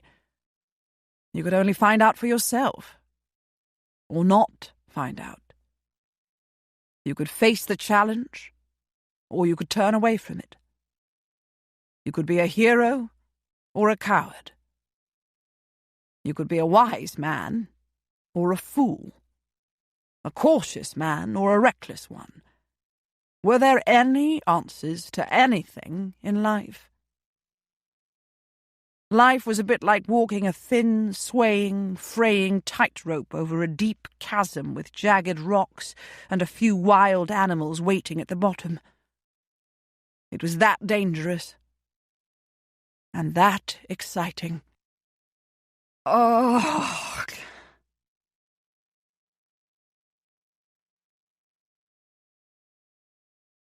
The day was perfect for a garden party. That was the first thing Hugo realised when he got out of bed in the morning and drew back the curtains at the window of his bedchamber. But for once, the sunshine brought him no joy. Perhaps clouds would move in later. Perhaps by afternoon it would rain. It would be too late by then, though, to cancel the garden party. It would probably be too late anyway, even if it had been raining buckets out there already. No doubt the hosts would have an alternate plan. They probably had a ballroom or two hidden away in their mansion just waiting to accommodate the creme de la creme of English society, as well as Constance and him. And they would all be sumptuously decorated to look like indoor gardens. No, there was no avoiding it. Besides, Constance was so excited that she declared last evening she doubted she would get a wink of sleep. And he had not seen Lady Muir for 3 whole days. Not since she went off home from George's with the Portfreys, and he'd had to content himself with a mere brushing of his lips over the back of her gloved hand. So much for a kiss a day. But then he wasn't really courting her, was he? The afternoon was as perfect as the morning, and Constance must have slept last night after all, since she was looking pretty and bright-eyed and was bouncing with energy today. The whole thing was not to be avoided. Hugo's carriage was at the door 5 minutes early, and Hilda and Paul Crane, her betrothed, who arrived at almost the same moment, waved them on their way. They had come to take Fiona for a walk, her first outing in a long while. Constance slipped a hand into Hugo's as they drew near their destination. "I'm not nearly as frightened as I was when we were going to the Ravensburg ball," she said. "I know people now, and they're really quite kind, are they not? And of course no one will have eyes for me when I'm with you, so I'll not be self-conscious at all. Are you in love with Lady Muir?" He raised his eyebrows and cleared his throat. "That would be daft, wouldn't it?" he said. "No dafter than me falling in love with Mr. Hind, or Mr. Rigby, or Mr. Everley, or any of the others," she said. "Are you in love with them?" he asked her. Or any one of them? No, of course not, she said. None of them do anything, Hugo. They live on money that's given them, which is what I do, I suppose, but it's different for a woman, is it not? One expects a man to work for a living. That's a very middle-class idea, he said, smiling at her. It seems more manly to work, she said. He smiled to himself. Oh, she said, I cannot wait to see the gardens and to see how everyone's dressed. Do you like my new bonnet? I know Grandpapa would say it's absurd, but there would be a twinkle in his eye when he said it. And Mr. Tucker would agree with him and shake his head in that way he has when he doesn't really mean what he says. It's a sight to behold, he said. Quite splendid, in fact. And then they arrived. The gardens surrounding the Britling mansion in Richmond were about 1/10 the size of the park at Crosslands. They were about 100 times less barren. There were mown lawns and lush flower beds and trees that looked as if they'd been picked up bodily and placed just so for maximum pictorial effect. There was a rose arbour and an orangery, a bandstand and a summer house, a grassy alley lined with trees as straight as soldiers, statuary, a fountain, a 3-tiered terrace descending from the house with flowers in stone urns. It ought to have looked hopelessly cluttered. There ought to have been no room left for people. But it looked magnificent, and made Hugo think with dissatisfaction about his own park, and with longing to be back there. Had the lambs all survived? Were all the crops in the ground? Were there weeds growing in his flower bed? Singular, flower bed. Lady Muir had come with her family and was there before them. She came hurrying toward them as soon as they arrived, her hands outstretched to Constance. "There you are," she said. "And you did wear the rose bonnet rather than the straw one. I do think you made the right choice. This one has considerably more dash. I'm going to introduce you to people you've not met before, at their request in most cases. You have a famous brother, you see, though they will want to pursue an acquaintance with you for your own sake after they've met you." Her glance moved to Hugo as she mentioned him, and the colour deepened in her cheeks. She matched the sky with her blue dress and yellow bonnet trimmed with cornflowers. "Do come with us, Lord Trentham," she said as she took Constance by the arm. "Otherwise you will stand here looking like a fish out of water and scowling at everyone who wishes to shake you by the hand." "Oh," Constance said, looking in surprise from one to the other of them. "Are you not afraid to talk to Hugo like that?" "I have it on the best authority," Lady Muir said, "that he used to carry spiders gently outdoors when he was a boy instead of squashing them underfoot." "Oh," Constance laughed, "he still does that. He did it yesterday when Mamma screamed as a huge daddy-long-legs scurried across the carpet. She wanted someone to step on it." Hugo walked about with them, his hands clasped at his back. What a ridiculous thing fame was, he thought, as people actually bowed and scraped to him and gazed at him in an awe that often seemed to render them speechless. At him, Hugo Eames. There was nobody more ordinary. There was nobody who was more of a nobody. And then he saw Frank Carstairs sitting in the rose arbour, a blanket about his knees, a cup and saucer in his hands, his discontented-looking wife at his side. And Carstairs saw him, and curled his lip, and looked pointedly away. Carstairs had caused him a few disturbed nights in the past week. He had been a brave, earnest, hard-working lieutenant, respected by both his men and his fellow officers. He had been as poor as a church mouse, however, since his grandfather was reputed to have gambled away the family fortune, and he was merely a younger son.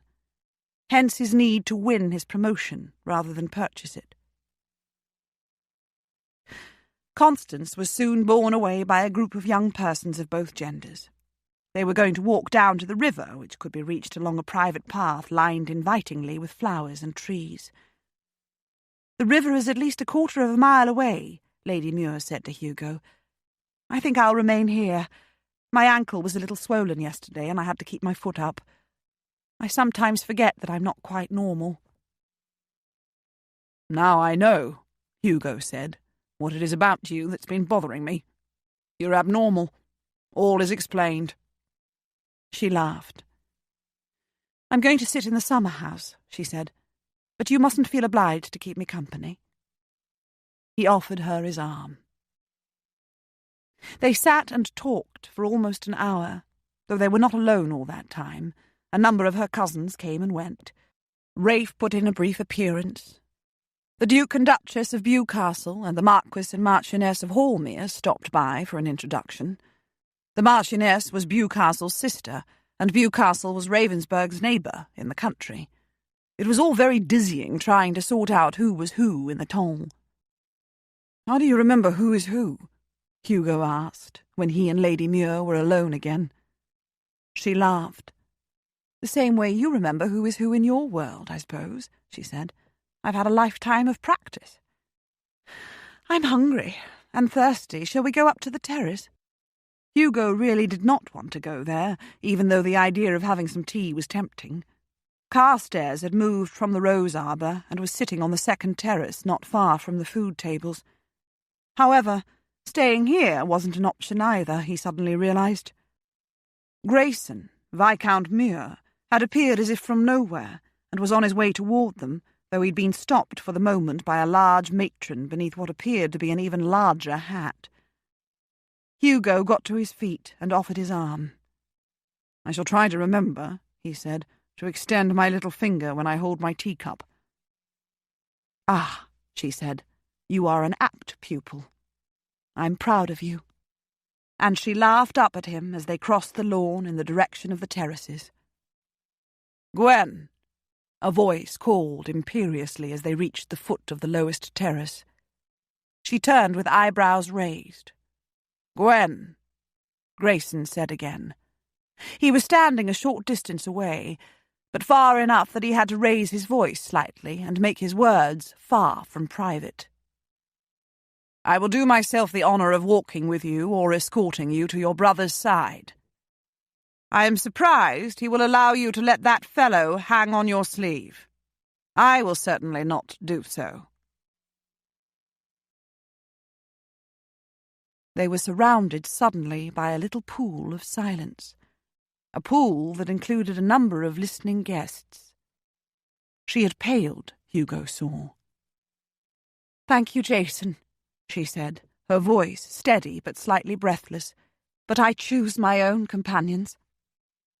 "Not when you're a member of my family," he said, "even if only by marriage.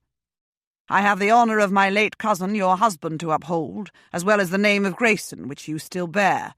This fellow is a coward and a fraud, in addition to being riff-raff. He is a disgrace to the British military." Hugo released her arm and clasped his hands behind him.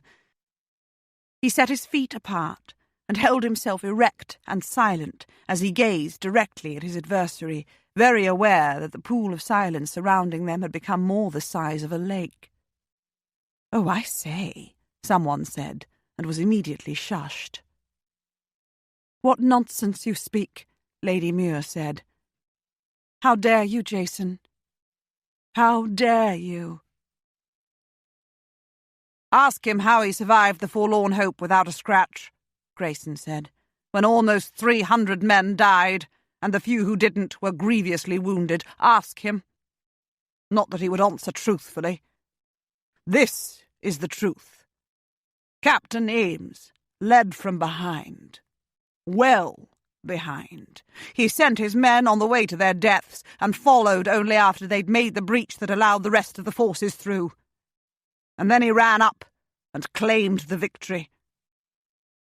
There were not many men left to contradict him." There were gasps to break the silence. "Shame," someone said before being shushed. But it was not clear whether he addressed Grayson or Hugo. Hugo could feel all eyes upon him, even though he looked nowhere but back at Grayson. "It's your word against mine, Grayson," he said. "I don't intend to brawl with you." From the corner of his eye he could see Constance. Damn it all, she was back from the river already, and had moved into the circle of listeners. He turned to Lady Muir and inclined his head stiffly. "I will take my leave, ma'am," he said, "and take my sister home." And then a weak, rather reedy but perfectly audible voice spoke up from behind him. "There is one survivor right here to contradict you, Muir," Frank Carstairs said. "I have no reason to love Eames. He took the command that ought to have been mine on that day. And then his bravery showed up my cowardice, and has preyed upon my conscience every moment of every day since. I wanted to abort the charge when the men started to die in droves, but he forced us onward. At least he charged onward himself, and didn't look back to see if we followed. And he was right. We were a forlorn hope, dash it all. We volunteered for death. We were the cannon fodder that would allow the real attack to break through behind us. Captain Eames led from the front. And he earned all the accolades he has received since." Hugo did not turn, nor did he move. He felt stranded in the midst of surely the worst moment of his life, worse even than the day he had gone out of his head. Though no, perhaps not worse than that. Nothing could ever be worse than that. "Dear me," a languid voice said, "I'm for my tea. Lady Muir, Trentham, do join Christine and me at our table. It has the advantage of being in the shade." It was a man he had just met, Hugo saw when he looked away from Grayson at last, the one with the autocratic air and the silver eyes and the jewelled quizzing glass, which was currently trained upon the suddenly retreating figure of Grayson. The Duke of Bewcastle. "Thank you." Lady Muir took Hugo's arm. "We will be delighted, Your Grace, and the shade will indeed be welcome. The sun becomes uncomfortably warm when one has been out in it for a while, does it not?" And suddenly everyone was moving again, and talking and laughing again, and the party had resumed as if nothing untoward had happened. Carstairs was not looking his way, Hugo saw when he looked directly at him, but was talking quite pointedly to his wife. It was the Ton's way, Hugo realized. But doubtless polite drawing-rooms and club-rooms throughout London would buzz with the interchange for days to come. Chapter 19. "I've decided," Lord Trentham said. "I'm not going to court you." Gwen picked up her embroidery without really realizing she was doing so, and began to stitch. She had been about to say, "Is it for certain this time?" but there was nothing in his face that suggested he might be inviting some verbal sparring from her. He had arrived at the house just as she was about to leave with Lily and her mother. They were going to make a round of afternoon calls with Lauren. Neville was at the House of Lords. "Very well," she said. He was standing in the middle of the drawing-room in his usual military stance, though she'd invited him to be seated. He was glowering. She knew he was. She didn't have to lift her head to confirm the fact. "If you would be so good as to escort Constance to the remaining entertainments she's agreed to attend," he said, "I would be grateful to you. But it doesn't matter if you feel you can't do it. She's begun to understand that the world of the Ton is not necessarily the promised land." "I will certainly do that," she said, "and she may accept more invitations too if she wishes. I will be happy to continue to sponsor her. There is no such place as the promised land, but it would be foolish to reject even an unpromised land as worthless without first inspecting it thoroughly. She has taken well with the Ton, and can expect to make a perfectly respectable match with a gentleman of her choosing, if she should so desire." He stood there looking down at her, and she wished she'd not picked up her embroidery. She had to concentrate hard to keep her hand steady, and her green silk thread, she noticed, was filling in the broad petal of a rose instead of the leaf on its stem. The other petals were a deep rose pink. She decided she would not be the one to break the silence. "I dare say," he said, "your family had a thing or two to say about your allowing yourself to be caught up in that unseemly scene yesterday." "Let me see." She held the thread above her work for a moment. "My brother was in favour of slapping a glove across Jason's face and calling him out for the insult he so publicly dealt me, and himself. But Lily persuaded him that it would be a far worse punishment for a man like Jason to be soundly ignored. My cousin Joseph also wanted to call him out, but Neville told him that he must stand in line. Lily suggested that we add Mrs. Carstairs to our list of ladies to be called upon this afternoon, since her husband did something extraordinary yesterday, and the lady always looks so desperately lonely anyway. Mamma said that she'd never been more proud of me than when I told Jason that I chose my own companions, and when I took your arm after the Duke of Bewcastle invited us to join him and the Duchess for tea. She added that as far as she could see, I chose my companions both wisely and well. Lauren told me that after watching you take that verbal assault with such stoic dignity, she suspected every unmarried lady within hearing range, and a few married ones too, fell head over ears in love with you. Elizabeth, my aunt, thought it must have been very painful for me to watch Viscount Muir, the man who succeeded to my husband's title, behave so badly in public.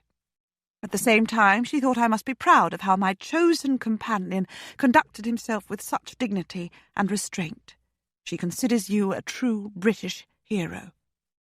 The Duke, her husband, believes that rather than tarnishing your fame, Jason's vicious lies and their exposure by Mr. Carstairs have actually enhanced it. Shall I continue?"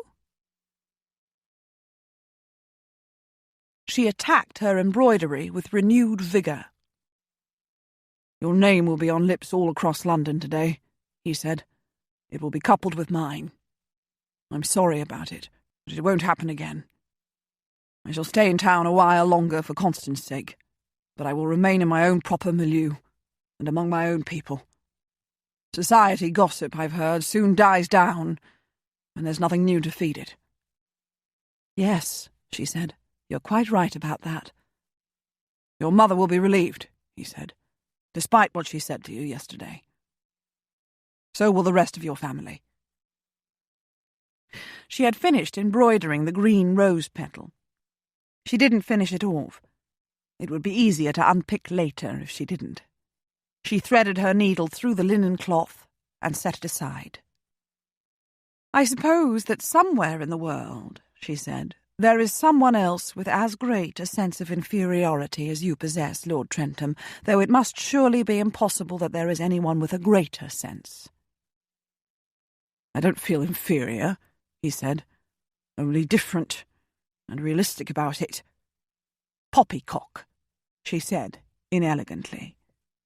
She glared up at him. He scowled back. "If you really wanted me, Hugo," she said, "if you really loved me, you would fight for me even if I were the Queen of England." He stared back at her. His jawline was granite again, his lips a hard, thin line, his eyes dark and fierce. She wondered for a moment how she could possibly love him. "That would be daft," he said. Daft, one of his favourite words. "Yes," she said, "it is daft to believe that you could possibly want me. It is daft to imagine that you could ever love me." He resembled nothing more than a marble statue. "Go away, Hugo," she said. "Go, and never come back. I never want to see you again. Go."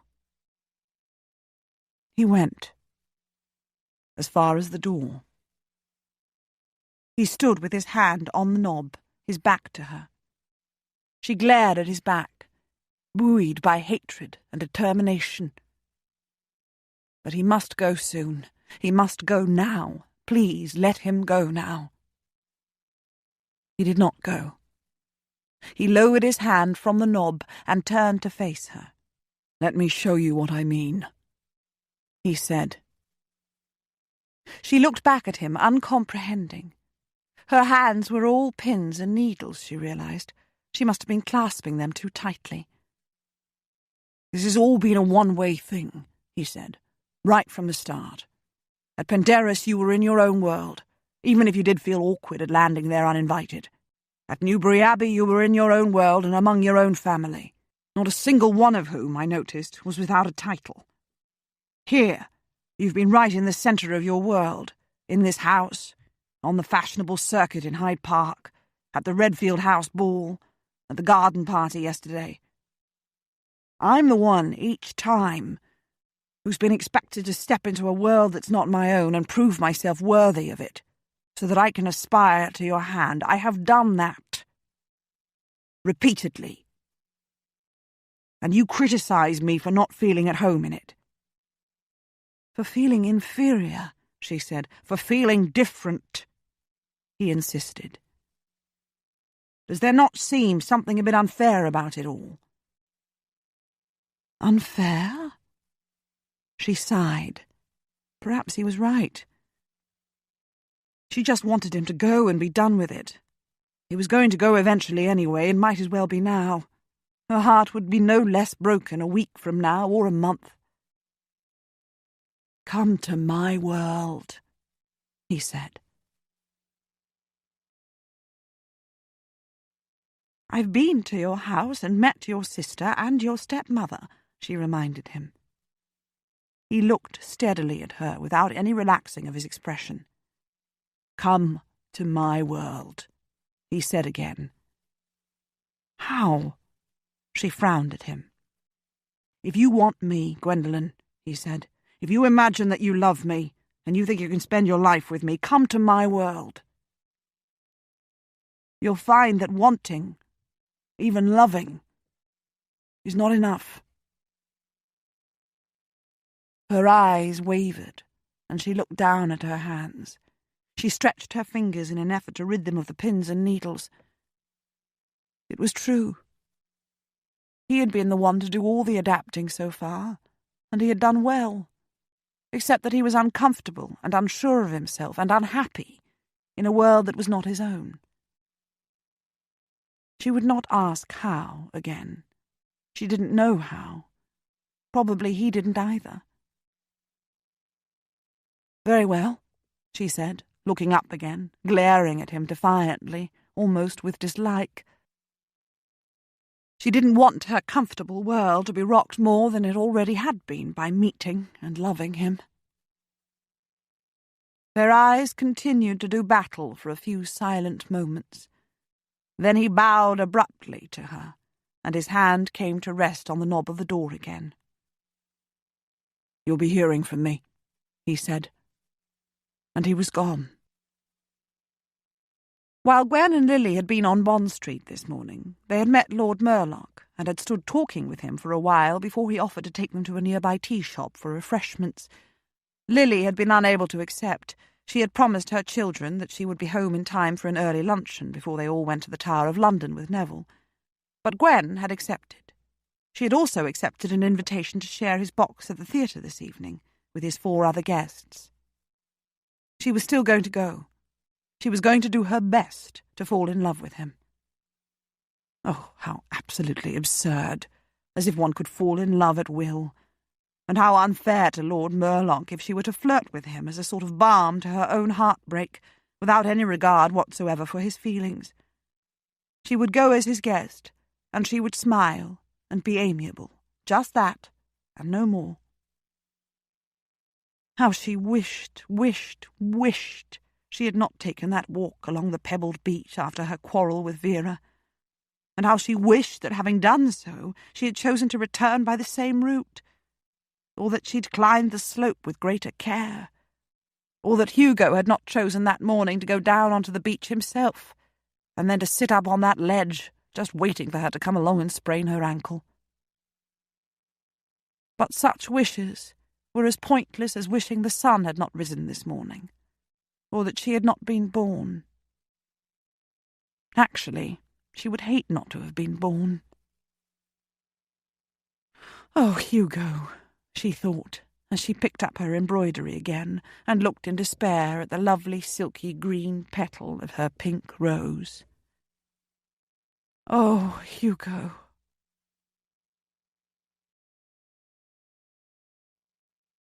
Gwen neither saw nor heard from Hugo for a week. It felt like a year, even though she filled every moment of every day with busy activity and sparkled and laughed in company more than she'd done in years. She acquired a new beau, Lord Ruffles, who had raked his way through young manhood and early middle age, and had arrived at a stage of life perilously close to old age before deciding that it was high time to turn respectable and woo the loveliest lady in the land. That was the story he told Gwen, anyway, when he danced with her at the Rosthorn ball. And when she laughed and told him that he'd better not waste any more time then in finding that lady, he set one slightly arthritic hand over his heart, gazed soulfully into her eyes, and informed her that it was done. He was her devoted slave. He was witty and amusing and still bore traces of his youthful good looks. And he had no more interest in settling down, Gwen guessed, than he had in flying to the moon. She allowed him to flirt outrageously with her wherever they met during that week, and she flirted right back, knowing that she would not be taken seriously. She enjoyed herself enormously. She took Constance Eames with her almost everywhere she went. She genuinely liked the girl, and it was refreshing to watch her enjoy the events of the season with such open, innocent pleasure. She had acquired a sizable court of admirers, all of whom she treated with courtesy and kindness. She surprised Gwen one day, though. "Mr. Rigby called this morning," she said at the Rosthorn ball. "He came to offer for me."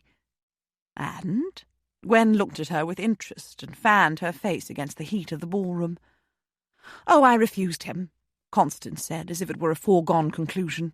"I hope I didn't hurt him. I don't believe I did, however, though he was understandably disappointed." She said it without any conceit. "I believe," the girl added, "his pockets are rather to let, poor gentleman."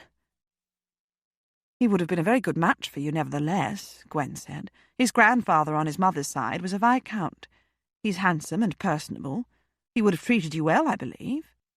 But if you don't feel any deep affection for him, then none of those things matter, and I can only congratulate you for having the courage to refuse your first offer." "If he had no money," Constance said, "he might have some relative purchase a commission in the military for him or become a clergyman. Both are considered quite unexceptionable careers for the upper classes. He might be someone's steward or secretary with only a little lowering of his pride. Marrying a rich wife is not his only option." "And that's what he was trying to do with you?" Gwen asked. "Did he admit as much?" "He did when I pressed him," Constance said, "and he was hardly embarrassed at all. He assured me that we had equal assets to bring to a marriage, money on my part, lineage and social standing on his, and he assured me, I believe truthfully, that he had an affection for me." "But you were not convinced it was an equal exchange?" Gwen asked. The girl frowned and unfurled her own fan. "Oh, I suppose it was," she admitted. "But what would he do for the rest of his life, Lady Muir? He would have all my money with which to be idle, but why? Why would any man choose to be idle?" Gwen laughed. "Mr. Grattan is coming to claim his set with you," she said.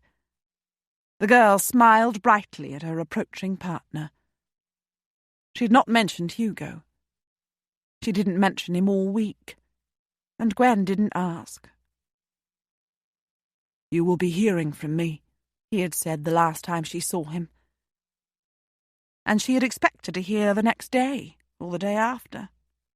More fool she. And then she did hear. He sent a letter, which was beside her plate at breakfast one morning, with a bundle of invitations. "Constance's grandparents will be celebrating the 40th anniversary of their marriage in 2 weeks' time," he wrote. "These are my stepmother's parents, the grocery shop owners.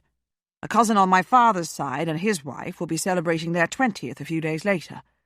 Both sides of the family have agreed to spend 5 days with me at Crosslands Park in Hampshire in order to celebrate the occasions.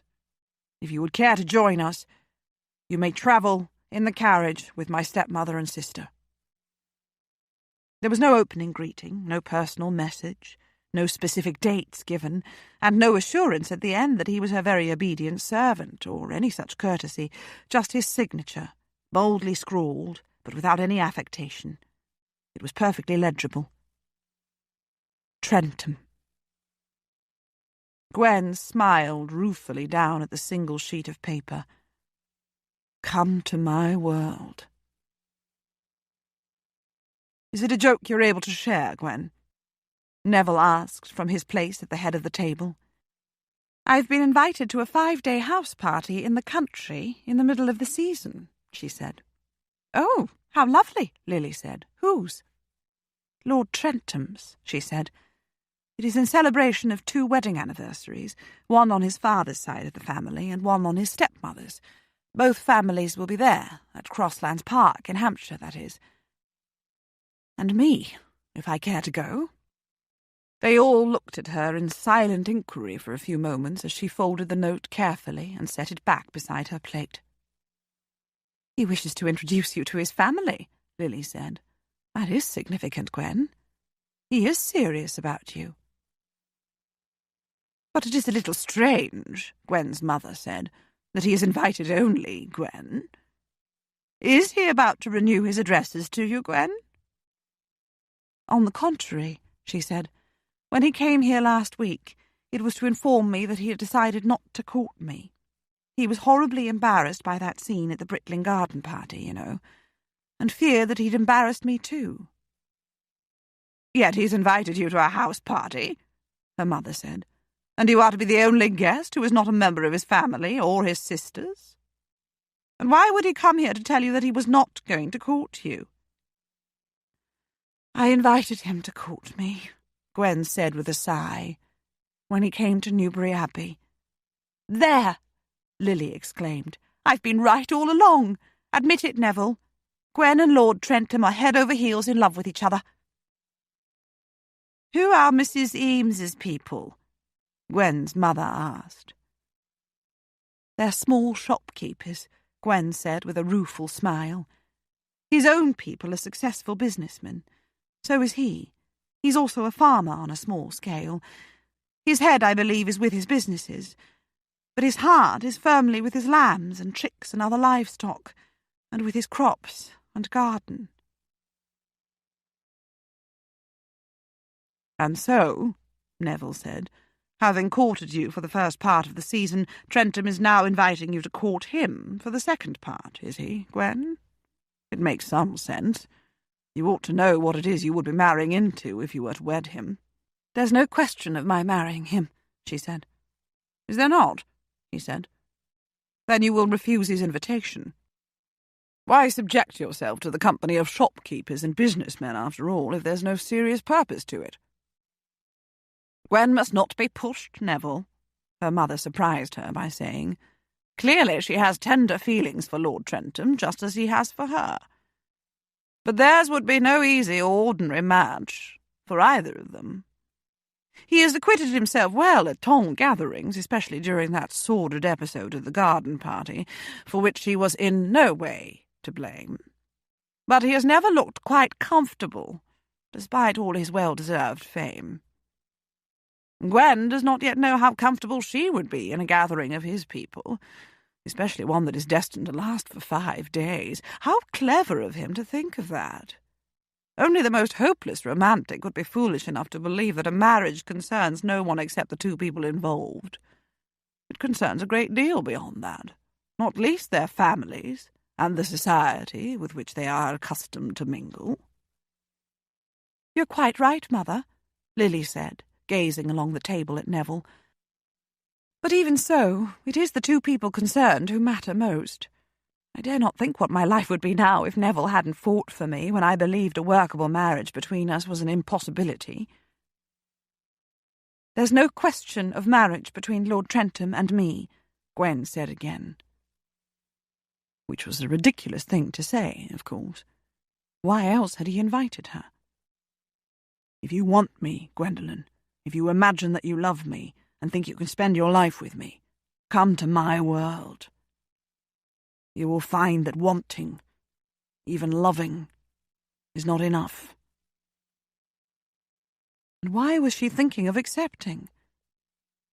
No, she must be honest with herself. Why was she going to accept? Because she wanted him? Because she imagined that she loved him? Because she wanted to spend the rest of her life with him? Because she was determined to prove him wrong?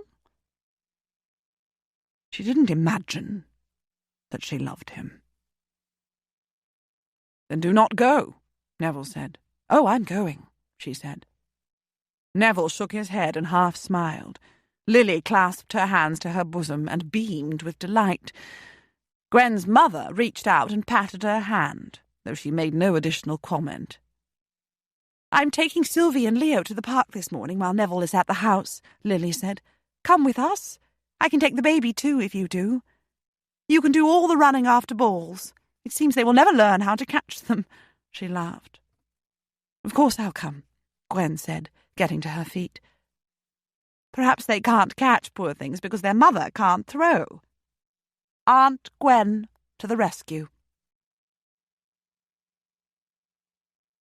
For 3 years, Hugo had jealously guarded his privacy in the country, first at his cottage and then at Crosslands. It was his own domain, his refuge from the tumult of the world. He had never invited anyone to stay, even his fellow members of the Survivors' Club, and he had only rarely invited neighbours for dinner and cards. But things had changed.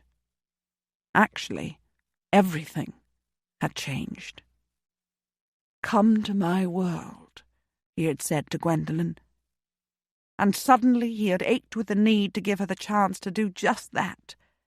Not for a mere afternoon of tea and conversation, or an evening of tea and cards, but for, well, a long enough spell that she would know what it felt like to be out of her own comfortable domain. You will find that wanting, even loving, is not enough.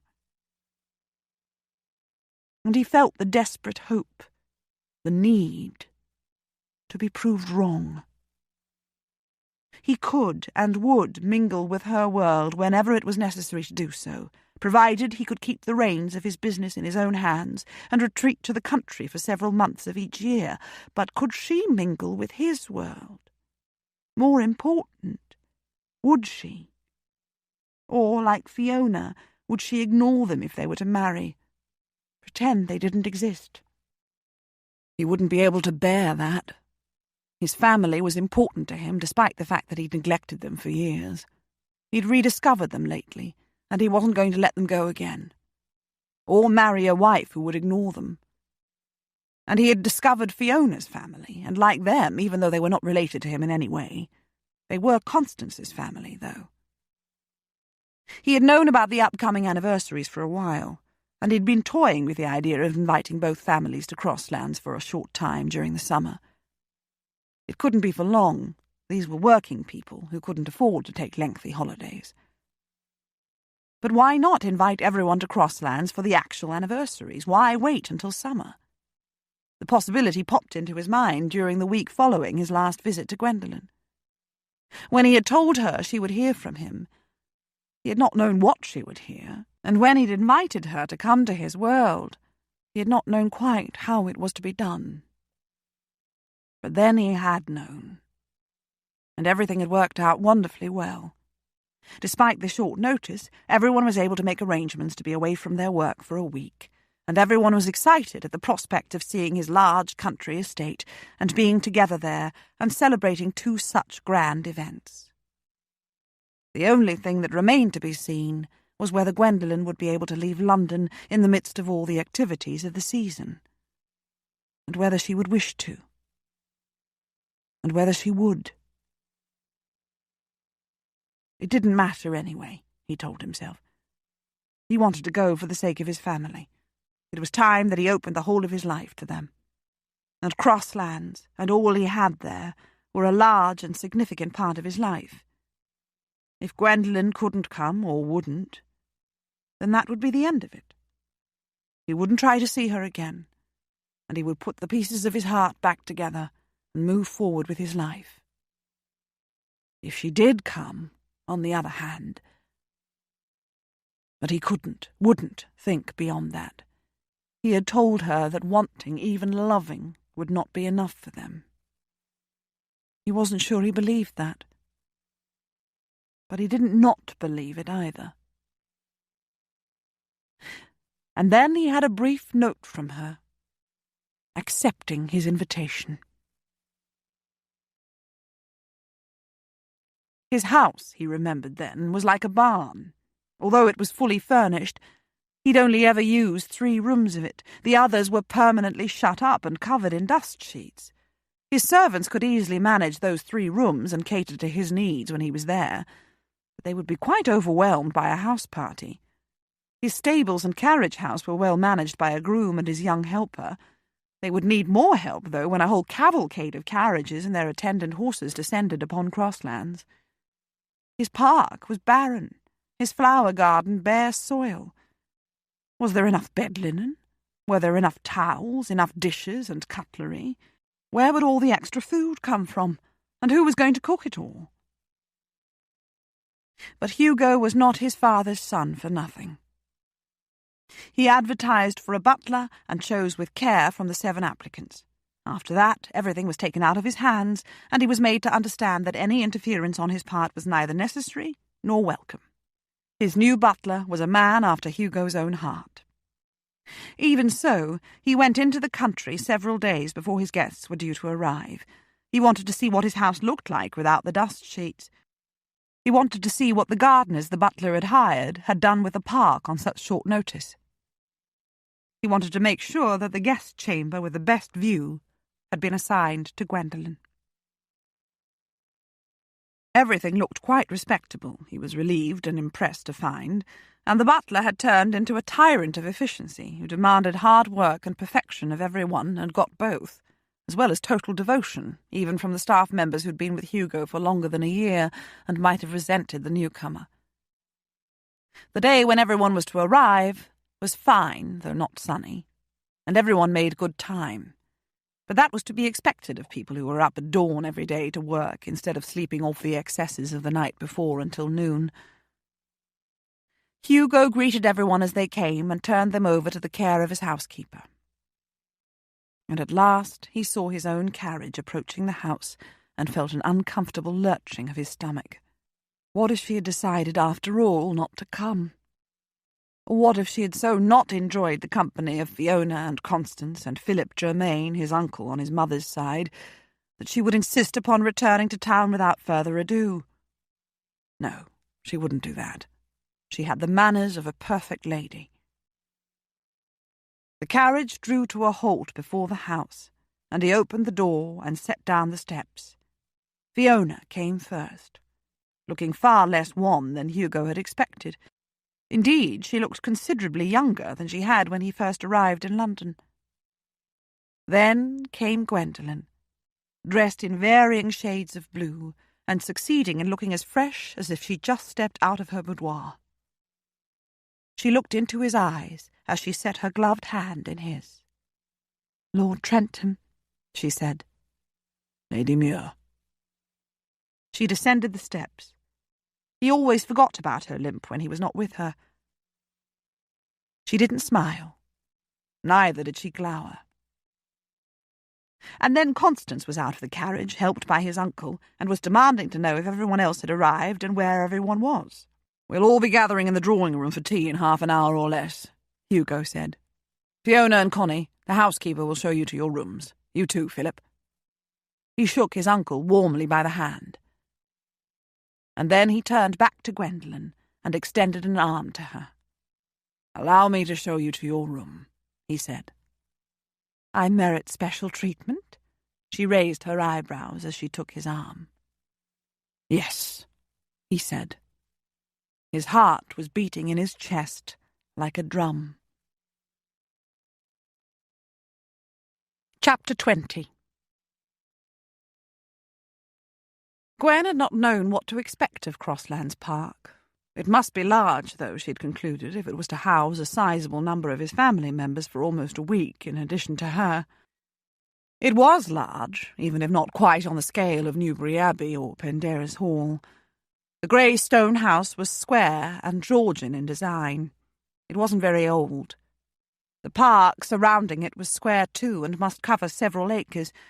It was possible that the house was in the very centre of it. The driveway that led through the park to the house was as straight as an arrow. There were trees, some of them in copses or woods, and there were lawns which had been freshly mown. There were stables and a carriage house on one side of the main house, and a largish square of bare earth on the other side. There was something potentially magnificent about it all, and yet it all looked curiously barren, or undeveloped was perhaps a better word. While the other occupants of the carriage gazed their fill and Constance made a few excited comments, Gwen wondered about the original owners. Had they lacked imagination, or what? She knew, though, why the property had attracted Hugo. It was large and solid, with no nonsense about it, just as he was. She smiled at the thought, and clasped her hands a little more tightly in her lap. This was her test in his eyes, and her own.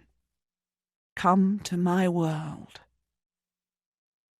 She didn't know how it would work out, but she had rather enjoyed the carriage journey.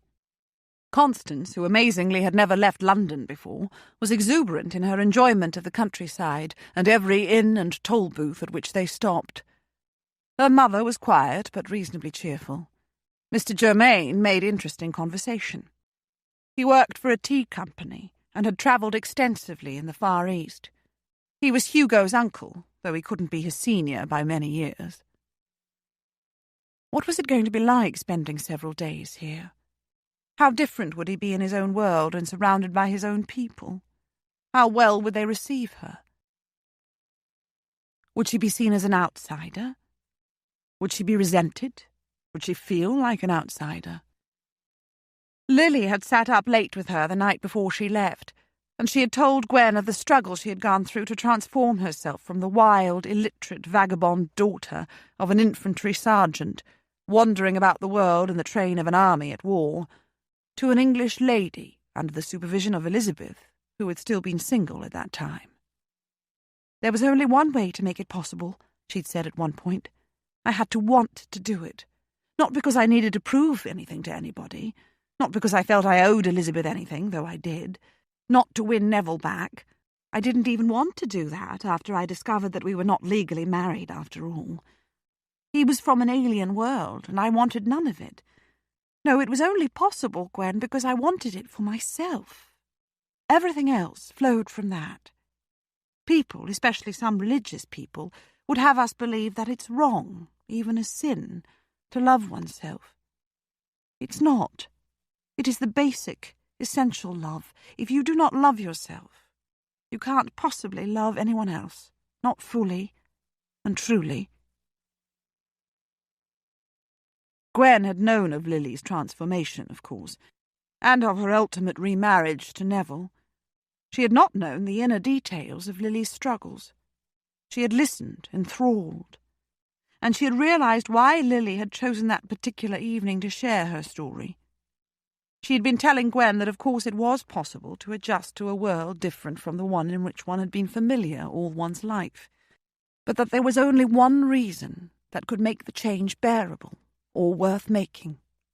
She had to want it for herself. Yet the change in her case would surely not be so very great. Hugo was wealthy. He owned all this. He was titled. This was just a house party, she told herself as the carriage drew up to the steps before the house. But she was nervous. How odd. She was always confident and brimful of pleasurable anticipation when arriving for a house party. She loved house parties. Hugo was at the bottom of the steps, master of his own domain. He didn't wait for the coachman to jump down from the box and open the carriage door. He did it himself and set down the steps and reached up a hand to assist Mrs. Eames to alight. And then it was her turn. His eyes locked with hers as he held out a hand toward her. Dark, inscrutable eyes, hard jaw, no smile. Had she expected anything different? Oh, Hugo. Lord Trentham, she said. Lady Muir. His hands closed about hers, and she stepped down onto the terrace. Mr. Germain came next, and he turned to help Constance down. The girl was all chatter and excitement. There was to be tea in the drawing-room in half an hour. The housekeeper was to show them to their rooms so that they could freshen up. But no, not quite. Hugo was to show her to her room. I merit special treatment, she said as she took his arm. Yes, he said. And that was all he said. She wondered if he regretted inviting her. He could be relaxing now with his family if he hadn't. There were 2 wedding anniversaries to celebrate. The hall, not unexpectedly, was large and square, the cream wall saved from bareness by several large landscapes of indifferent artistic merit set in matching gilded frames. A wide staircase ahead of them ascended to a landing before doubling back on itself in 2 branches to reach the upper floor. The housekeeper and her group took the right branch, while Hugo and Gwen took the left. And then the others disappeared down a long corridor to the left, while Hugo took Gwen to the right. The architect, Gwen thought, must have had a problem drawing curves. And yet there was a certain splendour about the house. It gleamed with cleanliness and smelt faintly of polish. Paintings similar to those in the hall lined the walls. It was all somehow rather impersonal, like a superior hotel. The sound of voices, some quiet, a few more animated, came from behind closed doors. Hugo stopped and opened a door at the end of the corridor. He drew his arm free of hers and stood back for her to step inside. He had not spoken a word the whole way. He had not even inquired about her journey. He looked quite morose, too. "Thank you," she said. Then he surprised her by stepping into the room behind her and closing the door. Did he not realize? No, probably not. Besides, his being here with her was not so very improper. Another door, presumably leading into a dressing room, was slightly ajar, and she could hear her maid busy within. "I hope you'll like the room," he said. "I chose it for you because of the view, but then I realized that really the view is quite dismal. There's been no chance to plant the flowers, and last year's were all annuals and have not come up this year. I'll put it right by next year. But that's not going to help you while you're staying here. I ought to have put you somewhere else, with a view down over the drive, perhaps." He had crossed the room while he was speaking, and was gazing out through the window. Even now, Gwen thought, as she set her bonnet and her gloves and reticule on the bed, she could be fooled into thinking that Hugo's morose looks denoted a morose mood. Yet all the time, while the carriage had approached, while she had descended, while he had escorted her up here, he had probably been consumed by anxiety. She went to stand beside him. Her window looked down upon that huge square patch of bare earth she'd seen from the driveway. From up here, she could see that the soil had been turned over and weeded in the past few days. Beyond it, there was bare lawn with trees farther out. She might have laughed if she'd not feared hurting him. "I thought you wouldn't come," he said. "I expected to open the carriage door to discover only Fiona and Constance and Philip within." "But I said I would come," she said. "I thought you'd change your mind." "If I'd done that," she told him, "I would have let you know. I am lady," she'd been about to say, but he would have misinterpreted the word. "Yes," he said. "You are a lady." His fingertips were spread over the windowsill. He was looking out, not at her. "Hugo," she said, setting a hand lightly on his arm. "Don't make this a matter of class. If any of your family had changed their minds for some reason, they would have let you know. It's simple courtesy." "I thought you wouldn't come," he said. "I braced myself not to see you." What was he saying? Actually, it was pretty obvious what he was saying, and Gwen slid her hand from his arm. Her heart seemed to be beating in her throat more than in her chest. She looked back through the window. "There's so much potentiality there," she said. "In the garden?" He turned his head briefly to look at her. "The park is mainly flat as far as I could see when we were coming up the driveway," she said. "But look, there's quite a dip beyond your flower patch. You could have a small lake down there if you wished. No, that would be too much. A large lily pond would be better, with tall ferns and reeds growing beyond it, between it and the trees. And the flower bed could be reshaped a little to curve down toward it with shrubs, and taller flowers to the sides and shorter flowers and ground cover within, and a path winding through it, and a few seats to capture the view. There could be—" She stopped abruptly and felt embarrassed. "I do beg your pardon," she said. "The flowers will be lovely when you've planted them. And the view is really not bad as it is. It is a country view. There's no sea in sight and no salt on the air. I far prefer the country inland. This is lovelier than Newbury." Strangely, she was not either lying or simply being polite. "A lily pond," he said, resting his elbows on the sill and gazing outward, eyes narrowed. "It would look grand. I've always thought of that dip in the land as an inconvenience. I've no imagination, you know. Not for things of the eye, anyway. I can enjoy them or criticize them when I see them, but I can't imagine them. I can see all those paintings on the walls, for example, and know they're rubbish, but I can't imagine the sorts of paintings with which I would replace them if I removed them all and consigned them to the rubbish heap. I would have to wander about galleries for the next 10 years, picking and choosing, and then perhaps nothing would match anything else, or else they'd look all wrong in the rooms where I decided to set them." "Sometimes," she said, "having everything matching and symmetrical is no more pleasing to the eye or to the mind than barrenness. Sometimes you have to trust your intuition and go with what you like." "It's easy for you to say," he said. "You can look out that window and see a lily pond, and a curving flower garden, and plants of different kinds and heights, and seats from which to enjoy the view. All I see is a nice square patch of earth just waiting for flowers, if I just knew what flowers, and a troublesome dip of lawn beyond it, and trees in the distance. I couldn't even think of a path on my own. Last year, when all the flowers were blooming, I had to walk all around the edge of the bed to see them, or else come up here to look down on them." What a glorious sight it must have been. She set her hand on his arm again. "And sometimes one brief and glorious splash of colour and beauty is enough for the soul, Hugo. Think of a fireworks display. There is nothing more brief and nothing more splendid." He turned his head at last and looked at her. It was a long look, which she returned.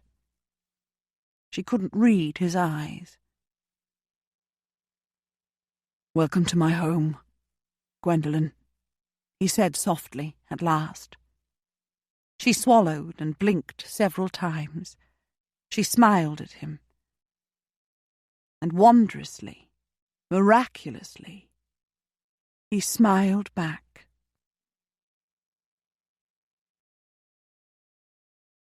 "I must go down," he said, straightening up, "and meet everyone in the drawing-room. You'll come down when you're ready?" "I will," she said. "How will you explain my presence?" "You've taken Constance under your wing," he said, "and have enabled her to attend a few ton entertainments as befits her status as my sister. My relatives are both amused by and impressed with my title, you know, but they're not unintelligent people. They will soon understand, if rumour hasn't already reached their ears, that you're here because I'm courting you." "Are you?" she asked him. "The last time I saw you, you said quite definitely that you weren't. I thought I was invited here to court you, or at least to discover for myself why it is impossible for you to court me." He hesitated before answering. "My relatives will conclude that I am courting you," he said. "Everyone loves what appears to be a budding romance, especially when a family member is involved. Whether they are right or whether they are wrong remains to be seen." But perhaps his relatives wouldn't love this particular budding romance, Gwen thought. They might well resent her. She didn't say so aloud, though. She smiled again. "I will be down soon," she said. He inclined his head to her and left the room. He closed the door quietly behind him. Gwen stayed where she was for a short while. She thought back to the day on the beach in Cornwall, when she'd felt that tidal wave of loneliness. If she had not felt it then, would she have felt it ever? And if she hadn't, would she have stayed safely cocooned in grief and guilt that had grown so muted that she'd not even realized how they had paralyzed her life? Strangely, it had been a comfortable cocoon. She half wished she was still inside it, or that if she must have been forced out, she had then proceeded to meet the quiet, comfortable, uncomplicated gentleman she'd soon dreamed up. As if any such person really existed. But she had met Hugo instead. She shook her head slightly and made her way to the dressing-room so that she could wash and change and have her hair freshly brushed before stepping fully into Hugo's world.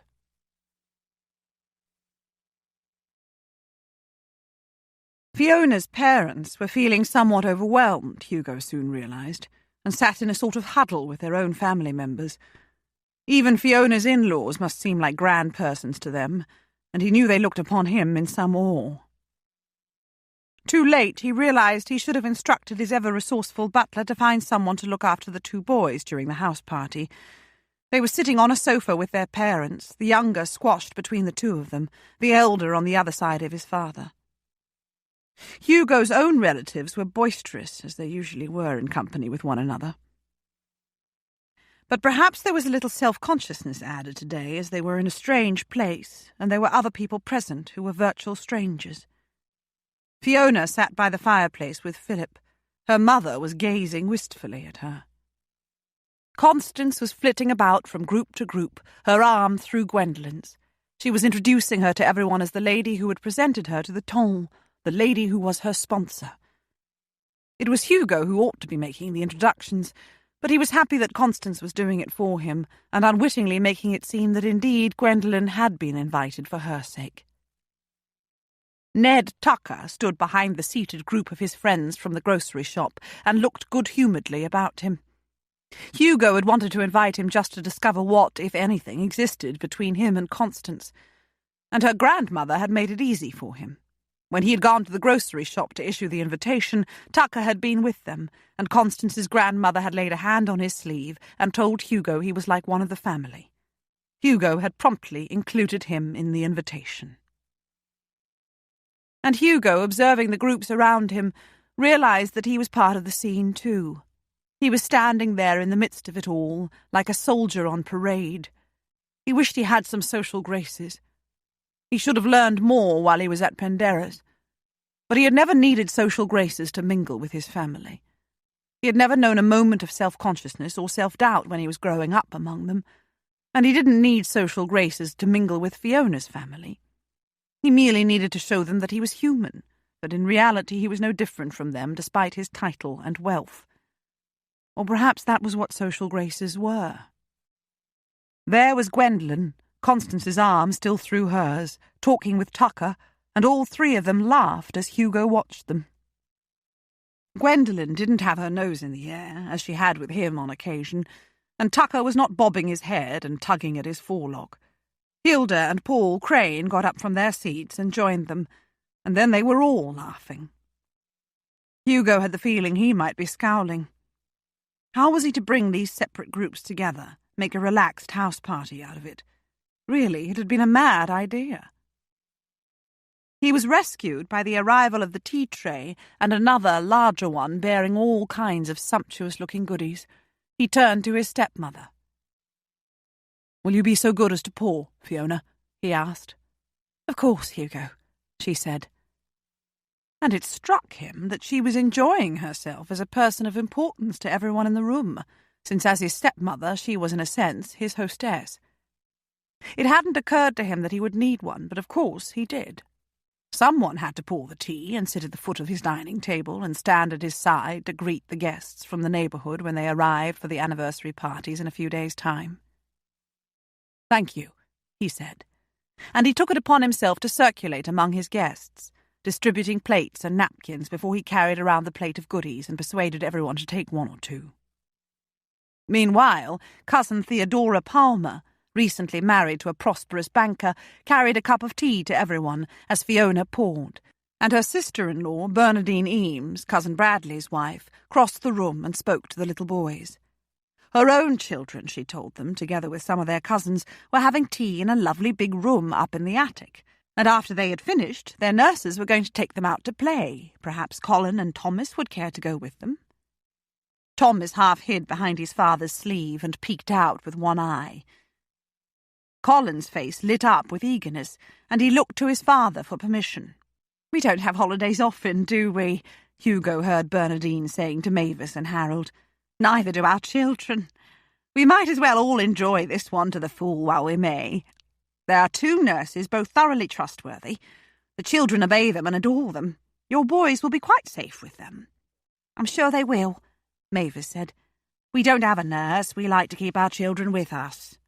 "Oh, so do I," Bernardine said. "They grow up so fast. When I had my first—" Hugo opened the drawing-room door, beckoned one of the new servants who was hovering outside, and told him to inform Mrs. Bradley Eames's nurse that she needed to stop at the drawing-room on her way outside with her charges in order to collect 2 more children. Gwendolen was talking with Aunt Rose and Uncle Frederick Eames, and Cousin Emily, aged 14, was gazing at her in awe. Constance was leading her grandparents towards Aunt Henrietta Lowry, his father's widowed eldest sister, matriarch of the family. Rome was not built in a day, Hugo thought, without any great originality. But it was built. And perhaps his house party would not be an unmitigated disaster. He was probably feeling awkward and anxious only because Gwendolen was here, and he wanted everything to be perfect. He wouldn't be worrying if she weren't here, would he? He went to talk to Philip, who was part of neither larger group, but seemed perfectly comfortable anyway as he looked down at Fiona pouring 2nd cups of tea. They made a handsome couple, Hugo thought in some surprise. Philip and Fiona, that was. Now there was a thought. Perhaps he would turn into a matchmaker in his dotage. They must be pretty close in age, too. And then tea was over, and the trays were removed, and Hugo explained that everyone was at liberty to remain where they were, or to remove to their bedchambers to rest, or to wander outdoors for some fresh air. Most people dispersed. Fiona's mother and father circled the room slowly with Aunt Henrietta, admiring the paintings. Constance went outdoors with a large group of young people that included several of the Eames cousins, Hilda and Paul, and Ned Tucker. Gwendolen was talking with Bernardine and Bradley. Hugo joined them. "I'll take all the children to see the new lambs and calves and foals tomorrow morning," he said to Bernardine. "There's some chicks and kittens and pups, too. I think I would have thought I'd died and gone to heaven if someone had done that for me when I was a child." "We all remember your strays, Hugo," Bradley said, laughing. "Uncle used to sigh when you came home with yet another bedraggled wall-eyed cat or skeletal 3-legged dog." "The children will love it," Bernardine said. "Just do not, I beg you, Hugo, allow any one of them, especially one of mine, to persuade you to allow them to take a puppy or a kitten or a lamb or 2 home with them when they go." Hugo laughed and caught Gwendolen's eye. "Perhaps you would all care to come and see the lambs now," he said. They'll still be out in the pasture." "Oh, Hugo," Bernardine said with a sigh. "The journey was a long one, and the country air is killing me, in a thoroughly good way, I hasten to add. And our children are off playing. I'm for my bed until it's time to dress for dinner." "Brad," Hugo said. "Another time, perhaps," Bradley said. "I ought to walk off that extra cream cake I couldn't resist, but that bed in our room is beckoning very insistently about now." "Lady Muir?" Hugo looked politely at her. "I will come and see the lambs," she said. "Ah," Bernardine said. "Lady Muir is being polite. You would soon learn to be more selfish if you spent more time with us, Lady Muir." But she laughed as she took Brad's arm and moved off with him without waiting for an answer. "Sometimes," Gwendolen said, looking at Hugo, "I think I already am the most selfish of mortals." "You don't have to come," he said.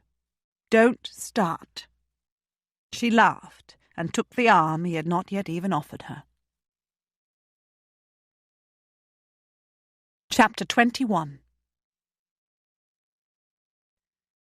Walking into the drawing-room for tea had taken a surprising amount of courage, Gwen had found. She had not known quite what to expect. She had feared everyone would look at her either with excessive awe or with resentful hostility, either of which would have been isolating and would have made it difficult for her to behave with any degree of ease. Constance had made it easier, even though she had probably done it quite unconsciously. Although there had been some sign of awe as the girl introduced her, Gwen had detected no hostility, and even some of the awe, she believed, had dissipated during tea. Perhaps, after all, this was going to be somewhat more doable than she'd feared. She didn't care, anyway. She was almost fiercely glad she had come. Even open hostility from every single one of his family members would be worth facing just for this.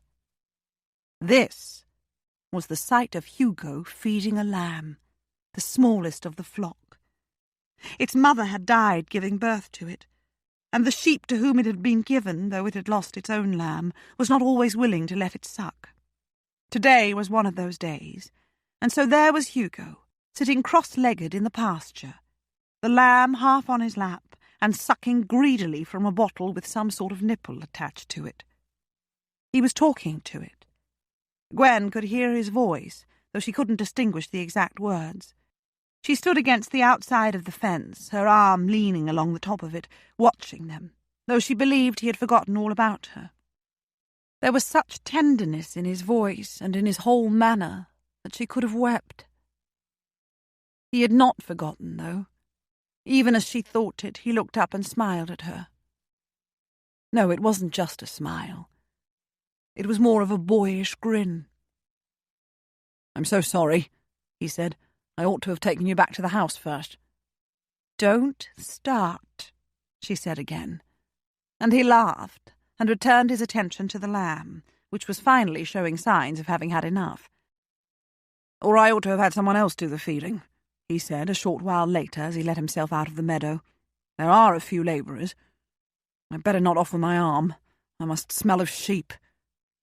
She took his arm anyway. "I grew up in the country," she reminded him.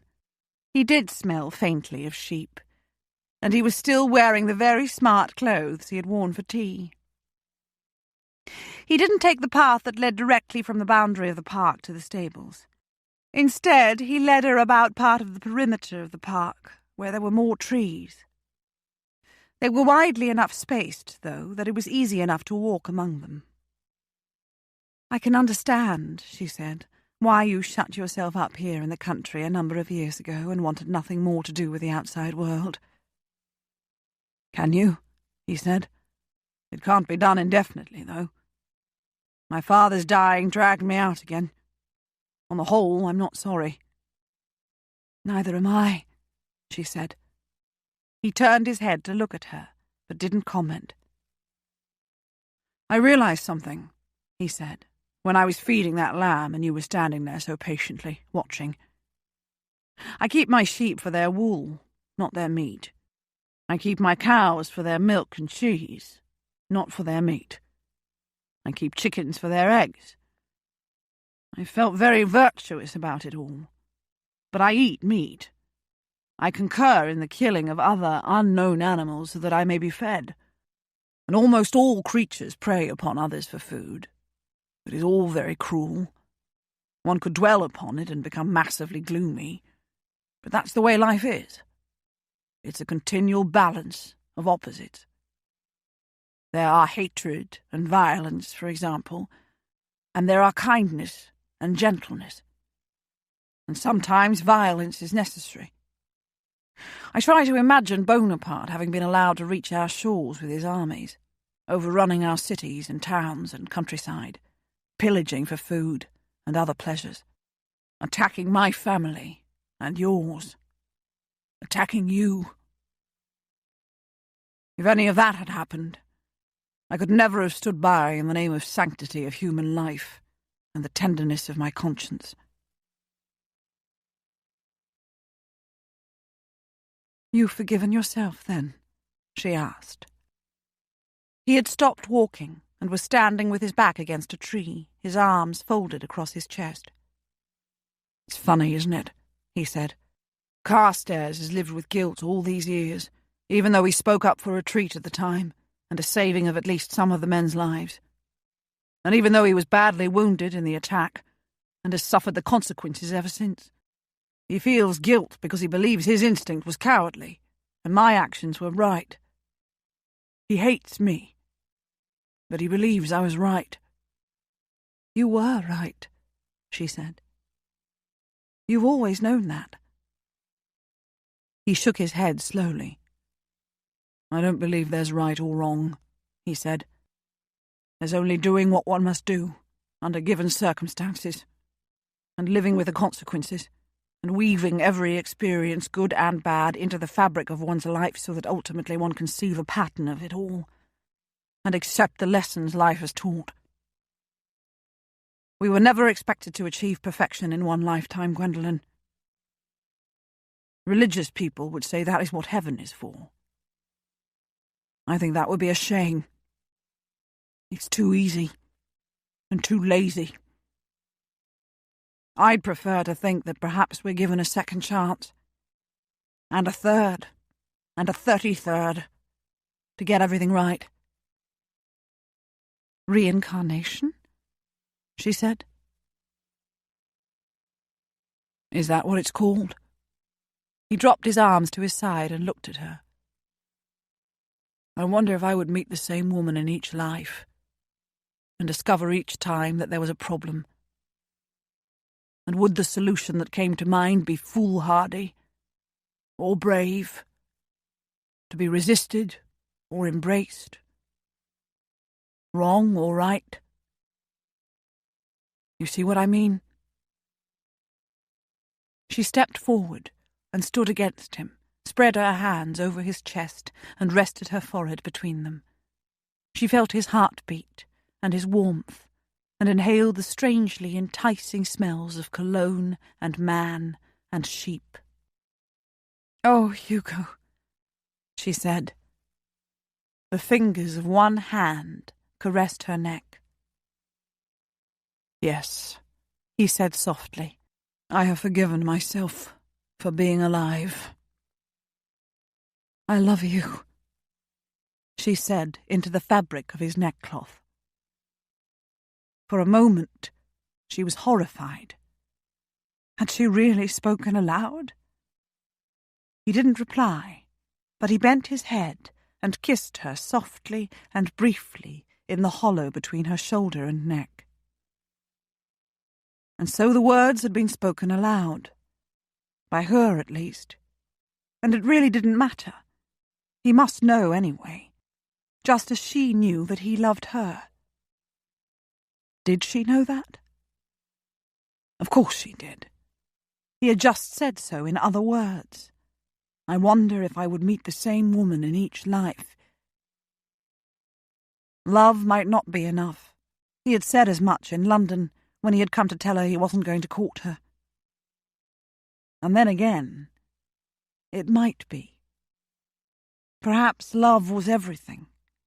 Perhaps that was what they would learn if they had 33 lifetimes together. Some people have wilderness walks on their estates, he said. I thought maybe I ought to have one too. But they usually have hills and masses of trees and views and prospects and all sorts of other attractions. I have none of those things.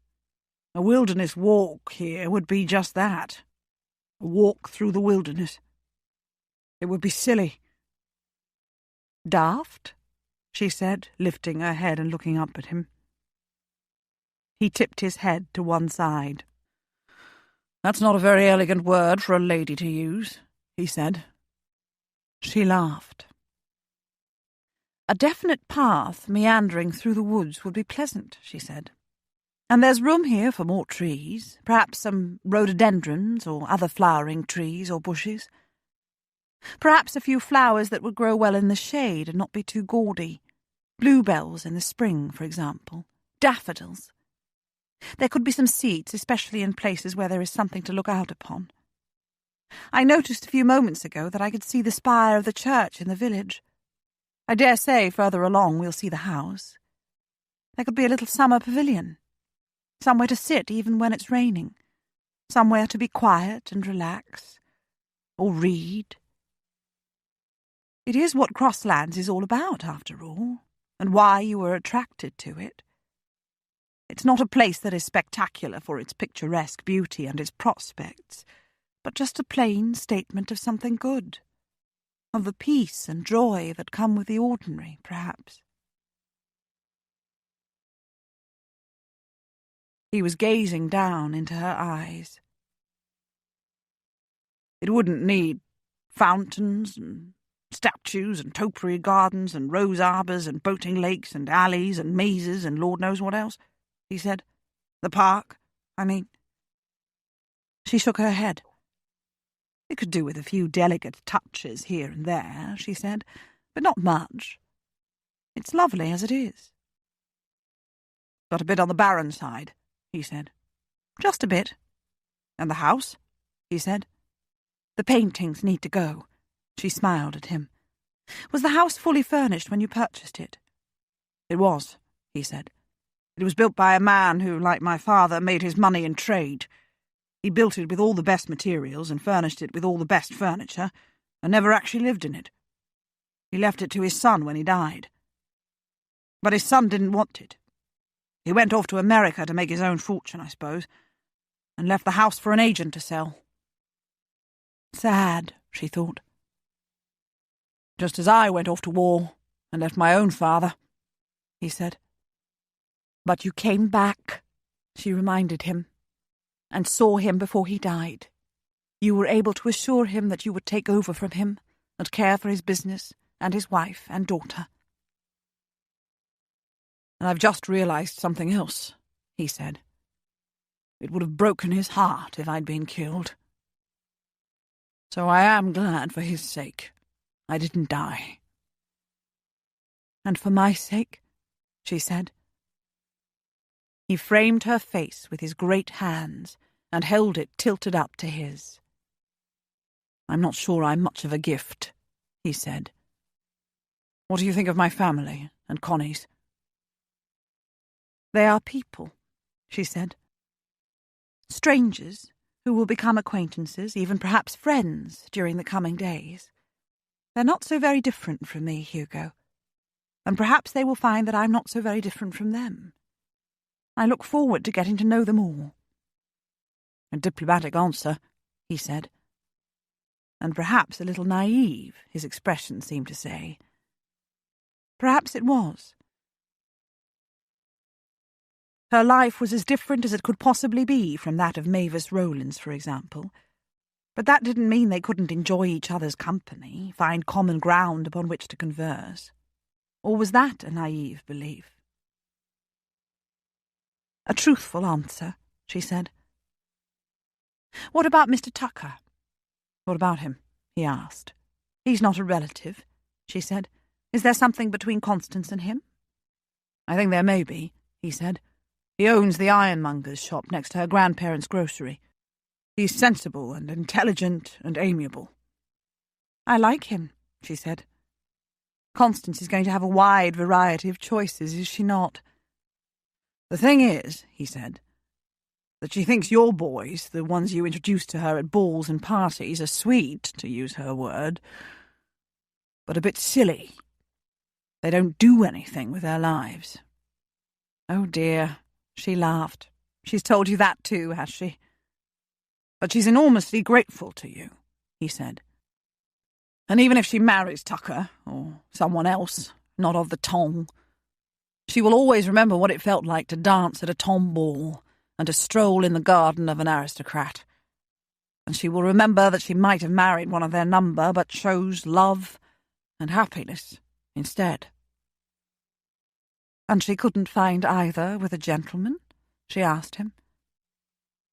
"She could," he sighed, "and indeed she may. As you say, she has choices. She is a sensible girl. She will choose, I believe, with both her head and her heart, but not one to the exclusion of the other." "And you?" she wanted to ask him. "Will you choose with both your head and your heart?" She said nothing, but patted her hands against his chest.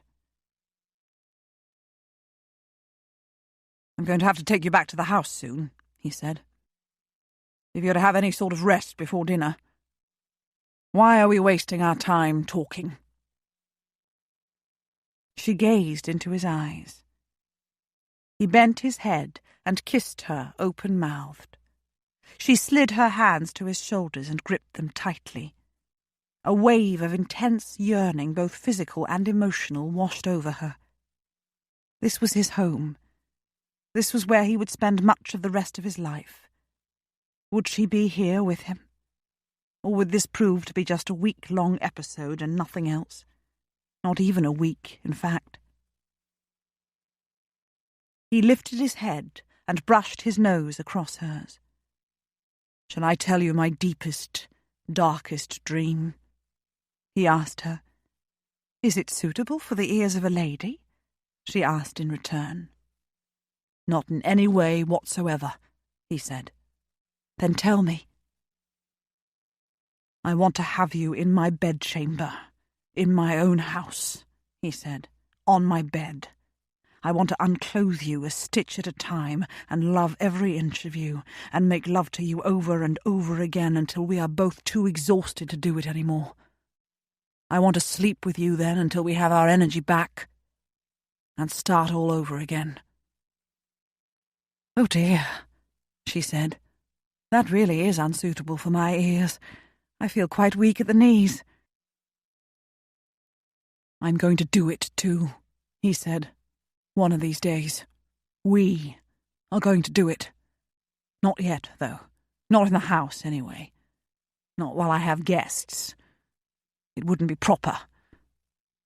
Not in the house, anyway," he thought. "It wouldn't," she agreed.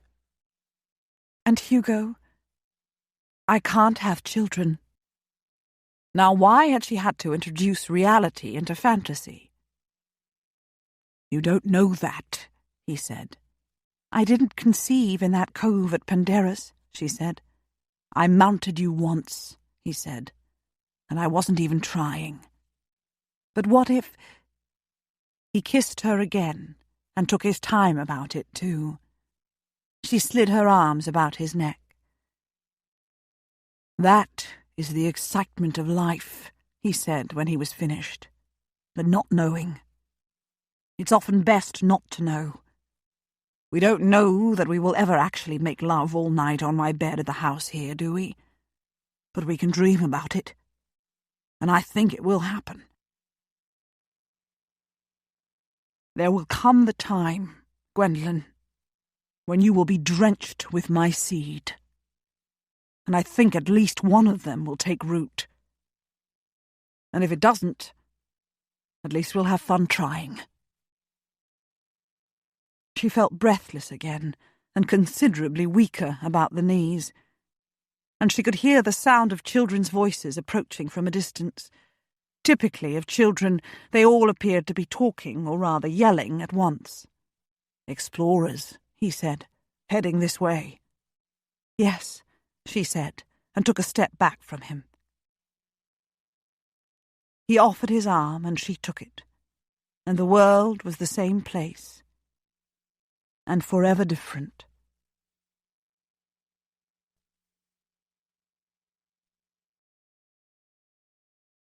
Hugo had worked hard during his years as a military officer, probably harder than most since he had so much to prove, to them, to himself.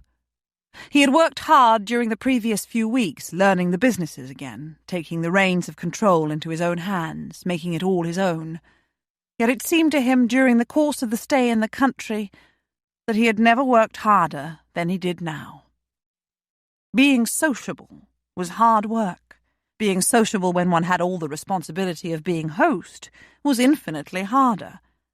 One had everyone's enjoyment to see to, and it was not always easy. He doubted he had ever enjoyed any week so much. Providing entertainment was actually no trouble at all. Even a rather barren park was like a little piece of heaven to people who had lived their lives in London, and a very small piece of London at that, as was the case with Fiona's relatives. And even to his own relatives, most of whom had travelled a little more widely, the chance to wander about in a private park for almost a whole week without the press of work and the continuous noises of a large city was a wonderful thing. And the house delighted everyone, even those who could see its shortcomings. Hugo, who had never been able to explain to himself what exactly was wrong with the house, now knew. His predecessor had furnished and decorated it all in one, probably using the services of a professional designer. It was expensive, it was elegant, and it was impersonal. It had never been lived in, not until he moved in last year, that was. Those of his guests who could see the problem amused themselves by wandering about endlessly and making suggestions. His relatives had never been shy. There was a billiard room that proved popular. There were no musical instruments. There was a library, its walls lined from floor to ceiling with shelves, all of them filled with great blocks of books that Hugo was almost certain no one had read or even opened before him. He had read precious few of them himself, not being particularly partial to books of sermons or books of the laws of ancient Greece or books of poetry by Latin poets he had never heard of, and in Latin too.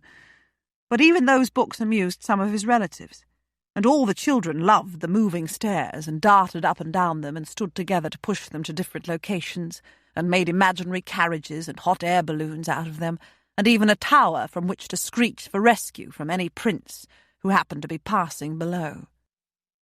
Fiona's family tended to huddle together for confidence, for the first day or so, at least.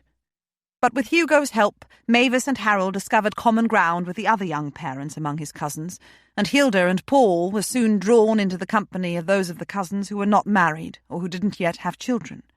Hugo made sure that Mrs. Rowlands met all his aunts face to face, and she developed something of a friendship with Aunt Barbara, 5 years younger than Aunt Henrietta and rather less of a regal matriarch. Mr. Rowlands fell in with some of the uncles and seemed reasonably comfortable with them. Fiona didn't once mention her health in Hugo's hearing. It must have become clear to her after the first day that the Eames side of the family wasn't looking upon her with contempt, but actually deferred to her as his hostess. And obviously she was the grand, adored one of her own family. She bloomed before Hugo's eyes, restored to health and mature beauty. And he would be very surprised if a romance was not developing between her and his uncle. As for Tucker, he was a young man who would be comfortable in almost any social setting, Hugo suspected. He mingled easily with everyone and seemed particularly popular with the younger cousins, both male and female. Constance flitted everywhere, brimming over with exuberance. If she fancied Tucker and if he fancied her, they were certainly not clinging to each other and making it obvious. And yet Hugo would be willing to wager they did fancy each other. And Gwendolen, with quiet grace, fitted herself in wherever she was able. Aunts, who half froze with apprehension at first, soon relaxed in her company. Uncles welcomed her conversation.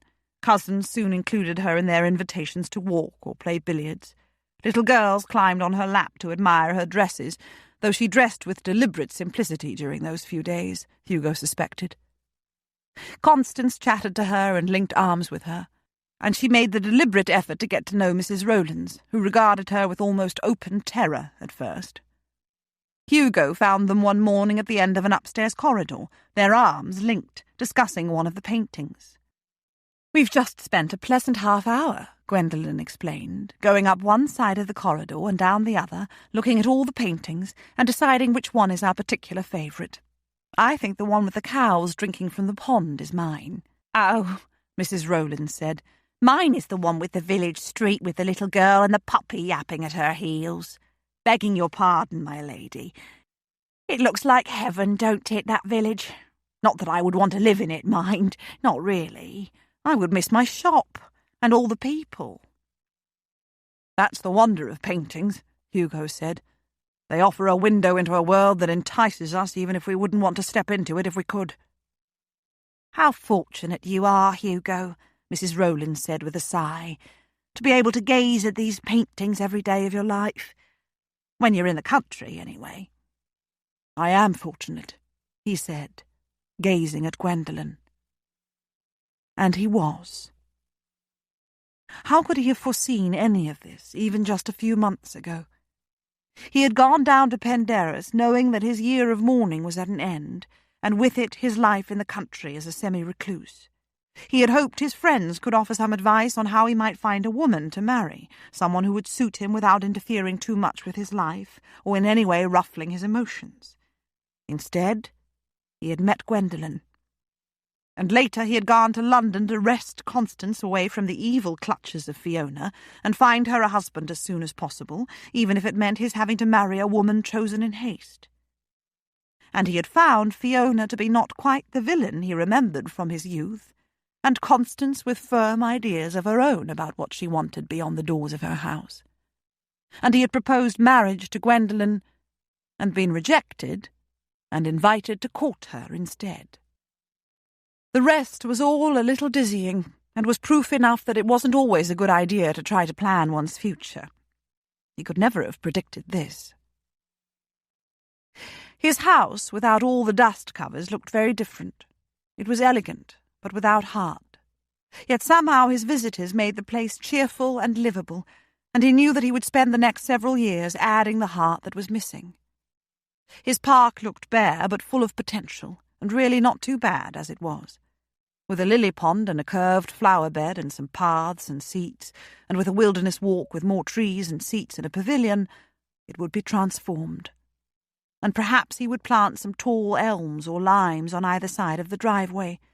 If one must have a straight drive, one might as well accentuate the fact. His farm was the warmly beating heart of his property. He was happy, he discovered in some surprise during those days. He had not really thought about happiness with reference to himself since his father married Fiona. Now he was happy again. Or at least he would be happy if, or rather, when. "I love you," she had said. It was easy enough to say. No, it wasn't. It was the hardest thing in the world to say, at least for a man. For him. Was it easier for a woman? What a daft thought. She was a woman who hadn't known real happiness, he suspected, for years and years, probably not since soon after her marriage. And now... Could he make her happy? No, of course he couldn't. It was impossible to make someone else happy. Happiness had to come from within. Could she be happy with him? "I love you," she had said. No, those words wouldn't have come easily to Gwendolen, Lady Muir. Love had let her down in her youth. She had been terrified since then of giving her heart again. But she had given it now. To him. If she had meant the words, that was. She had meant them. His tongue had stuck to the roof of his mouth, or tied itself in a knot, or done something to make it impossible for him to reply. That was something he must put right before the end of their stay here. Typically, he had talked quite freely about making love to her. He had even enjoyed being quite outrageous, but he had not been able to say what really mattered. He would. He offered an arm to both ladies. "There's a litter of puppies in the loft in the stables about ready to be unleashed upon an unsuspecting world," he said. "Would you like to see them?" "Oh," Mrs. Rowland said, "just like the one in the painting, Hugo." "Border collies, actually," he said. "They'll be good with the sheep, or at least one or two of them will. I'll have to find homes for the rest." "Homes?" she said as they made their way downstairs. "You mean you're willing to sell them?" "I was thinking more in terms of giving them away," he said. "Oh," she said. "May we have one, Hugo? We have the cat to keep the mice out of the shop, of course, but all my life I've wanted a dog. May we have one? Is it very cheeky of me to ask?" "You'd better see them first," he said, laughing and turning his head to look down at Gwendolen. "Hugo," she said softly, "you really must laugh more often." "Is that an order?" he asked her. "It most certainly is," she said, severely. And he laughed again. Chapter 22. The anniversary celebrations had been planned for 2 days before the return to London. It would be best that way, Hugo had decided, so that everyone would have the day after to relax before the journey. Besides, it was the actual date of Mr. and Mrs. Rowland's anniversary. There was to be a family banquet early in the evening. Then neighbours from the village and the surrounding countryside, neighbours of all social classes, were to come for some dancing in the small ballroom, which Hugo had expected never to use. He hired the same musicians who always played for the local assemblies. "Don't expect too much," he warned Gwendolen when he was showing the ballroom to her and a few of his younger cousins on the morning of the celebrations. "The musicians are renowned more for their enthusiasm than for their musicality. There'll be no banks of flowers, and I've invited my steward and his wife, and the butcher, and the innkeeper, and a few other ordinary folk, including the people who lived nearby when I had my cottage." She stood directly in front of him and spoke for his ears only. "Hugo," she said, "would you find it a trifle annoying if every time you attended a ton event I spoke apologetically to you about the fact that there were 3 duchesses present, and enough flowers on display to empty out several greenhouses, and an orchestra that had played for European royalty in Vienna just the month before?" He stared at her and said nothing. "I believe you would be annoyed," she said. "You told me to come to your world. I believe I can remember your exact words. If you want me, if you imagine that you love me and think you can spend your life with me, come to my world. I have come, and you do not have to apologize for what I am finding here. If I don't like it, if I can't live with it, I will tell you so when we return to London. But I've been looking forward to this day, and you mustn't spoil it for me." It was a quiet little outburst. All around them cousins were laughing and exclaiming and exploring. Hugo sighed. "I'm just an ordinary man, Gwendolen," he said. "Perhaps that's what I've been trying to say to you all this time." "You are an extraordinary man," she said, "but I know what you mean. I would never expect you to be more than you are, Hugo, or less. Don't expect it of me." "You are perfect," he said. "Even though I limp?" she asked. "Almost perfect," he said. He smiled slowly at her, and she smiled back. He had never had a teasing relationship with any woman, or any sort of relationship for that matter. It was all new and strange to him, and wonderful. "Gwen," Cousin Gillian called from a short distance away, "come and see the view from the French windows. Do you not agree that there should be a flower garden out there? Maybe even some formal parterres for ball guests to stroll among? Oh, I could grow accustomed very easily to living in the country." She came and linked her arm through Gwendolen's and bore her away to give her opinion. "There will be ball guests here maybe once every 5 years, Jill," Hugo called after them. She looked saucily back over her shoulder and spoke to him, loudly enough for everyone else to hear. "I dare say Gwen will have something to say about that, Hugo," she said. Oh, yes. His family had not been slow to realise that she was here not only because she had introduced Constance to the ton. It was a busy day, though looking back later, Hugo realised that he might just as well have lain back on his bed all day, his ankles crossed, his hands clasped behind his head, examining the design on the canopy over his head. His butler had everything completely under control, and actually had the effrontery to look annoyed, in a thoroughly well-bred manner, of course, every time Hugo got under his feet. He'd even produced flowers from somewhere to decorate the dining table, and when Hugo glanced into the ballroom again just before dinner to make sure the floor was gleaming again after being walked over during the morning, he was astonished to see that it was decorated with flowers too, and lots of them. How much was he paying his butler? In all good conscience, he was going to have to double the amount. The dinner was excellent, and everyone was in exuberant spirits. There was conversation and laughter. There were speeches and toasts. Mr. Rowlands, who had got to his feet to thank everyone, impulsively bent from the waist and kissed Mrs. Rowlands on the lips, setting up a boisterous cheer around the table. Then, of course, Cousin Sebastian, not to be outdone, had to get to his feet to thank everyone for their congratulations on his looming anniversary, and he had to bend to kiss his wife on the lips and set up another roar of appreciation.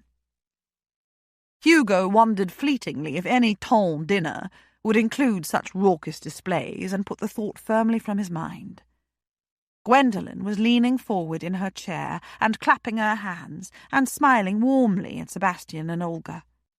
And then she was turning her head to talk animatedly with Ned Tucker at her right. 2 small, exquisitely decorated cakes were carried in, one for each couple, and the 2 ladies sliced them to the applause of everyone else, and the 2 men handed around pieces for everyone to sample. And everyone seemed agreed when the meal was ended and it was time to remove to the ballroom for the arrival of the outside guests that they wouldn't be able to stuff another morsel of food inside themselves until at least tomorrow. "I dare say all the supper dainties will have to be consumed by my neighbours then," Hugo said. "Let's not be hasty, lad," his Uncle Frederick said. "We are to dance, are we not? That will work up a fresh appetite soon enough, especially if the tunes are lively." And finally it was time to stand in the doorway of the ballroom, greeting the outside guests as they arrived. Hugo had Fiona beside him and Constance beside her, and just wished that his father could be here now to see them. He would have been happy.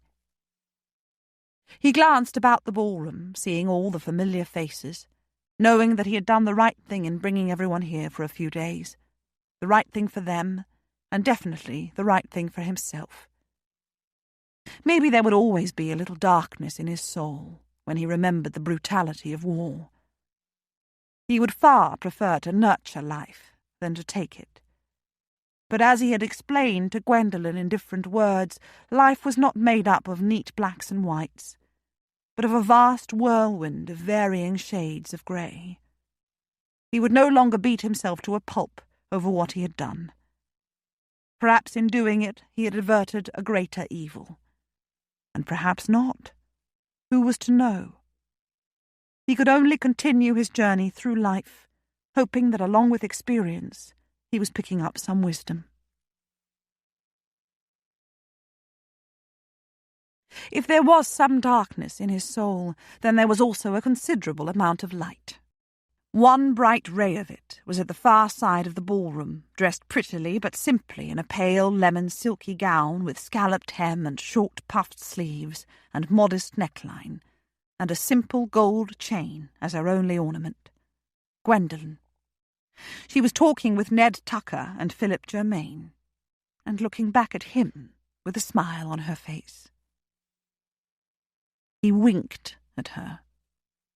Winked. He couldn't remember ever winking before in his life.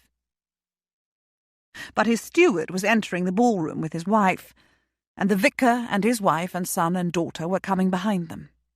Hugo turned his attention to his guests. It was all really quite delightful, Gwen decided during the next hour.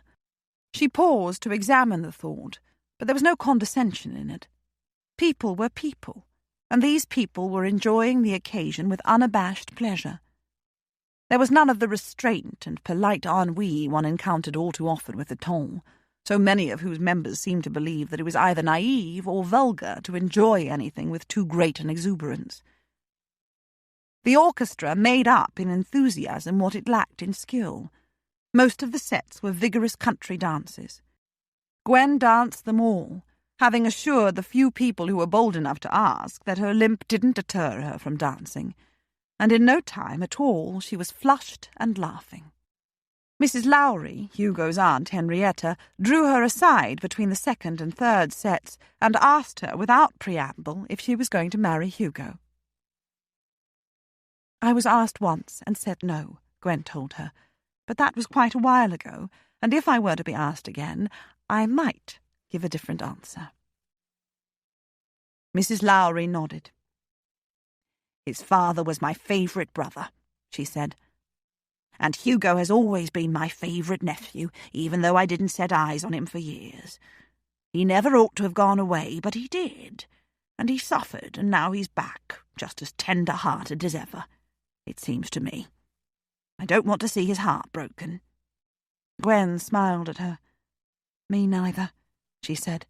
Mrs. Lowry nodded again as a few more of the aunts gathered about them. The next set was to be a waltz. The news was buzzing about the ballroom.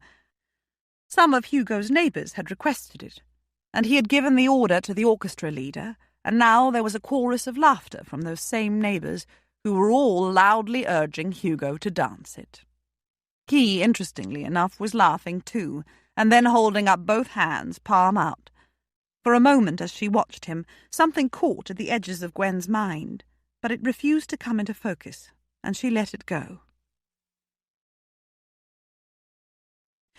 "I will waltz," he said, "but only if my chosen partner clearly understands that at worst she may be dealing with squashed toes at the end of it, and at best she may have laid herself open to some ridicule." There were a few cheers, a few jeers, and more laughter, from everyone this time. "Come on, Hugo," Mark, one of his cousins, called. "Show us how it's done, then." "Lady Muir," Hugo said, turning and looking fully at her, "will you do me the honour?" "Yes, go on, Gwen," Bernardine Eames urged. "We won't laugh at you, only at Hugo."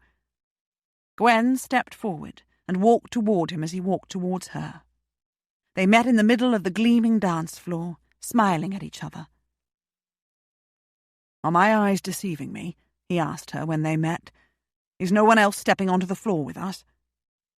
"They're probably all taking heed of your warning about squashed toes," she said. "Hell and damnation," he muttered, and did not apologize. Gwen laughed and set her left hand on his shoulder. She held out her other hand for his, and he clasped it. His right hand came to rest at the back of her waist. And the music began.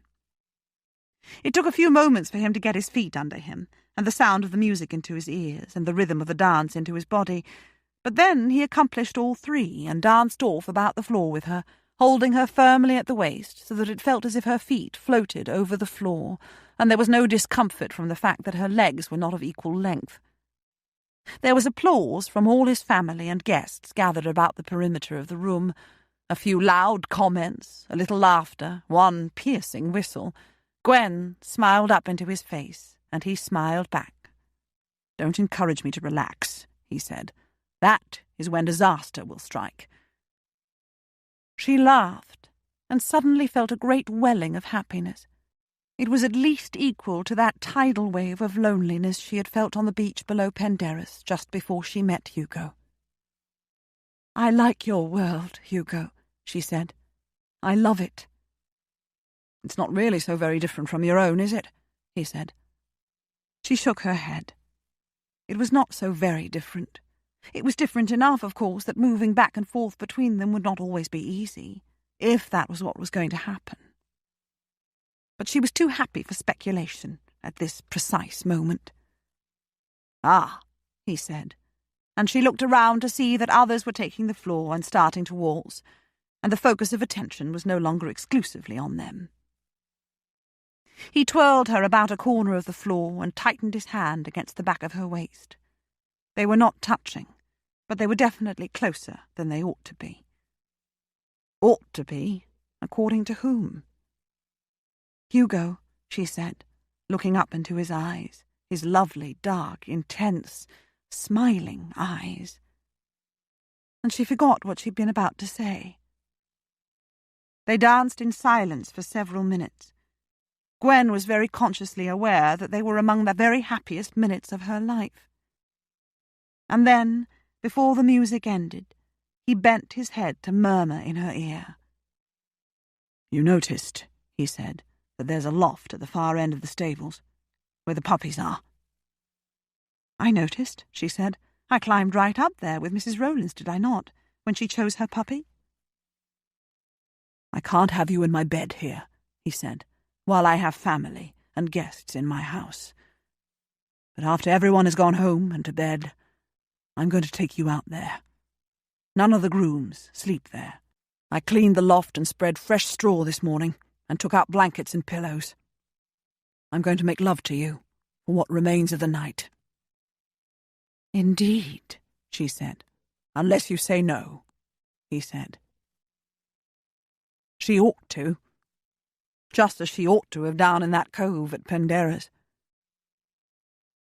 "I'll not say no," she said, as the music drew to an end, and he waltzed her into one more twirl. "Later, then," he said. "Yes. Later." She felt not a qualm of conscience. And that little fluttering at the edge of her consciousness that she had felt when he held up his hands earlier to address the pleas that he waltz opened like a curtain from across a window, and she could see what was within.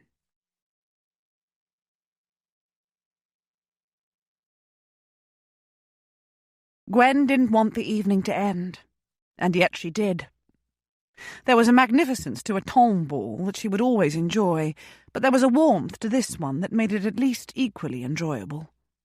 She loved the way all the guests at the house had called her by her first name as soon as she'd invited them to do so on the second day here. And she loved the informal, affectionate way in which Hugo's neighbours treated him.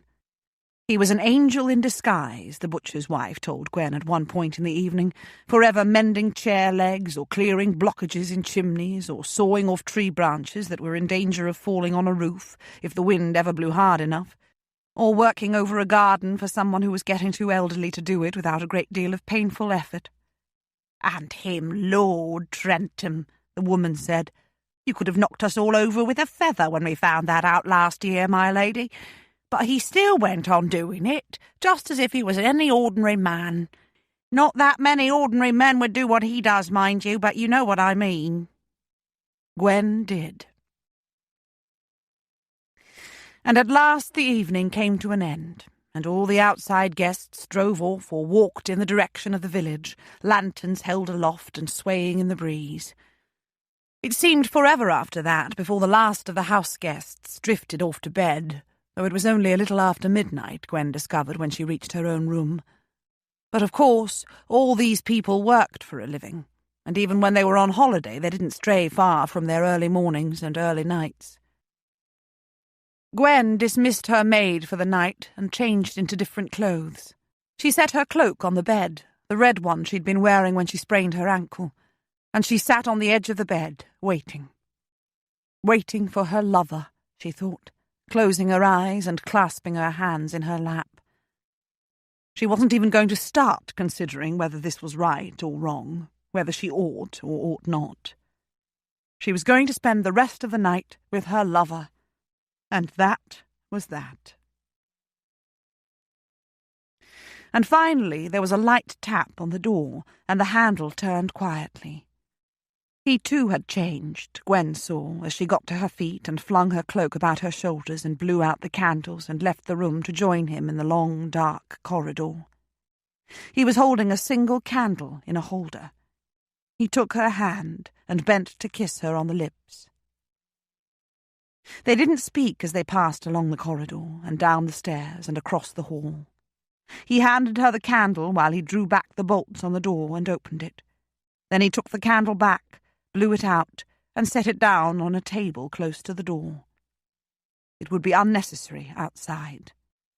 The clouds, which had made a dark night of it when the guests were leaving, must have moved off, and an almost full moon and millions of stars made a lamp quite unnecessary. He took her hand again and turned in the direction of the stables. Still they didn't speak. The sound of voices carried far in the night, and some people wouldn't have been in bed for much longer than half an hour. The stables were in darkness, until Hugo took a lantern off a hook just inside the great door and lit it. Horses whinnied sleepily. The familiar smell of them and of hay and leather wasn't unpleasant. They walked the length of the narrow passageway between stalls, hand in hand, their fingers laced. And then he released her hand to light her way up the steep ladder to the loft before following behind her. 2 or 3 of the puppies were squeaking in their large wooden box, and a quiet woof indicated that their mother was with them. Hugo hung the lantern on a hook beneath a wooden beam and stooped to spread a blanket over the fresh straw. He tossed a few pillows to one end of it and turned to look at Gwen. He had to stoop slightly so that his head wouldn't bang against the roof. "I'd better say one thing first," he said curtly, "and get it out of the way. Otherwise I won't know a moment's peace." He was frowning and looking really quite morose. "I love you," he said. He glared at her with set jaw and fierce eyes. It would be absolutely the wrong thing to do to laugh, Gwen decided, quelling the urge to do just that. "Thank you," she said, and stepped forward to set her fingertips against his chest and lift her face for his kiss. "I didn't do too well with that, did I?" he said, and grinned. And instead of laughing, she found herself blinking back tears. "Say it again," she said. "You would torture me, would you?" he asked her. "Say it again." "I love you, Gwendolen," he said. "It's actually a bit easier the second time. I love you. I love you. I love you." And his arms came about her, and he hugged her to him tightly enough to squeeze most of the breath from her body. Gwen laughed with what breath she had left. He released his hold on her, looked into her eyes, and undid the clasp at the neck of her cloak. "Time for action, instead of just words," he said. "Yes," she agreed, as her cloak fell to the straw at her feet.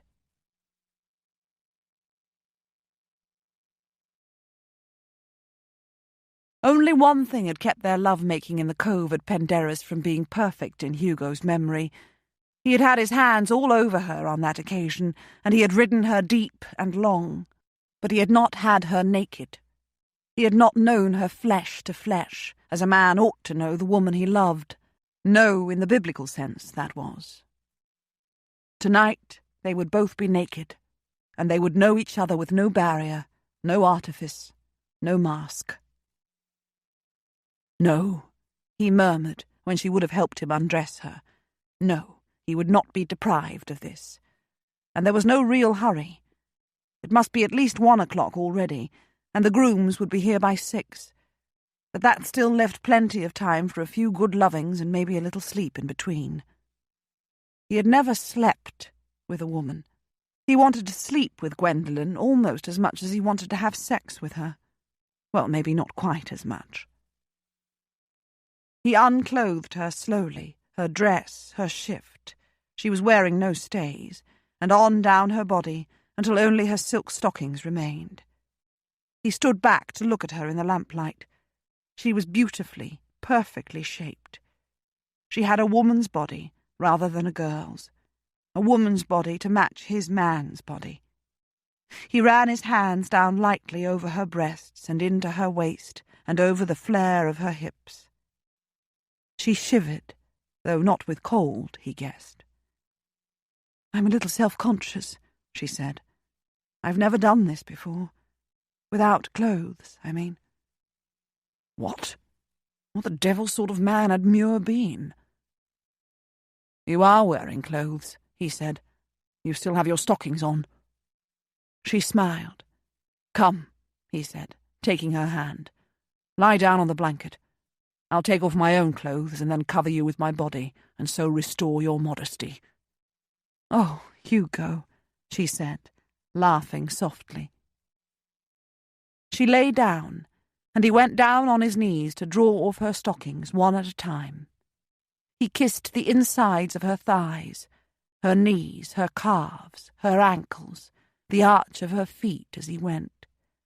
And then, of course, he wanted to release himself and take her then and there. He was ready, she was ready, but he had promised himself that it would be flesh to flesh this time. He knelt back on his heels and pulled off his coat.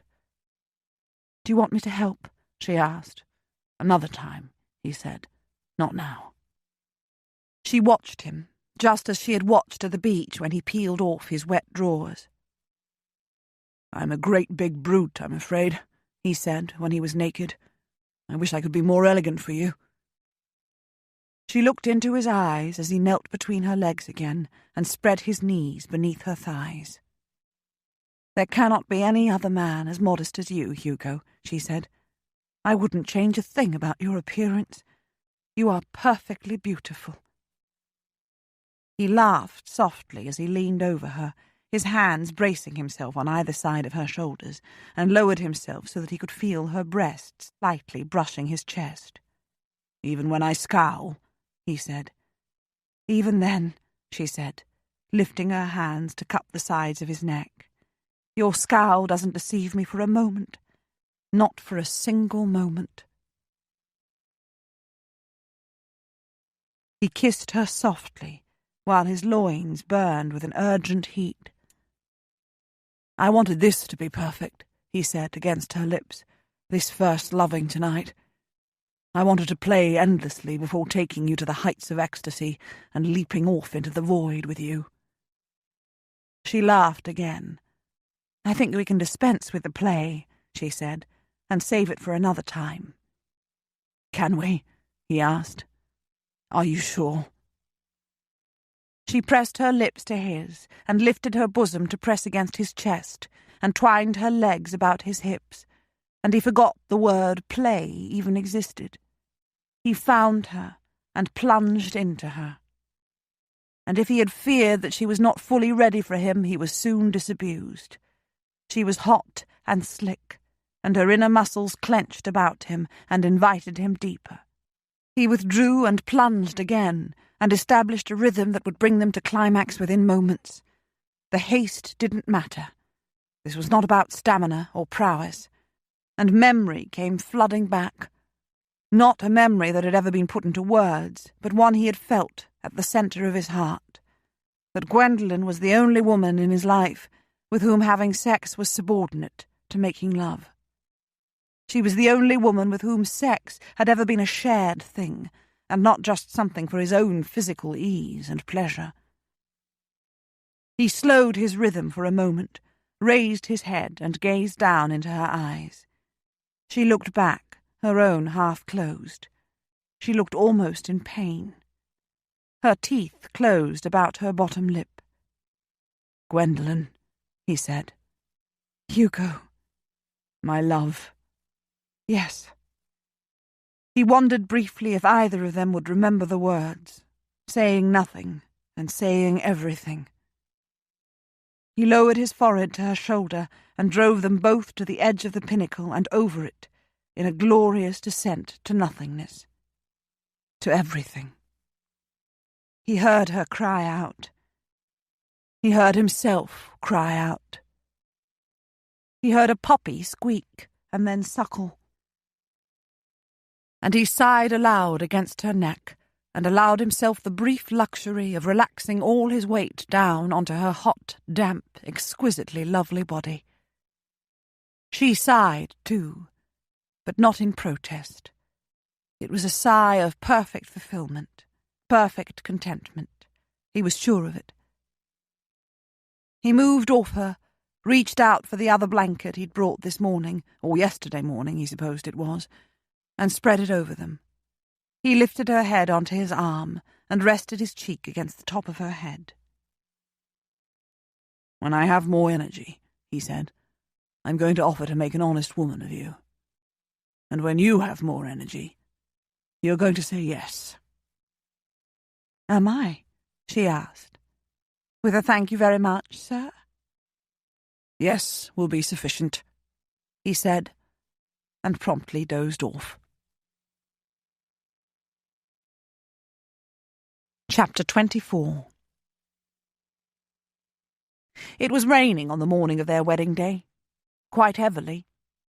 Hugo, who didn't believe in omens, nevertheless thought that sunshine, or at least fine weather, would have been more convenient for all concerned when there was a wedding to attend.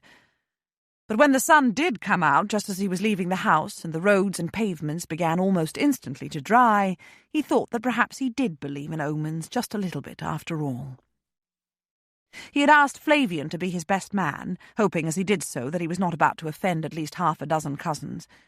But Flavian still felt almost as close to him as his own heart, and he had accepted after only a long enough delay to raise his eyebrows and sigh deeply and deliver himself of a short, languid laugh. "Hugo, my dear old chap," he said, "the world would take one look at you and conclude that you must be the very last man on earth to succumb to something as flimsy as romantic love. But any one of the survivors would have been able to tell the world long ago that if anyone was likely to fall, it was going to be you. And this despite all your very sensible talk early in the year about finding a suitable mate. Yes, yes, I'll be your best man, and I would wager that you'll still be gazing at your bride with the eyes of romance when she's 80 and you're a few years older. And she'll be gazing back at you in the same way. You are enough, almost, to restore one's shattered faith in happy endings. A simple yes would have sufficed, Flav," Hugo told him. "Quite so," Flavian agreed. All of Hugo's family members were to attend the wedding, of course. So were George and Rafe. Imogen had surprised Hugo by accepting his invitation. She would come to London for a few days and stay with George, she'd said in her letter. Ben was in the north of England visiting his sister. Vincent was not at home, and his family didn't know where he'd gone, but he had taken his clothes and his valet with him, and the man had always proved quite capable of caring for all his needs. No one was worried, yet. Gwendolyn's family had all been invited too, as well as a few friends. But it was not to be a typical Tong wedding of the season. The church would not be overflowing with the creme de la creme of English society. Large though the guest list inevitably was, they had both wanted an intimate atmosphere with only those closest to them to witness the occasion. "I think," Hugo said when he arrived at the church and was met by a small crowd of the curious that would inevitably grow larger within the next hour, "I would rather be facing another forlorn hope." "If you'd just eaten some breakfast, as I advised," Flavian said, "you would be feeling vastly better, old chap." "An opinion delivered from the voice of experience?" Hugo asked. "Not at all," Flavian said. "I never reached the altar, or even came within sight of it." Hugo winced. That had been insensitive of him. "For which blessing I will be eternally thankful," Flavian said. "It would be a touch deflating, don't you think, to discover after one's marriage that one's bride had said that she would love one for better or for worse. What she had really meant was that she might love one for better, but would run like hell if ever confronted with the worse." Yes, Hugo thought, it would. And he remembered that when Gwendolen had said those words to her first husband, she had meant them. He reached out and squeezed his friend's arm as they made their way inside the church. "Do not, I beg you, Hugo," Flavian said with a shudder, "turn sentimental on me. I'm beginning to wonder if I wouldn't prefer a forlorn hope myself to being best man to a romantic soul." Hugo chuckled. By the time his bride arrived some time later, but not a minute late, he was feeling far more relaxed and excited and eager to begin his new life, to live happily ever after. Oh yes, though he didn't believe in it, he sometimes forgot to be sceptical, and surely he could be excused on his wedding day. She had arrived. The organ had begun to play, and the clergyman had taken his place. Hugo couldn't decide whether he should stand rigidly facing the altar or whether he should turn and watch her approach. He had forgotten to ask what was the right thing to do. He compromised. He turned and stood rigidly watching her come on the arm of her brother. She was wearing rich rose pink and looked... Well, sometimes English was a total, miserable failure of a language. Her eyes were on his, and he could see that behind the light veil that covered her face, she was smiling. He did a mental check of his own expression. His teeth were tightly clamped together. That meant his jaw was hard. His eyebrows were tense. He could almost feel the frown line between them. His hands were clasped at his back. Good Lord, he must look as if he were on parade, or attending someone's funeral. Why? Was he afraid to smile? He was, he realized. He wouldn't be able to keep all that was within him in place if he smiled. He would feel damned vulnerable, to tell the truth. Vulnerable to what, though? To love? He had already vaulted off the end of the earth and been caught safely in the arms of love. What else was there to fear? That after all she wouldn't come? She was here. That she wouldn't say I do, or I will, or whatever the devil it was supposed to be when the time came? She would. That he wouldn't be able to love her forever and ever? He would, and even longer than that. He let his hands fall to his sides, and he smiled as his bride approached him. Did he imagine a collective sort of sigh from the congregation gathered there?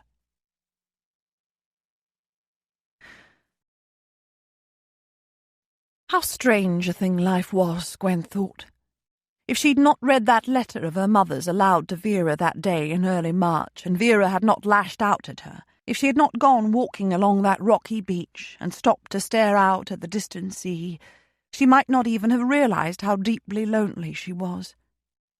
She might have denied reality for a lot longer. And if she'd not climbed that steep slope and sprained her ankle, she would not have met Hugo. She'd never believed in fate. She still didn't. It would make nonsense of freedom of will and choice, and it was through such freedom that we worked our way through life and learned what we needed to learn. But sometimes it seemed to her there was something, some sign, to nudge one along in a certain direction. What one chose to do with that nudge was up to that person. Her accident, Hugo's presence nearby, both coming so soon after her realization that she was lonely, was surely more than just coincidence. And perhaps it really was right that there is no such thing as coincidence. The chances against her meeting Hugo and knowing him long enough to penetrate his dour military facade until she loved him were massive. But it had happened. She loved him more than she'd known it was possible to love. Her family all approved the match, with the possible exception of Wilma, who unusually offered no opinion at all. They all seemed to understand that what she felt for Hugo was extraordinary, that if she was prepared to love and marry a man so seemingly wrong for her, then he must actually be right for her. And of course they were all relieved that at last she had come out of the cocoon in which she had safely resided since Vernon's death, and was ready to live again. Her mother had shed tears over her. So had Lauren. Lily had whisked her off to buy bride clothes. And now it was happening. At last. A month for the banns to be read could sometimes seem more like a year, but the wait was over, and she was inside St. George's on Hanover Square, and she knew that all her family and his were gathered there, though she didn't really look to see. She clung to Neville's arm and saw only Hugo. He was looking very much as he'd looked on that slope above the beach, except that then he had been wearing a greatcoat and now he was dressed smartly for a wedding. He was scowling at her. She smiled. And then, wonderfully, incredibly, despite the fact that he was on full view with a church full of people to see, He smiled back at her, a warm smile that lit up his face and made him incredibly handsome. A murmur throughout the church suggested that everyone else had noticed too. She took her place beside him, the organ stopped playing, and the wedding service began. It was as if time slowed.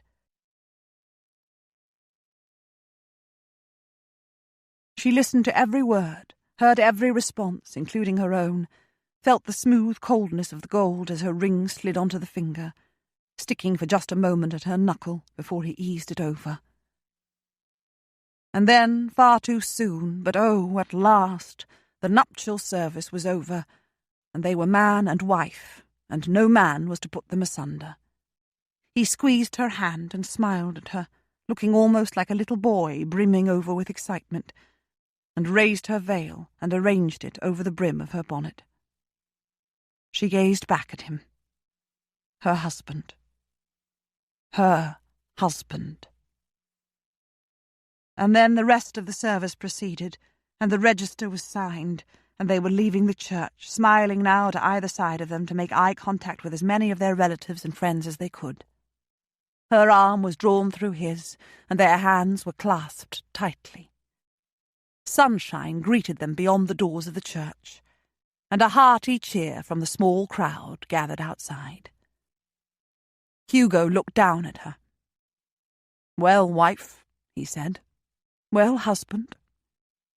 "Does it sound good?" he asked her. "Or does it sound great?" She said. "Great, I think." "Me too. Lady Trentham," he said. "Shall we make a bolt for the carriage before everyone spills out of church behind us?" "We're too late, I believe," she said. And sure enough, the open barouche that was to take them back to Kilbourne House for the wedding breakfast was festooned with ribbons and bows and old boots, and even an iron kettle. And there were Kit and Joseph and Mark Eames and the Earl of Berwick lying in wait with fistfuls of flower petals that they pelted as Hugo and Gwen made a run for the carriage, laughing. "I hope," Hugo said as he gave the coachman the signal to start, and the barouche lurched into well-sprung motion and rattled out of the square, "no one is intending to use that kettle ever again." "Everyone will hear us coming from 5 miles away," Gwen said. "There are 2 things we can do, love," Hugo said. "We can cower down on the floor of the vehicle, and that alternative actually has much to be said in its favour, or we can brazen it out and help take people's minds off the din." "How?" she asked, laughing. "Like this," he said, turning to her, cupping her chin in his great hand and lowering his head to kiss her, open-mouthed. Somewhere someone was cheering. Someone else whistled piercingly enough to be heard above the din of the kettle. "The second alternative, if you please," Gwen would have said, if she'd had her mouth to herself. But she did not. Chapter 24. It was raining on the morning of their wedding day, quite heavily. Hugo, who didn't believe in omens, nevertheless thought that sunshine, or at least fine weather, would have been more convenient for all concerned when there was a wedding to attend. But when the sun did come out just as he was leaving the house, and the roads and pavements began almost instantly to dry, he thought that perhaps he did believe in omens just a little bit after all. He had asked Flavian to be his best man, hoping as he did so that he was not about to offend at least 6 cousins. But Flavian still felt almost as close to him as his own heart, and he had accepted after only a long enough delay to raise his eyebrows and sigh deeply and deliver himself of a short, languid laugh. "Hugo, my dear old chap," he said, "the world would take one look at you and conclude that you must be the very last man on earth to succumb to something as flimsy as romantic love. But any one of the survivors would have been able to tell the world long ago that if anyone was likely to fall, it was going to be you. And this despite all your very sensible talk early in the year about finding a suitable mate. Yes, yes, I'll be your best man, and I would wager that you'll still be gazing at your bride with the eyes of romance when she's 80 and you're a few years older. and she'll be gazing back at you in the same way. You are enough, almost, to restore one's shattered faith in happy endings. A simple yes would have sufficed, Flav, Hugo told him. Quite so, Flavian agreed. All of Hugo's family members were to attend the wedding, of course. So were George and Rafe. Imogen had surprised Hugo by accepting his invitation. She would come to London for a few days and stay with George, she'd said in her letter. Ben was in the north of England visiting his sister.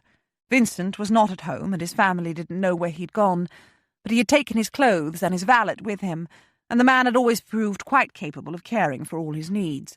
No one was worried, yet. Gwendolen's family had all been invited too, as well as a few friends. But it was not to be a typical Tong wedding of the season. The church would not be overflowing with the creme de la creme of English society. Large though the guest list inevitably was, they had both wanted an intimate atmosphere with only those closest to them to witness the occasion.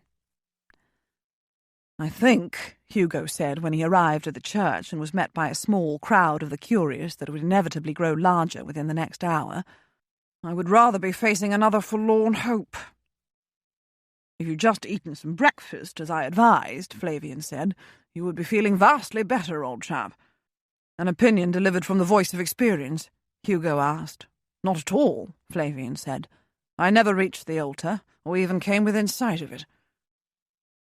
Hugo winced. That had been insensitive of him. "For which blessing I will be eternally thankful," Flavian said. "It would be a touch deflating, don't you think, to discover after one's marriage that one's bride had said that she would love one for better or for worse. What she had really meant was that she might love one for better, but would run like hell if ever confronted with the worse." Yes, Hugo thought, it would. And he remembered that when Gwendolen had said those words to her first husband, she had meant them. He reached out and squeezed his friend's arm as they made their way inside the church. "Do not, I beg you, Hugo," Flavian said with a shudder, "turn sentimental on me. I'm beginning to wonder if I wouldn't prefer a forlorn hope myself to being best man to a romantic soul." Hugo chuckled. By the time his bride arrived some time later, but not a minute late, he was feeling far more relaxed and excited and eager to begin his new life, to live happily ever after. Oh yes, though he didn't believe in it, he sometimes forgot to be sceptical, and surely he could be excused on his wedding day. She had arrived. The organ had begun to play, and the clergyman had taken his place. Hugo couldn't decide whether he should stand rigidly facing the altar or whether he should turn and watch her approach. He had forgotten to ask what was the right thing to do. He compromised. He turned and stood rigidly watching her come on the arm of her brother. She was wearing rich rose pink and looked... Well, sometimes English was a total, miserable failure of a language.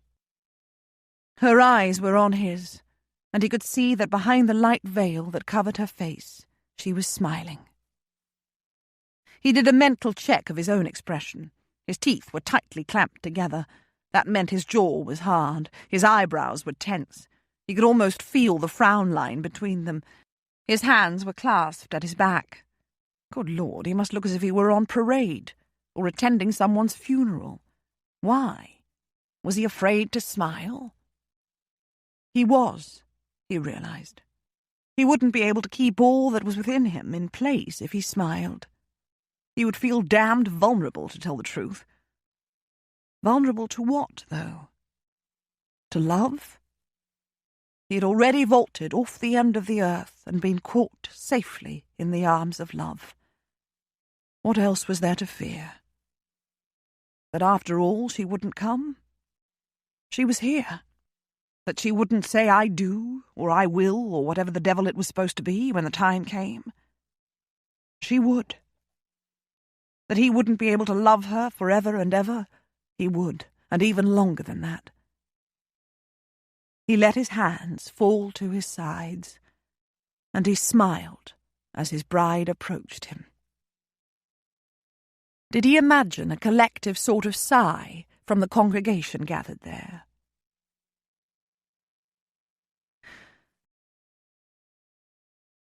How strange a thing life was, Gwen thought. If she'd not read that letter of her mother's aloud to Vera that day in early March, and Vera had not lashed out at her, if she had not gone walking along that rocky beach and stopped to stare out at the distant sea, she might not even have realized how deeply lonely she was. She might have denied reality for a lot longer. And if she'd not climbed that steep slope and sprained her ankle, she would not have met Hugo. She'd never believed in fate. She still didn't. It would make nonsense of freedom of will and choice, and it was through such freedom that we worked our way through life and learned what we needed to learn. But sometimes it seemed to her there was something, some sign, to nudge one along in a certain direction. What one chose to do with that nudge was up to that person. Her accident, Hugo's presence nearby, both coming so soon after her realization that she was lonely, was surely more than just coincidence. And perhaps it really was right that there is no such thing as coincidence. The chances against her meeting Hugo and knowing him long enough to penetrate his dour military facade until she loved him were massive. But it had happened. She loved him more than she'd known it was possible to love. Her family all approved the match, with the possible exception of Wilma, who unusually offered no opinion at all. They all seemed to understand that what she felt for Hugo was extraordinary, that if she was prepared to love and marry a man so seemingly wrong for her, then he must actually be right for her. And of course they were all relieved that at last she had come out of the cocoon in which she had safely resided since Vernon's death, and was ready to live again. Her mother had shed tears over her. So had Lauren. Lily had whisked her off to buy bride clothes. And now it was happening. At last. A month for the banns to be read could sometimes seem more like a year, but the wait was over, and she was inside St. George's on Hanover Square, and she knew that all her family and his were gathered there, though she didn't really look to see. She clung to Neville's arm and saw only Hugo. He was looking very much as he'd looked on that slope above the beach, except that then he had been wearing a greatcoat and now he was dressed smartly for a wedding. He was scowling at her. She smiled. And then, wonderfully, incredibly, despite the fact that he was on full view with a church full of people to see, he smiled back at her. A warm smile that lit up his face and made him incredibly handsome. A murmur throughout the church suggested that everyone else had noticed too. She took her place beside him. The organ stopped playing, and the wedding service began.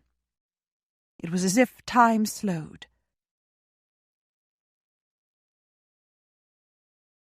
She listened to every word, heard every response, including her own, felt the smooth coldness of the gold as her ring slid onto the finger, sticking for just a moment at her knuckle before he eased it over.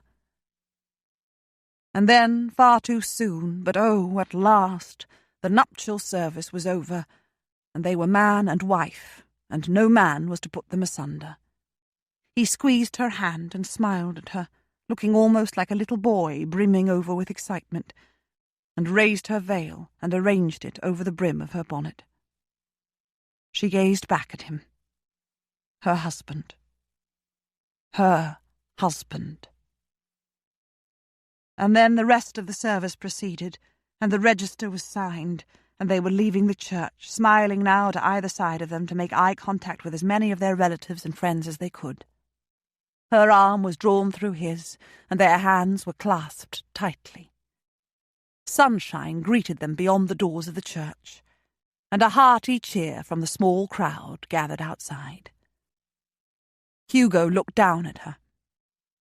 "Well, wife," he said. "Well, husband." "Does it sound good?" he asked her. "Or does it sound great?" She said. "Great, I think." "Me too. Lady Trentham," he said. "Shall we make a bolt for the carriage before everyone spills out of church behind us?" "We're too late, I believe," she said. And sure enough, the open barouche that was to take them back to Kilbourne House for the wedding breakfast was festooned with ribbons and bows and old boots, and even an iron kettle. And there were Kit and Joseph and Mark Eames and the Earl of Berwick lying in wait with fistfuls of flower petals that they pelted as Hugo and Gwen made a run for the carriage, laughing. "I hope," Hugo said as he gave the coachman the signal to start, and the barouche lurched into well-sprung motion and rattled out of the square, "no one is intending to use that kettle ever again." "Everyone will hear us coming from 5 miles away," Gwen said. "There are 2 things we can do, love," Hugo said. "We can cower down on the floor of the vehicle, and that alternative actually has much to be said in its favour, or we can brazen it out and help take people's minds off the din." "How?" she asked, laughing. "Like this," he said, turning to her, cupping her chin in his great hand and lowering his head to kiss her, open-mouthed. Somewhere someone was cheering. Someone else whistled piercingly enough to be heard above the din of the kettle. "The second alternative, if you please," Gwen would have said, if she'd had her mouth to herself. But she did not.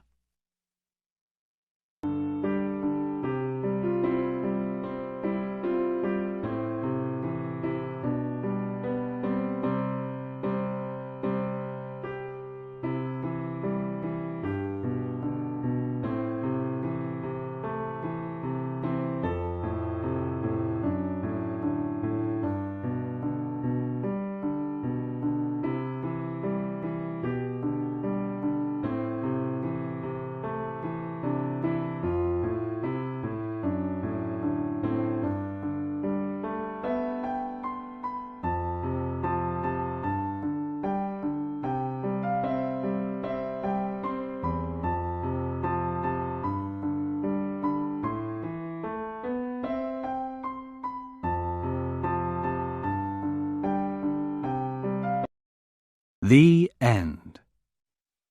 You've been listening to The Proposal by Mary Balogh, narrated by Rebecca Dellieu and directed by Jennifer O'Donnell. If you've enjoyed this book and this performance, Recorded Books recommends The Secret Wedding by Joe Beverley, narrated by Jill Tanner. At the age of 17, Christian Hill impulsively defends young Dorcas Froggatt's honour, only to find himself blamed for defaming it, and is coerced into marrying her. That doesn't stop him from pursuing a military career abroad, where he swiftly puts his young bride and their surreal marriage out of his mind, changing his name in the process. But eventually, when someone starts making inquiries, his secret wedding with Dorcas catches up with him. Not long after the traumatic marriage, Dorcas was led to believe that her new husband died in battle. Now she's shocked to discover that he's not only still alive, but searching for her. Determined not to sacrifice her independence, she doesn't expect the true dangers she'll soon face and, even less, the true love she'll soon discover with the man who rescued her all those years ago. Recorded Books offers a wide selection of bestsellers, mysteries, classics, histories, and more. So visit us at recordedbooks.com to learn about our latest releases and special offers. And thank you for being a Recorded Books reader.